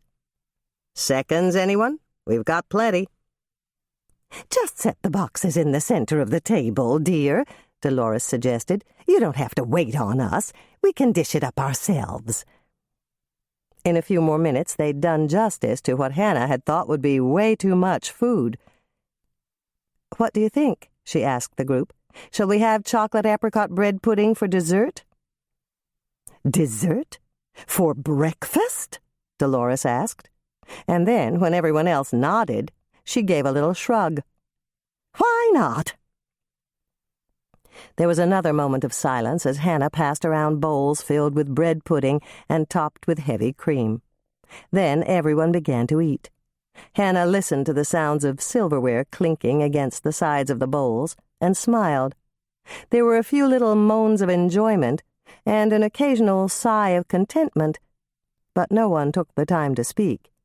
They were all too busy polishing off their desserts. Looking around at the happy and satisfied faces of her family and friends, Hannah knew that if she asked them to name their favorite meal, they'd all answer, breakfast, especially this breakfast. Sally's apricot bread. Preheat oven to 350 degrees Fahrenheit, rack in the middle position. 3/4 of a cup softened butter, 1 1/2 sticks, 6 ounces. 1 package, 8 ounces, softened cream cheese, the brick kind, not the whipped kind. 2 cups white sugar, granulated. 2 beaten eggs, just whip them up in a glass with a fork. 1/2 teaspoon vanilla extract. 1 1/2 cups mashed apricots. You can use fresh apricots and peel and slice your own, or you can buy them already sliced and prepared in the ready-to-eat section at your produce counter, or you can use canned apricots. I used well-drained canned apricots, 2 15-ounce cans, and pureed them in a blender. 3 cups flour. Don't sift. Pack it down in the cup when you measure. 1/2 teaspoon baking powder. 1/2 teaspoon baking soda.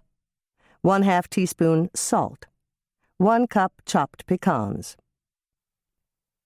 Hannah's first note. This is a lot easier with an electric mixer.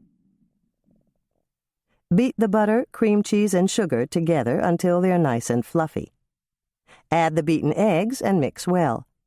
Add the vanilla extract and mix thoroughly. If you're using fresh apricots, peel and slice them. If you're using jarred or canned apricots, drain them thoroughly. Mash them in a food processor with the steel blade, or puree them in a blender, or squash them with a potato masher until they're pureed. Measure out 1 1/2 cups of mashed apricots, and add them to your mixing bowl. Mix well. In another bowl, measure out the flour, baking powder, baking soda, and salt. Mix them together. Gradually add the flour mixture to the apricot mixture, beating at low speed until everything is incorporated. Mix in the chopped pecans by hand. Coat the inside of 2 loaf pans, the type you'd use for bread, with Pam or another nonstick cooking spray. Spoon in the apricot bread batter, dividing it as equally as you can between the 2 pans. Bake at 350 degrees Fahrenheit for approximately 1 hour, or until a long toothpick or skewer inserted in the center comes out clean. Mine took exactly 60 minutes.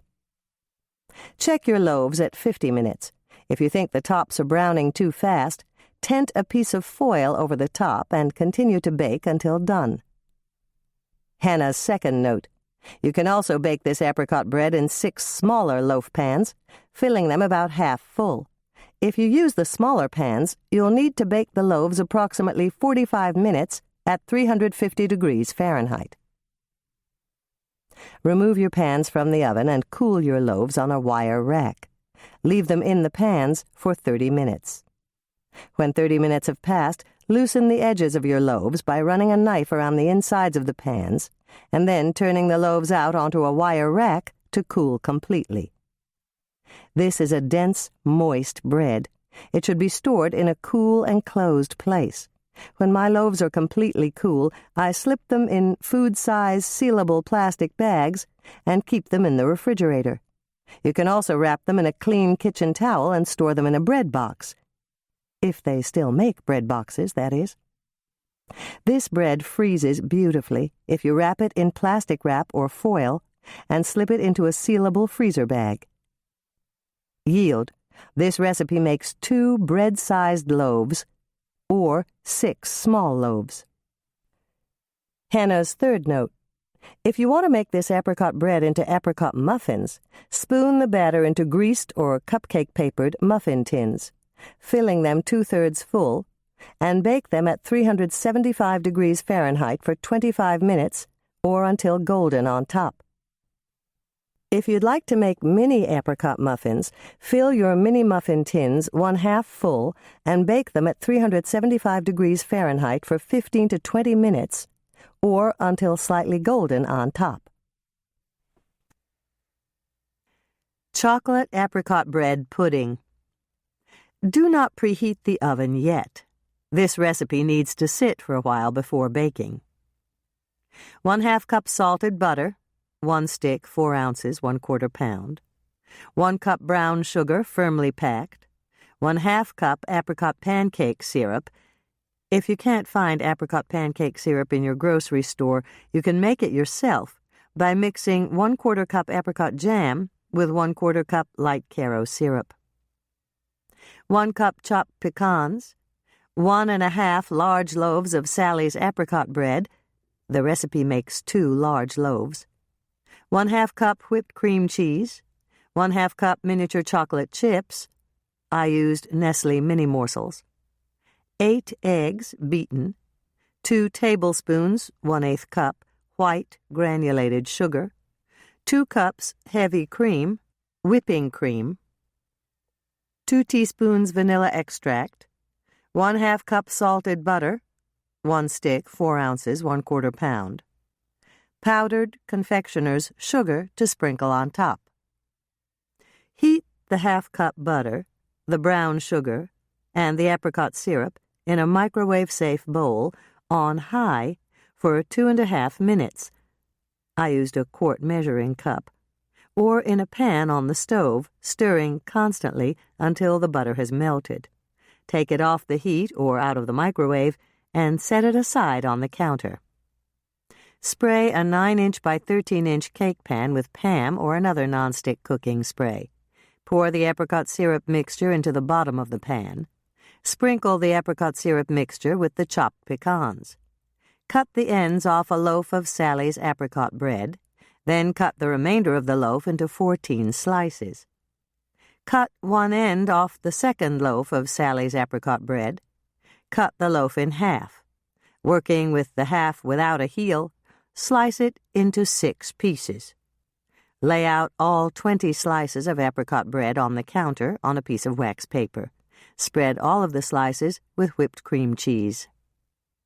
Arrange 10 slices of apricot bread, cream cheese side up, in the syrup at the bottom of your baking pan. I put 3 slices against the long side of the baking pan with the bottoms of the slices against the pan wall. The opposite long side also got 3 slices with the bottoms of the slices against the pan wall. 1 slice went on the short side of the pan with the bottom against the pan wall, and another slice went against the opposite short wall with the bottom side against the pan wall. 2 slices went in the middle of the pan with the bottoms of the slices facing each other. You can crowd the slices, even squeeze them to make them fit, but do not overlap the slices. Sprinkle the 1/2 cup of mini chocolate chips over the cream cheese on the apricot bread slices. Now place the remaining slices of apricot bread, cream cheese side down, on top of the apricot bread with the chocolate chips. You're making cream cheese, chocolate chip, cream cheese sandwiches. Press the sandwiches down with a flat metal spatula, or the palms of your impeccably clean hands. That will make the tops adhere to the bottoms when they bake. Beat the eggs with the sugar. Add the cream and the vanilla, mixing thoroughly. Pour this mixture over the apricot bread sandwiches in the pan. Cover the pan with plastic wrap or foil, and let it stand out on the counter for a minimum of 20 minutes.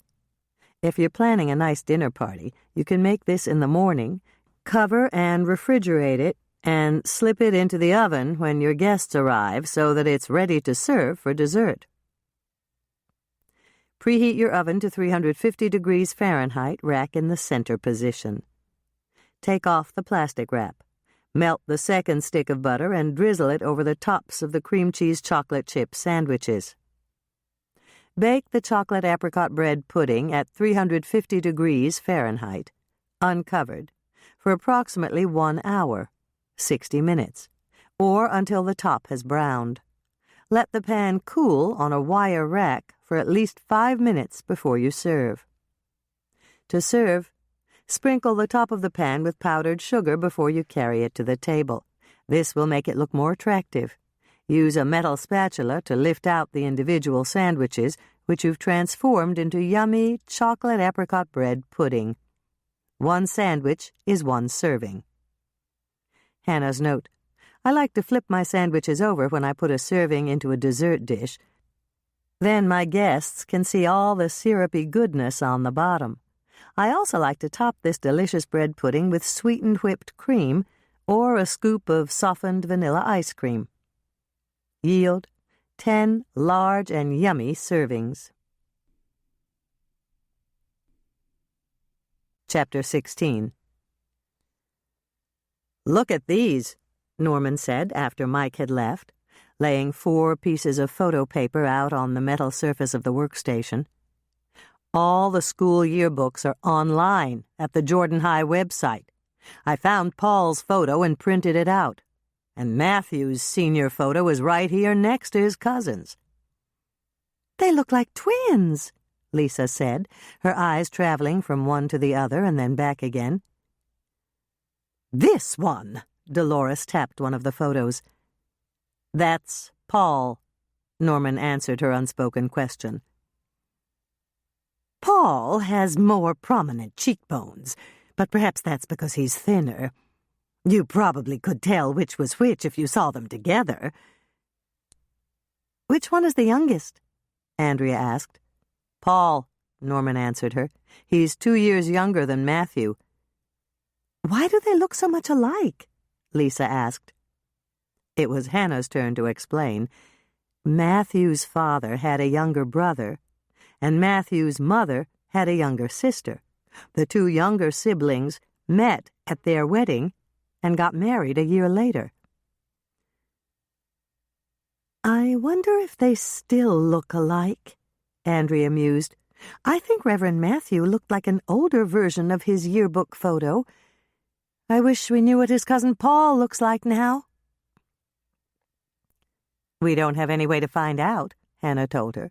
If the private detective Matthew hired to find Paul couldn't do it, our chances aren't very good either.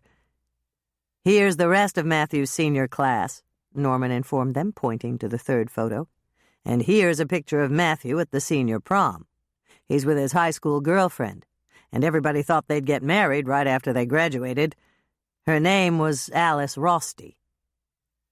Now it's Alice Rosty Vogel, Dolores told him, and they didn't get married. According to one of my telephone sources, Matthew broke Alice's heart, and she married the oldest Vogel boy on the rebound. And that's our Alice? Hannah was surprised. That's right, Dolores confirmed it. That's what I was going to tell you when I came in this morning. Then I saw Mike, and I decided I'd better wait. I didn't want him bothering Alice with a lot of questions. This must be terribly hard on her. My source said Alice never really got over loving Matthew. Andrea reached out to grab Hannah's arm. Mother's source is right, Hannah. Remember when I told you that I was going over Claire's sales information? I remember. Well, one of the invoices was for Alice Vogel. She bought a new dress the day after Reverend Matthew arrived in town. That's a big leap to a conclusion, Hannah warned her sister. What does that sales receipt really prove? Hasn't Alice ever bought a dress from Claire before? No. At least, not in the past 12 months. I went through a whole year's worth of invoices, and I think the only reason Alice bought such an expensive dress was so she'd look nice for Reverend Matthew. That does make sense, Dolores said. It's natural to want to look good when you're meeting an old flame after all these years. Hannah turned to stare at her mother. Dolores had been dressing even better than usual, and that was going some. And she'd bought at least one new dress every week from Claire's most expensive collection. Come to think of it, Bertie had mentioned that Dolores had come into the cut and curl to have her hair done at least once a week, and she'd gone for the works with a facial and a manicure. Was it because Dolores was dating old flames again? Don't look so worried, dear. Dolores leaned closer to Hannah so that she could speak in an undertone. Your father was my only old flame. The men I'm dating now were just sparks. Hannah laughed and gave her mother's hand a squeeze. Sometimes Dolores was amazingly perceptive. Was Alice at the Bon Voyage party for Reverend Bob and Claire? Lisa asked, putting an end to Hannah's speculation about her mother's love life. I didn't see her there. Neither did I, Andrea said. I didn't either, Dolores told them. I honestly don't remember, Hannah said, turning to Norman. How about you? I don't think so, but there were a lot of people. Of course, I was only there for a couple of minutes. Once you're through with your baking, I think we should drop by to see Alice at the bowling alley and ask her. She's got Mother's League this morning from 10 to noon, Andrea told them. I know because Lucy Dunright belongs. She always drops Karen at school, comes in to have a cup of coffee with me at the real estate office, and then goes off to bowl. She says she does it to keep in shape. Bowling is good exercise, Norman commented. I wonder if we ought to wait until after 12. Alice might be too busy with Mother's League to talk to us earlier. I don't think so, Dolores said quickly. Once you get your shoes, or put on your own if you have them, there's really nothing for Alice to do. She has automatic pin-setting machines and automatic scoring machines. Unless they malfunction, Alice just sits on a stool behind the snack bar counter and reads a book. Hannah was shocked. As far as she knew, her mother didn't bowl. How do you know? She asked. I'm on a seniors league team with Bud Hogue, Joe Dietz, and Doc. We bowl every Sunday afternoon. Hannah managed to keep a straight face, but she couldn't help imagining her mother flirting with all 3 men she was dating and playing them off one against the other. Is it like bowling for dollars? Lisa asked. Herb and I did that once. In a way. Our league bowls for beer. For beer? Hannah was surprised. But you don't even like beer. That's true. The only time I ever liked it was once, when I was dating your father. It was a really hot day. The beer was ice cold, and we were watching a softball game at the lake. So, what do you do if your team wins the beer? Norman asked her. We give it to Joe. He likes beer. Doc doesn't drink it, and neither does Bud. What does the Mother's League play for? Lisa asked Andrea. Babysitting. The lowest scoring member on the losing team has to give 2 hours of babysitting to the highest scoring member of the winning team. Lucy got stuck with the Janowski twins last week. Andrea lowered her voice even though no one was there except the 5 of them. Lucy loves kids, and she's great with them, but she said the twins were holy terrors. Norman opened the glass door to Allie's Alley for Hannah, who was armed with a bag of cookies for Alice. The din of loud female voices, bowling balls hitting the wooden surface with resounding thuds, and the good-natured catcalls between the team members rolled out to greet them. "It's noisy in here," Hannah said. "I didn't expect the Mothers' League to be so noisy." "They make more noise than the men," Alice said, coming over to greet them just in time to hear Hannah's comment. "And you ought to hear the seniors. They're positively rowdy." Hannah handed Alice the bag of cookies. "These are for you, Alice. Lisa made raspberry vinegar cookies, and she said they were your favorites." "Lisa's right. They're a lot like shortbread, and I love shortbread." Alice turned to Norman. "You're not pulling teeth today?" "Not today. I'm helping Hannah." Just for a second, a puzzled expression crossed Alice's face, and then her pale complexion turned even paler. "Matthew," she said, "that's why you're here. You're investigating Matthew's murder." "I'm afraid so," Hannah responded, and then she recalled what Dolores had said about never getting over your first love. "I'm sorry for your loss, Alice." "My loss?" Alice gave a bitter laugh. "My loss happened a week after graduation, when Matthew left Lake Eden for good. I really thought that he'd at least come by to say goodbye, but—" She stopped speaking and swallowed hard. "That's not important now. It's all in the past, and better off forgotten." Jilted. That's a motive for murder. Hannah's mind spun into high gear. Matthew disappointed her. Maybe she even thinks he ruined her life, since she married Butch Vogel less than 3 months later, and that didn't turn out well at all. Hannah mentally reviewed what she knew about Butch Vogel. He was a fast-talking, hard-drinking guy with more muscle than brain who hung out at the Eagle. If she remembered correctly, the marriage had lasted less than a year.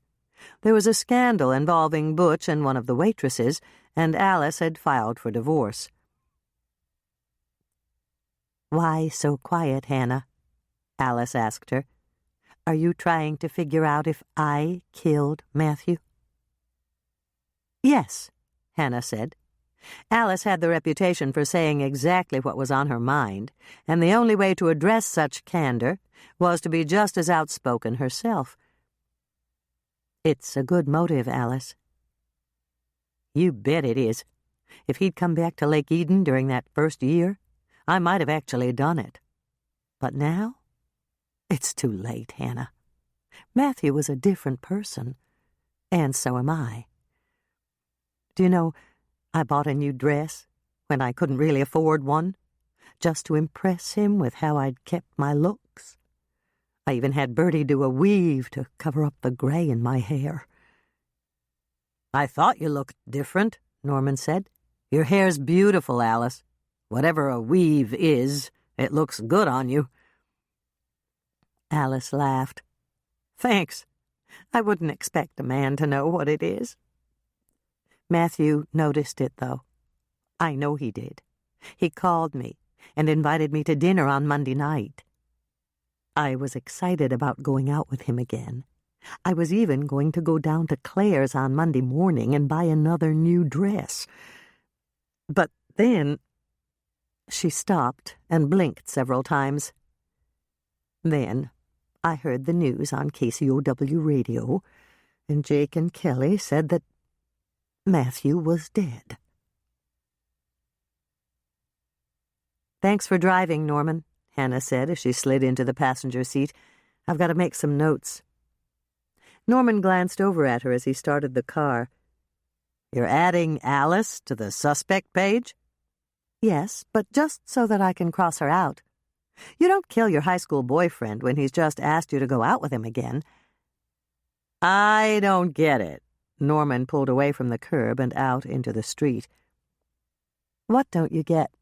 "Why you wrote down Alice's name when you already knew you were going to cross her out." "It's simple. It gives me a record of who I interviewed and why. Alice no longer has a motive, but she did until Matthew asked her to go out for dinner. And that reminds me, do you have your cell phone handy?" "Of course. Who do you want to call?" "Sally. I want to see if Matthew made a reservation for Monday night. If he did, that'll substantiate Alice's story." "You think she's lying?" "No. But if Alice did kill Reverend Matthew, it would be a great cover-up, wouldn't it?" Raspberry vinegar cookies. Preheat oven to 325 degrees Fahrenheit, rack in the middle position. 1 cup, 2 sticks, 8 ounces, 1/2 pound, salted butter, softened. 1 cup white granulated sugar. 1 teaspoon raspberry vinegar. If you can't find raspberry vinegar in your store, you can use any fruit-flavored vinegar or just plain old white vinegar. The vinegar is there to react with the baking soda, so any kind will do. I would caution against balsamic. It has a heavy flavor that might not be good in these cookies. Then again, I haven't tried it. It could be wonderful. 1 teaspoon baking soda. 1 teaspoon rum extract. If you don't want to use rum extract, use any other flavor of extract you like, including vanilla. 1½ cups all-purpose flour. Pack it down in the cup and level it off. 1 cup chopped pecans. Measure after chopping. Combine the softened butter and the sugar. Mix them until they are light and fluffy. You can do this with an electric mixer if you like. Add the raspberry vinegar and mix it in. Add the baking soda and mix that in. Add the rum extract and mix it in. Add the 1.5 cups of all-purpose flour. Mix thoroughly. Mix in the chopped pecans. Drop by spoonfuls on a greased, I sprayed mine with Pam, baking sheet. 12 cookie mounds to a sheet. Lisa and I used a 2-teaspoon scooper down at the cookie jar. Bake at 325 degrees Fahrenheit for 18 to 20 minutes, or until slightly golden on top. Remove from the oven and let the cookies cool on the cookie sheet for 2 minutes. Transfer the cookies to a wire rack and let them cool completely. Store these cookies in a cookie jar or an airtight container so that they remain moist and soft. Hannah's note. These cookies remind me of Lorna Doone shortbread cookies, except they're better. If you'd like to experiment with them, try adding mini chocolate chips to a batch, or pressing a chocolate candy into the center of each cookie before you bake it. Yield: approximately 3½ dozen to 4 dozen sweet and buttery cookies, depending on cookie size. Chapter 17. Eden Lake was pretty in the winter. Actually, Eden Lake was pretty at any time of the year. During the spring, the water looked fresh and clear, surrounded by trees sprouting tiny new leaves in vivid green and wildflowers gracing the banks. There were yellow and purple irises that someone had planted years ago, and white flowers called bloodroot that would stain your hands red if you snapped off the stems to pick them. Violets in pink and yellow nestled at the edges of the wooded hollows, and there were pussy willows with furry gray flowers called catkins. When Hannah was a child, she'd hoped that if she left them in water long enough, they'd turn into little cats. If you were very lucky in the spring and you had sharp eyes, you might catch a glimpse of a rare, showy lady's slipper, the Minnesota state flower, protected by law and hidden in the damp, dark depths of the woods. Summer was beautiful, too, bringing blooms to the area surrounding the lake. There were gypsy flowers along the sides of the gravel road that circled the shoreline, their small red blooms on the very ends of their stalks, waving at you with pretty little flags as you drove by. Gray-headed cornflowers vied for attention with their bright yellow blooms around dark gray centers. Field thistle joined them in the sunny areas, their blooms spotting the wild grasses with pink and purple color. Then there was the lake itself. The sparkling water was dotted with white and yellow water lilies and yellow lotus. Norman had shown her one quiet inlet containing a veritable garden of aquatic color that someone had planted there years ago. The surface of the lake created a waving reflection of the trees and sky, and the sunsets were simply spectacular, with their vivid oranges, pinks, and reds mirrored in the gently rippling waters. Fall brought another kind of beauty to Eden Lake. Cattails thrived on the shoreline and in the shallow areas of the lake, standing tall in the autumn breezes. Bulrushes sported brownish flowers on the ends of their stems. Field thistle was still blooming. It would continue until cold weather set in. And heath aster, with its white and yellow flowers, bloomed on the dry hillsides. The water took on a greenish cast from the algae that multiplied in the last hot months of summer, and long-legged cranes patrolled the banks. Canada geese flew overhead in ragged V's, and the deciduous trees around the lake wore orange, yellow, red, and mahogany-colored leaves. Then winter came, and everything except the evergreens donned black and white. Trees lifted their bare, twisted branches heavenward to catch the rays of feeble winter sun, and the lake was covered with snow. Today the surface of the lake was a sheet of glistening white, unbroken but for the hillocks of snow formed by the wind. The glare was almost blinding, and Hannah looked down at her notebook again to rest her eyes. Hugh Kohler lived in the 4th cabin past the huge oak tree with a yellow Minnesota Breeders sign nailed to its trunk. It was a faded blue cabin, and someone had propped up the sagging front porch with cinder blocks. "There's the tree Doc told us about." Hannah pointed to the huge oak with a faded sign on its trunk. "Hugh's cabin is the 4th one on our right. It's blue." Norman drove carefully, and Hannah was glad. The snow had blown across the gravel road in drifts that almost reached the hubcaps, and this was no place to get stuck. She hadn't seen any cell phone transponders since they'd left the main road, and not many people wintered at the lake. If they got hung up in a snowdrift and Hugh Kohler wasn't home, they'd have to hike out to the road to get help. "That's it," Hannah said as she spotted a faded blue cabin. "It's the one with the moose antlers over the door." Norman took one look at the driveway and shook his head. "I don't want to risk pulling in, unless that's a really short mailbox. The snow's a lot deeper in the driveway." "That's okay. I'm wearing my boots. How about you?" "I've got mine in the back seat. They're on the floor behind my seat. Can you reach them?" Hannah reached back, retrieved the boots, and Norman pulled them on. Then she got out of the car and walked toward the house. Norman had been right. The snow was a lot deeper in the driveway, and Hannah was glad that they hadn't attempted to drive up. It took a while to wade through the knee-deep drifts, but they managed to get to the door. Norman knocked, and Hannah pasted a smile on her face. She still wasn't sure what questions to ask to determine whether Hugh was guilty or innocent, and she just hoped she could come up with something before the door opened. A split second later, the door opened, and Norman and Hannah blinked in shock as they found themselves staring down the twin barrels of a double-barreled shotgun.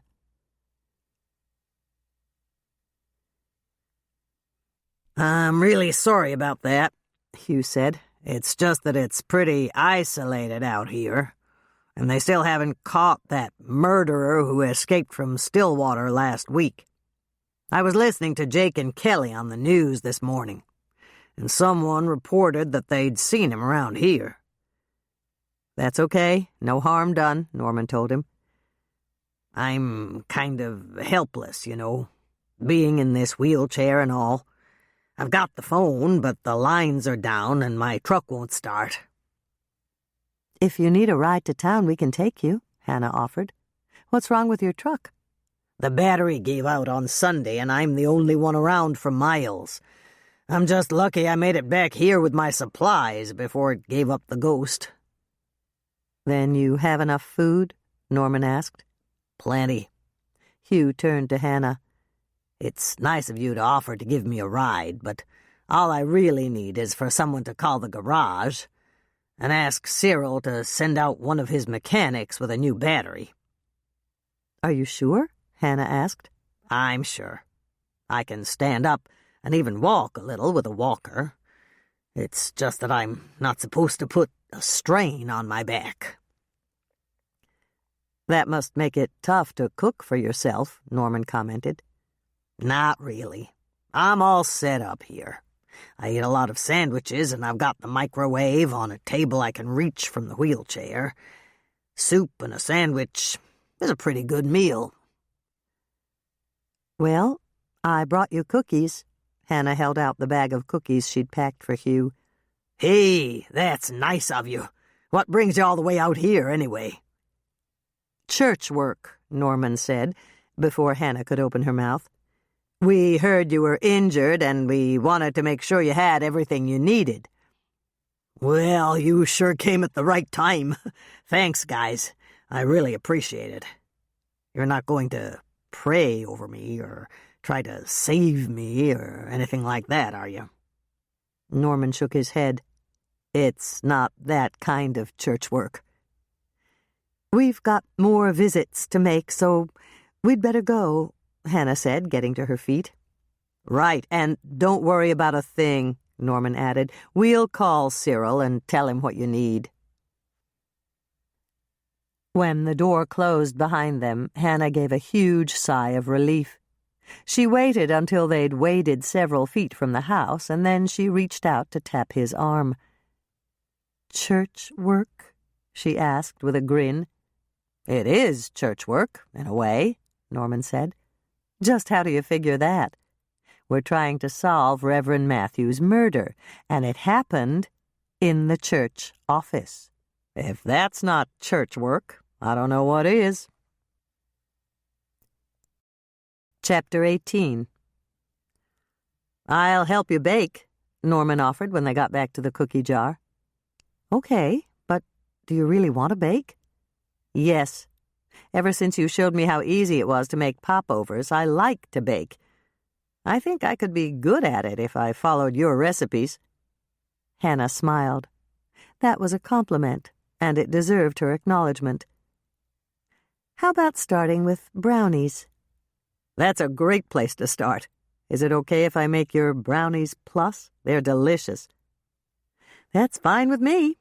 Hannah flipped through her sheet-protected recipe book and turned to brownies plus. "I think I have some symphony bars in the pantry.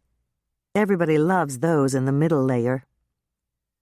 Once she'd gotten Norman started with her standard-size bowl and pan, Hannah turned to the next recipe on her list. It was another bar cookie, and she couldn't think of a single customer who didn't like it. "What are you making?" Norman asked her. "Chocolate Euphoria cookie bars." "What are they?" 6-layer cookie bars with chocolate cookie crumbs on the bottom, semi-sweet chocolate chips next, miniature marshmallows on top of that, white chocolate chips sprinkled on the marshmallows, chocolate cereal layered on top with some milk chocolate chips over everything. "Wow! That's a chocolate Euphoria, all right." "You'd better believe it. I tested the recipe last week on Andrea, and she said that after eating only 2, she felt like she was walking on air." "That's a good testimonial." "Tracy's even better. She said her mother was in a good mood all day, even when she brought up the subject of a puppy again." "I think I should try one of those." "You got it. I'll just assemble them, pop them in the oven, and we can try them when they've baked and cooled. And then I'll help you with the brownies plus if you need it." Hannah grabbed the ingredients and several pans and made short work of assembling the cookie bars.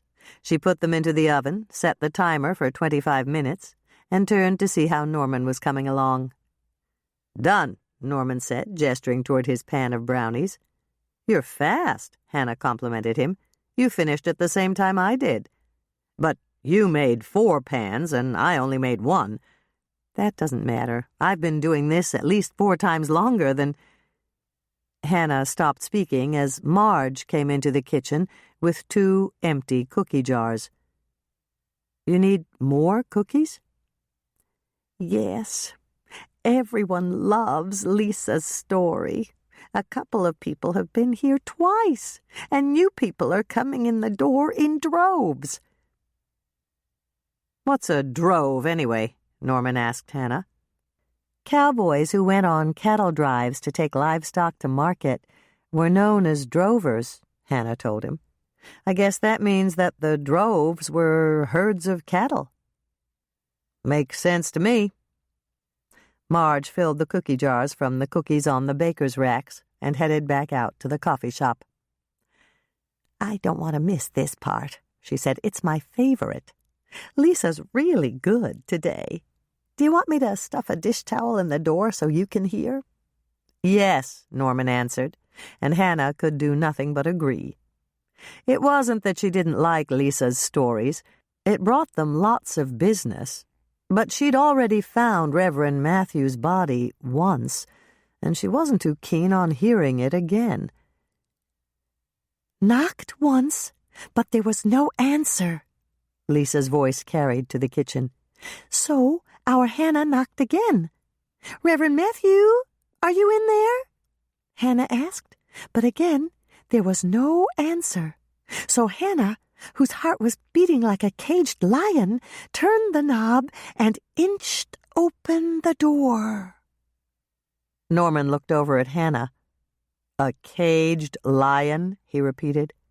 "Don't ask me. Lisa tells these stories in her own way." "But is that what happened?"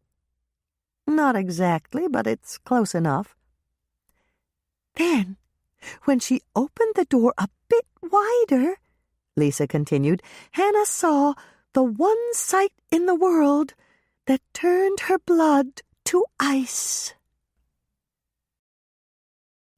There were gasps from Lisa's audience and a low murmur that carried all the way to the kitchen.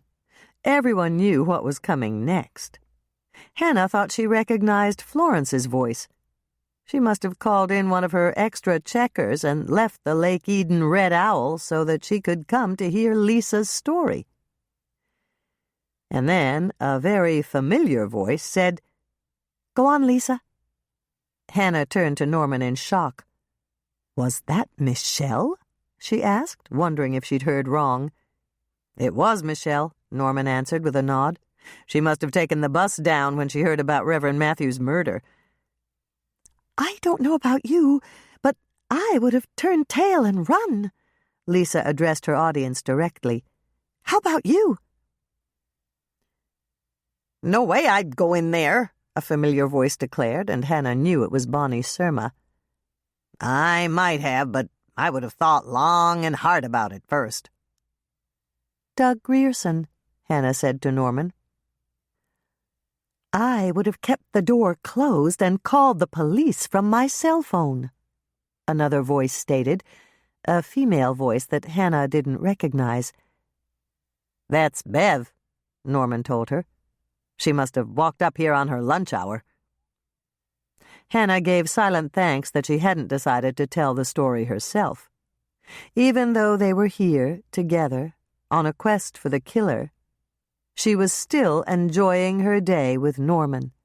She didn't want to be reminded of Dr. Bev and how much time Norman's former fiancé spent with him on every other day at the dental office. "Tell us more, Lisa. I can't stand the suspense," a male voice urged her. "Earl Flensburg," Hannah said to Norman. "What happened next?" Carrie's anxious voice rang out. "There's my mother," Norman said with a smile. "I don't think they've been apart more than 10 minutes since they got married." "Our Hannah didn't stop or call for reinforcements," Lisa continued. "She didn't even hesitate. She just squared her shoulders, took a deep breath, and walked right in. She may have felt like turning tail and running, But she didn't. Her legs were trembling. Her breath was coming in little gasps, like an old-fashioned steam locomotive just pulling away from the roundhouse, and her teeth were chattering. But she forced herself to move forward toward Reverend Matthew to feel for a pulse. Why did she do that? Doug Grierson again, Hannah said softly to Norman. He's really getting into it. Hannah felt she owed it to him, Lisa explained, that if there was any thread of life remaining, she'd pick up the phone and call for the ambulance. But of course, there wasn't. Reverend Matthew was stone-cold dead. And then, right then and there, is when it happened. The most unexpected sound in the world. The phone? Doug guessed.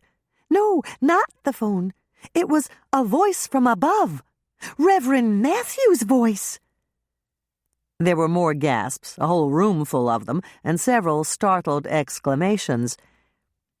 And Reverend Matthew's voice said, "The wages of sin is death." Come on, Lisa, Earl broke the stunned silence. Everybody here knows that's impossible. You said Reverend Matthew was dead, and dead men don't talk. It wasn't Reverend Matthew, a voice called out from the back of the coffee shop.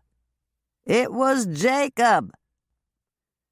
Pete Nunkey, Hannah explained to Norman. Who's Jacob? Carrie asked Pete. That's my mynah bird. Reverend Bob and Claire kept him for me when I was in the hospital, and Grandma said he could stay with her until I could get out of this darn wheelchair.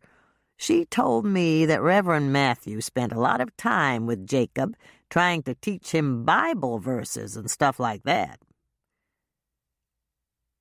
You heard it from Jacob's owner himself, Lisa said, taking charge of her story again. But our Hannah didn't know that Reverend Matthew had taken Jacob to the church office with him and set his cage on the bookcase.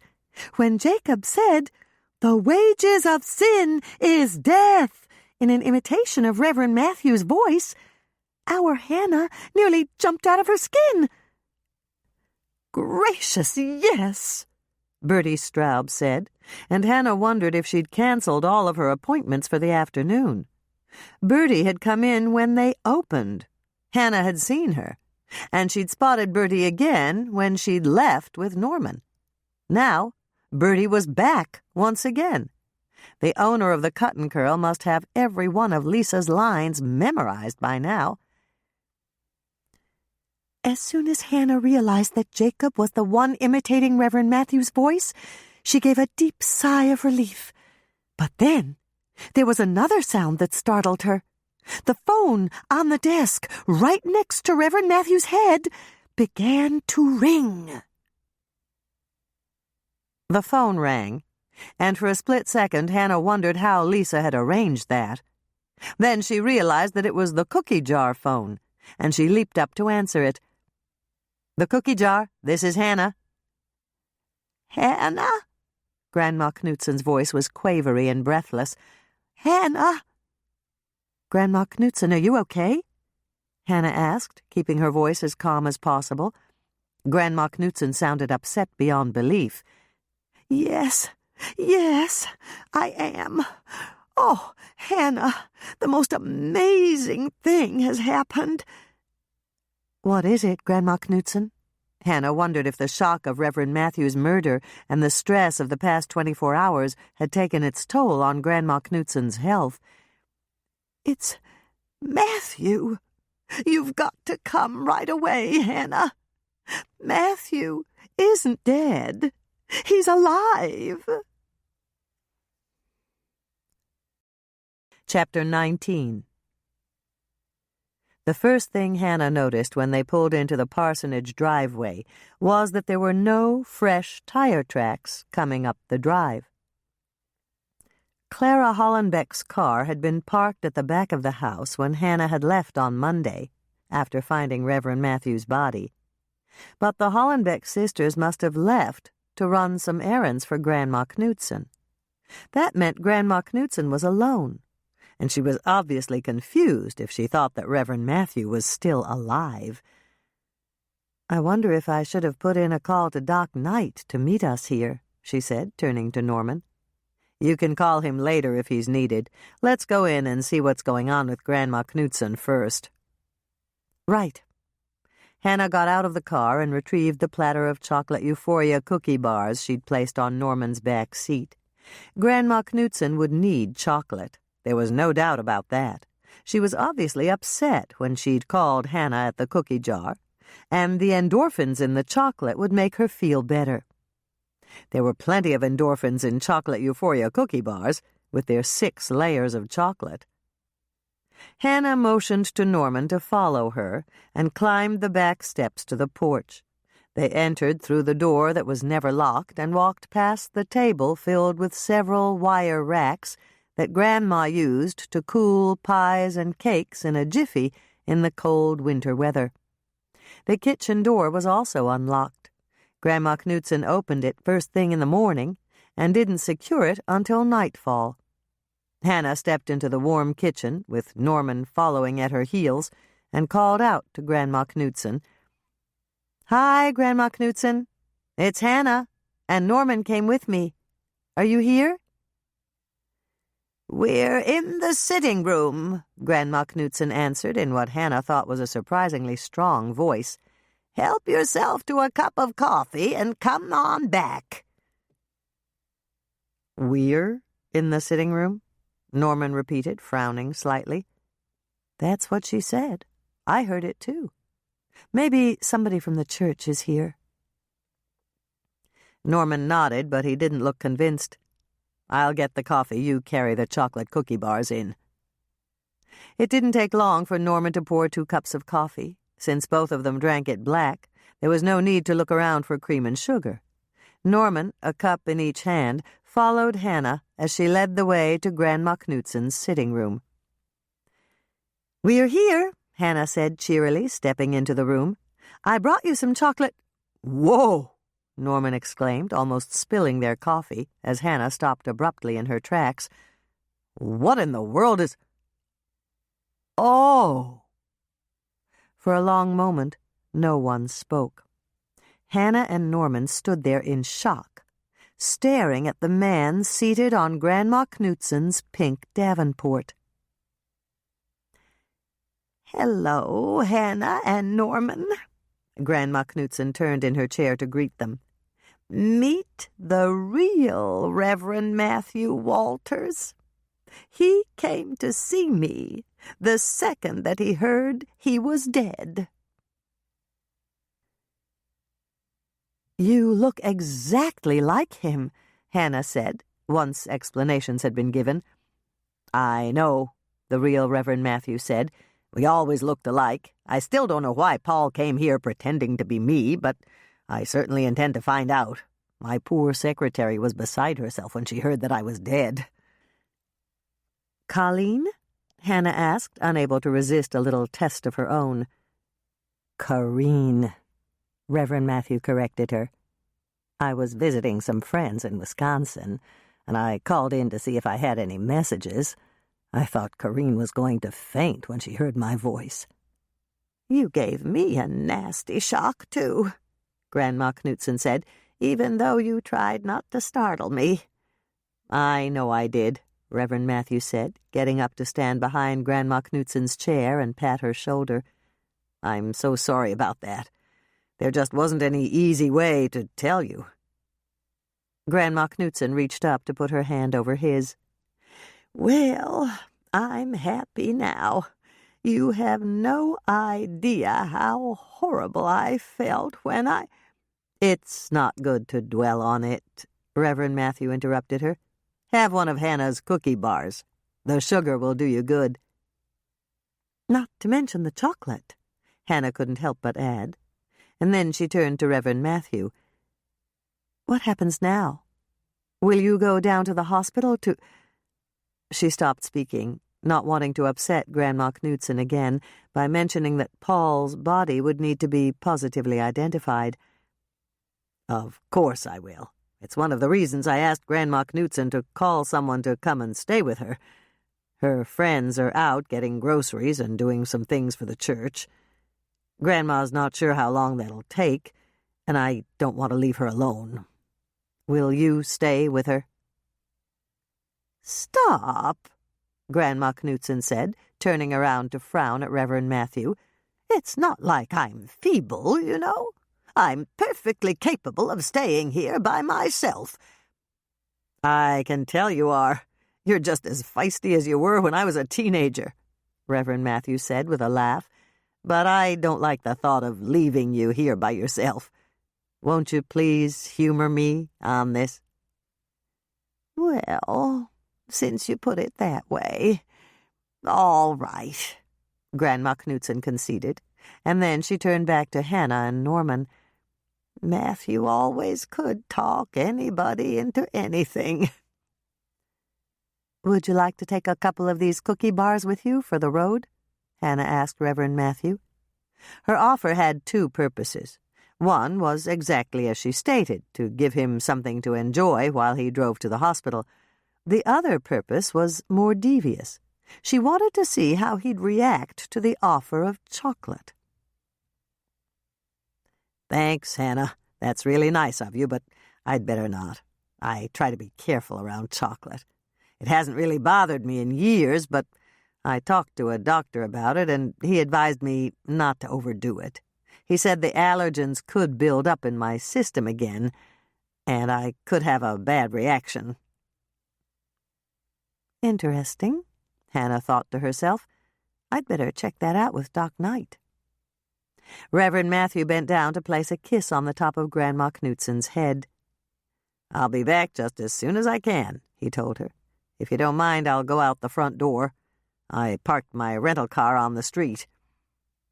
Hannah waited until she heard the front door close behind Reverend Matthew, and then she turned to Grandma Knudsen. "Are you really all right?" "I'm fine, thanks to these." Grandma Knudsen gestured toward the platter of cookie bars. "What do you call them, Hannah?" "Chocolate Euphoria cookie bars." "Well, they live up to their name." Grandma Knudsen reached for another. "I shouldn't, but I can't seem to stop eating them. Maybe you should call them chocolate addiction bars." "That might send the wrong message to my customers," Hannah said with a chuckle. Grandma Knudsen smiled, but she quickly sobered. "I still can't believe Paul had me fooled into thinking he was Matthew." "From what Hannah tells me, he didn't have you fooled," Norman reminded her. "Hannah said you suspected that Matthew wasn't Matthew from the very beginning." "Yes, but Hannah and Andrea called the seminary, and his secretary explained away all of my suspicions." Hannah shook her head. "Not all of your suspicions. You suspected that something about the adult Matthew didn't fit the memories you had of him as a teenager. You knew something was wrong, even if you couldn't identify exactly what it was. And you were absolutely right about that." "That's true." Grandma Knudsen sat up a little straighter, and Hannah knew they'd given her back her pride in her ability to judge people's character. "I was beginning to doubt myself, you know." "Well, you shouldn't have," Norman said. "Not when you were right all along. The fake Reverend Matthew fooled everyone else, but he couldn't fool you." "The fake Reverend Matthew?" Grandma Knudsen repeated, and as they watched, her face turned pale. "What is it?" Hannah asked her. "We've got a real problem on our hands," Grandma Knudsen stated, and then she stopped and took a deep breath. "Paul was never ordained as a minister. I know that for a fact. And if Matthew identifies the person who impersonated him, as his cousin, Paul. Any holy sacraments he performed are—" Grandma Knudsen stopped speaking and frowned. "I don't know, not for certain, but, oh, this is truly a disaster." "What is?" This time Norman asked the question. "Paul wasn't a minister. He was a layman. From what Matthew believes, he wasn't even active in the church. That means that every christening, every act of Holy Communion, every prayer and blessing he offered, and even every marriage he performed is— Grandma Knudsen stopped and shook her head. "It's as if it never happened. Nothing he did will be recognized by the church."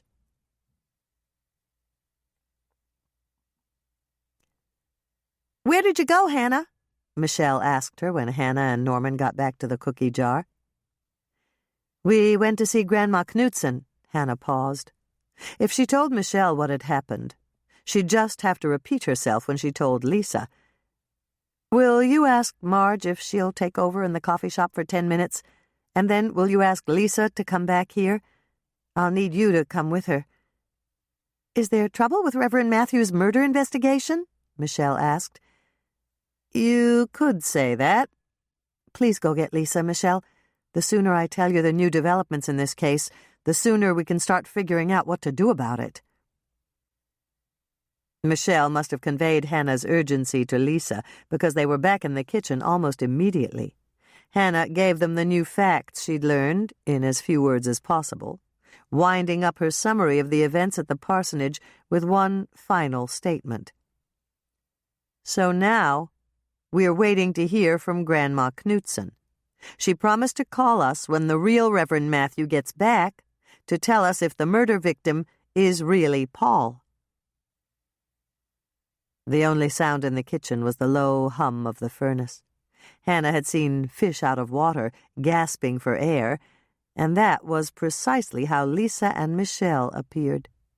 Their mouths were open, their eyes were wide, and the only thing they weren't doing was flopping around on the floor. It took several seconds for them to recover, and Michelle was the first to speak. "You mean everything just got turned upside down?" "That's it, precisely. And there's the other problem, too. The fact that the person who said he was Reverend Matthew wasn't really a minister?" "That's right," Norman told her. "Grandma Knudsen's going to ask Reverend Matthew when he gets back from identifying the body, but she's almost positive that any holy sacraments a fake minister performs aren't recognized by the church." "What a mess," Lisa said, just shaking her head. "I'm just thinking about how my friend Sarah will feel. She got married last weekend by Reverend Matthew, or at least she thought it was Reverend Matthew, and now she's not really married at all." "You're forgetting something important," Hannah told them. "You're assuming that Reverend Matthew is going to tell us that the murder victim is Paul. It could be someone else entirely. Maybe even another minister." "That's true," Norman said, "but the yearbook photos I printed out last night show that Paul and Matthew looked very much alike. And today you even commented that the real Reverend Matthew looks exactly like Paul. I think it's a slam dunk." "Slam dunk?" Hannah repeated. "Don't tell me you're watching basketball on television." "It's true. I am. It's all Bev's doing. She likes to watch the Minnesota Wild on my big screen. She says it's the patriotic thing to do when you make your home in Minnesota." "And you enjoy watching basketball?" Hannah still couldn't believe that Norman was getting into basketball. He'd never been a big sports fan. "It's not bad. After 2 or 3 games, you know the players and you get into it, you know." Hannah felt a gentle kick under the stainless steel surface of the workstation, and she glanced over to see that Michelle was shaking her head slightly. Her baby sister was right. This was not the right time to quiz Norman on why he'd agreed to let Dr. Bev watch basketball on his big screen when he'd balked at inviting her over to watch Vikings football. "The phone at the parsonage is going to be ringing off the hook when the news hits," Lisa said with a sigh. "There were a lot of weddings last week. Sarah's not the only bride who's going to want to know if her marriage is legal." "The relatives of the people who got buried won't be too happy either," Hannah reminded her. "Or the parents of babies who were baptized. And anyone who took communion on Sunday when the fake Reverend Matthew officiated," Norman added. "Not to mention the visits to the hospital to give communion to patients." "Is Grandma Knudsen there all alone?" Michelle asked Hannah. "No, Marguerite and Clara Hollenbeck came back. They said they'd wait to make the church bank deposit until Reverend Matthew got back from the hospital. When Hannah and I left, they were all eating chocolate euphoria cookie bars," Norman added. "I'm glad you made more than one pan," Lisa told Hannah. "She's right," Michelle said. "You should have heard the groan when Lisa announced that they were all gone. Are they hard to make? I could do some tonight in your oven at home. And that reminds me, I can stay with you, can't I?" "You can always stay with me, you know that. I gave you a copy of my key. And the hardest thing about making the chocolate euphoria cookie bars is lining the cake pan with heavy-duty foil." "Okay. I'll do a half-dozen pans for tomorrow. Do you have any other recipes?" "I'm sure I do. I'll just flip through the book and jot them down. They're all on my computer at home." "When do you think I should incorporate the new information into my story?" Lisa asked Hannah. "You'd better wait until tomorrow. We don't know any real facts quite yet." "Okay. But I'm going to give them a little teaser. Something like, if you notice that I look a little rattled, it's because I just learned something shocking about Reverend Matthew that'll turn this murder case topsy-turvy. Hannah's waiting to have her information confirmed, and she promised me that I'll be able to tell you all about it tomorrow." "That's good," Michelle complimented her. "Thanks. I want to get everyone to come back tomorrow. Today's only Tuesday, and we already made more money this week than we did all last week." "Murder's good for business," Hannah said. "I don't like it, but it's true." "Intrigue and deception are also good for business," Lisa pointed out, "and that's what I'm going to talk about tomorrow. Everyone's going to want to hear how you and Andrea called the seminary and found out that every one of Grandma Knudsen's suspicions could be explained away. And they'll love it even more when I tell them how she was right, for all the wrong reasons. I don't think there's a single person who comes in here who doesn't love Grandma Knudsen." "You're probably right," Hannah said, reaching in her pocket for the recipe Grandma Knudsen had given her as they were leaving the parsonage. "She sent this for you, because she remembered that pineapple is Herb's favorite fruit. It's from her daughter-in-law, Janelle." Lisa glanced down at the recipe. "Pineapple casserole? That's something I've never heard of before." "Is it like a pineapple and meat hot dish?" Michelle asked her. "No, I'm not sure what it is. It's got chunk pineapple, sugar, flour, salt, baking soda, and grated cheddar cheese." "Cheddar cheese with pineapple?" Michelle sounded dubious. "Would that be good?"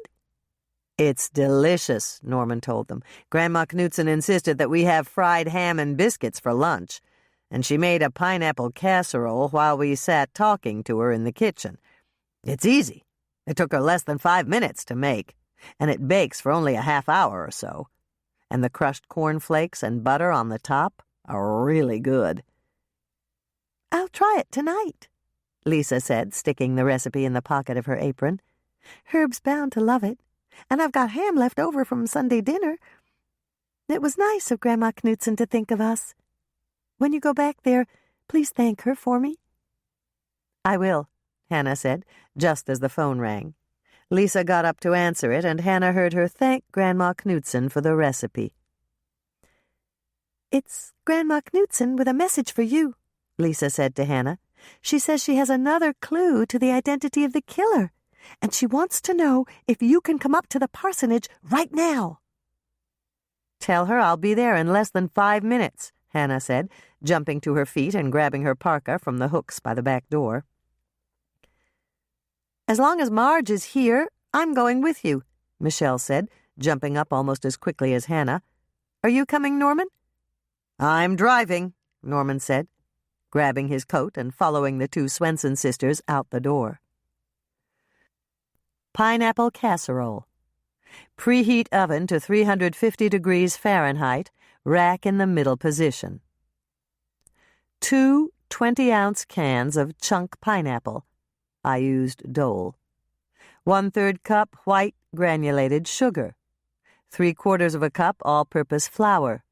Pack it down in the cup when you measure it. 1/2 teaspoon salt. 1/2 teaspoon baking soda. 1 cup grated cheddar cheese.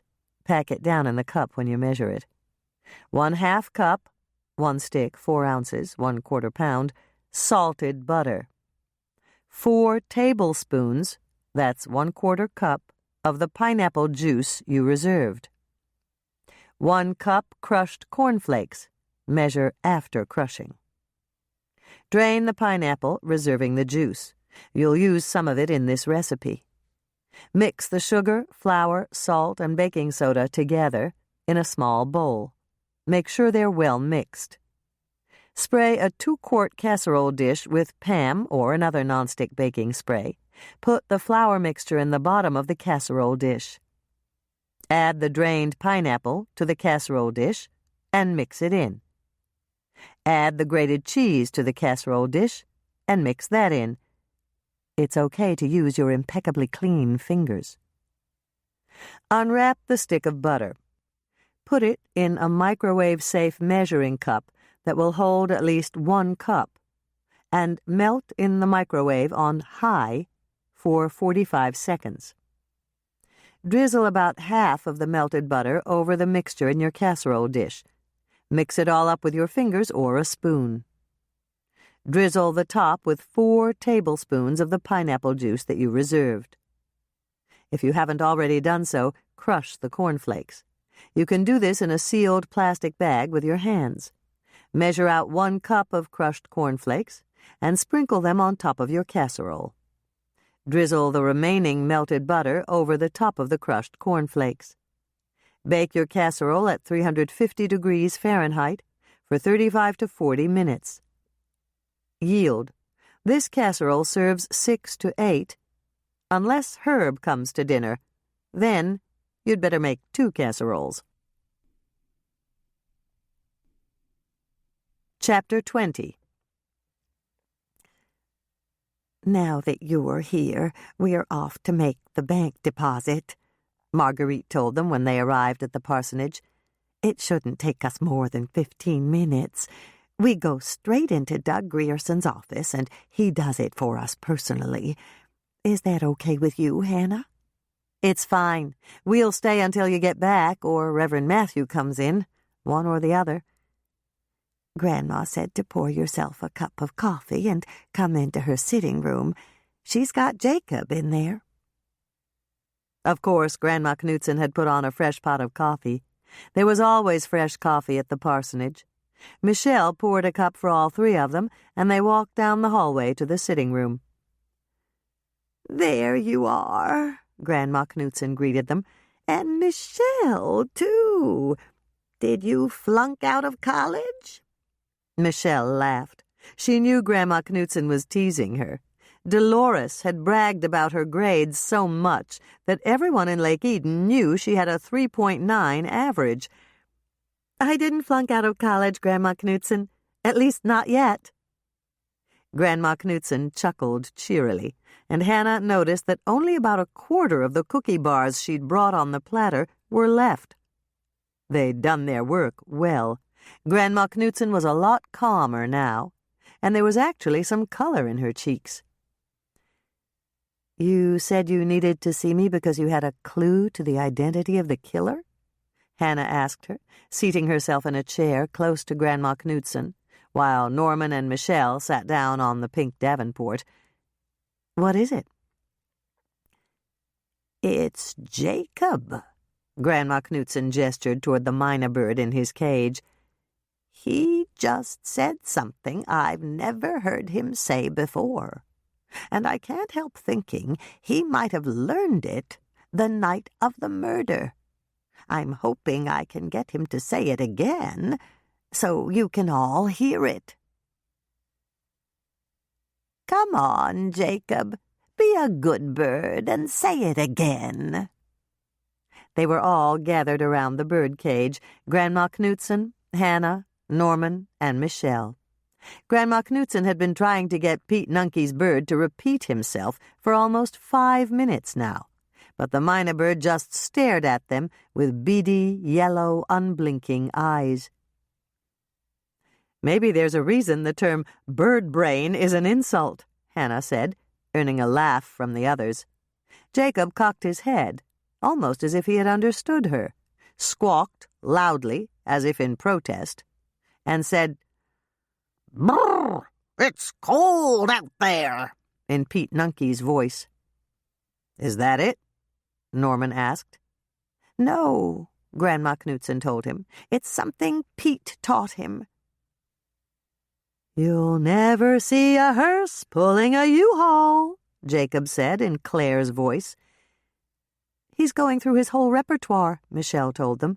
"My roommate's parrot does the same thing.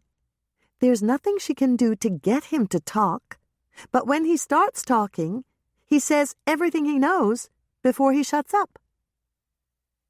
"Oh, dear, I hope he doesn't say the well-digger one," Grandma Knudsen said to Michelle. "If he starts, just cover your ears, dear. Pete taught him that one, too. It's not very nice." "The wages of sin is death," Jacob said in the fake Reverend Matthew's voice, ruffling his feathers and staring at them. Michelle shivered slightly. "That's what he said to Hannah right after she... well, you know." "I've got to go. It's almost 11:30, Jacob said in a woman's voice. Hannah exchanged glances with Norman. He gave a little nod, and she knew he also thought the voice belonged to Alice Vogel. "I haven't heard that before, but it must be someone he was counseling," Grandma Knudsen told them. The man who was impersonating Matthew, scheduled counseling sessions in the mornings, and he took Jacob with him. He was always back at the parsonage by noon, and that's why I was so worried when he didn't show up for yesterday's lunch." Hannah had her doubts that Grandma Knudsen was right about the fake Reverend Matthew's counselee, but she said nothing. She'd have to talk to Alice Vogel again, to see precisely when she'd arrived at the church office to see the man she thought was Matthew Walters. "It's colder than a well-dig—" Jacob started to say, but Grandma Knudsen cut him off. "Jacob, that's naughty." Jacob cocked his head and preened a bit, and then he said, in Grandma Knudsen's voice, "Jacob, that's naughty." Hannah couldn't help it. She laughed, and so did everyone else, including Grandma Knudsen. "Whether you want weather, music, or the latest moves, tune in to KCOW for country, western, or blues," Jacob sang, in a perfect imitation of their local radio station's theme song. "That's good," Hannah said. "The fake Reverend Matthew must have listened to KCOW." Grandma Knudsen shook her head. "No, that was Claire's idea. She always left the radio on for Jacob when they went out." I know why you're here, and you're not going to find it, Jacob said loudly in the fake Reverend Matthew's voice. That's it, Grandma Knudsen said quickly. That's what I wanted you to hear. They all fell silent, waiting for Jacob to go on with his memorized recital. But the mynah bird was also silent. He ruffled his feathers, hopped down from his perch, and went over to the water dish attached to the wall of his cage. I think he's through, Grandma Knudsen said, watching as Jacob drank and then began to groom his feathers. He always does that right before he takes his afternoon nap. They watched as Jacob settled down on his perch for his nap. Grandma Knudsen covered his cage with a cloth and led them all to the sofa and chairs again. "Won't it bother him if we talk?" Norman asked. No, Pete told me that when he's in his little cave like this, he relaxes and goes to sleep, unless a really loud noise wakes him. That must be true for a lot of birds, maybe all birds, Michelle commented. I know when my roommate covers her parrot's cage, he goes to sleep. Pete says that's because they think it's night, Grandma Knudsen said, but I don't think you should fool them. Unless they really need a nap.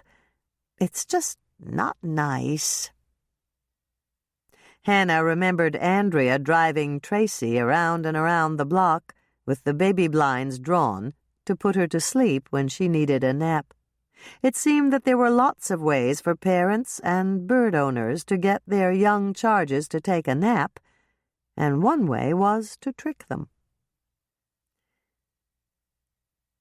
Did Marguerite and Clara like the cookie bars? Hannah asked, hoping that the oblique nudge would cause Grandma Knudsen to take one. She still looked a bit shaky. Oh, my, yes. They wanted to make them for a church group they lead, but when they found out one of the ingredients was sweetened condensed milk, they reconsidered. Store-bought sweetened condensed milk is expensive, and there are over 30 ladies in their Singles Without Partners group. They don't have to use boughten sweetened condensed milk, Hannah told her. I've got a recipe that works every bit as well, and you make it at home from powdered milk and some other ingredients. Would you like it so you can give it to them? Oh, yes, I'd love to have it. I think there was one published in the Farm Journal years ago, but I clipped it out and didn't copy it into my recipe book. I looked for it not all that long ago, but I must have lost it.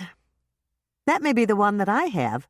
I got it from my Grandma Ingrid, and she used to read the Farm Journal. I've got it down at the cookie jar. I'll print it out and bring it to you. Just email it to me, Grandma Knudsen said. I'll add it to my recipe folder, and that'll be fine. You have email? Michelle asked, looking very surprised.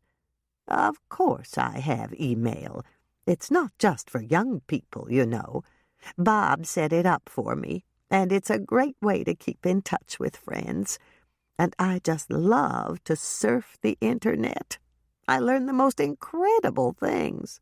There are even a couple of websites for Bible passages. You can choose the Bible you want to use and type in a phrase to search for. It'll tell you how many times it was used and give you book, chapter, and verse within seconds. It's just amazing. Will you send me a link? Michelle asked, writing her email address on a piece of paper and handing it to Grandma Knudsen. One of my roommates is doing a paper for a comparative religion class, and it sounds like a great resource. I'll do it tonight, Grandma Knudsen promised, and then she turned to Hannah again. You need my email address to send me those recipes. Mine is Grandma K, that's all one word, at the church website. Hannah glanced at Norman, who was looking at her as if to say, I told you so. She hadn't believed him when he'd told her that almost everyone in Lake Eden had become computer literate. But now it seemed he was right. If Grandma Knudsen, who was almost 90, had mastered the intricacies of the Internet, perhaps it was time for her to become a little more skilled at it. "Do you want the substitute version, too?" Hannah asked her. "That's the one for people who have milk allergies." "I'd love to have that. We have several church members who have milk allergies." "I'll send that one to you, too," Hannah promised. "All you have to do is ask me for your favorite recipes, Grandma Knudsen. I'll be happy to email them to you." "Hello, everyone!" A voice interrupted their quiet conversation as Clara and Marguerite Hollenbeck came in the door. "Oh, dear," Marguerite said, glancing at Jacob's cage and noticing that it was draped with a cloth. "Inside voices, Clara. Jacob's asleep." "You're speaking louder than I am, Marguerite." "Sorry." Marguerite turned to Grandma Knudsen. "We ran into what we think is a little problem at the bank." "What's the problem?" Grandma Knudsen asked her. "We did what we always do," Clara explained. "We picked up the collection in the bank bag and took it down to Doug at Lake Eden First Mercantile."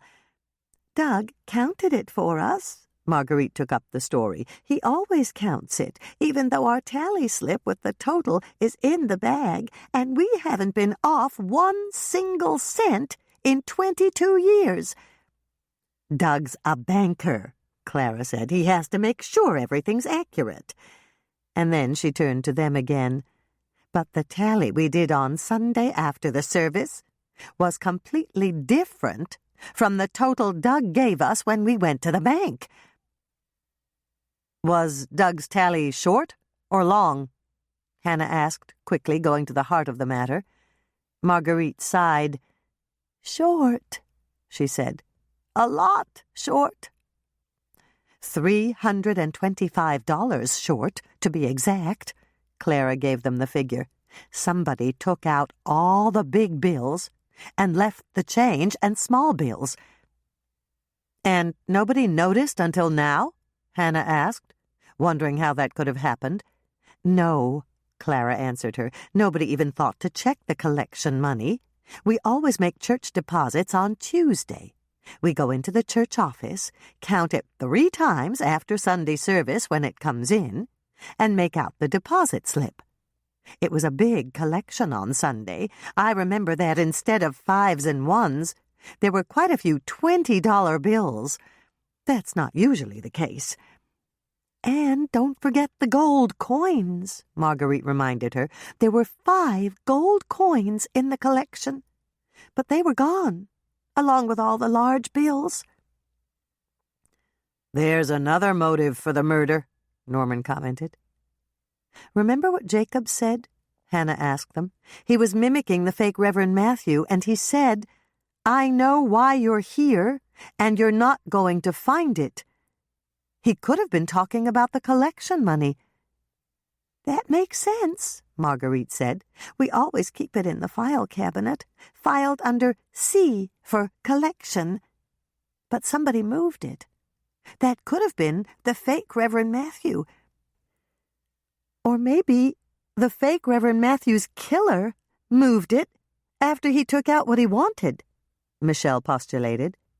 "And if the fake Reverend Matthew moved it to hide it from his killer, he must have known his killer was coming and who he was." Hannah nodded. She was proud of Michelle for using her head. "We're jumping to several conclusions here, but it could make sense." She turned to Clara. "How many people knew that you filed the collection money under C?" "Unfortunately, a lot of people. They were church members. We had no reason not to trust them. And the church office is locked at night," Marguerite added. "The only reason it was open when the murder happened is that the Reverend, whoever he is, was working." "So it could have been a burglary gone bad," Grandma Knudsen said thoughtfully. "And that's why Paul was in prison. He was serving time for a burglary gone bad."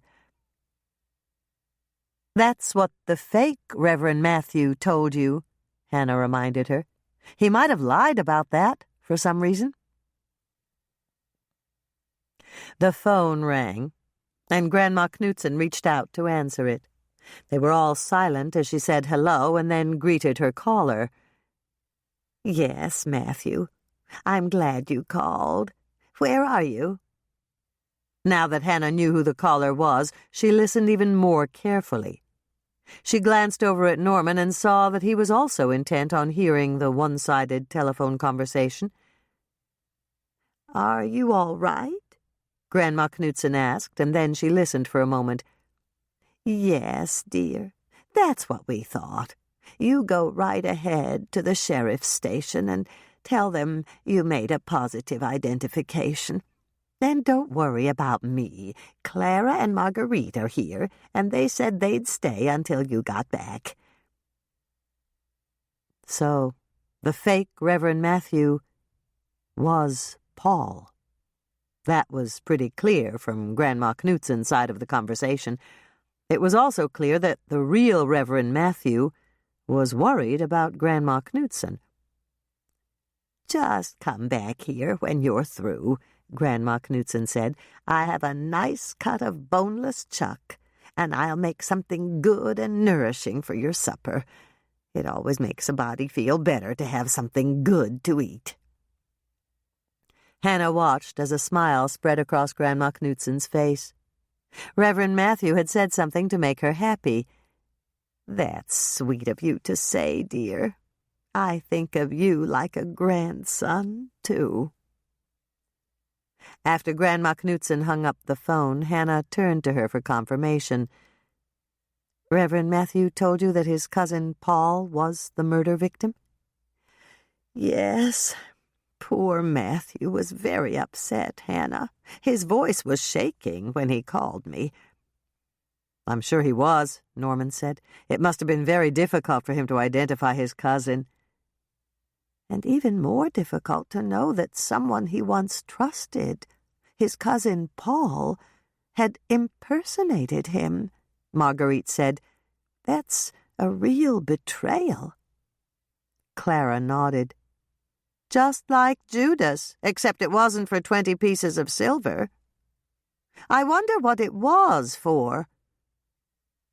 "I'm going to try to find out," Hannah promised. "And I'm going to help her," Norman added. "I'm taking the whole week off, so we can work on this together." "Me too," Michelle said, nodding quickly. "Don't worry, Grandma Knudsen. Just leave everything to us. We're going to get to the bottom of this."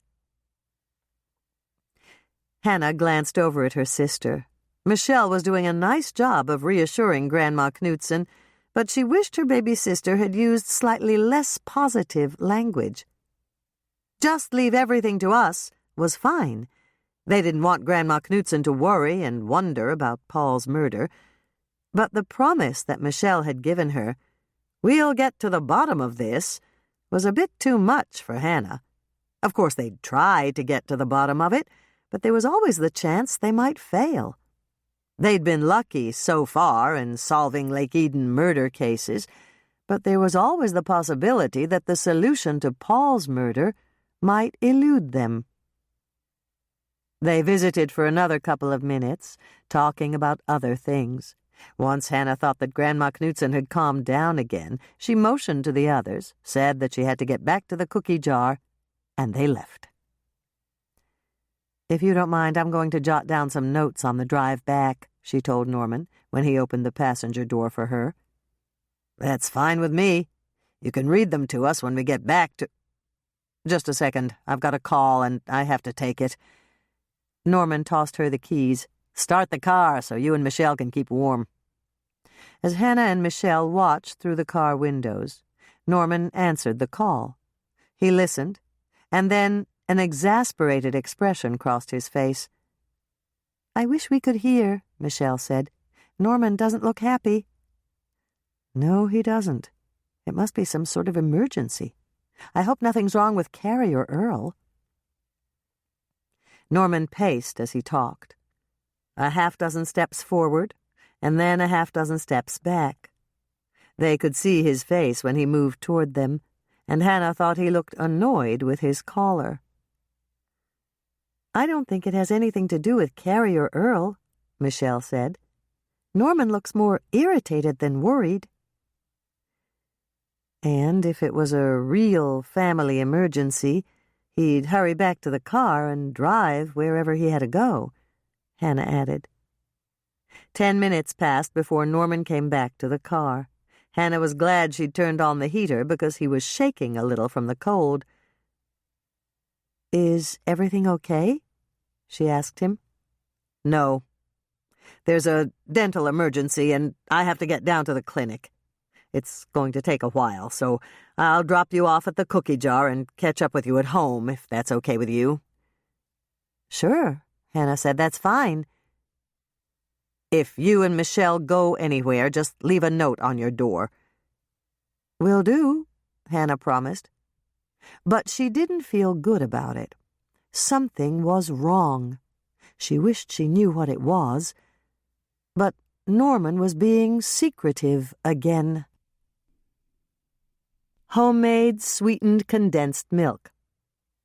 1/3 cup boiling water, 4 tablespoons butter, 3/4 of a cup sugar, 1/2 teaspoon pure vanilla extract, 1 cup powdered milk. I used Carnation non-fat powdered milk, but I've also used my local grocery store brand.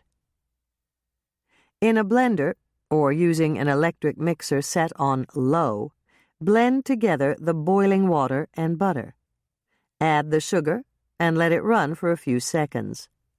Add the pure vanilla extract and let it run for several additional seconds. Shut off the blender or mixer, pour in the powdered milk, and then blend or mix on low until the resulting mixture is thick. Use immediately or store in a covered container in the refrigerator. This homemade version of sweetened condensed milk will last for up to 1 week in the refrigerator. Yield. This recipe makes the equivalent of 1 14-ounce can of sweetened condensed milk that can be used in pies, cakes, cookie bars, and flans. Hannah's note. My grandma Ingrid made this up every Sunday morning and put it in the refrigerator to use in coffee for the whole week. Substitute for sweetened condensed milk, for anyone who needs to avoid milk or dairy. 2 large eggs, 1 cup brown sugar, pack it down when you measure it, 1 teaspoon vanilla extract, 2 tablespoons flour, 1/2 teaspoon baking powder, 1/4 teaspoon salt. Hannah's first note. This is easy to make if you use an electric mixer. You can also make it in a blender. You must make it fresh for each recipe you bake. Beat the eggs until they're of a uniform color and thoroughly blended. Add the brown sugar and mix it in. Add the vanilla extract. Mix it in. Add the flour and beat for 1 minute, making sure it's thoroughly incorporated into the mixture. Add the baking powder and the salt. Beat for another minute. Set the resulting mixture aside on the counter until you need it in your recipe. Then add it when your recipe calls for sweetened condensed milk. Hannah's second note. This substitute can be used in any baked dessert recipe, including pies, cakes, and cookie bars. Do not use it in frostings or candy. Yield. 1 recipe makes enough to substitute for 1 14-ounce can of sweetened condensed milk. That's the store-bought size. Chapter 21. Hannah? Michelle came out of Hannah's condo kitchen with a cup of hot chocolate. Did you know there's a ball of socks on top of your refrigerator? Another one? Hannah said with a sigh, glancing over at Moisha, who looked totally uninterested in their conversation. Moisha? Michelle asked, noticing Hannah's glance at her cat. He's the only one who lives here besides me, And I really don't think I'm sleepwalking with socks in my hand. Maybe you'll be able to tell which one of us is doing it now that you're staying here. But Moishe can't get your sock drawer open, can he? Don't forget, you're doubting the abilities of the stubborn feline who managed to chew his way through the back of a locked cabinet to get at his food, Hannah reminded her. Michelle gave a little shrug. That's true. Have you checked the back of your sock drawer? That was the first thing I did. And? No holes anywhere. The drawer is solid wood, and it's heavy. If I'm not doing it, Moishe is, but I can't figure out how he's pulling out that drawer. Maybe I can. I'll keep an eye on him. And on you, too. Sleepwalking's not all that unusual, you know, especially in times of high stress. Are you stressed, Hannah? Who, me? What could I possibly be stressed about? Just because my cat's exhibiting unusual behavior? Mike is about to warn me not to get involved in Paul's murder case, and I already am.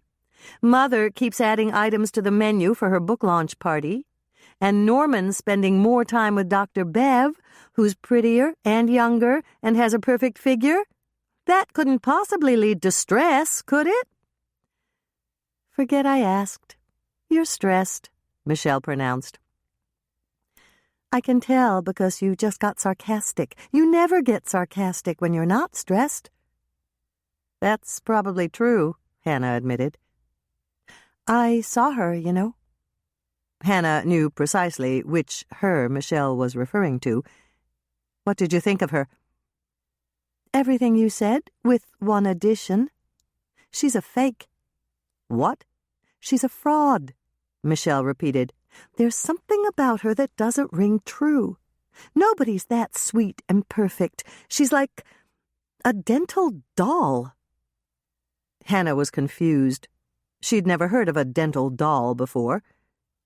What's a dental doll? You must have seen those career dolls that mothers buy for their daughters. The girl astronaut, the girl teacher, the girl lawyer, and the girl doctor. I'm sure there's got to be a girl dentist that looks just like Dr. Bev. You don't think she's a real dentist? That's not it. I think she's a real dentist, but I also think she's playing some sort of part. She's acting, Hannah. I can spot an actress a mile off. She's playing sweet and nice and everybody's friend, but she's not really that way inside. I just wish I knew what she's up to. Hannah thought about that for a long moment. Perhaps Michelle was right. When she'd seen Dr. Bev in action at the birthday party, she'd thought that there was something a bit disingenuous about her. Well, do you think I'm totally wrong? Michelle asked. No. I had similar feelings about her, but I thought it might be just jealousy. You don't have anything to be jealous about. You're a much better person than she is. Hannah walked over to give her a hug. The Swensen family wasn't usually that demonstrative, but Michelle deserved a hug. What would you like for dinner? Red meat. I'm taking you out to the corner tavern for a double burger. I worked a couple of extra hours last week, and I've got the extra cash. But you don't have to spend it on me. I'm not spending it on you. I'm spending it on us. Besides, ever since Grandma Knudsen mentioned that beef stew she was going to make for Reverend Matthew, I've had a hankering for red meat. Of course, they didn't go straight to the corner tavern. Not after Hannah told Michelle that she'd recognized the voice of the woman Grandma Knudsen thought was Paul's counselee. Alice Bogle? Michelle sounded surprised. Why was she meeting with Paul? She wasn't meeting with Paul. Alice thought she was meeting with Matthew Walters. She used to date him when they were in high school, and rumor has it that she still had feelings for him. Interesting. And you think she was with him in the church office on Sunday night? That's my guess. Doc Knight said the murder took place between midnight and 2 in the morning, so Alice isn't a suspect if she left before midnight. It's even possible she saw Paul's killer when she was leaving the church. "Let's stop by the bowling alley to talk to her on our way out to the corner tavern," Michelle said. "I want to see her reaction when you tell her that Reverend Matthew was really his cousin Paul." Hannah brought cookies. Hannah always brought cookies. "Ready?" she asked Michelle as they walked up to the bowling alley entrance. "I'm ready. Which cookies did you bring?" "Nutmeg snaps. Alice just loves them." "So do I. That's Joanne Hecht's recipe, isn't it?" "Right." "Where did she go after she left her catering job with Sally?" "She moved to California and opened her own company there. I wish she were still here. She could cater Mother's book launch party, and I could just go and have fun." A blast of warm air, the good-natured banter of bowlers, and the smell of fresh popcorn from the popcorn machine rolled out to greet them as Hannah pushed open the door. One look at the bowlers who crowded every lane, and Hannah knew that Club League was in full swing. There wasn't a lot to do in February in Minnesota. Outdoor recreation was limited to sledding, skating, and ice fishing, and no one braved the sub-zero temperatures on a night that was this cold. Instead, it looked as if almost everyone Hannah knew was bowling. Club League was fun because you didn't have to actually join a league. All you had to do was belong to a club, get together with 4 friendly members, and take part in the tournament. If your team lost, you were out. But if your team won, you went on to play another club team. The club tournament winning team won baseball caps embroidered with their names and the date they won. That gave them bragging rights. Several of tonight's bowlers must have been winners in the past because Hannah spotted Cyril Murphy wearing a green cap and Digger Gibson sporting an orange cap. "Alice is behind the refreshment counter," Michelle said, steering Hannah in that direction. "She waved at us when we walked in.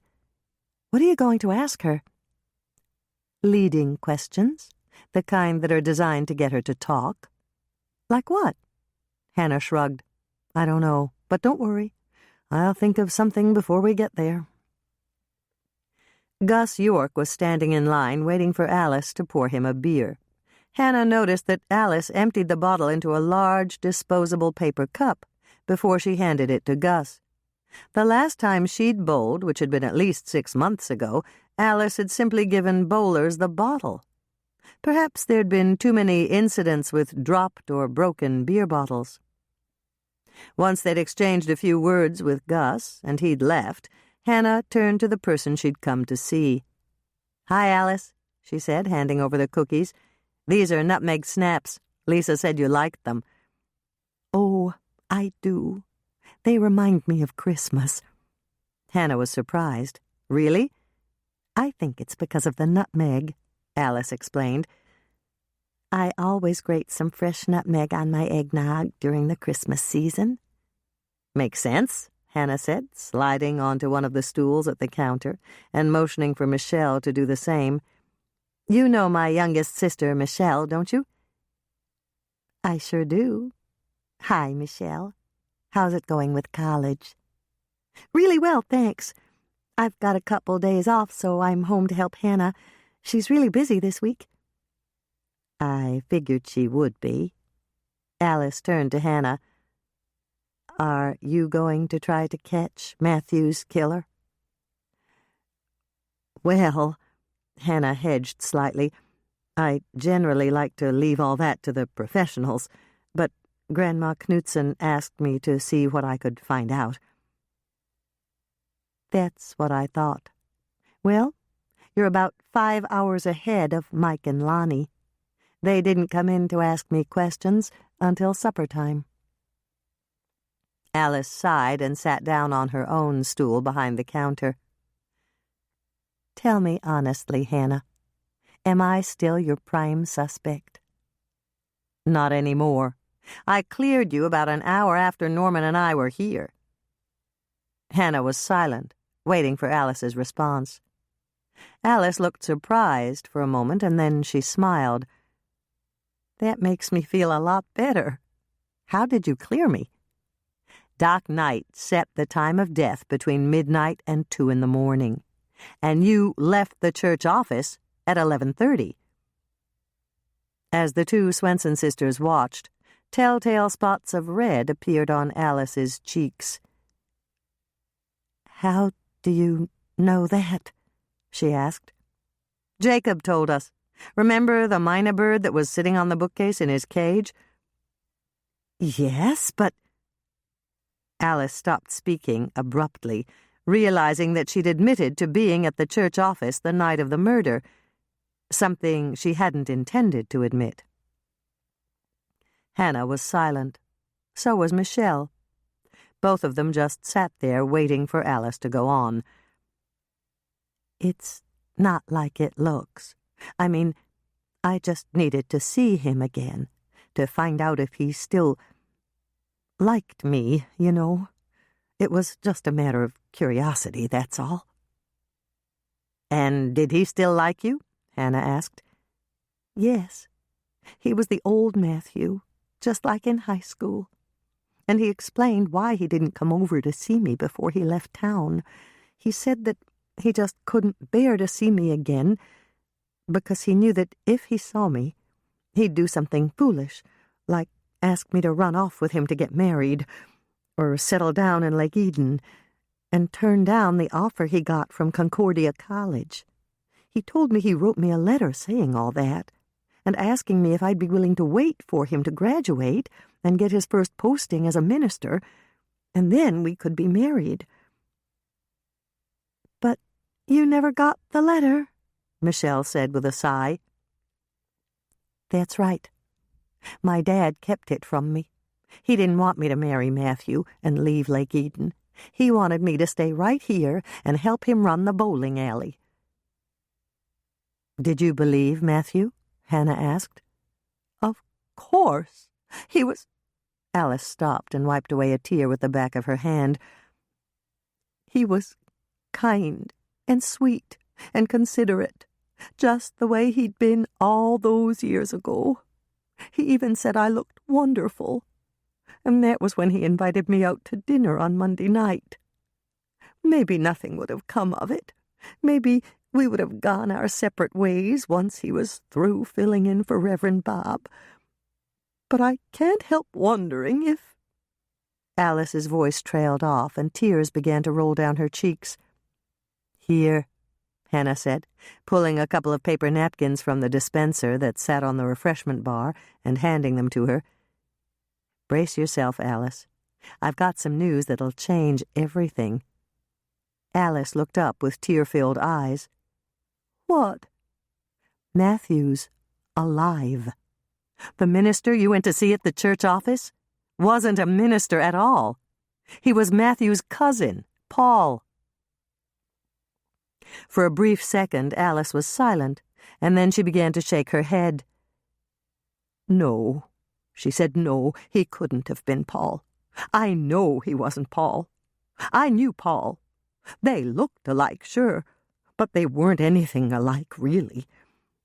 Paul wasn't a nice person. I would have known if the man I met was Paul." "Matthew's here now," Michelle told her. "He drove in from Wisconsin this morning right after he heard the news that he was murdered in Lake Eden." "Matthew positively identified the victim as Paul this afternoon at the morgue," Hannah told her. "But—" Alice swallowed hard. "I was so sure. I never doubted that it was Matthew. And now you tell me that it was Paul." Alice reached for another paper napkin and wiped her eyes again. "I just can't believe it."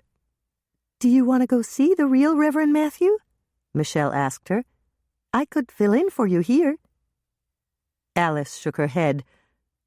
"No, I've had enough for today. I just can't cope with anything else.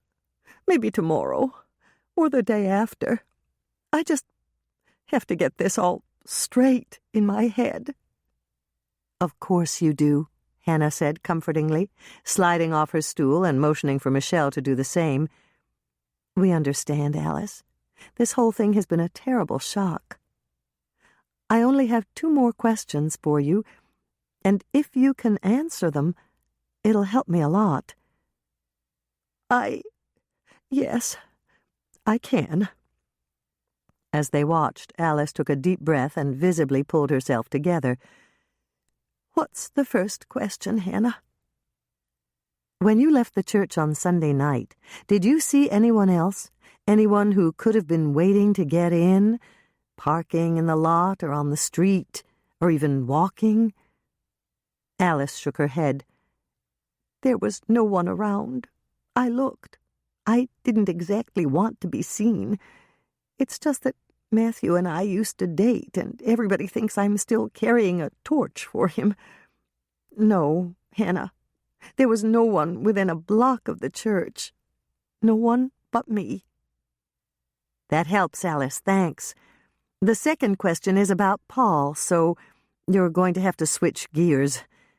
Did Paul have any friends when he was here at Jordan High?" "Only one that I can think of. Of course, Matthew was his best friend. When they first got here, they palled around together. But then Matthew started dating me, and Paul hooked up with Lenny Pesky." "The bartender at the Eagle?" Michelle asked her. "Yes. They were partners in crime, if you want to call it that. Paul and Lenny did all sorts of bad things, like breaking into school lockers and playing nasty tricks on the teachers they didn't like." "Thanks, Alice," Hannah said quickly. She could tell that Alice was shaken and really needed to be left alone. "Call me if you need me for anything. You have my cell phone number, don't you?" "Yes. You gave it to me this afternoon." "Here's mine, too." Michelle took a card from her purse and handed it to Alice. "Sometimes Hannah forgets to charge hers." "So do I," Alice said, giving Hannah a wan smile. And then she asked a question of her own. "Does Mike know that Paul was the one who was murdered?" "He does now.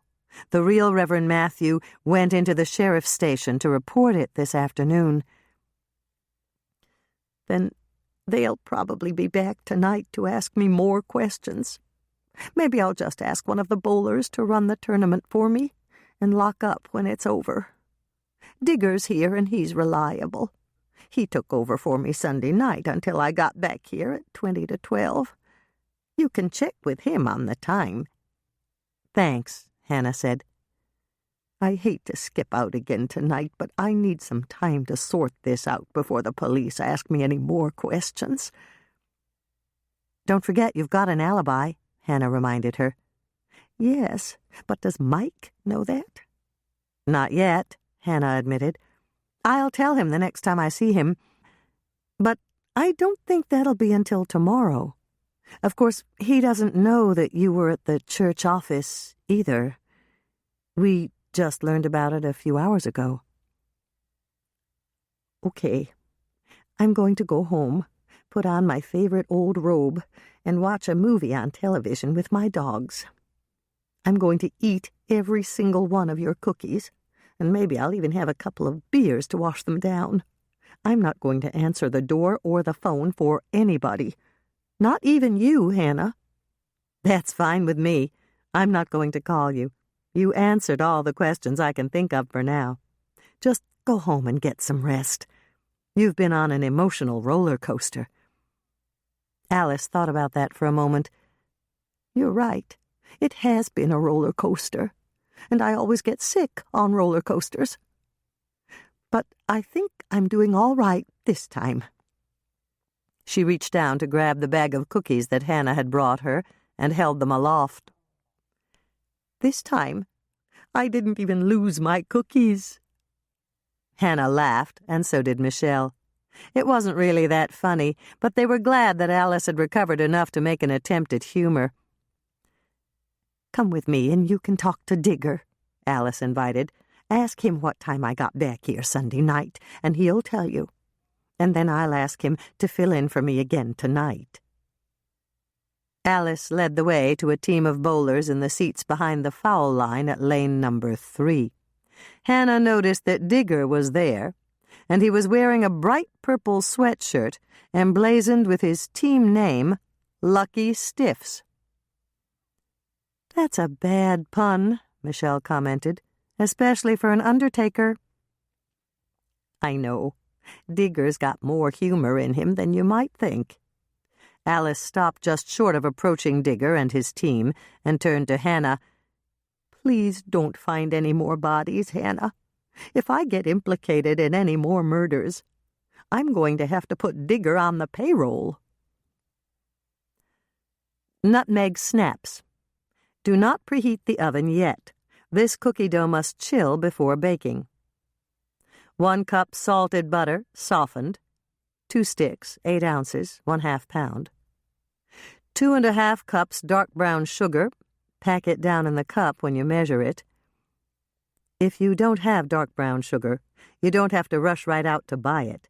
As far as I can tell, there are 3 types of brown sugar. One is called brown sugar, another is called light brown sugar, and the third is called dark brown sugar. Light brown sugar has the least molasses, and dark brown sugar has the most. If you have regular brown sugar in the house, just add a 1/2 teaspoon of molasses to your mixing bowl, and you'll have dark brown sugar. 2 large eggs, 1½ teaspoons baking soda, 1/2 teaspoon salt, 2 teaspoons ground nutmeg, or 1 teaspoon of freshly grated nutmeg. If you're using ground nutmeg in the jar and it's old, do go out and buy a new jar. Unlike fine wine, nutmeg doesn't age well. It tends to taste like soap. If you grate your own nutmeg, that's preferable. Just use 1 teaspoon of freshly grated nutmeg instead of the 2 teaspoons of ground nutmeg that it calls for in the recipe. 3½ cups all-purpose flour. Pack it down in the cup when you measure it. 2/3 of a cup dried apricots chopped. Measure after chopping. Extra sugar, about 1/2 cup, for rolling dough balls before baking. Hannah's first note. Although you can certainly make this recipe by hand, it's a lot easier with an electric mixer. Place the softened room-temperature butter in a mixer bowl and beat it until it's smooth. Add the dark brown sugar and beat it until it's nice and fluffy. Mix in the eggs. Make sure they're thoroughly incorporated. With the mixer running on low speed, add the baking soda, salt, and nutmeg. Keep beating until you're sure they're evenly combined. Add the flour in 1/2 cup increments, beating after each addition. Shut off the mixer and stir in the chopped dried apricots by hand. They tend to stick to the beaters. You can leave your cookie dough right in the mixing bowl if you wish. Just tear off a sheet of plastic wrap and press it down over the top of your dough, tucking it in on the sides so that no air gets in. Refrigerate the cookie dough for 1 hour. Overnight is fine too, to chill it and make it easier to work with. When you're ready to bake, preheat the oven to 350 degrees Fahrenheit, rack in the middle position. Take your cookie dough out of the refrigerator and set it on the counter. Line your cookie sheets with parchment paper, or spray them with Pam or another nonstick baking spray. Put some white sugar, a 1/2 cup should do, into a small bowl. You'll be rolling dough balls in the sugar before baking. Roll the dough into 1-inch balls without making them smooth. Roll each dough ball in the sugar, covering it completely. Arrange the dough balls on your cookie sheet 2 inches apart. You should be able to get 12 dough balls on each cookie sheet. Flatten each ball with the bottom of a glass or the flat blade of a metal spatula. Bake at 350 degrees Fahrenheit for 8 to 12 minutes or until the cookies are golden brown. Mine took 11 minutes, and so did Joanne's cookies. Remove the cookies from the oven. Let them cool on the baking sheets for a minute or 2 to firm up. Then remove them to a wire rack to cool completely. These yummy nutmeg snaps can be stored in an airtight container or in a covered cookie jar up to 1 week. They freeze beautifully if you stack them like coins in a wrapper. Roll them in foil and place the rolls in freezer bags. Yield approximately 6 dozen cookies, depending on cookie size. Hannah's second note. These cookies make great dunkers. Bill always dunks his in his coffee when he comes into the cookie jar for an afternoon break. Mother does it too, but please don't mention it if you see her. I wasn't supposed to tell anyone because she says it isn't proper etiquette. Chapter 22. I'm really glad I didn't have to settle for a chunk of pickled ring bologna, Michelle said, biting into her double cheese mushroom burger. Hannah waited until she'd swallowed a bite of her double gorgonzola burger before she replied, What made you think you'd have to settle for pickled bologna? I looked at the menu at the refreshment stand just in case Alice decided to take me up on my offer to fill in for her while she went up to the parsonage to see the real Reverend Matthew. The only things she serves are sodas, beer, chips, popcorn, and pickled bologna. She had that in one of those big glass jars behind the counter. No pickled pig's feet? No. I guess they're too messy. A chunk of bologna's neater. The two sisters fell silent as they ate their burgers and drank from chilled mugs of root beer. They didn't speak again until their burgers were almost gone. I'm thinking about ordering a burger to go for Norman, Hannah said. But he must really be tied up. I thought he'd read my note and come straight out here. Maybe the dental emergency is really complicated. Michelle stopped speaking and began to frown. Never mind. It's not. How do you know? The dental emergency, if there really was one, is over. I can see through the leaves of the artificial plant sitting on top of the room divider, and Norman's here. Wave at him. He might not be able to see us way back here. I hope he won't. Whatever you do, don't stand up, Hannah. We need to keep a really low profile. What are you talking about? Norman's at a table for 2 in the middle of the dining room. He must have walked in shortly after we did. Is he waiting for us? I doubt it. He's with Dr. Bev.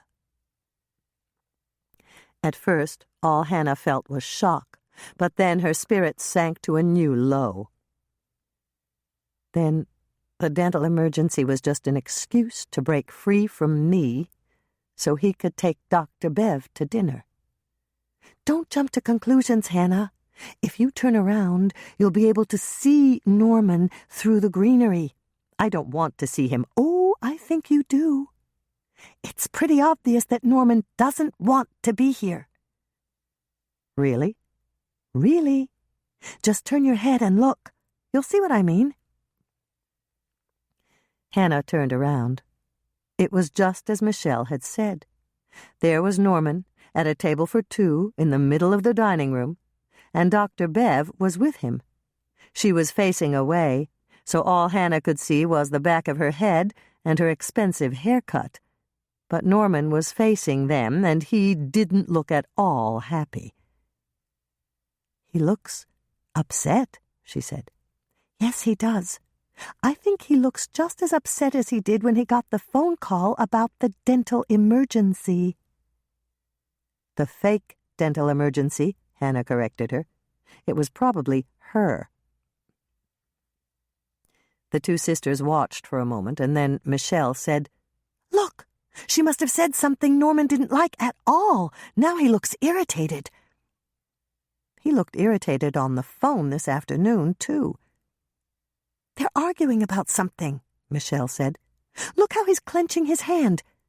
That breadstick he's holding is going to be nothing but crumbs in a couple of seconds. She's reaching for his other hand to try to calm him down. Hannah narrowed her eyes. It's not going to work. He just pulled his hand back. and he's scowling. Maybe it's the light, but Norman's face looks red. It's not the light, Hannah told her. Norman's face is red. He's angry. Very angry. Furious. Have you ever seen Norman look this mad before? Never. Norman isn't the type to fly off the handle. It just isn't like him. Then she must have pushed him to the bitter end about something, Michelle commented. I wonder what she's doing now. She just picked up a napkin and she's holding it up to her face. Crocodile tears, Michelle informed her. Either that, or she's actually crying. There's a girl in my drama class who can cry on command. That's really useful when you're an actress. Well, it's coming in handy for lady dentists, too. Norman just reached out for her hand. Michelle gave a little sigh. You can't blame him for that. There are some guys who just can't stand to see a woman cry. I'll bet Norman's like that. Hannah gave a little shrug. I'm not sure. Actually, I'm not sure about a lot of things now. Norman says he loves me, but this doesn't look good. And Mike says he loves me, but that'll probably change when he finds out I'm working on his murder case. Maybe neither one of them loves me. Michelle motioned for their waitress and pulled out her wallet. Maybe money can't buy you love, but it'll buy you chocolate. And that's almost the same thing. I'm going to order a double fudge brownie delight for both of us to go. To go? But we can't leave yet. We'll have to walk right past them, and I don't want to do that. Michelle started to grin. Afraid you'll kill her? Of course not. But there may be much too much ketchup and mustard in her future. This time, a grin wasn't enough for Michelle. She started to laugh. I wouldn't blame you. Follow me, Hannah. We can stand in the kitchen to wait for our takeout, and then we'll go out the back way. We can sneak back in the front door to get our coats and boots. Hannah considered that for a moment. But don't you think that's the coward's way out? No, it's the cheapest way out. The dry cleaners will charge you a fortune to get the ketchup and mustard stains out of her white cashmere sweater.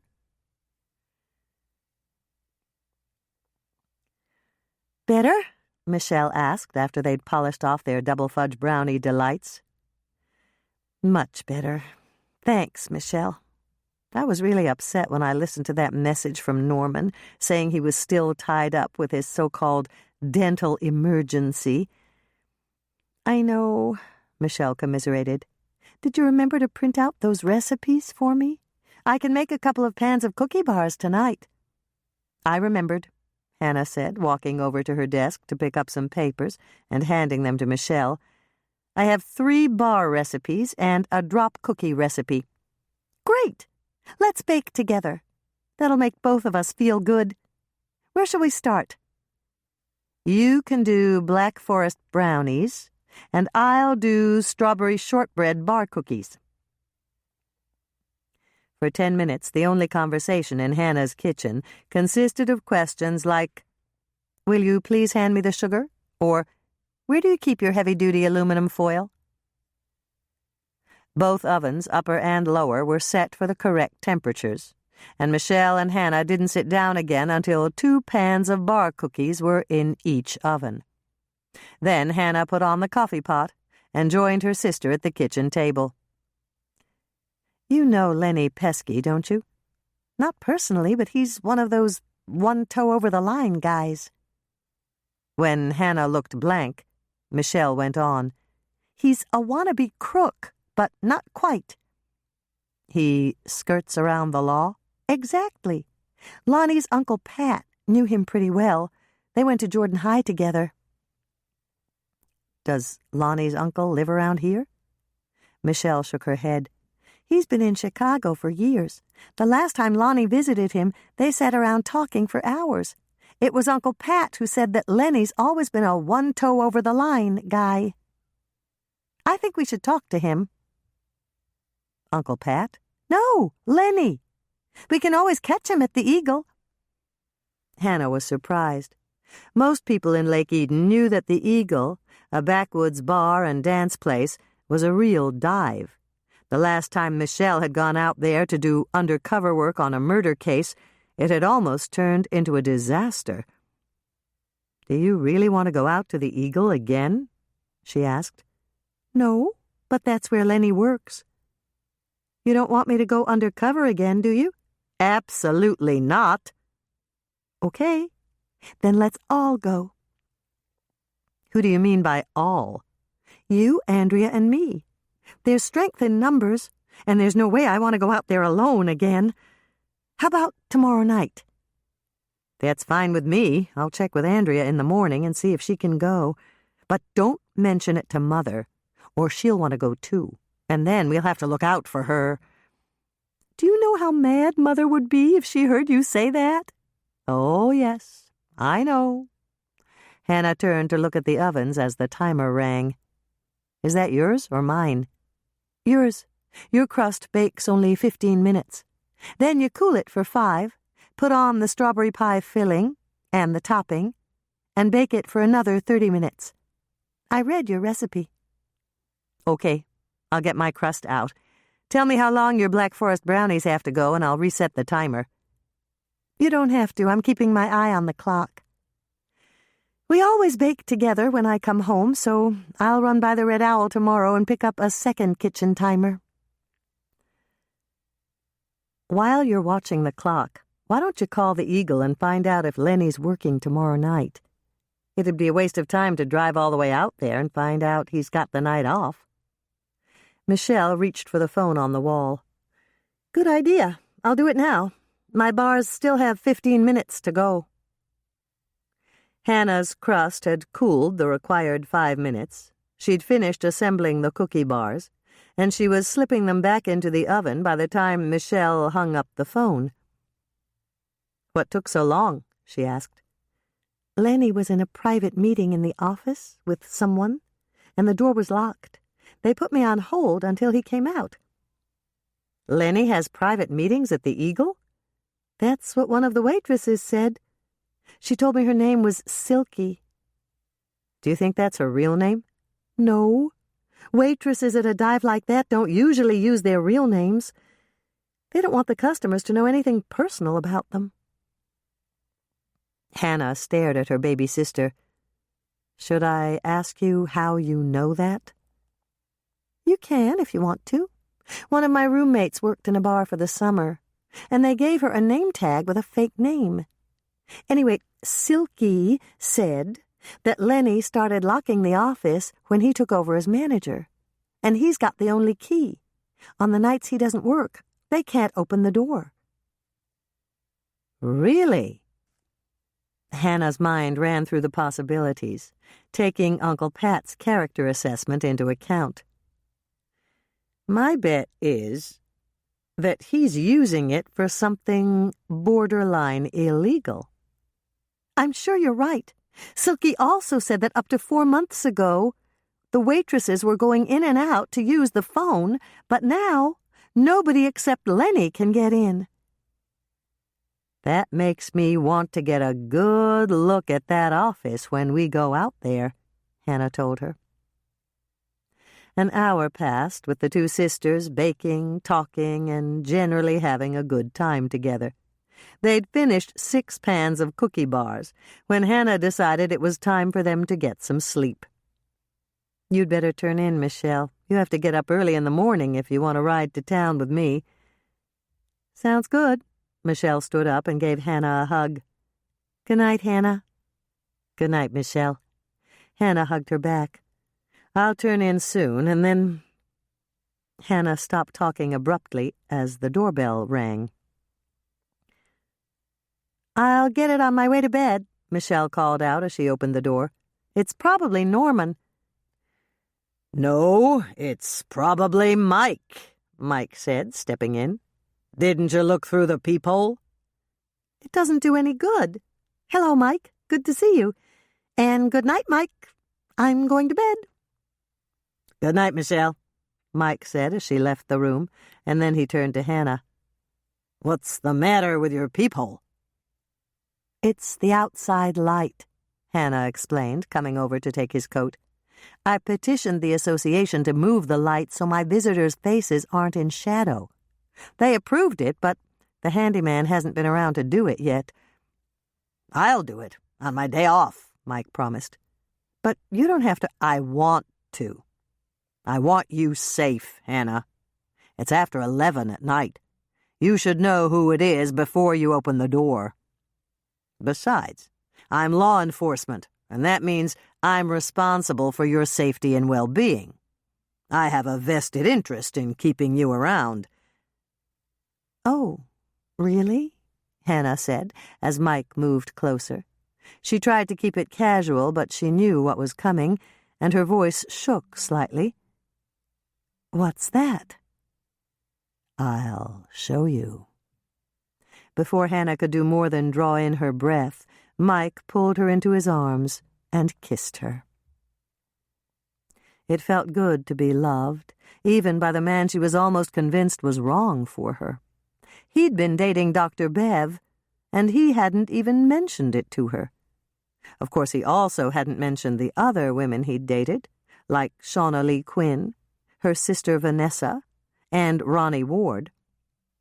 Then again, Norman, who she suspected was right for her, had been upfront about taking Bev out to dinner when Hannah had a date with Mike.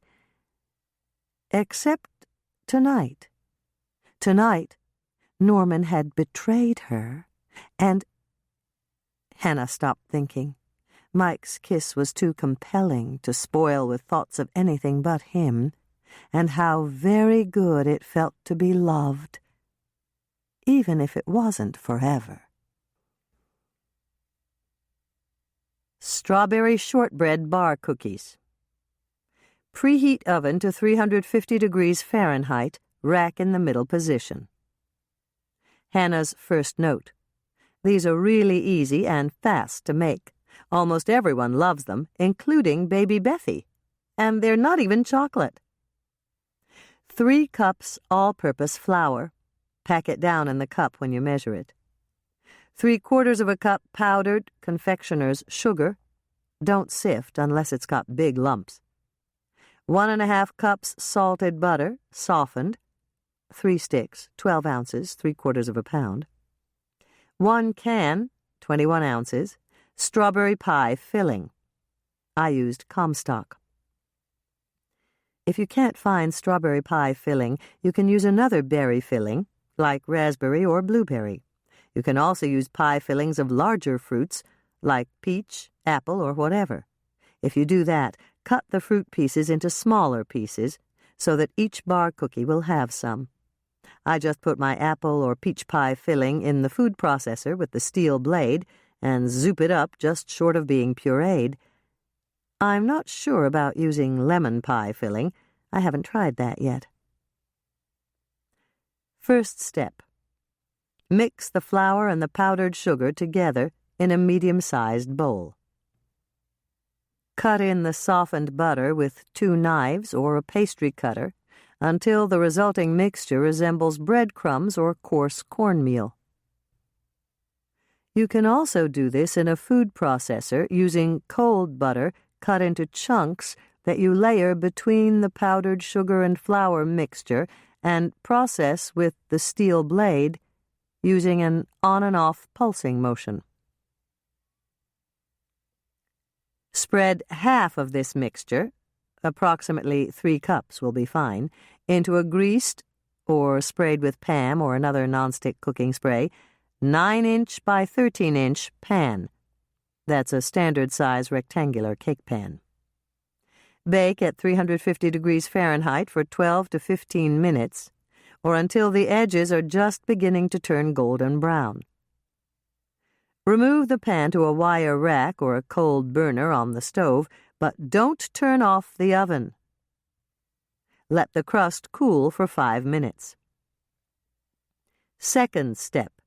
Spread the pie filling over the top of the crust you just baked. Sprinkle the crust with the other half of the crust mixture you saved. Try to do this as evenly as possible. Don't worry about little gaps in the topping. It will spread out and fill in a bit as it bakes. Gently press the top crust down with the flat blade of a metal spatula. Bake the cookie bars at 350 degrees Fahrenheit for another 30 to 35 minutes, or until the top is lightly golden. Turn off the oven and remove the pan to a wire rack or a cold burner to cool completely. When the bars are completely cool, cover the pan with foil and refrigerate them until you're ready to cut them. Chilling them makes them easier to cut. When you're ready to serve them, cut the strawberry shortbread bar cookies into brownie-sized pieces, arrange them on a pretty platter, and, if you like, sprinkle the top with extra powdered sugar. Chapter 23. "You've got goosebumps," Mike said, chuckling a bit as he reached out and shut the front door. "Sorry about that. I totally forgot the door was open." "That's okay," Hannah said, deciding not to mention that she hadn't even noticed, and the icy air that was coming in the open door probably wasn't the cause anyway. Since it would be very easy to go straight back into Mike's arms again and continue right where they'd left off, she stepped back slightly and smiled at him. "Did you get a chance to have something for dinner?" "No. I was going to stop by the corner tavern, but things got rushed at the station." "Did you ask because you're going to feed me? Or was it just a matter of curiosity?" "When have I ever failed to feed you?" Hannah answered his question with another question. "Good. I'm starving. What did you have in mind?" Hannah thought fast. She had a number of quickie meals in her repertoire, and her choice depended on the ingredients she had on hand. "How about Welsh rarebit?" "Sounds great," Mike said, giving her the devilish grin that always made her heart beat faster. "What is it?" "You say it sounds good, but you don't know what it is?" "Yeah, and that's because everything you make is good. Come on, Hannah, tell me what it is." "It's like a puffy cheese sandwich with only one piece of bread. And I've got strawberry shortbread bar cookies for dessert." "Oh boy, I guess I knocked on the right door tonight. Can I start with dessert?" "Of course," Hannah said, heading for the kitchen. "I'll put on a fresh pot of coffee and bring out a platter of bar cookies for you to munch on. And then I'll start the Welsh rarebit. It only takes about 15 minutes. "I'm in no hurry. I'll just throw some mice for the big guy. He likes that, don't you, Moisha?" Hannah watched as her cat turned into a shameless sycophant, rubbing up against Mike's legs and purring so loudly she could hear him from the kitchen doorway. Moisha adored Mike. It seemed that all animals adored Mike. She'd seen him with Herb's pup, Dylan, and Mike knew exactly where to scratch his ears and which toys were his favorites. He was also really good with Norman's cat, Cuddles. Mike was the type of guy that everybody's pet loved. Hannah had put on the coffee, and she was setting the oven for the proper temperature when she happened to look at the top of the refrigerator. There was a sock ball leaning up against the ice bucket she almost never used. "Oh, no, not again," she said, giving a heartfelt sigh. This was the 4th or 5th sock ball she'd found on top of the refrigerator, and there was no way she'd dropped that many on her way from the laundry room to her bedroom. Either she was doing strange things in her sleep, or Moisha had somehow discovered how to open her sock drawer. "Is there something wrong?" Mike asked, and Hannah turned to see him standing in the open kitchen doorway, a toy mouse in his hand. Moisha was right next to him, looking oh so ingenuous. Hannah said nothing. She just pointed to the top of the refrigerator where the sock ball sat. "Rolled up socks?" Mike asked her. "That's right. And I'm almost positive that I didn't put that sock ball there." Mike turned to look at Moishe, who looked back up at him and started to purr. "You think he did?" Mike asked her. "Yes, but I can't figure out how he does it. I keep them in a drawer in the bedroom, and it sticks. It's really hard to get open." "Let me see," Mike said. Hannah led the way to her bedroom and pointed to the drawer filled with similar sock balls. "Try to open it, and you'll see what I mean," she told him. Mike grasped the handle and pulled. The drawer didn't move. He pulled again, a bit harder, and it still didn't budge. "It's really sticking," he said. "I know. Sometimes if you jiggle and pull at the same time, it'll come open." Mike did as she described, and the drawer slid out reluctantly. "Moishe couldn't have opened this. It's a really heavy drawer," he said. "The dresser's an antique, and they knew how to build them to last back then. Mother says it's solid mahogany, the same as my bedstead." Mike turned to look at the bed, and then he sighed deeply. "What's wrong?" Hannah asked. "It's your bed. It looks all soft and comfortable and warm, and I've got to get out of here." Hannah laughed and grabbed his arm, pulling him toward the hallway. "I take it you haven't had much sleep lately?" "No, not much. Between that jewel robbery in the cities, a couple of scams involving senior citizens, 3 stolen cars, and now the church murder case, I've been working doubles almost every day." "Well, take a nap on the couch while I make the Welsh rarebit," Hannah suggested. "They say that 15 or 20 minutes of sleep can make a huge difference." "Oh, it'll make a huge difference, all right," Mike said with a grin. "If I go to sleep, I'll stay asleep, and you'll have to drag me out the door in the morning." "I'll take your word for it," Hannah said. "I'll bring the coffee and you can start eating those bars. The sugar may give you a lift." As she arranged a tray for the coffee and put the cookie bars on a plate for Mike, Hannah thought about how she could parlay the information she'd gathered into something of value from Mike. She would tell him about Alice's visit to the parsonage on Sunday night, but she'd make sure to say that Alice had an alibi.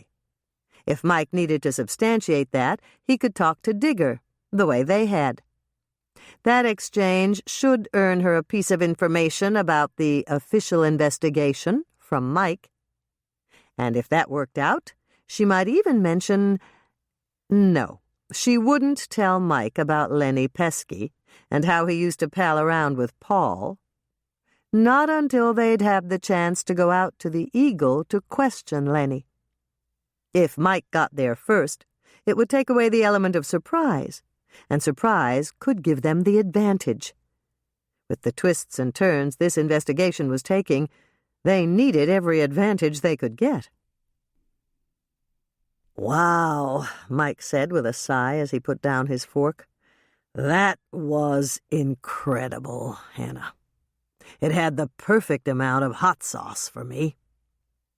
"Thanks," Hannah said, glad that she'd doubled the amount of hot sauce in the recipe for the fiery, flavor-loving sheriff's detective. Mike reached across the table to pick up the carafe to pour another cup of coffee for Hannah. He refilled his own cup, returned the carafe to its trivet, and gave her a smile. "So, how's the investigation coming?" he asked her. "Investigation?" Hannah attempted an innocent expression. "You know I like to leave all that to the professionals." "Right. Just like you always come to a full and complete stop at every stop sign, and never, ever go over the speed limit." "How's your investigation going?" Hannah countered. There was no use denying that she was involved in Paul's murder case. Mike knew better. "It's a tough case. Because you're suddenly investigating Paul's murder rather than Reverend Matthews? Yes, but that's only part of it.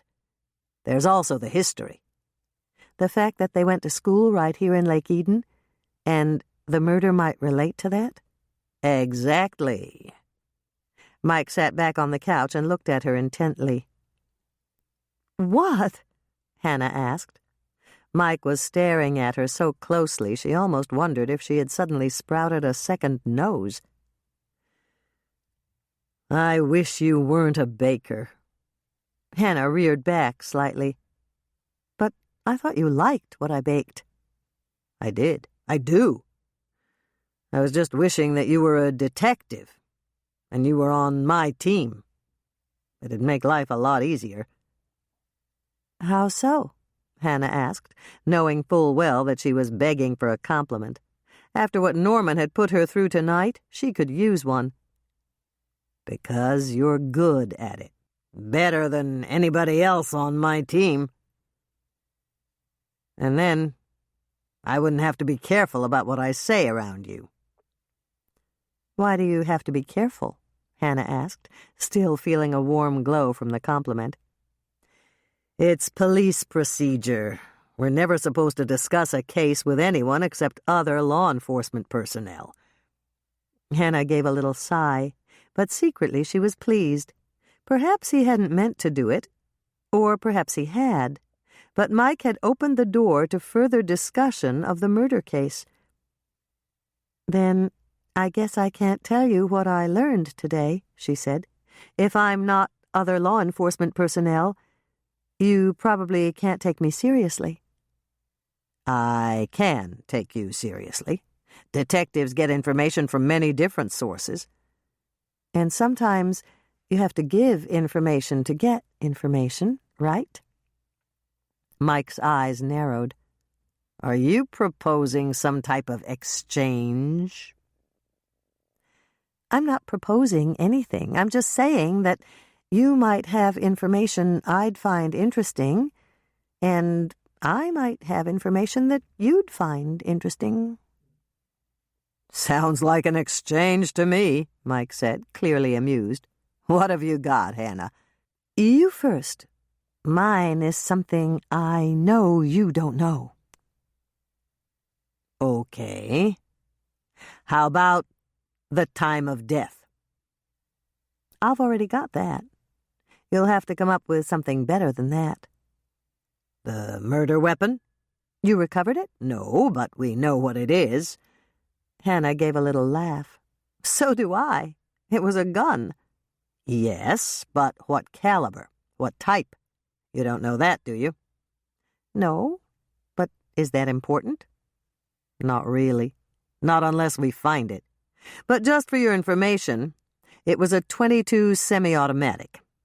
We found the shell casing. Big whoop, Hannah said, causing Mike to chortle. Laugh all you want, but that's not enough. My information is worth more than that. Give me a little taste, and I'll decide if I should give you something better. Well, okay. Hannah thought for a moment. You noticed the bird cage at the crime scene, didn't you? Of course we did. Rick Murphy lifted the cover and recognized Pete Nunkey's mynah bird.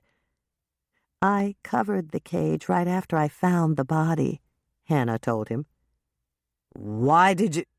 Mike began to smile. I get it. You didn't want the bird to see the corpse. Something like that, yes. But Jacob, the bird, saw the whole thing.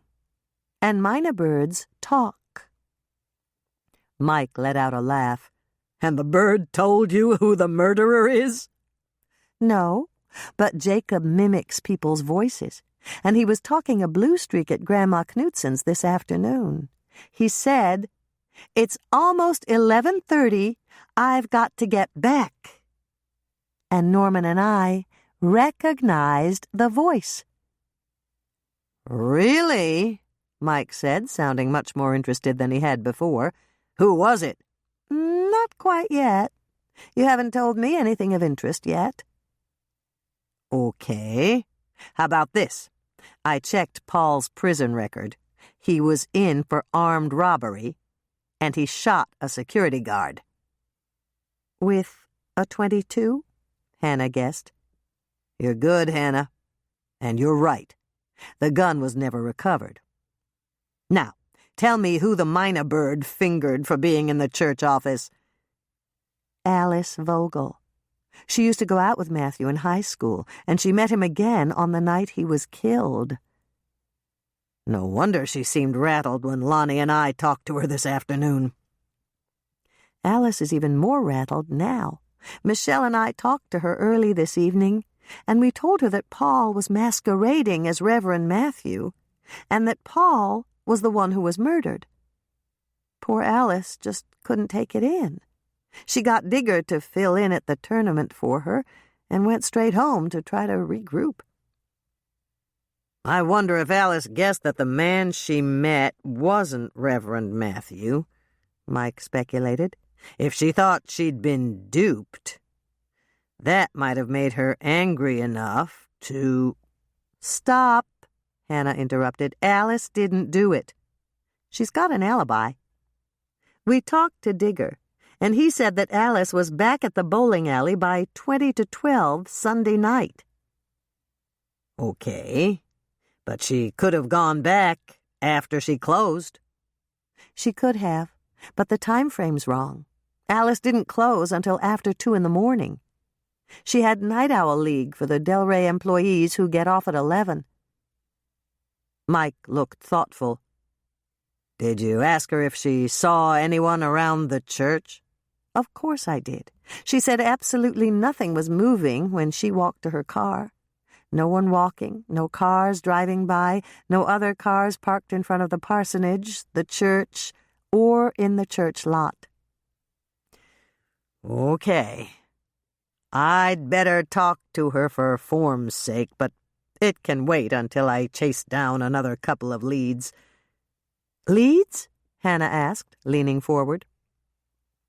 Mike leaned forward, too, and cupped his hands around her face. No, he said, giving her lips a brush with his. That's enough for tonight.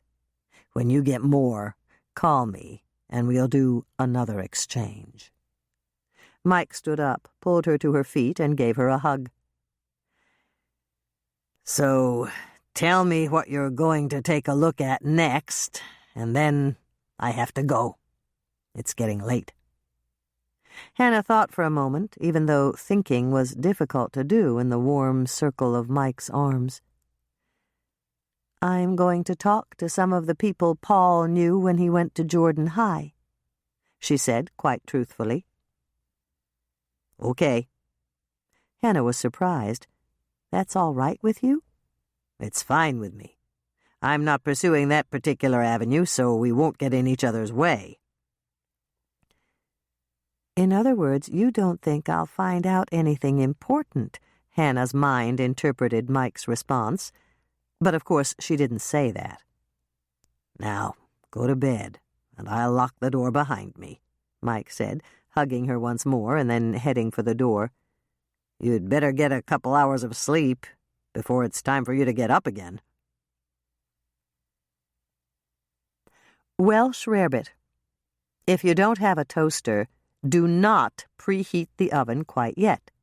If you do have a toaster, preheat the oven to 450 degrees Fahrenheit, a very hot oven, rack in the middle position. Hannah's first note. I usually double this recipe so that it will serve 4 people, even when I make it for only 2 people. Everybody in my family wants another slice. 2 large slices good white bread. I used egg bread from the deli. You could also use thick-sliced French toast bread. 4 large eggs. 8 ounces sharp cheddar cheese, grated. 1/2 teaspoon dry mustard. Tabasco or your favorite hot pepper sauce. I used Slap Ya Mama made by Walker & Sons. Salt. Freshly ground black pepper. 1/8 teaspoon cream of tartar. Toast the bread in your toaster until it's golden brown. If you don't have a toaster, lay the bread flat on your broiler pan and toast the first side, watching carefully to make sure it doesn't burn. When it's golden brown, flip it over and toast the other side. Remove the bread from the toaster, or the broiler pan, immediately. If you used the broiler, shut it off and set the oven to bake at 450 degrees Fahrenheit, rack in the middle position. Your oven will already be very close to that temperature if you use the broiler. Find a baking pan that will hold both slices of bread comfortably. Spray it with Pam or another nonstick baking spray. I use an 8-inch square pan unless I double the recipe. Then I use a half steam table disposable foil pan placed on a cookie sheet to support the bottom. Place the toast in the bottom of the baking pan. Separate the eggs into whites and yolks. Here's how to do it for this recipe. Crack egg number 1 and pull the shell into 2 parts. Do a little juggling to drain off the white part into a medium-sized bowl. Dump the yolk that's left in the shell into another medium-sized bowl. Repeat this process for egg number 2 and egg number 3. Get out a little refrigerator container, the kind that will hold 1 egg yolk. Crack egg number 4. Separate the white part into the bowl with the other white parts, and dump the yolk into the refrigerator container so that you can add it to your scrambled eggs in the morning. Put the covered container in the refrigerator. You now have 2 medium-sized bowls on the counter, one containing 3 egg yolks, the other containing 4 egg whites. Beat the 3 egg yolks together until they're well mixed. Add the grated cheddar cheese to the egg yolks and mix everything up with a fork. Mix in the dry mustard, stirring until it's incorporated. Stir in the hot pepper sauce. Add a generous sprinkle of salt and mix it in. Sprinkle in some freshly ground pepper and stir well. Set the bowl aside on the counter. Add the cream of tartar to the bowl with the egg whites and stir it in. It'll help the egg whites whip up faster and stiffer. Whip the 4 egg whites until they stand up in stiff peaks. You can use an electric mixer or do this by hand with a whisk. Doing it by hand takes some time and muscle. It's a lot easier with a mixer. Add a large spoonful of stiff egg whites to the yolks and cheese mixture, stirring it in until it's well combined. That's called tempering. Add the rest of the egg whites to the cheese mixture. Fold them in gently with a rubber spatula, trying to keep as much volume and air as you can in the mixture. Hannah's second note. To fold in the egg whites, simply place the side of the rubber spatula blade in the center of the bowl, dig it all the way down to the bottom, and then bring it toward you until it touches the side of the bowl nearest you. Keeping the rubber blade flat so that you lift as much of the mixture as possible, move the spatula up the side of the bowl and flip the mixture you carried on the rubber blade in the center on top. Now give the bowl a little turn on the counter and do the same thing all over again. It's like carefully stirring with the flat of your spatula. Do this until there are no big clumps of egg white left. There may be little clumps, but that's perfectly all right. You just made a soufflé. It was easy, wasn't it? Gently spoon the resulting mixture over the toast in the baking pan. Bake at 450 degrees Fahrenheit for 10 minutes, or until your Welsh rarebit has browned and risen. Hannah's third note. I made this once at Andrea's house for Andrea, Bill, Tracy, and me. That was before Bethy was born. Tracy thought I was calling it Welsh rabbit, and she didn't want to eat it because she liked bunnies. I had to make her another piece just to show her that there weren't any bunnies in it. Yield 2 extremely tasty servings. Chapter 24. It was almost 1 in the afternoon, and Hannah was exhausted.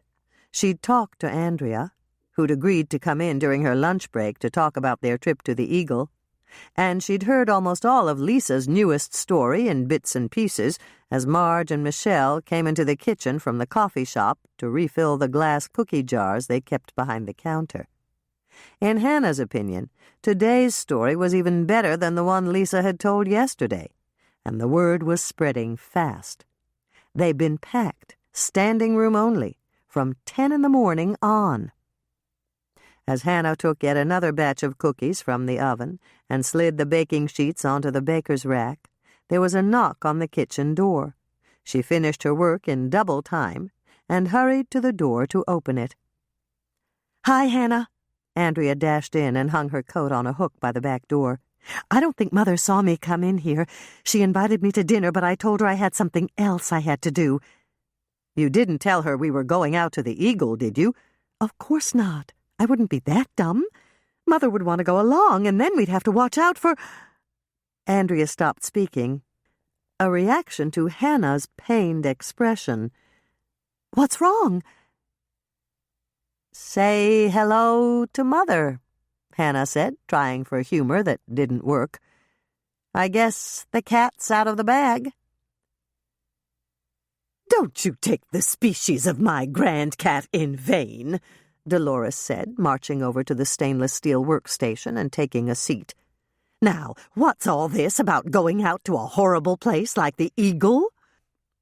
Hannah sighed deeply and plunged into the icy waters.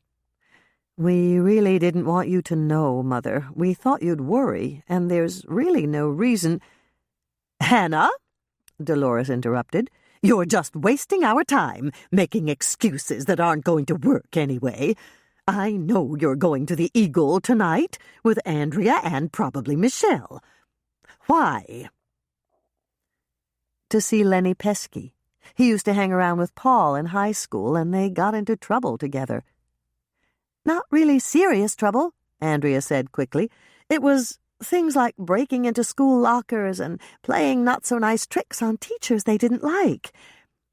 "I see. And you think Paul's murder may relate to some incident that happened in the past, when he knew Lenny in high school?" "It's possible," Hannah told her. "It's another avenue we can explore." "Yes, I suppose that makes sense. Lenny's not a suspect, is he?" Hannah shook her head. "As far as we know, he doesn't have a motive." "All right, then. I won't worry if you go out there just to talk to Lenny while he's tending bar. But if he says something incriminating, I want you to promise to come straight home and let the police handle it." "Okay," Hannah agreed quickly. "I promise we'll leave right away if anything like that happens." "Well, then, I guess that's settled. How about some coffee, dear?" "Of course, Mother. Andrea, you want coffee, don't you?" Andrea shook her head. "No coffee. I'm still a little jittery from dealing with Bonnie Surma. I'll just have a soothing cookie and a small glass of milk." Hannah did her best to figure out what constituted a soothing cookie as she poured Andrea's milk and her mother's coffee. She finally settled on filling half a plate with old-fashioned sugar cookies for their buttery sweetness and smooth melt-in-your-mouth texture, and the other half with squares of candy bar cookies for their endorphin-rich chocolate. "What happened with Bonnie Surma?" she asked as she delivered their drinks and sweet treats. "She came in a little before noon," Dolores said, motioning for Andrea to start in on the cookies. "She said she wanted to try on the little black dress Andrea put in the window this morning." Hannah looked blank. "I didn't see it, but what's wrong with that?" "For one thing, it has a darling draped look over the hips," Andrea told her. "And Bonnie has her own draped look over her hips." Hannah began to smile. "I get it. The little black dress would have accentuated one of Bonnie's figure flaws." "Exactly," Dolores exclaimed. "That's precisely what I told Bonnie. But for some reason, she took offense." I told you, Mother. No one wants to be reminded of their imperfections. There are other, better ways to suggest that the little black dress in the window just isn't the right look for her. Andrea turned to Hannah. It took me over 20 minutes to convince Bonnie not to leave the shop and never darken Claire's door again. And it took me another 20 minutes to talk her into trying an incredibly gorgeous red dress that I'd just unpacked from the new shipment. Mother ironed it while Bonnie and I talked about which materials would enhance her effervescent personality and the vibrant jewel-tone shades she was simply born to wear. The only reason she asked me to iron the red dress that didn't need ironing was to get me out of the room, Dolores complained, but then she smiled at Andrea. It turns out she was right. All that silly talk about personalities and color enhancements worked. Bonnie bought 3 dresses, and all of them looked wonderful on her. They stopped talking as they heard the sound of applause coming from the coffee shop. It was obvious that Lisa had concluded this installment of Hannah Finds the Body. A few moments later, Lisa came into the kitchen. Her eyes were sparkling, her color was high, and she was smiling happily. "I think that story was the best one today," she said, sinking down on the stool. "I even got a tip, and the people around here practically never tip." Hannah smiled at her partner. "That's great. How much did you get?" "I'm not sure." Lisa reached into her apron pocket and pulled out a gold coin. "He said it's worth $1, but Herb thought it might be worth more." "What is it?" Andrea asked her, staring at the coin in Lisa's hand. "A Sacagawea gold dollar. Practically everybody in the coffee shop wanted to see it." "Who gave it to you?" Hannah asked her. "Lenny Pesky." The swinging door opened, and Michelle came into the kitchen. "They want you back for a curtain call, Lisa," she said. "By the way, that one was really good." "Thanks." Lisa hurried back into the coffee shop, but Michelle stayed behind. "John Walker wants to see you," she told Hannah. "He took a look at that gold coin, and he says he's got some information you need."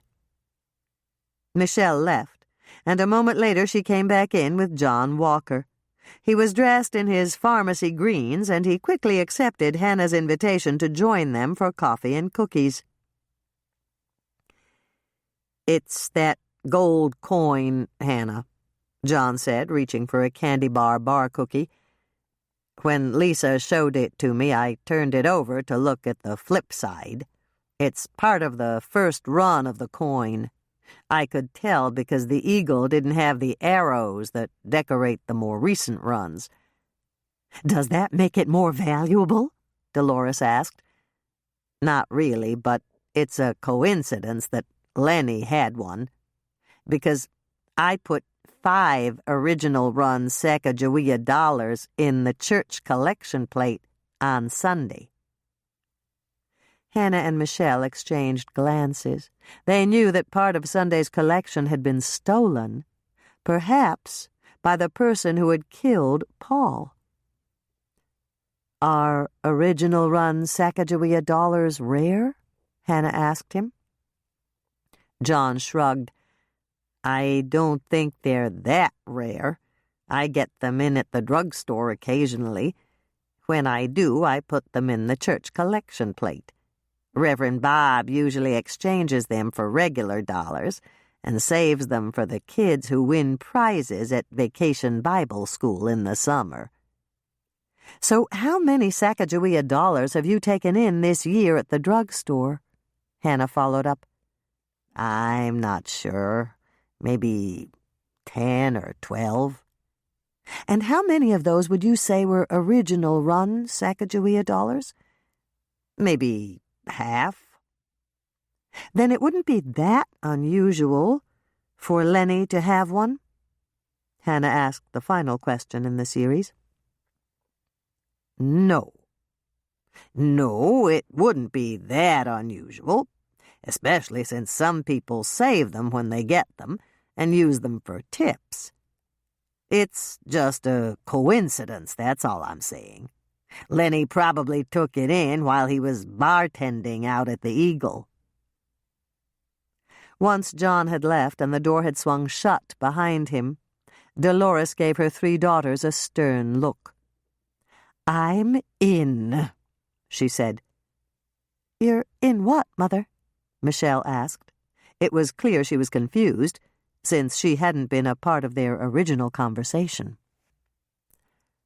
"I'm in, and we're using my car to go out to the Eagle. From what John just told us, Lenny could be a suspect. There's no way I'm going to let my 3 girls go out there alone." Hannah wrapped tape, sticky side up, around her right hand and used it on her black sweater. It had been folded on top of the other sweaters in her drawer, but somehow it had picked up what looked like hundreds of orange and white cat hairs. She was almost finished when Michelle walked in. "Cat hair on your sweater?" Michelle asked, watching her older sister pat the sweater with the tape. "I'll say, it was in my drawer, and I don't know how it collected that much cat hair, but Moisha must be—" Hannah caught sight of her sister and stopped in mid-sentence. "You're wearing that?" "Yes. I love to wear red, and the sequins really set off the color." "You actually bought that?" Hannah asked her, wondering if her youngest sister was having some eye problems. "Yes, and it was really cheap. I ran across the alley to the thrift store this afternoon, and I found it in the dollar bin." "But it's at least 3 sizes too small for you." 4 sizes, but who's counting? This sweater, some really bright lipstick, and a pair of tight jeans will make me fit right in with the rest of the bar girls at the Eagle." "I don't understand. You're not going undercover tonight. We're just going out there to talk to Lenny." "You and Andrea are going out there to talk to Lenny. Mother and I are going undercover to see what information we can learn about Lenny. We planned it all out this afternoon." "But how is that going to work when we're all going out in Mother's car?" "We're not. There's been a change of plans. Mother's coming out here to pick us up, but you're going to drive her car and drop us off at Bud Hoag's place. Mother and I are borrowing his new truck." Hannah couldn't help but be suspicious. "Mother put you up to this, didn't she?" "Yes, but I didn't take much convincing. I think it'll be fun. I've never gone undercover with Mother before." Hannah sighed. There wasn't much she could do about it at this late date. Dolores was due to arrive in less than 10 minutes. "All right. Go ahead. But you have to promise me one thing." "What's that?" "Remember the karaoke contest Mother and Carrie entered at the Moosehead in Anoka?" "Of course I remember. They sang Bye Bye Love, and they were awful." "Exactly. I want you to promise me that you won't let Mother sing." Chapter 25. "Ready?"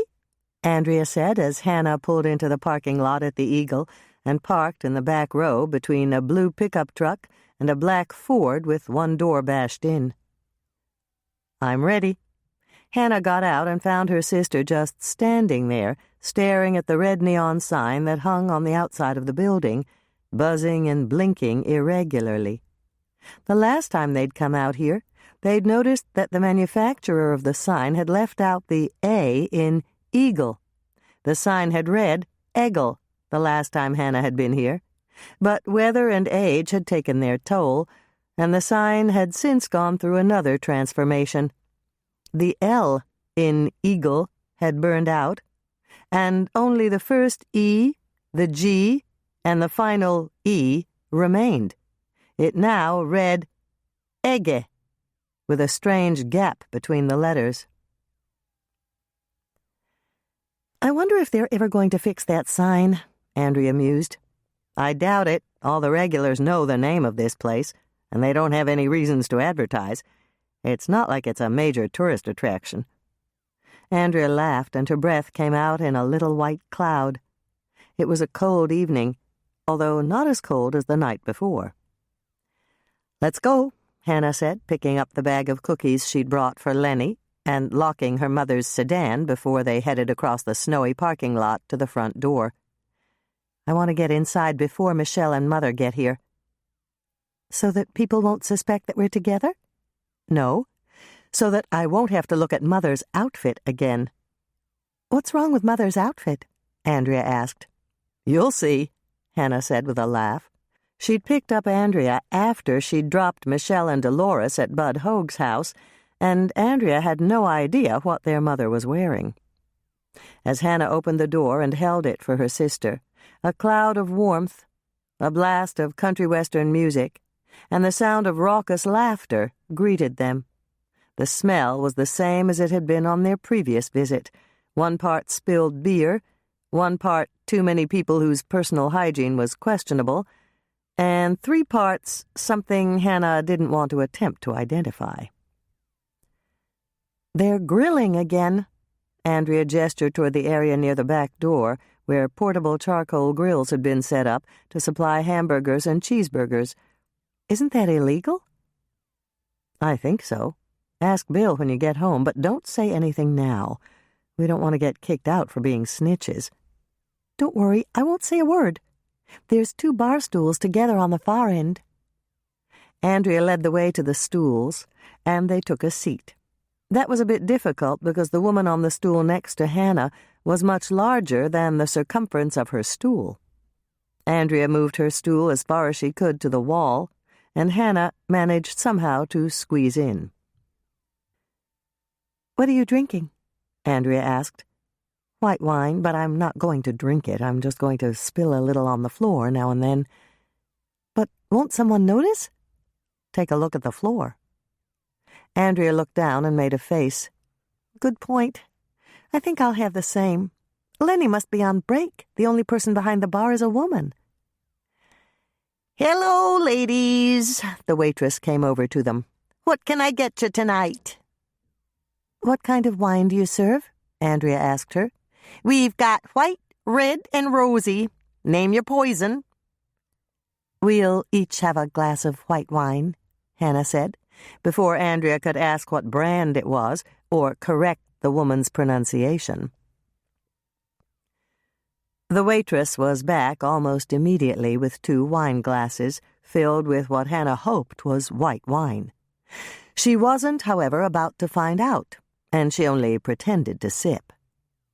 "Thanks," Hannah said. "How much is that, please? We'll pay as we go tonight." $6.50 apiece, the woman said, waiting until Hannah had handed her a $20 bill. "You want change?" "Just the 5, please," Hannah said, managing to keep the pleasant tone in her voice. No way was she going to tip the woman $7 for 2 glasses of wine that probably came out of a box. Andrea took a sip of her wine and made a face. "This tastes like turpentine smells. And now that I think about it, it smells like turpentine, too." "I'll take your word for it," Hannah said, toying with the stem of her glass. "I hope Lenny gets back from his break soon. I want to ask him some questions and get out of here." "I see Michelle," Andrea said, gesturing toward the tables that ringed the dance floor. "The guys must have picked up on her right away because she's already dancing." Hannah caught sight of her sister in the arms of a tall guy wearing a plaid shirt. He looked fairly normal, and that was good. But then she saw Dolores. "Uh-oh, look at Mother." "Where? I don't see her." "She's dancing with a really big man. He's got to be 6'4" at least. He's wearing a red shirt, and he's got a beard." Andrea was silent for a moment. "Okay, I see him, but that's Mother?" "That's Mother." "But what is she wearing?" "Just a little something she picked up at the mall," Hannah said with a grin.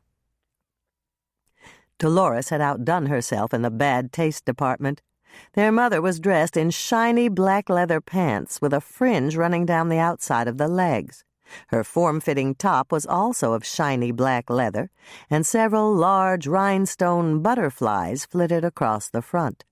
Bright red lipstick, long red nails, a fake blonde wig, and black high-heeled boots completed the outfit. "I don't believe it," Andrea breathed, looking a bit ill. "You're wrong, Hannah. There's no way Mother got an outfit like that at the mall." "Oh, yes, she did. Michelle told me she rented it from the costume shop." "But who would wear a costume like that? And why?" Hannah shrugged. "Halloween?" she guessed. "Or maybe Dominatrix Day? I really don't know. The only thing I do know is I wish she'd worn something else." "Me too. I know mothers can disown children, but can children disown mothers?" Hannah laughed. "You know you don't mean that. Mother looks as if she's having fun pretending to be someone else. We'd better help Michelle keep an eye on her." "Right. I don't like the looks of that guy she's dancing with, but so far he's behaving. I've got Bill's number on speed dial, just in case there's trouble. I just wish Lenny would—" Andrea stopped speaking and nudged Hannah. "Lenny's back. The office door just opened, and Lenny's coming out. He's carrying something." Hannah turned to see Lenny heading for the other end of the bar. He was an average-looking guy who might have bordered on handsome if he'd lost 20 pounds, ditched the ragged sideburns, and gotten a good haircut. It looks like some kind of a box. It's long and rounded on the ends, and it's covered with blue velvet. "It's a jewelry case, the kind jewelers use for expensive necklaces," Andrea told her. "When Bill gave me pearls last Christmas, they came in a velvet box just like that." As they watched, Lenny carried the box over to a man at the other end of the bar, who opened it, glanced inside, and nodded. The man handed Lenny some folded bills, which Lenny counted, and then Lenny shook his hand. The man, who was wearing a quilted parka vest, thrust the jewelry box in his inside pocket, and then he headed out the door. "What was that about?" Andrea asked. "I'm not sure, but the guy in the black cowboy shirt just handed Lenny some kind of ticket and a wad of money. And now Lenny's going back into the office again." This time Lenny didn't stay in the office for long, and when he came out he was carrying a blue velvet ring box. "Here you go," he said, handing it to the guy in the cowboy shirt. "You got this back just in time for her birthday." The ticket, the money, and the phrase, "You got this back," clicked together in Hannah's mind. "Do you think Lenny's running a pawn shop out of the office?" she asked Andrea. "That's exactly what I think he's doing, and that's why he locks the office." "I wonder what type of things he has in there. So far, all we've seen is jewelry and—" Hannah stopped speaking as Andrea grabbed her arm. "What is it?" "What if it's more than a pawn shop? What if Lenny fences stolen goods, too?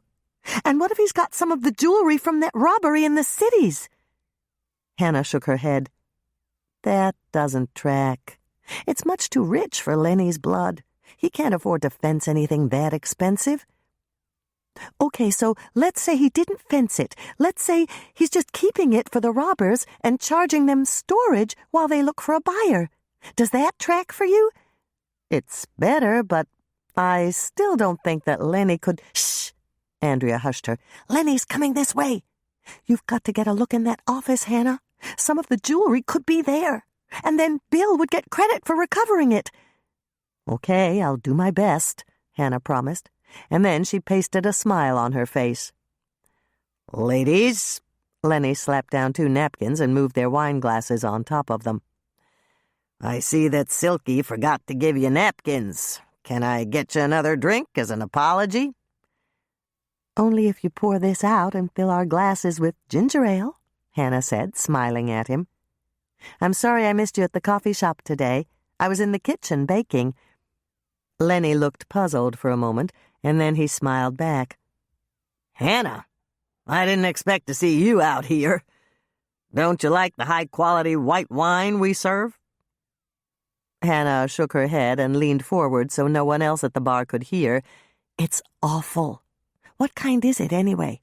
"I don't know. It comes in a white box with a blue stripe, and it says, 'High-quality white wine' on it." Lenny laughed at his own joke, and Hannah joined in. "What brings you way out here?" he asked her. "This," Hannah answered, setting the bag of cookies she'd brought on the bar. "You left before I could give these to you.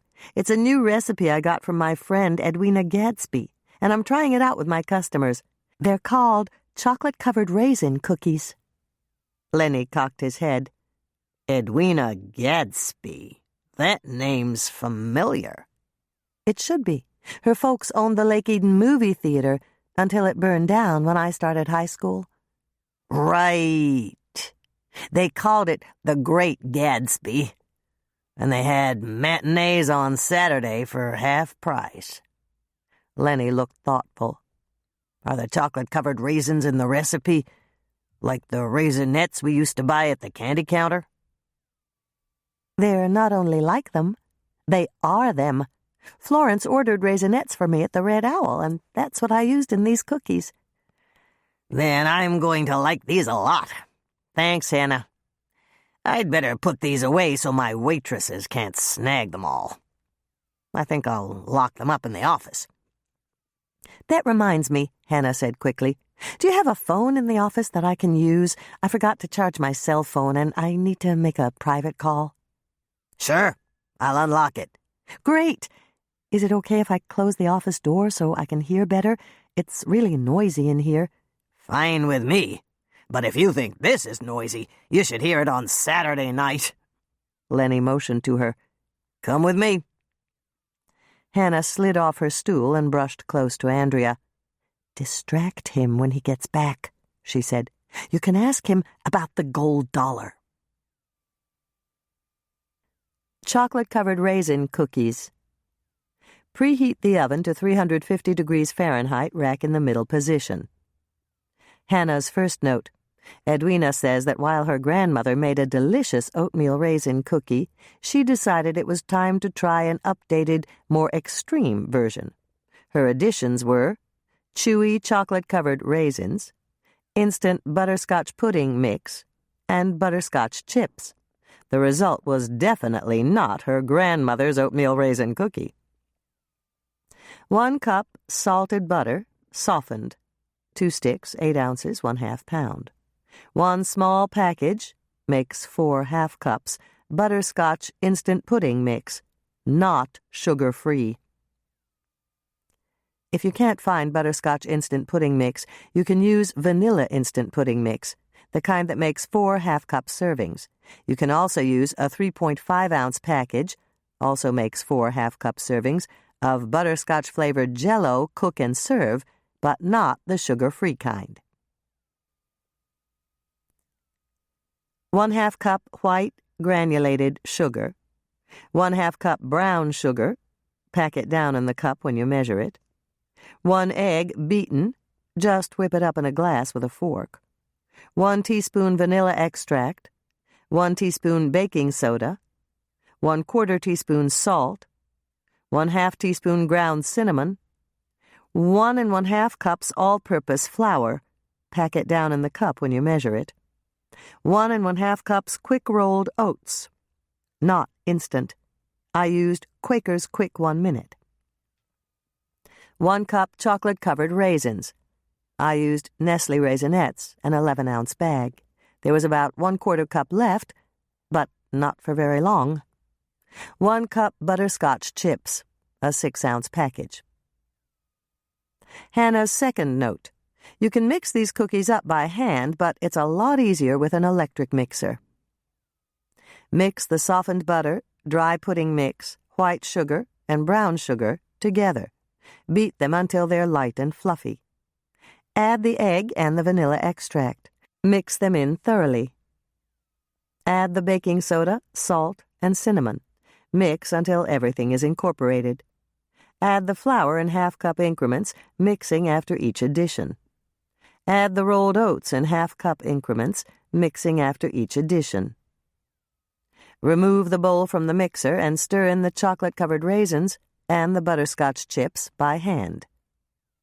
Drop the cookie dough by rounded tablespoonfuls onto an ungreased cookie sheet, 2 inches apart, no more than 6 cookies to a standard-sized sheet. You can also use a 2-tablespoon-size scooper if you wish. Bake the chocolate-covered raisin cookies at 350 degrees Fahrenheit for 15 to 17 minutes, or until the edges are golden brown. Hannah's third note. Edwina makes her cookies much larger than we do down at the cookie jar. Hers are triple the size of ours. We use a 2-teaspoon-size scooper instead of the 2-tablespoon size, and bake our cookies at 350 degrees Fahrenheit for 10 to 12 minutes, or until the edges are golden brown. Regardless of size, cool the cookies for 2 minutes on the cookie sheet. Then remove them to a wire rack to complete cooling. Yield makes approximately 2½ dozen large cookies. If you bake the smaller size, this recipe will make approximately 6 dozen sensational cookies. Lisa's note. Herb adores these cookies. He says that no one can eat just one chocolate-covered raisin cookie. Chapter 26. It looked like an ordinary office, with a desk and desk chair, 2 less comfortable chairs sitting in front of it, and a filing cabinet. There was a mirror on the wall opposite the door, perfectly placed to observe the door opening and see who was there if her back was turned. Somehow, Hannah didn't think the mirror's placement was a lucky accident. She closed the office door, dialed her own number, and got the answering machine. It was a little strange listening to her own voice on the outgoing message, and she found herself wishing she sounded a bit more businesslike. On the other hand, no one called her home phone for business, so casual was perfectly all right. If Lenny happened to pick up the phone behind the bar and listen in, he'd hear her talking and hang up. She hoped. "Are you there, Norman?" she asked, when her recorded voice stopped speaking and the beep sounded. "It's me. If you're there, pick up the phone." Of course, Norman didn't pick up the phone. She didn't expect him to come to her condo because she hadn't heard from him all day. "I hope you get this message because we really have to talk about something," she said, pulling out the first desk drawer. There was nothing there except pens, a ruler, and a telephone book. She paged through the telephone book as she told Norman that they needed to discuss his mother's birthday present. But there were no marks by any of the names or any cryptic notes. "Whatever you do, don't tell her we're getting together on this," she said into the phone. And then she shut the center drawer and opened the top drawer on the right side. The drawer was almost empty. There was absolutely nothing inside except a fake leather date book. "I was thinking of perfume, but I don't know which scent she prefers," she said as she opened the date book. It was filled with names and numbers, obviously the work schedule for the waitresses. Hannah closed it, put it back in the drawer, and tried the next drawer down. "It seems to me I remember her wearing Chanel," she said, choosing the first perfume name that came to mind, "but I don't think it was number 5. I saw a bottle in the guest bathroom once, and I think it was a different number." Rubber bands, paper clips, staples, and 2 kinds of tape. "I'd really hate to get her some brand she won't wear. Everybody's got favorites, you know. Maybe we're better off with a really good silk scarf."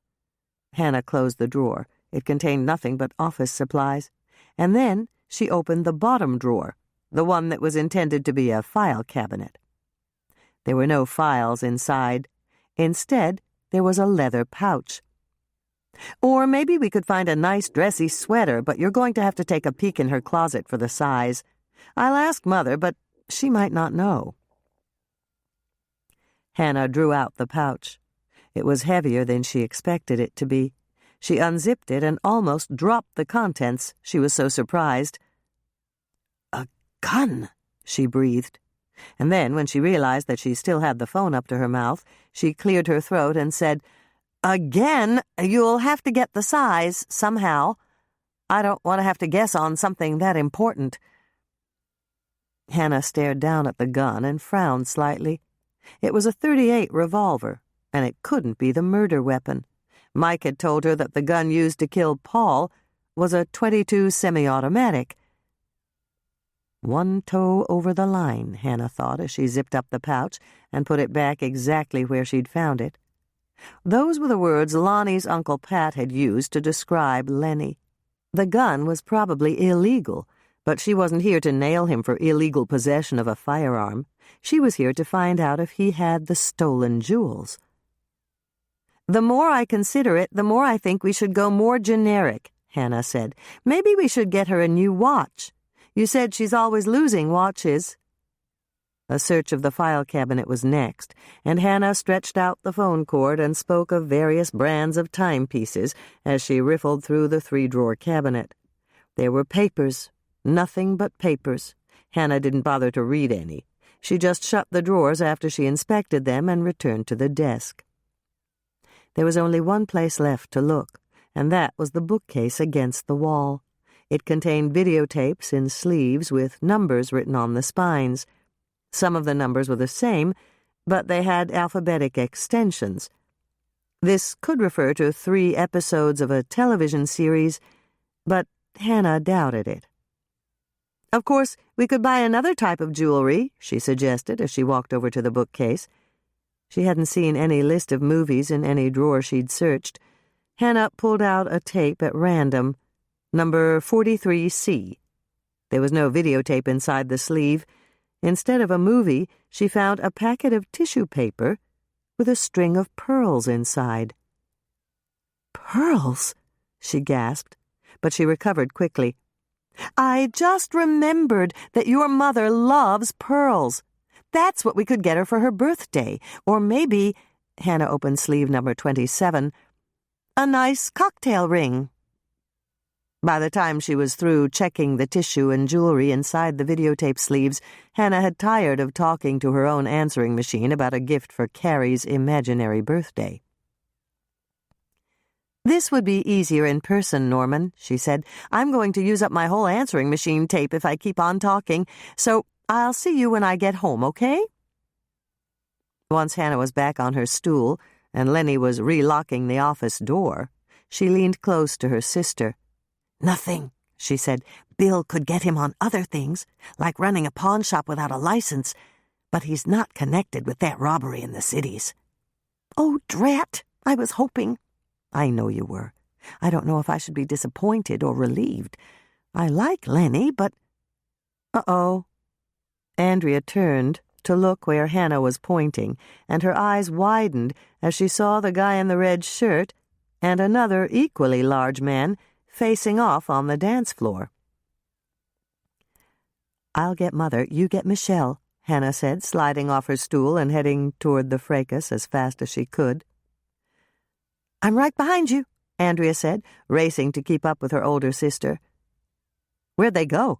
Hannah asked as they reached the edge of the dance floor. "I don't know. They were right here a second ago. Wait! There's Mother!" Andrea's eyes widened as she saw their mother with her elbows pointing forward, swinging wildly from side to side. It was such an odd sight that everyone around her got out of her way as she scurried through the crowd. "Michelle's a few feet ahead of Mother," Hannah said, catching a glimpse of Michelle's sweater. "She's doing the same thing with her elbows, and everyone around them is falling back." "I didn't know Mother could move that fast," Andrea said, sounding shocked. "It's all about incentive," Hannah told her. "Move fast and intimidate the rest of the crowd, or you get stuck." "I'll have to remember that for Macy's next white sale," Andrea commented. "Come on, Hannah. Let's go meet them outside the door." Hannah and Andrea hurried toward the door, but before they got there, they heard the sound of beer bottles breaking and the thud of fists hitting their mark. Andrea turned to look back as they exited and let out a whistle. "What?" Hannah asked her as they exited and the door closed behind them, muffling the noise. "It's a real brawl. I just saw the guy in the red shirt pick up 2 other guys and bash their heads together, and I thought that only happened in the movies." They found their youngest sibling and their mother next to Bud Hoag's truck. Hannah marched up to them and asked the important question. "What happened?" "Later," Dolores told her. "I have to get this truck back to Bud. Follow us there and pick us up. We'll all go to Bertinelli's to debrief." Debrief?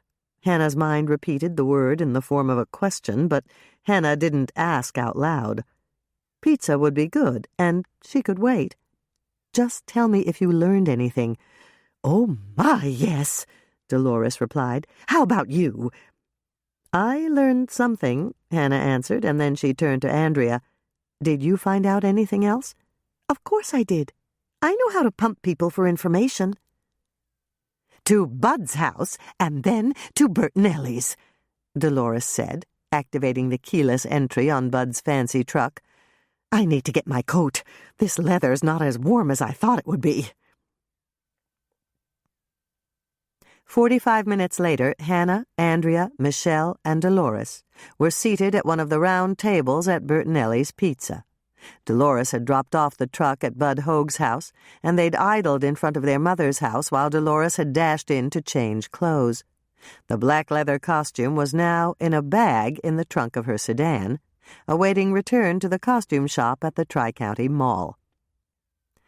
"So now will you tell us what the fight was about?" Hannah asked, once their waitress had written down their order and left. "You first," Dolores replied, pointing at Andrea. "What did you discover, dear?" "I found out where Lenny got the Sacagawea gold dollar.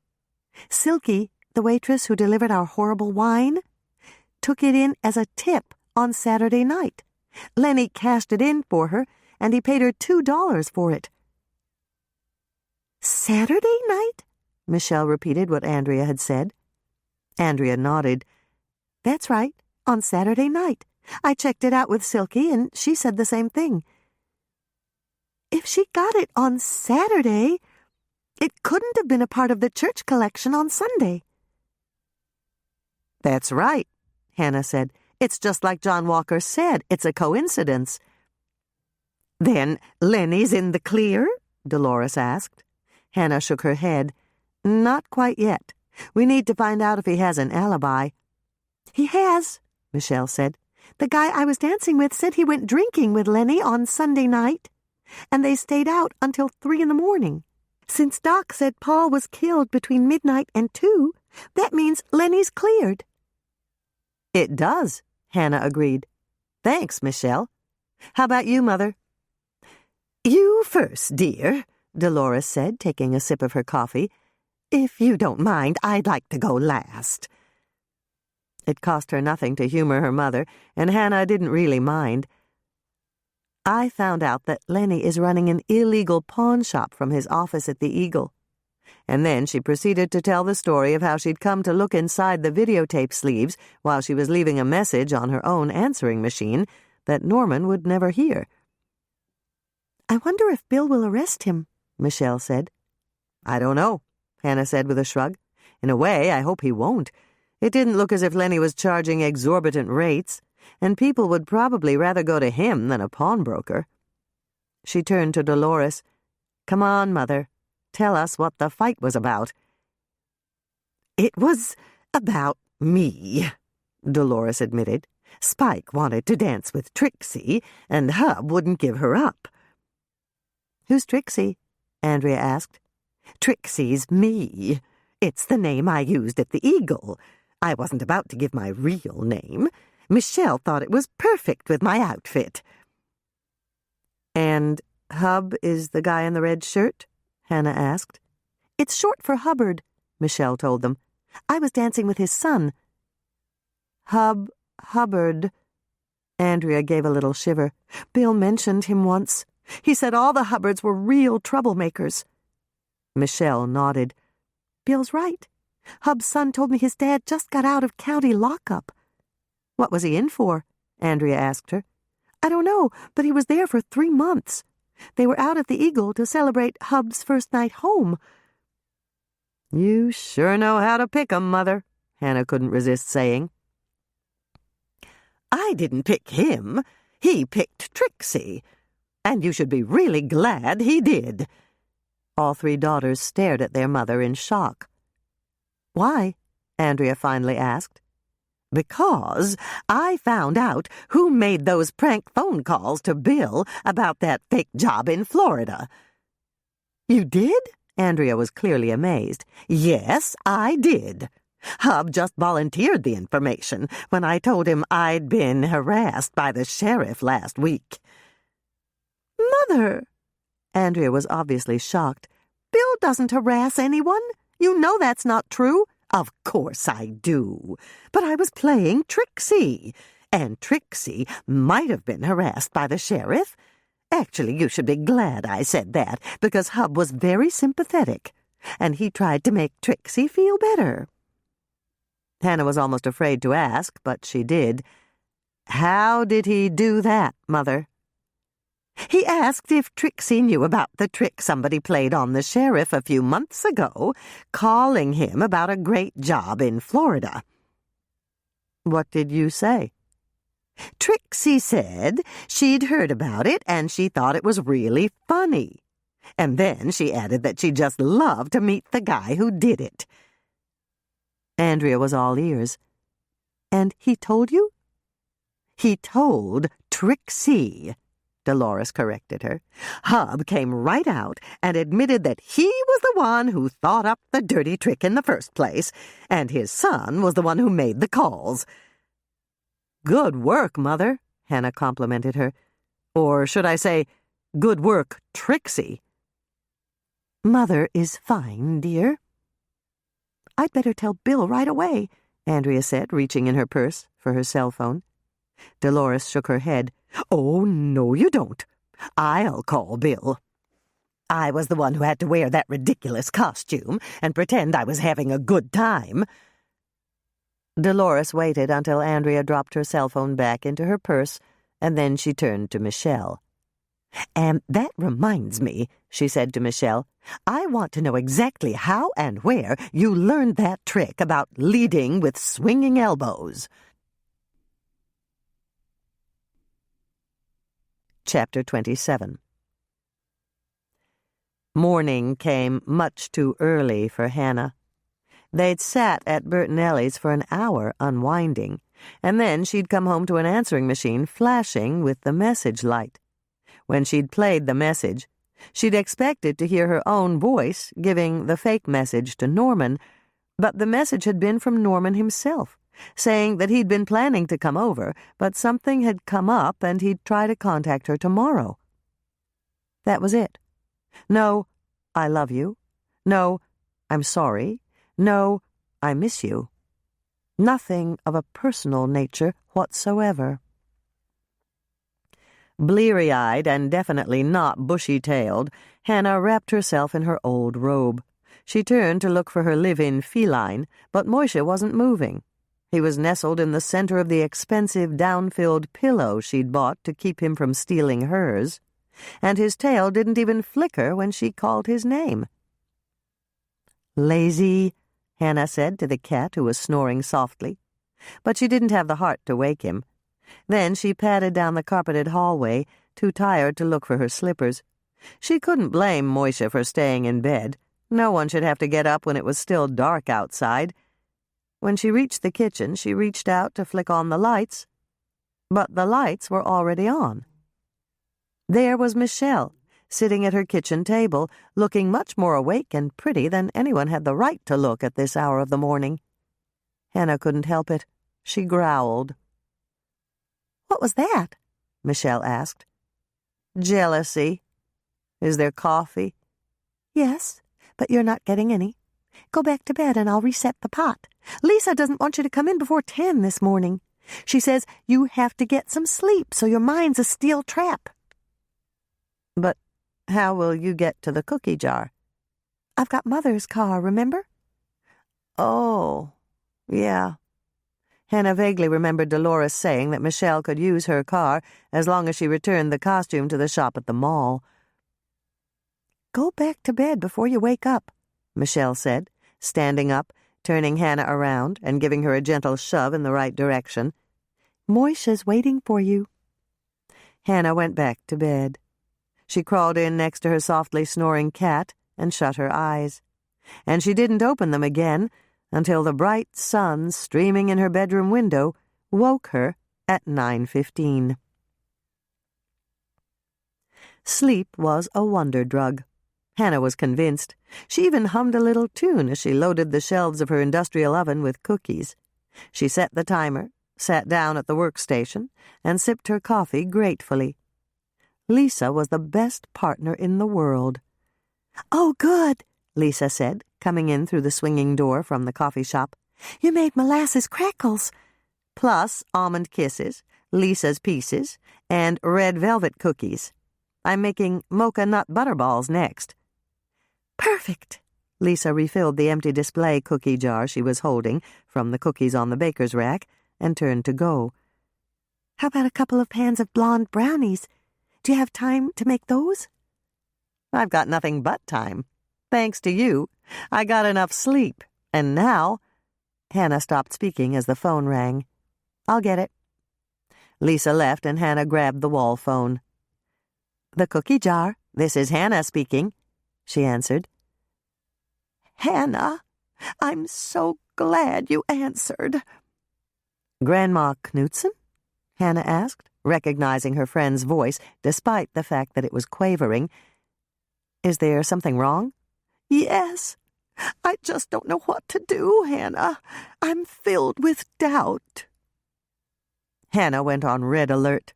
Grandma Knudsen, usually an extremely competent and self-confident person, sounded very unsure of herself.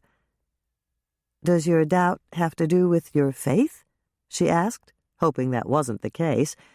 She really wasn't sure how to deal with anyone who was having a crisis of faith. "Oh, no, dear. My faith is as strong as ever. It's just, if you can, I'd like to see you, Hannah. I really need to talk to someone who'll understand." "Understand what, Grandma Knudsen?" "I'm afraid I'm having some kind of breakdown. I'm beginning to doubt my own mind." The moment she stepped into the parsonage kitchen, Hannah knew something was drastically wrong. There was no coffee, and the pot was stone cold. "Grandma Knudsen?" she called out, carrying the box of cookie bars she'd hastily packed. They were chocolate euphoria cookie bars made with the substitute for sweetened condensed milk. "I'm here, in my sitting room," Grandma Knudsen replied, and to Hannah's ears she sounded frail and confused. "I'll be right there," Hannah said, heading down the hallway without stopping to put on a fresh pot of coffee or even unpacking the cookie bars she'd brought. If Grandma Knudsen was ill, she'd call Doc Knight right away. When Hannah entered the sitting room, she found Grandma Knudsen in her favorite chair, an open Bible on her lap. "What's wrong, Grandma Knudsen?" she asked. "It's Matthew. But I don't think he is Matthew. That's the problem. And if I tell you, you're going to think I'm a senile old woman." "Never," Hannah replied immediately, opening the bakery box and gesturing toward the bar cookies. "Have one. They're chocolate euphoria cookie bars, made with the substitute for sweetened condensed milk that I sent you." Grandma Knudsen perked up a bit. "The one with powdered milk and butter?" "No, the one without any milk at all. Try one and tell me if it's almost as good as the real ones." Grandma Knudsen reached for a bar and took a bite. She chewed for a moment and then she nodded. "Different, but just as good, and much cheaper. I had Clara and Marguerite pick me up a couple of cans of sweetened condensed milk, and they were almost $3.50 apiece." "I didn't realize it had gotten that expensive," Hannah said, wondering if she should remind Grandma Knudsen why she was here or leave well enough alone. The little discussion about baking and ingredient prices seemed to have settled her down.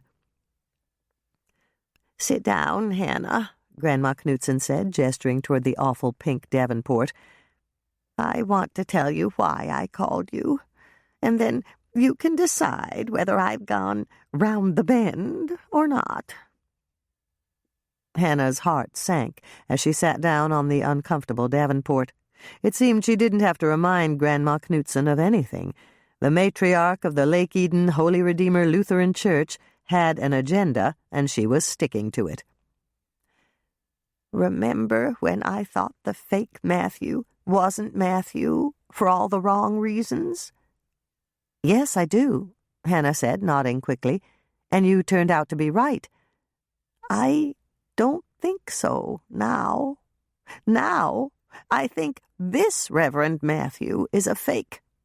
As a matter of fact, I'm sure of it, and I'm afraid that makes me into a confused old lady who doesn't know up from down." Hannah wasn't about to touch that one. It did sound crazy. Instead of commenting, she decided to ask a question. "What makes you think this minister isn't Reverend Matthew?" "That's just it, Hannah. I'm beginning to think the first Reverend Matthew was the real one, and I don't think this one is a minister at all. He did something that no real minister would do, and that's what convinced me." "What did he do?" Hannah asked, beginning to get a little confused with names and pronouns herself. The current Reverend Matthew, I mean. "He stood on the Bible." Now Hannah really was confused. "Is that like standing up for Jesus?" "No, I mean standing with his feet right on top of the Holy Scriptures. That's something a real minister would never do, Hannah. It's disrespectful." "I can understand that," Hannah said quickly. "It would be like having a tea party with the communion glasses." "My little sister did that," Grandma Knutson confided, and everyone was horrified. But she was just a little child who didn't know any better. She saw the small cups and thought they were doll size. This is different, Hannah. A real minister, an adult who's gone through the seminary and been ordained, would never treat the Bible that way." "Where was the current Matthew when he did this?" "In the church office, no more than 15 minutes ago. I called you right after I saw him. He said he was too busy to come to the parsonage for tea, so I decided to bring him a tray. I found him standing on a little pile of books so that he could look at the top of the tallest bookcase.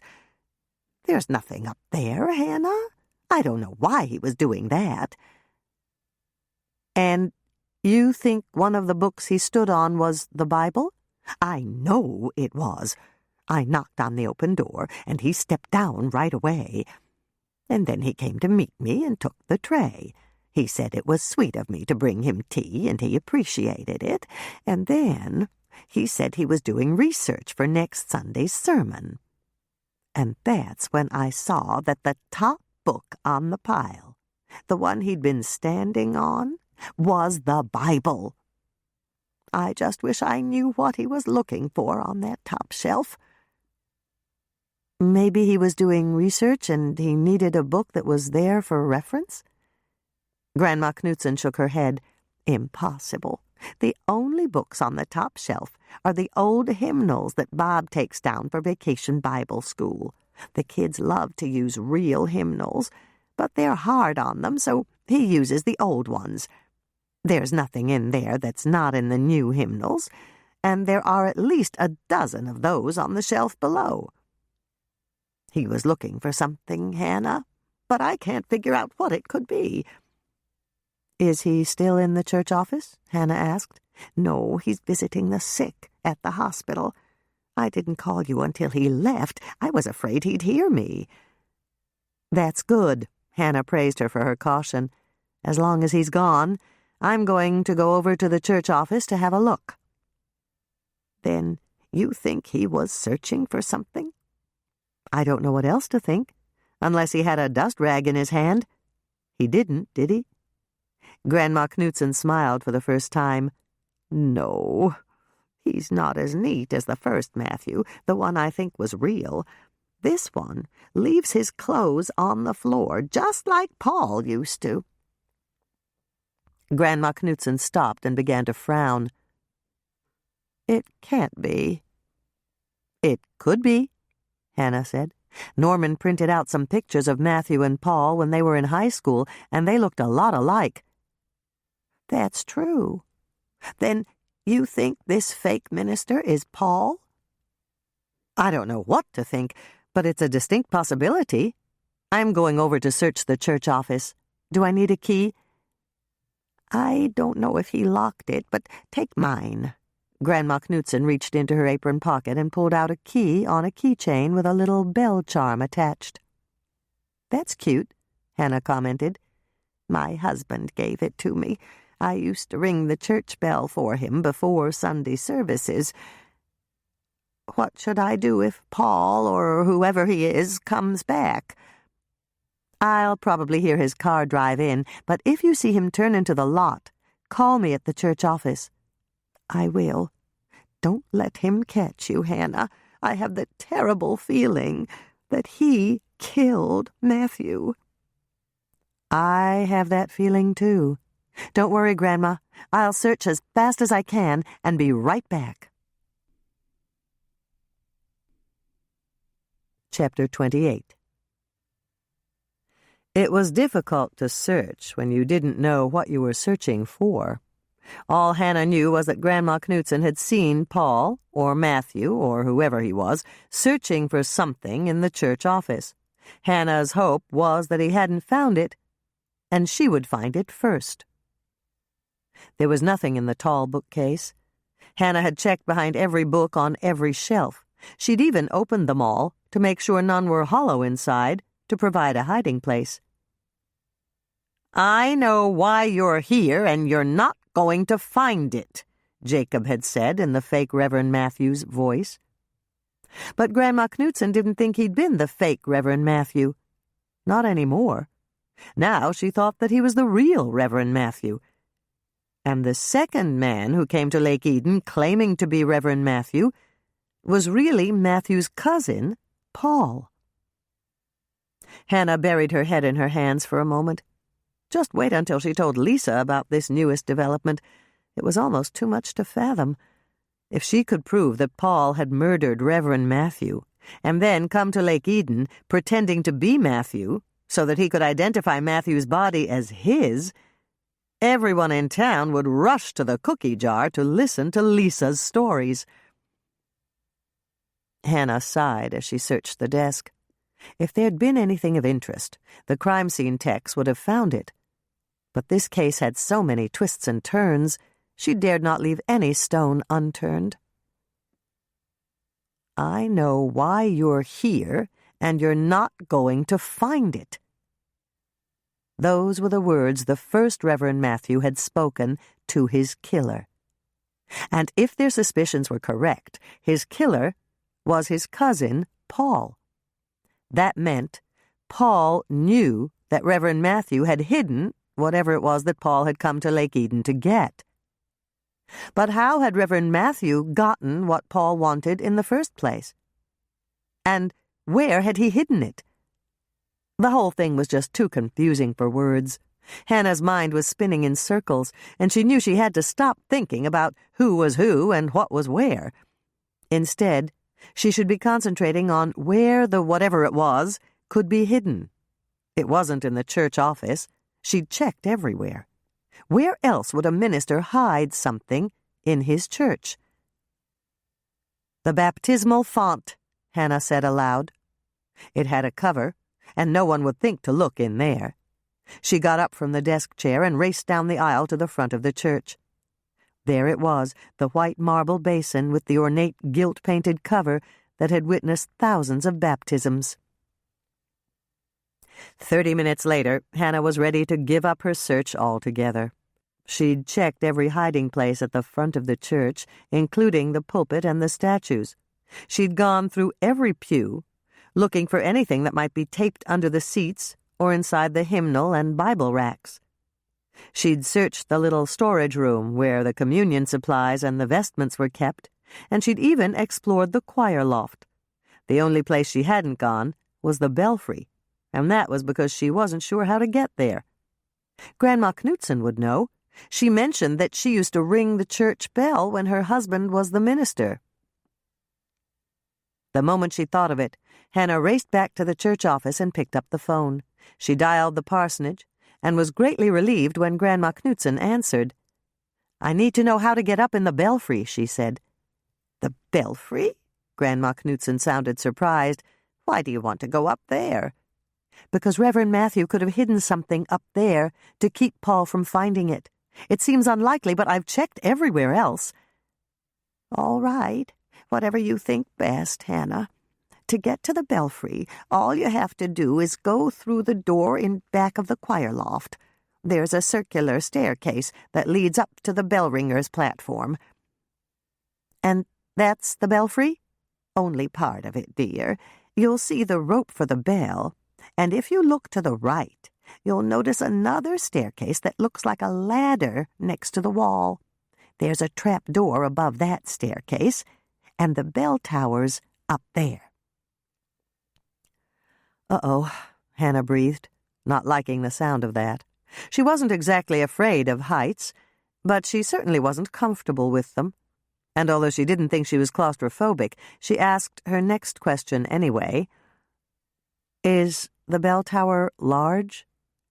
"It's good-sized, but you can only stand up in the center. The rest is filled with rafters that support the steeple. And, of course, the bell and the bell frame are in the middle. Since you're tall, you'll have to duck a little to walk around that." Hannah sighed. The belfry didn't sound like a pleasant place to visit. And then she remembered the phrase her grandmother Ingrid had used to describe someone with only part of their faculties. "Are there bats in the belfry?" she asked. "I don't know, dear. I've never been all the way up there, but I imagine there could be bats. You should be very quiet when you go up there, and they'll probably stay asleep. Bats are nocturnal animals, you know." "I know," Hannah said, not terribly relieved by that piece of knowledge. Nocturnal did not mean non-functional in daylight. She'd watched part of a program about bats on the Animal Channel. They'd debunked the old wives' tale that bats were blind in the daylight and could get tangled in your hair, but she was glad she had tightly curled hair all the same. "At least there's no such thing as a vampire bat," Hannah said, trying for humor.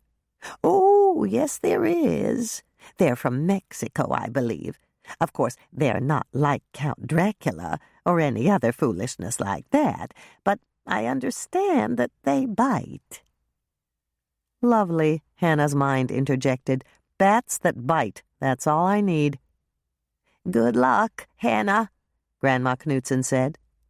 And then she hung up the phone. "There's nothing to it but to do it," Hannah's mind echoed her great-grandmother Elsa's favorite sentiment, the one she'd uttered every Monday when she got out the big galvanized wash-tubs and wheeled the old washing machine and wringer into the kitchen from its storage place on the back porch.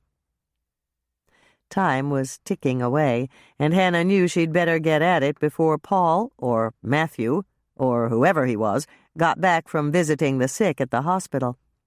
Her great-grandma was right. Sitting here thinking about what she had to do would not get it done.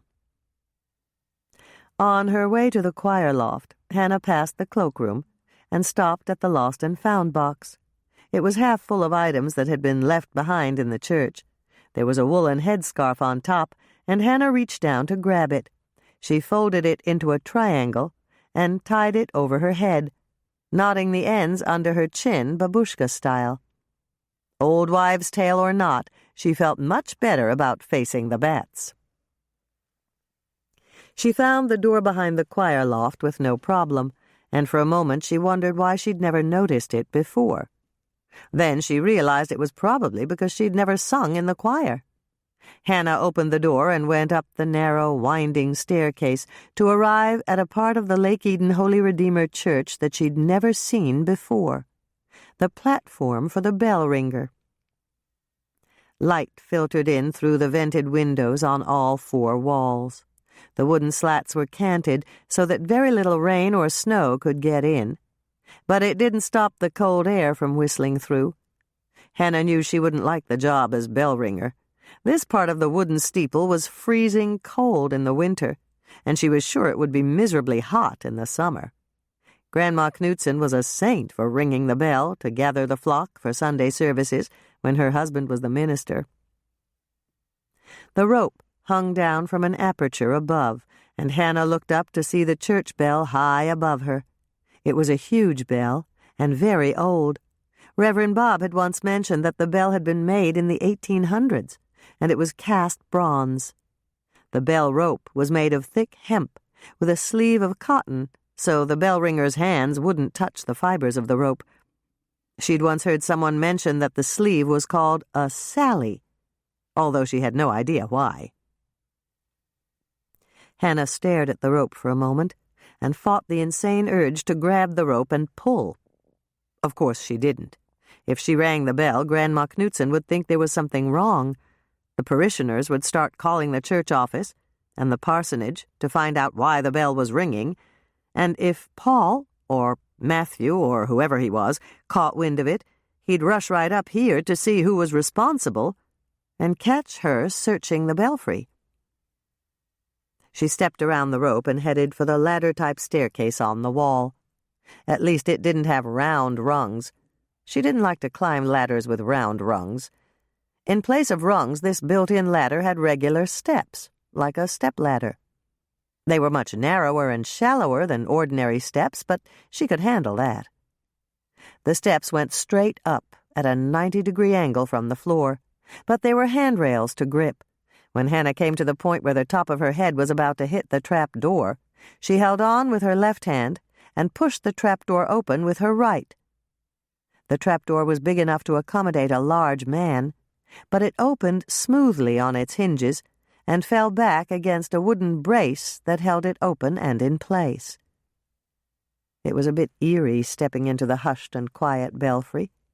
There were no sounds at all, except the occasional honk of a horn in the distance, the faraway bark of a dog, or the tinny growl of a snowblower clearing a sidewalk.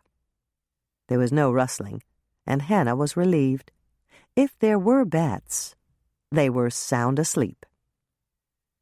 The space itself was a geometric figure that Hannah couldn't begin to identify. It began as a square with 5-foot walls, but the walls began to narrow and tilt in beyond that point to form the ascending steeple. The 4 large open windows, covered only with fine mesh, displayed the bell to passers-by on the streets below. From her bird's-eye vantage point in the belfry, Hannah's view of Lake Eden was spectacular. If she looked out each of the 4 windows in turn, the vista was only a few degrees short of a full circle. "Incredible," Hannah said, spotting her mother's car traveling down Main Street and heading out of town toward the highway. Michelle must be going out to the mall to return the costume their mother had rented. The interior of the space was cluttered and crisscrossed with wooden rafters, metal braces, and heavy blocks of wood to support the structure. Just as Grandma Knudsen had told her, the bell sat directly in the center, suspended between 2 heavy wooden wheels. There was a groove for the rope, and Hannah surmised that was how the bell was operated. A pull on the rope from below would turn the wheel, and gravity would cause the clapper to hit the side of the bell. A cabinet hung below one of the windows. The door was open, and tools were scattered across the floor as if they'd been carelessly tossed there. No workman would leave his tools in such a state. Someone had looked for something in the cabinet and tossed the tools aside. The walk space around the church bell and its housing was minimal. In order to get to the walls, she'd have to bob and duck and weave her way around structural supports. And it seemed that someone else had done exactly that not long ago, because there were footprints in the thick dust on the floor. Hannah followed the footprints, careful not to bump into rafters or braces or blocks on the way. As she neared the wall, she was forced to stoop lower and lower until she was in a crouching position. When she reached the wall, she saw that the boards had been pried off, exposing the space between the inner and outer walls. Someone had searched here, and she was convinced that someone was Paul. "What are you doing up here?" Hannah, startled by the loud voice, swiveled her head to see who was there. "Paul," she gasped. The word hung between them like a scimitar, swinging lower and lower over her head. Hannah desperately wished there were some way to call the name back, but of course there wasn't. Perhaps he wouldn't notice? "That's right. I'm Paul. You're smarter than you look, Hannah. You figured it out." He stared at her with narrowed eyes. "Too bad someone didn't teach you to keep your nose out of other people's business." Hannah gave an involuntary shudder. His voice had changed from that of a warm and friendly minister into one that was as cold as ice. The transformation shocked her so much. She stood there and stared at him like a possum caught in the headlights of an oncoming truck. And then, as she watched, he pulled out a gun and aimed it directly at her head. Chapter 29. It was a .22 semi-automatic. Hannah knew that because Lisa and Herb had one just like it, and Hannah had shot it at target practice. And she was almost positive that this .22 semi-automatic was the missing murder weapon. "What are you looking for up here?" Paul confronted her. "The same thing you're looking for. Grandma Knudsen saw you standing on a pile of books, searching for something on the top of the bookcase in the church office. I figured you were trying to find something that the real Reverend Matthew hid." "Give the lady an A," Paul said with a sarcastic laugh. "Let me get this straight. You were searching for something, trying to find it before I did, and hoping that you'd recognize it when you found it?" "Exactly right." Hannah inched her way forward slightly, causing Paul to back away. "Come one step closer and you're dead," he threatened. "Sorry," Hannah apologized quickly and switched gears. "You must have hated Matthew a lot." "What makes you say that?" "You killed him." Hannah managed to inch just a slight bit closer. "I know I did, but I didn't hate him. It was self-defense. That's exactly what it was. I was saving my own skin. I had to shoot Matthew to keep him from calling the police. He said he wanted me to do the right thing, to turn in the jewels, so they could be returned to their rightful owner." "Jewels?" "From the heist. I had to get them back. I've got a partner." "The jewels from the house in Minneapolis," Hannah said, her mind whirling with this new information. "But how did Matthew get them?" "We had to stash them in a safe place, so I used part of the cash we got to fly to St. Louis. I was going to visit Matthew at the seminary and stash them somewhere at his place. I mean, who'd think to look for stolen jewels in a seminary?" "That's a good point," Hannah said. "But before I could even ask where he lived, I saw him carrying suitcases and stuff out to his car." "But he didn't see you," Hannah guessed. If Matthew had seen his cousin, he would have told Grandma Knudsen that first afternoon. "No, he didn't see me.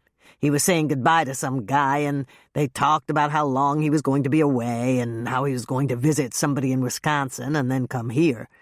The guy was going to teach Matthew's classes and live at his place while he was gone. I knew I didn't dare stash the jewels there.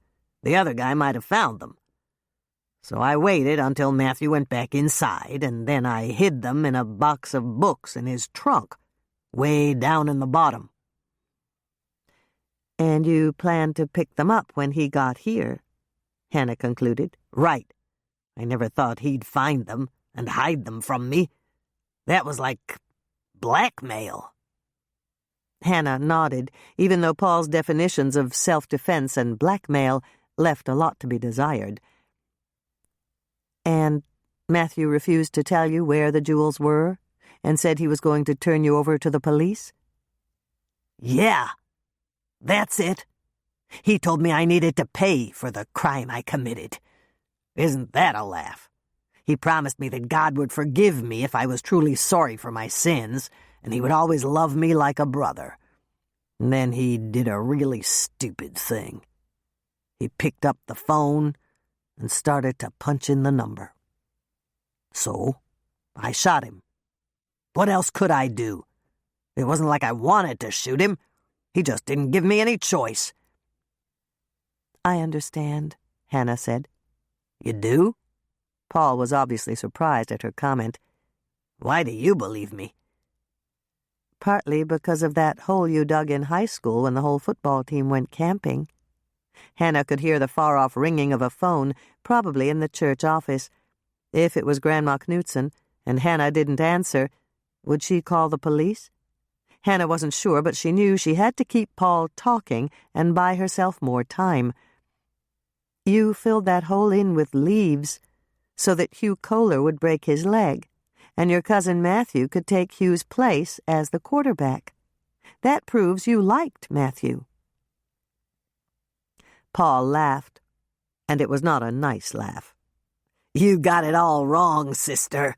I didn't dig the hole. I found the hole. And I didn't try to trap Hugh Kohler for Matthew. I did it for me. Hugh was a bully, and he picked on everybody in junior varsity. According to Hugh, nobody could do anything right, and the coach let him get away with taunting us and talking the rest of the senior squad into being vicious whenever we played practice games. That's why I was after Hugh. He deserved that, and more. I just lucked out when he broke his leg in that hole, and everybody thought Matthew did it. But we're wasting time here. Paul leveled the gun, and Hannah knew her time had run out. Stop, she said. I know where the jewels are. The gun wavered slightly as Paul considered that. Tell me, he demanded. Will you let me go if I tell you? Hannah asked, knowing full well that he wouldn't. Sure. Then you'd trust me not to call the police? Paul gave a nasty laugh. Not on a bet. I'll fix it so you can't call the police. How? Hannah asked, even though she knew she was treading on dangerous ground. Well, let's see. Paul looked amused. I can lock you up here until someone walks by the church and hears you screaming for help. Or maybe that's not such a good idea. I think I'd be better off stuffing a gag in your mouth so you can't scream at all. It'll be an educational experience for you. You can see how smart your friends are about finding you before you freeze to death. Of course, it all depends. On what? Hannah asked, listening with one half of her mind, while the other half was engaged in trying to think of some clever way she could throw him off balance and recover his gun. She was almost within striking range of tackling him. He'd shoot her, of course, but if she were lucky, it would be in a non-lethal spot. If she moved fast, Paul would only have time to fire 1 or 2 shots, and it was her only chance to gain the advantage. It depends on whether you really know where the jewels are, he said. Oh, I know. Hannah did her best to sound confident. I found something you missed. What? Hannah shifted her weight, made up a story on the spot, and moved forward another inch closer to the gun. I found the note Matthew left in the baptismal font. He knew someone would be back for the jewels, and he wrote down exactly where he put. She was interrupted by a massive burst of sound that resonated and reverberated through the belfry, shaking the walls and causing several of the bats that Hannah had hoped weren't there to take flight and swoop through the small space. For a moment she was so taken aback, she just stood there. And then she realized what it was. It was the bell, Someone was ringing the church bell, and the noise was deafening at this close range. Paul ducked to avoid a swooping bat, and Hannah didn't stop to think. She just hurtled forward like her favorite Vikings linebacker, leading with her elbows swinging wildly, the way Michelle and her mother had done to get through the crowd at the Eagle. As she barreled into him, a good thing happened, something she hadn't expected. The gun flew out of Paul's hand and went skittering along the floor to the edge of the hole that had been cut into the floor to accommodate the bell ropes. It teetered there for a split second, and then it fell through to the platform below. Immediately after that, another good thing happened. Or perhaps it was bad, depending entirely on your point of view. Paul stumbled back and lost his balance. He flailed his arms and attempted to attain equilibrium, but it was too late. With a hoarse cry of terror, he fell through the hole to the floor below. For one shocked moment, there was silence, and then a voice hailed Hannah from the bell-ringer platform below. "Are you all right?" Grandma Knutson called out. "Yes. Are you?" "I'm fine. I've got the gun, Hannah, and I've got him covered." "He's not dead?" Hannah asked, not sure if she should be relieved or disappointed. "No, but he's unconscious. It looks like he broke his leg. Mike and Lonnie are on their way. I called the sheriff before I climbed up here. They should be here any minute." Hannah glanced out the belfry window. "I see them. They're just turning off the highway," she called out, hoping her legs would stop shaking enough so that she could climb safely down the ladder. "I'll be right there, Grandma Knutson." The first few descending steps were tough going, but Hannah managed them. She arrived at the bottom of the built-in ladder, still shaken, but eager to give Grandma Knutson a hug. "You saved my life," she said. "All I did was ring the bell. It was the least I could do. After all, I got us into all this trouble in the first place when I doubted dear Matthew. I'm so glad he never knew that. He was a good man." "Yes, he was," Hannah agreed, greatly relieved that Grandma Knutson appeared to be handling this crisis so well. "We'll have a memorial service when Bob and Claire get back. People should know what a fine man he was. He was already a fine man, as a teenager." Grandma Knutson stopped and gave a little gasp. "Did I hear Paul say that Matthew hid the stolen jewels?" "That's right." "Oh, my. I probably know where they are." "You do?" Hannah asked, staring at her in shock. "I think so. It's that Davenport, dear. The awful pink one in my sitting room. There's a space behind the cushions. It's the way it's designed. When Matthew stayed here, he used to hide his journal there so that Paul couldn't find it." "His journal?" "That's right. Back then, girls called them diaries, and boys called them journals. It was a place to write down your private thoughts, and it was perfectly safe from Paul. I've always held my ladies' groups in the sitting room, and Paul had no interest in Bible study or charity work for the church." The sirens were loud now, and Hannah heard tires screech as a police cruiser pulled into the church lot. Help was about to arrive. "You make a great detective, Grandma Knutson," she said. "You not only saved my life by ringing the bell, you recovered the murder weapon when it fell down the hole, and you think you know where the stolen jewels are hidden." "Thank you, Hannah," Grandma Knutson said, and then they heard footsteps pounding up the spiral staircase. "I'll ask the deputies to check, but I'm almost certain I'm right about the Davenport. That'd mean I'm 3 for 3. I guess that's not bad for someone who's turning 90 next month. Is it, dear?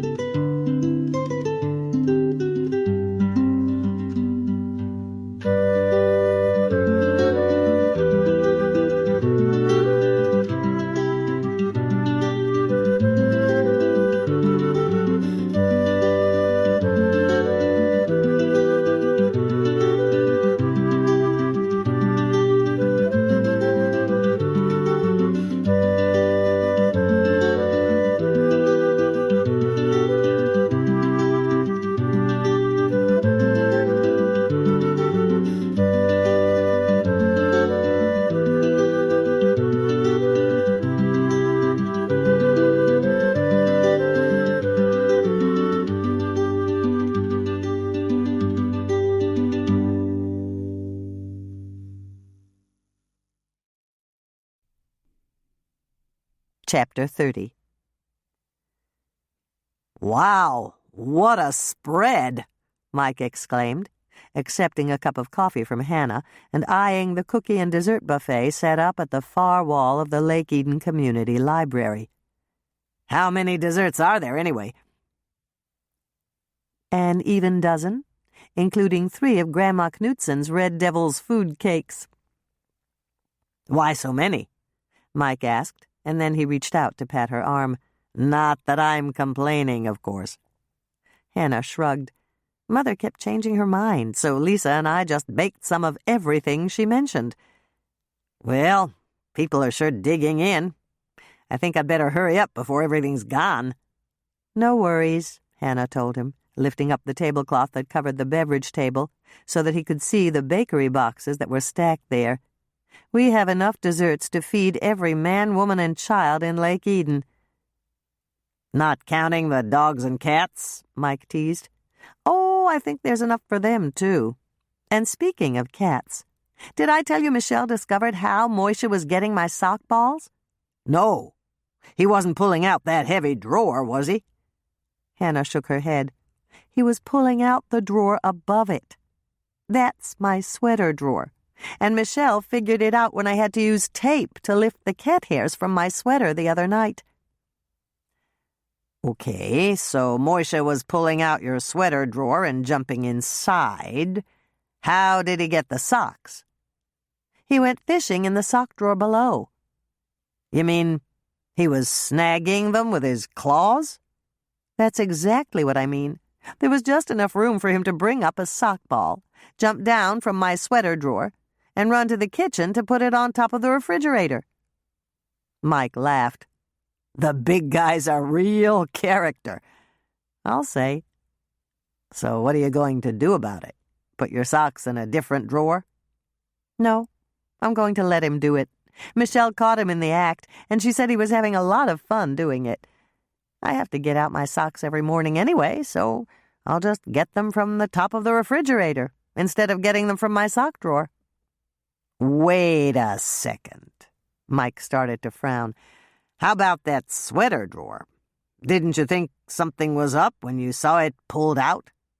I never saw it pulled out. Moisha closed it after he put the socks on top of the refrigerator. No.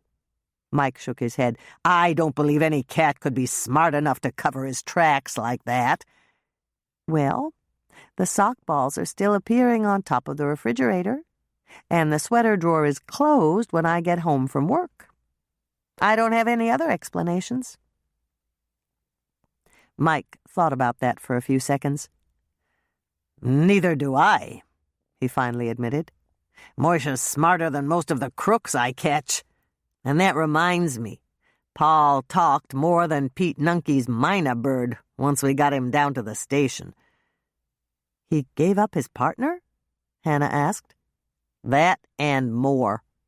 He told us about 3 other heists they pulled. Are you going to punish him? Paul?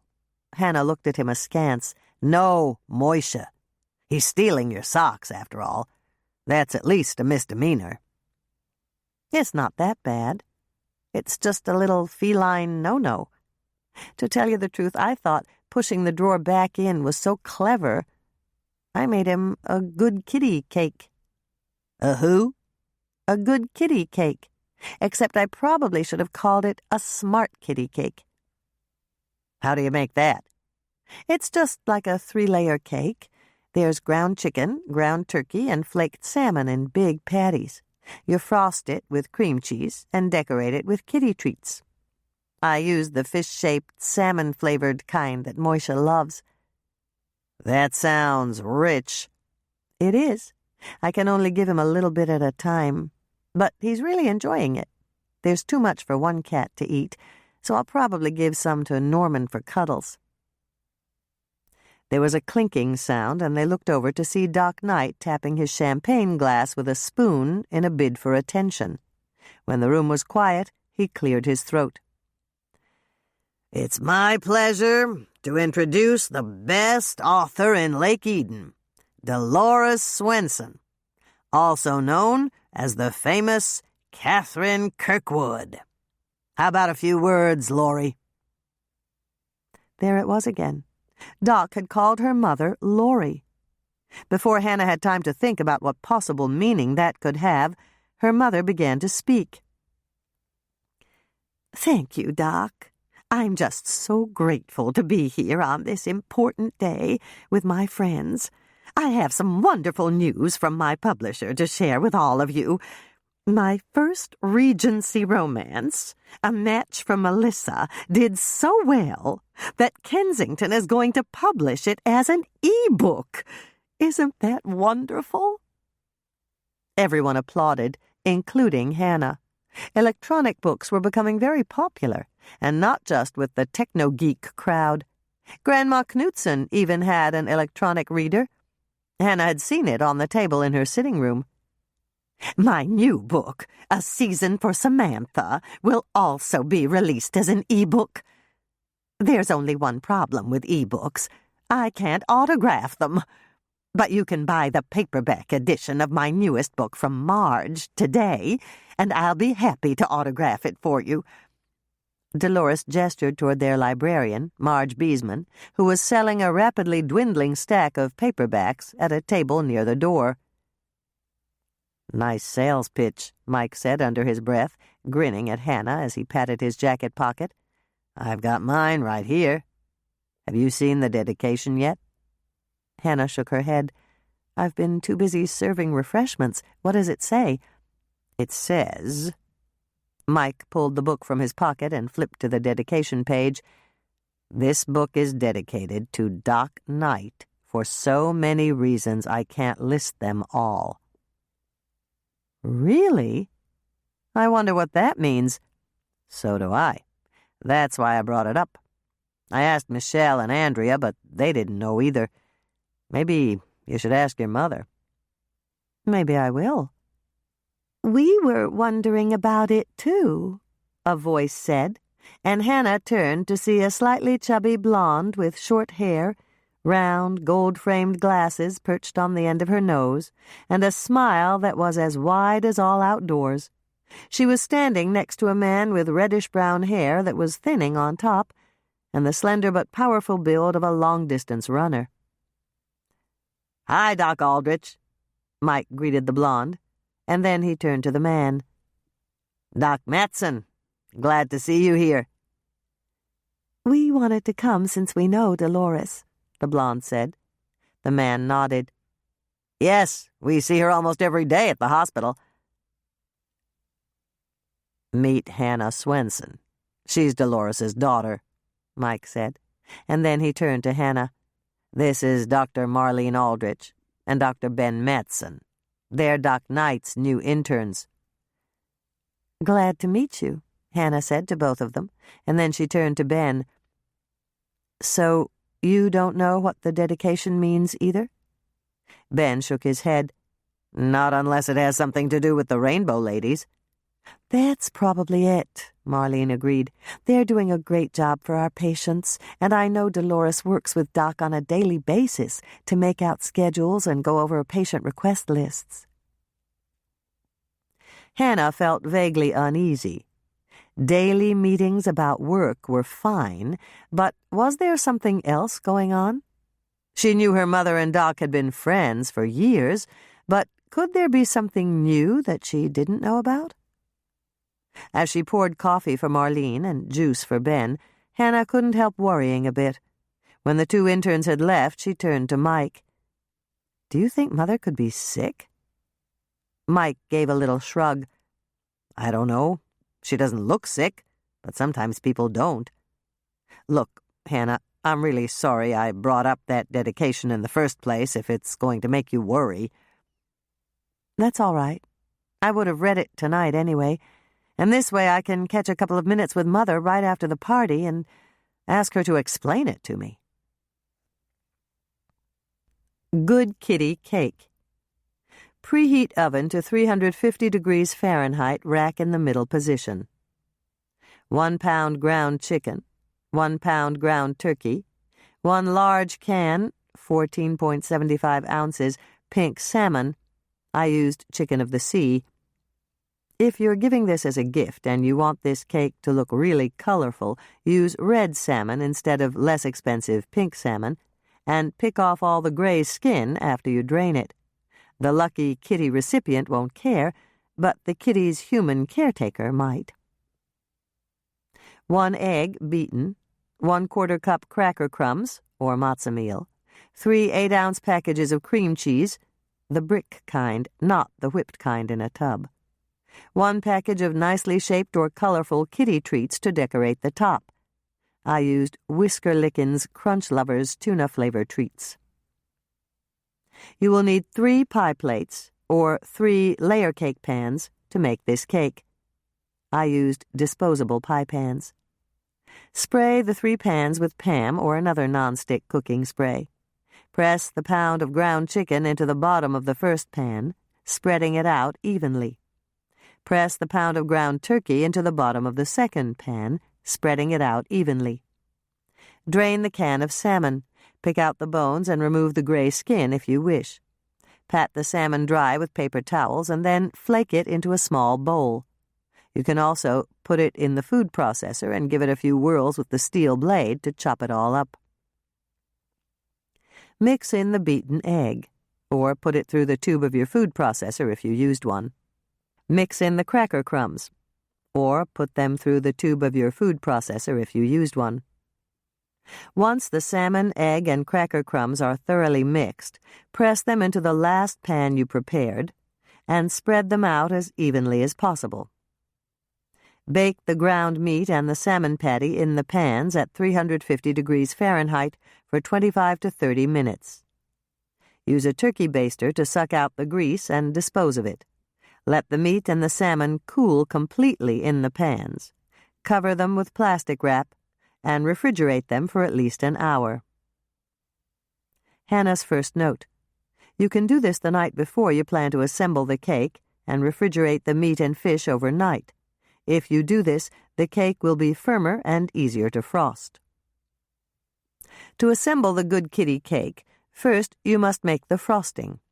Unwrap the cream cheese and place it in a medium-sized, microwave-safe bowl. Heat it on high for 30 seconds. Try to stir the cream cheese. If it's still too firm on top to stir, flip the top brick of cheese so it's on the bottom and heat it on high for another 30 seconds. Try to stir again. If it's still too firm, give it another 15 seconds on high. That should be enough to heat it through and soften it enough to spread on your Good Kitty cake. Hannah's second note. When I make this 3-layer cake, I like to put the salmon layer in the middle. I use either the ground turkey or the ground chicken layer on the bottom. Take 1 disc of ground meat out of its pan and place it on a cake plate. Spread a little of the frosting on top. Take the salmon disc out of its pan and place that on top of the ground meat. Spread a little more frosting on top of the salmon layer. Take the 3rd disc of ground meat, put it on top of the 2nd, and spread a little more frosting on top. Cover this disc completely with frosting, since it'll be the top of your cake. Spread frosting on the sides of your cake with a spatula or frosting knife. If you have any frosting left over, swirl in a bit of jam and spread it on your toast in the morning. Now, don't make a face. It's true that cats love cream cheese, but it's for humans, too. Use some of the kitty treats to decorate the top of your cake. Arrange them artistically on the frosting. Actually, the lucky kitty recipient won't really care if they're artistic or not. Keep this cake refrigerated until you serve it to your favorite feline. Hannah's third note. This Good Kitty cake is very rich. It's the frosting. Dole it out to your kitty in very small pieces. Yield. Enough for the Good Kitty and 5 or 6 feline friends. Chapter 31. The launch party was almost over when Norman arrived. He came straight over to Hannah and waited until she'd served the people in line. "Can I see you alone for a minute?" he asked. Hannah took one look at his miserable expression, and her mind went on full alert. Something was horribly wrong. She'd known it for a while, but today it was clearly devastating. Norman was in some kind of terrible trouble. "Let's go back here," Hannah said, signaling for Lisa to take over the serving table and drawing Marge's library keys from her apron pocket. She led Norman to the little room that Marge used as an office and unlocked the door. There were 2 chairs against one wall. Hannah moved a stack of books from one chair and an untidy pile of papers from the other. "Sit down, Norman," she invited, sitting down in one chair and gesturing toward the other. "I really don't know how to tell you this, Hannah," Norman began, but he had to stop and clear his throat. "It can't be that bad," Hannah said, forcing a smile, although she knew full well it could be that bad. "Just tell me." "I have to find a new home for Cuddles," Norman swallowed hard, and Hannah noticed that his voice was shaking. She's allergic. Who's allergic? The question popped out of Hannah's mouth. It served to make Norman look even more miserable, and she almost wished she hadn't asked. Bev, he answered. The name hung between them like a pirate flag, all crossbones and skulls, conjuring up dire warnings, mayhem, and death on the high seas. The silence seemed interminable, until Hannah finally broke it. Dr. Bev, she said, giving a tight little nod. Yes. Hannah saw the telltale brightness in Norman's eyes, and she knew that he was close to tears. He loved Cuddles as much as she loved Moisha.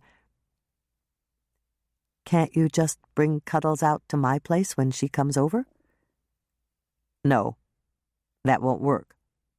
Would you please keep her just until I can find someone else to love her and give her a good home? You don't have to look for anyone else, Hannah said quickly, reaching out to take his hand. Not when you have me. I'll keep Cuddles. Moisha adores her, and so do I. They'll be good company for each other while I'm at work. Oh, Hannah, that would be so perfect. You have no idea what this means to me. You're such a good person, and I love you so much. You love me so much, but you're giving up your adored pet for Dr. Bev? Hannah's mind quickly got to the crux of the matter, but she didn't want to say anything that inflammatory. Maybe there was a reasonable explanation, but she'd never know what it was unless she asked. I don't understand, Norman. Why do you have to give up Cuddles? Why don't you just visit Bev at her place and let Cuddles stay at home with you? Because... Norman stopped again, and an expression of pain crossed his face. Because Bev's moving in with me. He stopped again to take several rapid breaths. I didn't want to tell you, Hannah. I tried to think of some way out of it, but I have to marry Bev. Hannah stared at him uncomprehendingly while he gazed at her, utterly miserable. They stayed like that for what seemed like hours, and then Hannah spoke again. You have to marry her? Yes. Bev gave me an ultimatum. If I don't marry her, she won't let me be a part of Diana's life. Hold it. What was going on here? Hannah's mind asked, and she couldn't even begin to answer. She felt a bit like an actress who'd been thrust on stage in front of a packed house without ever having read the script. Who's Diana? She finally asked. Norman sighed heavily. Bev was pregnant when she broke off our engagement, and she chose not to tell me. Diana is my daughter.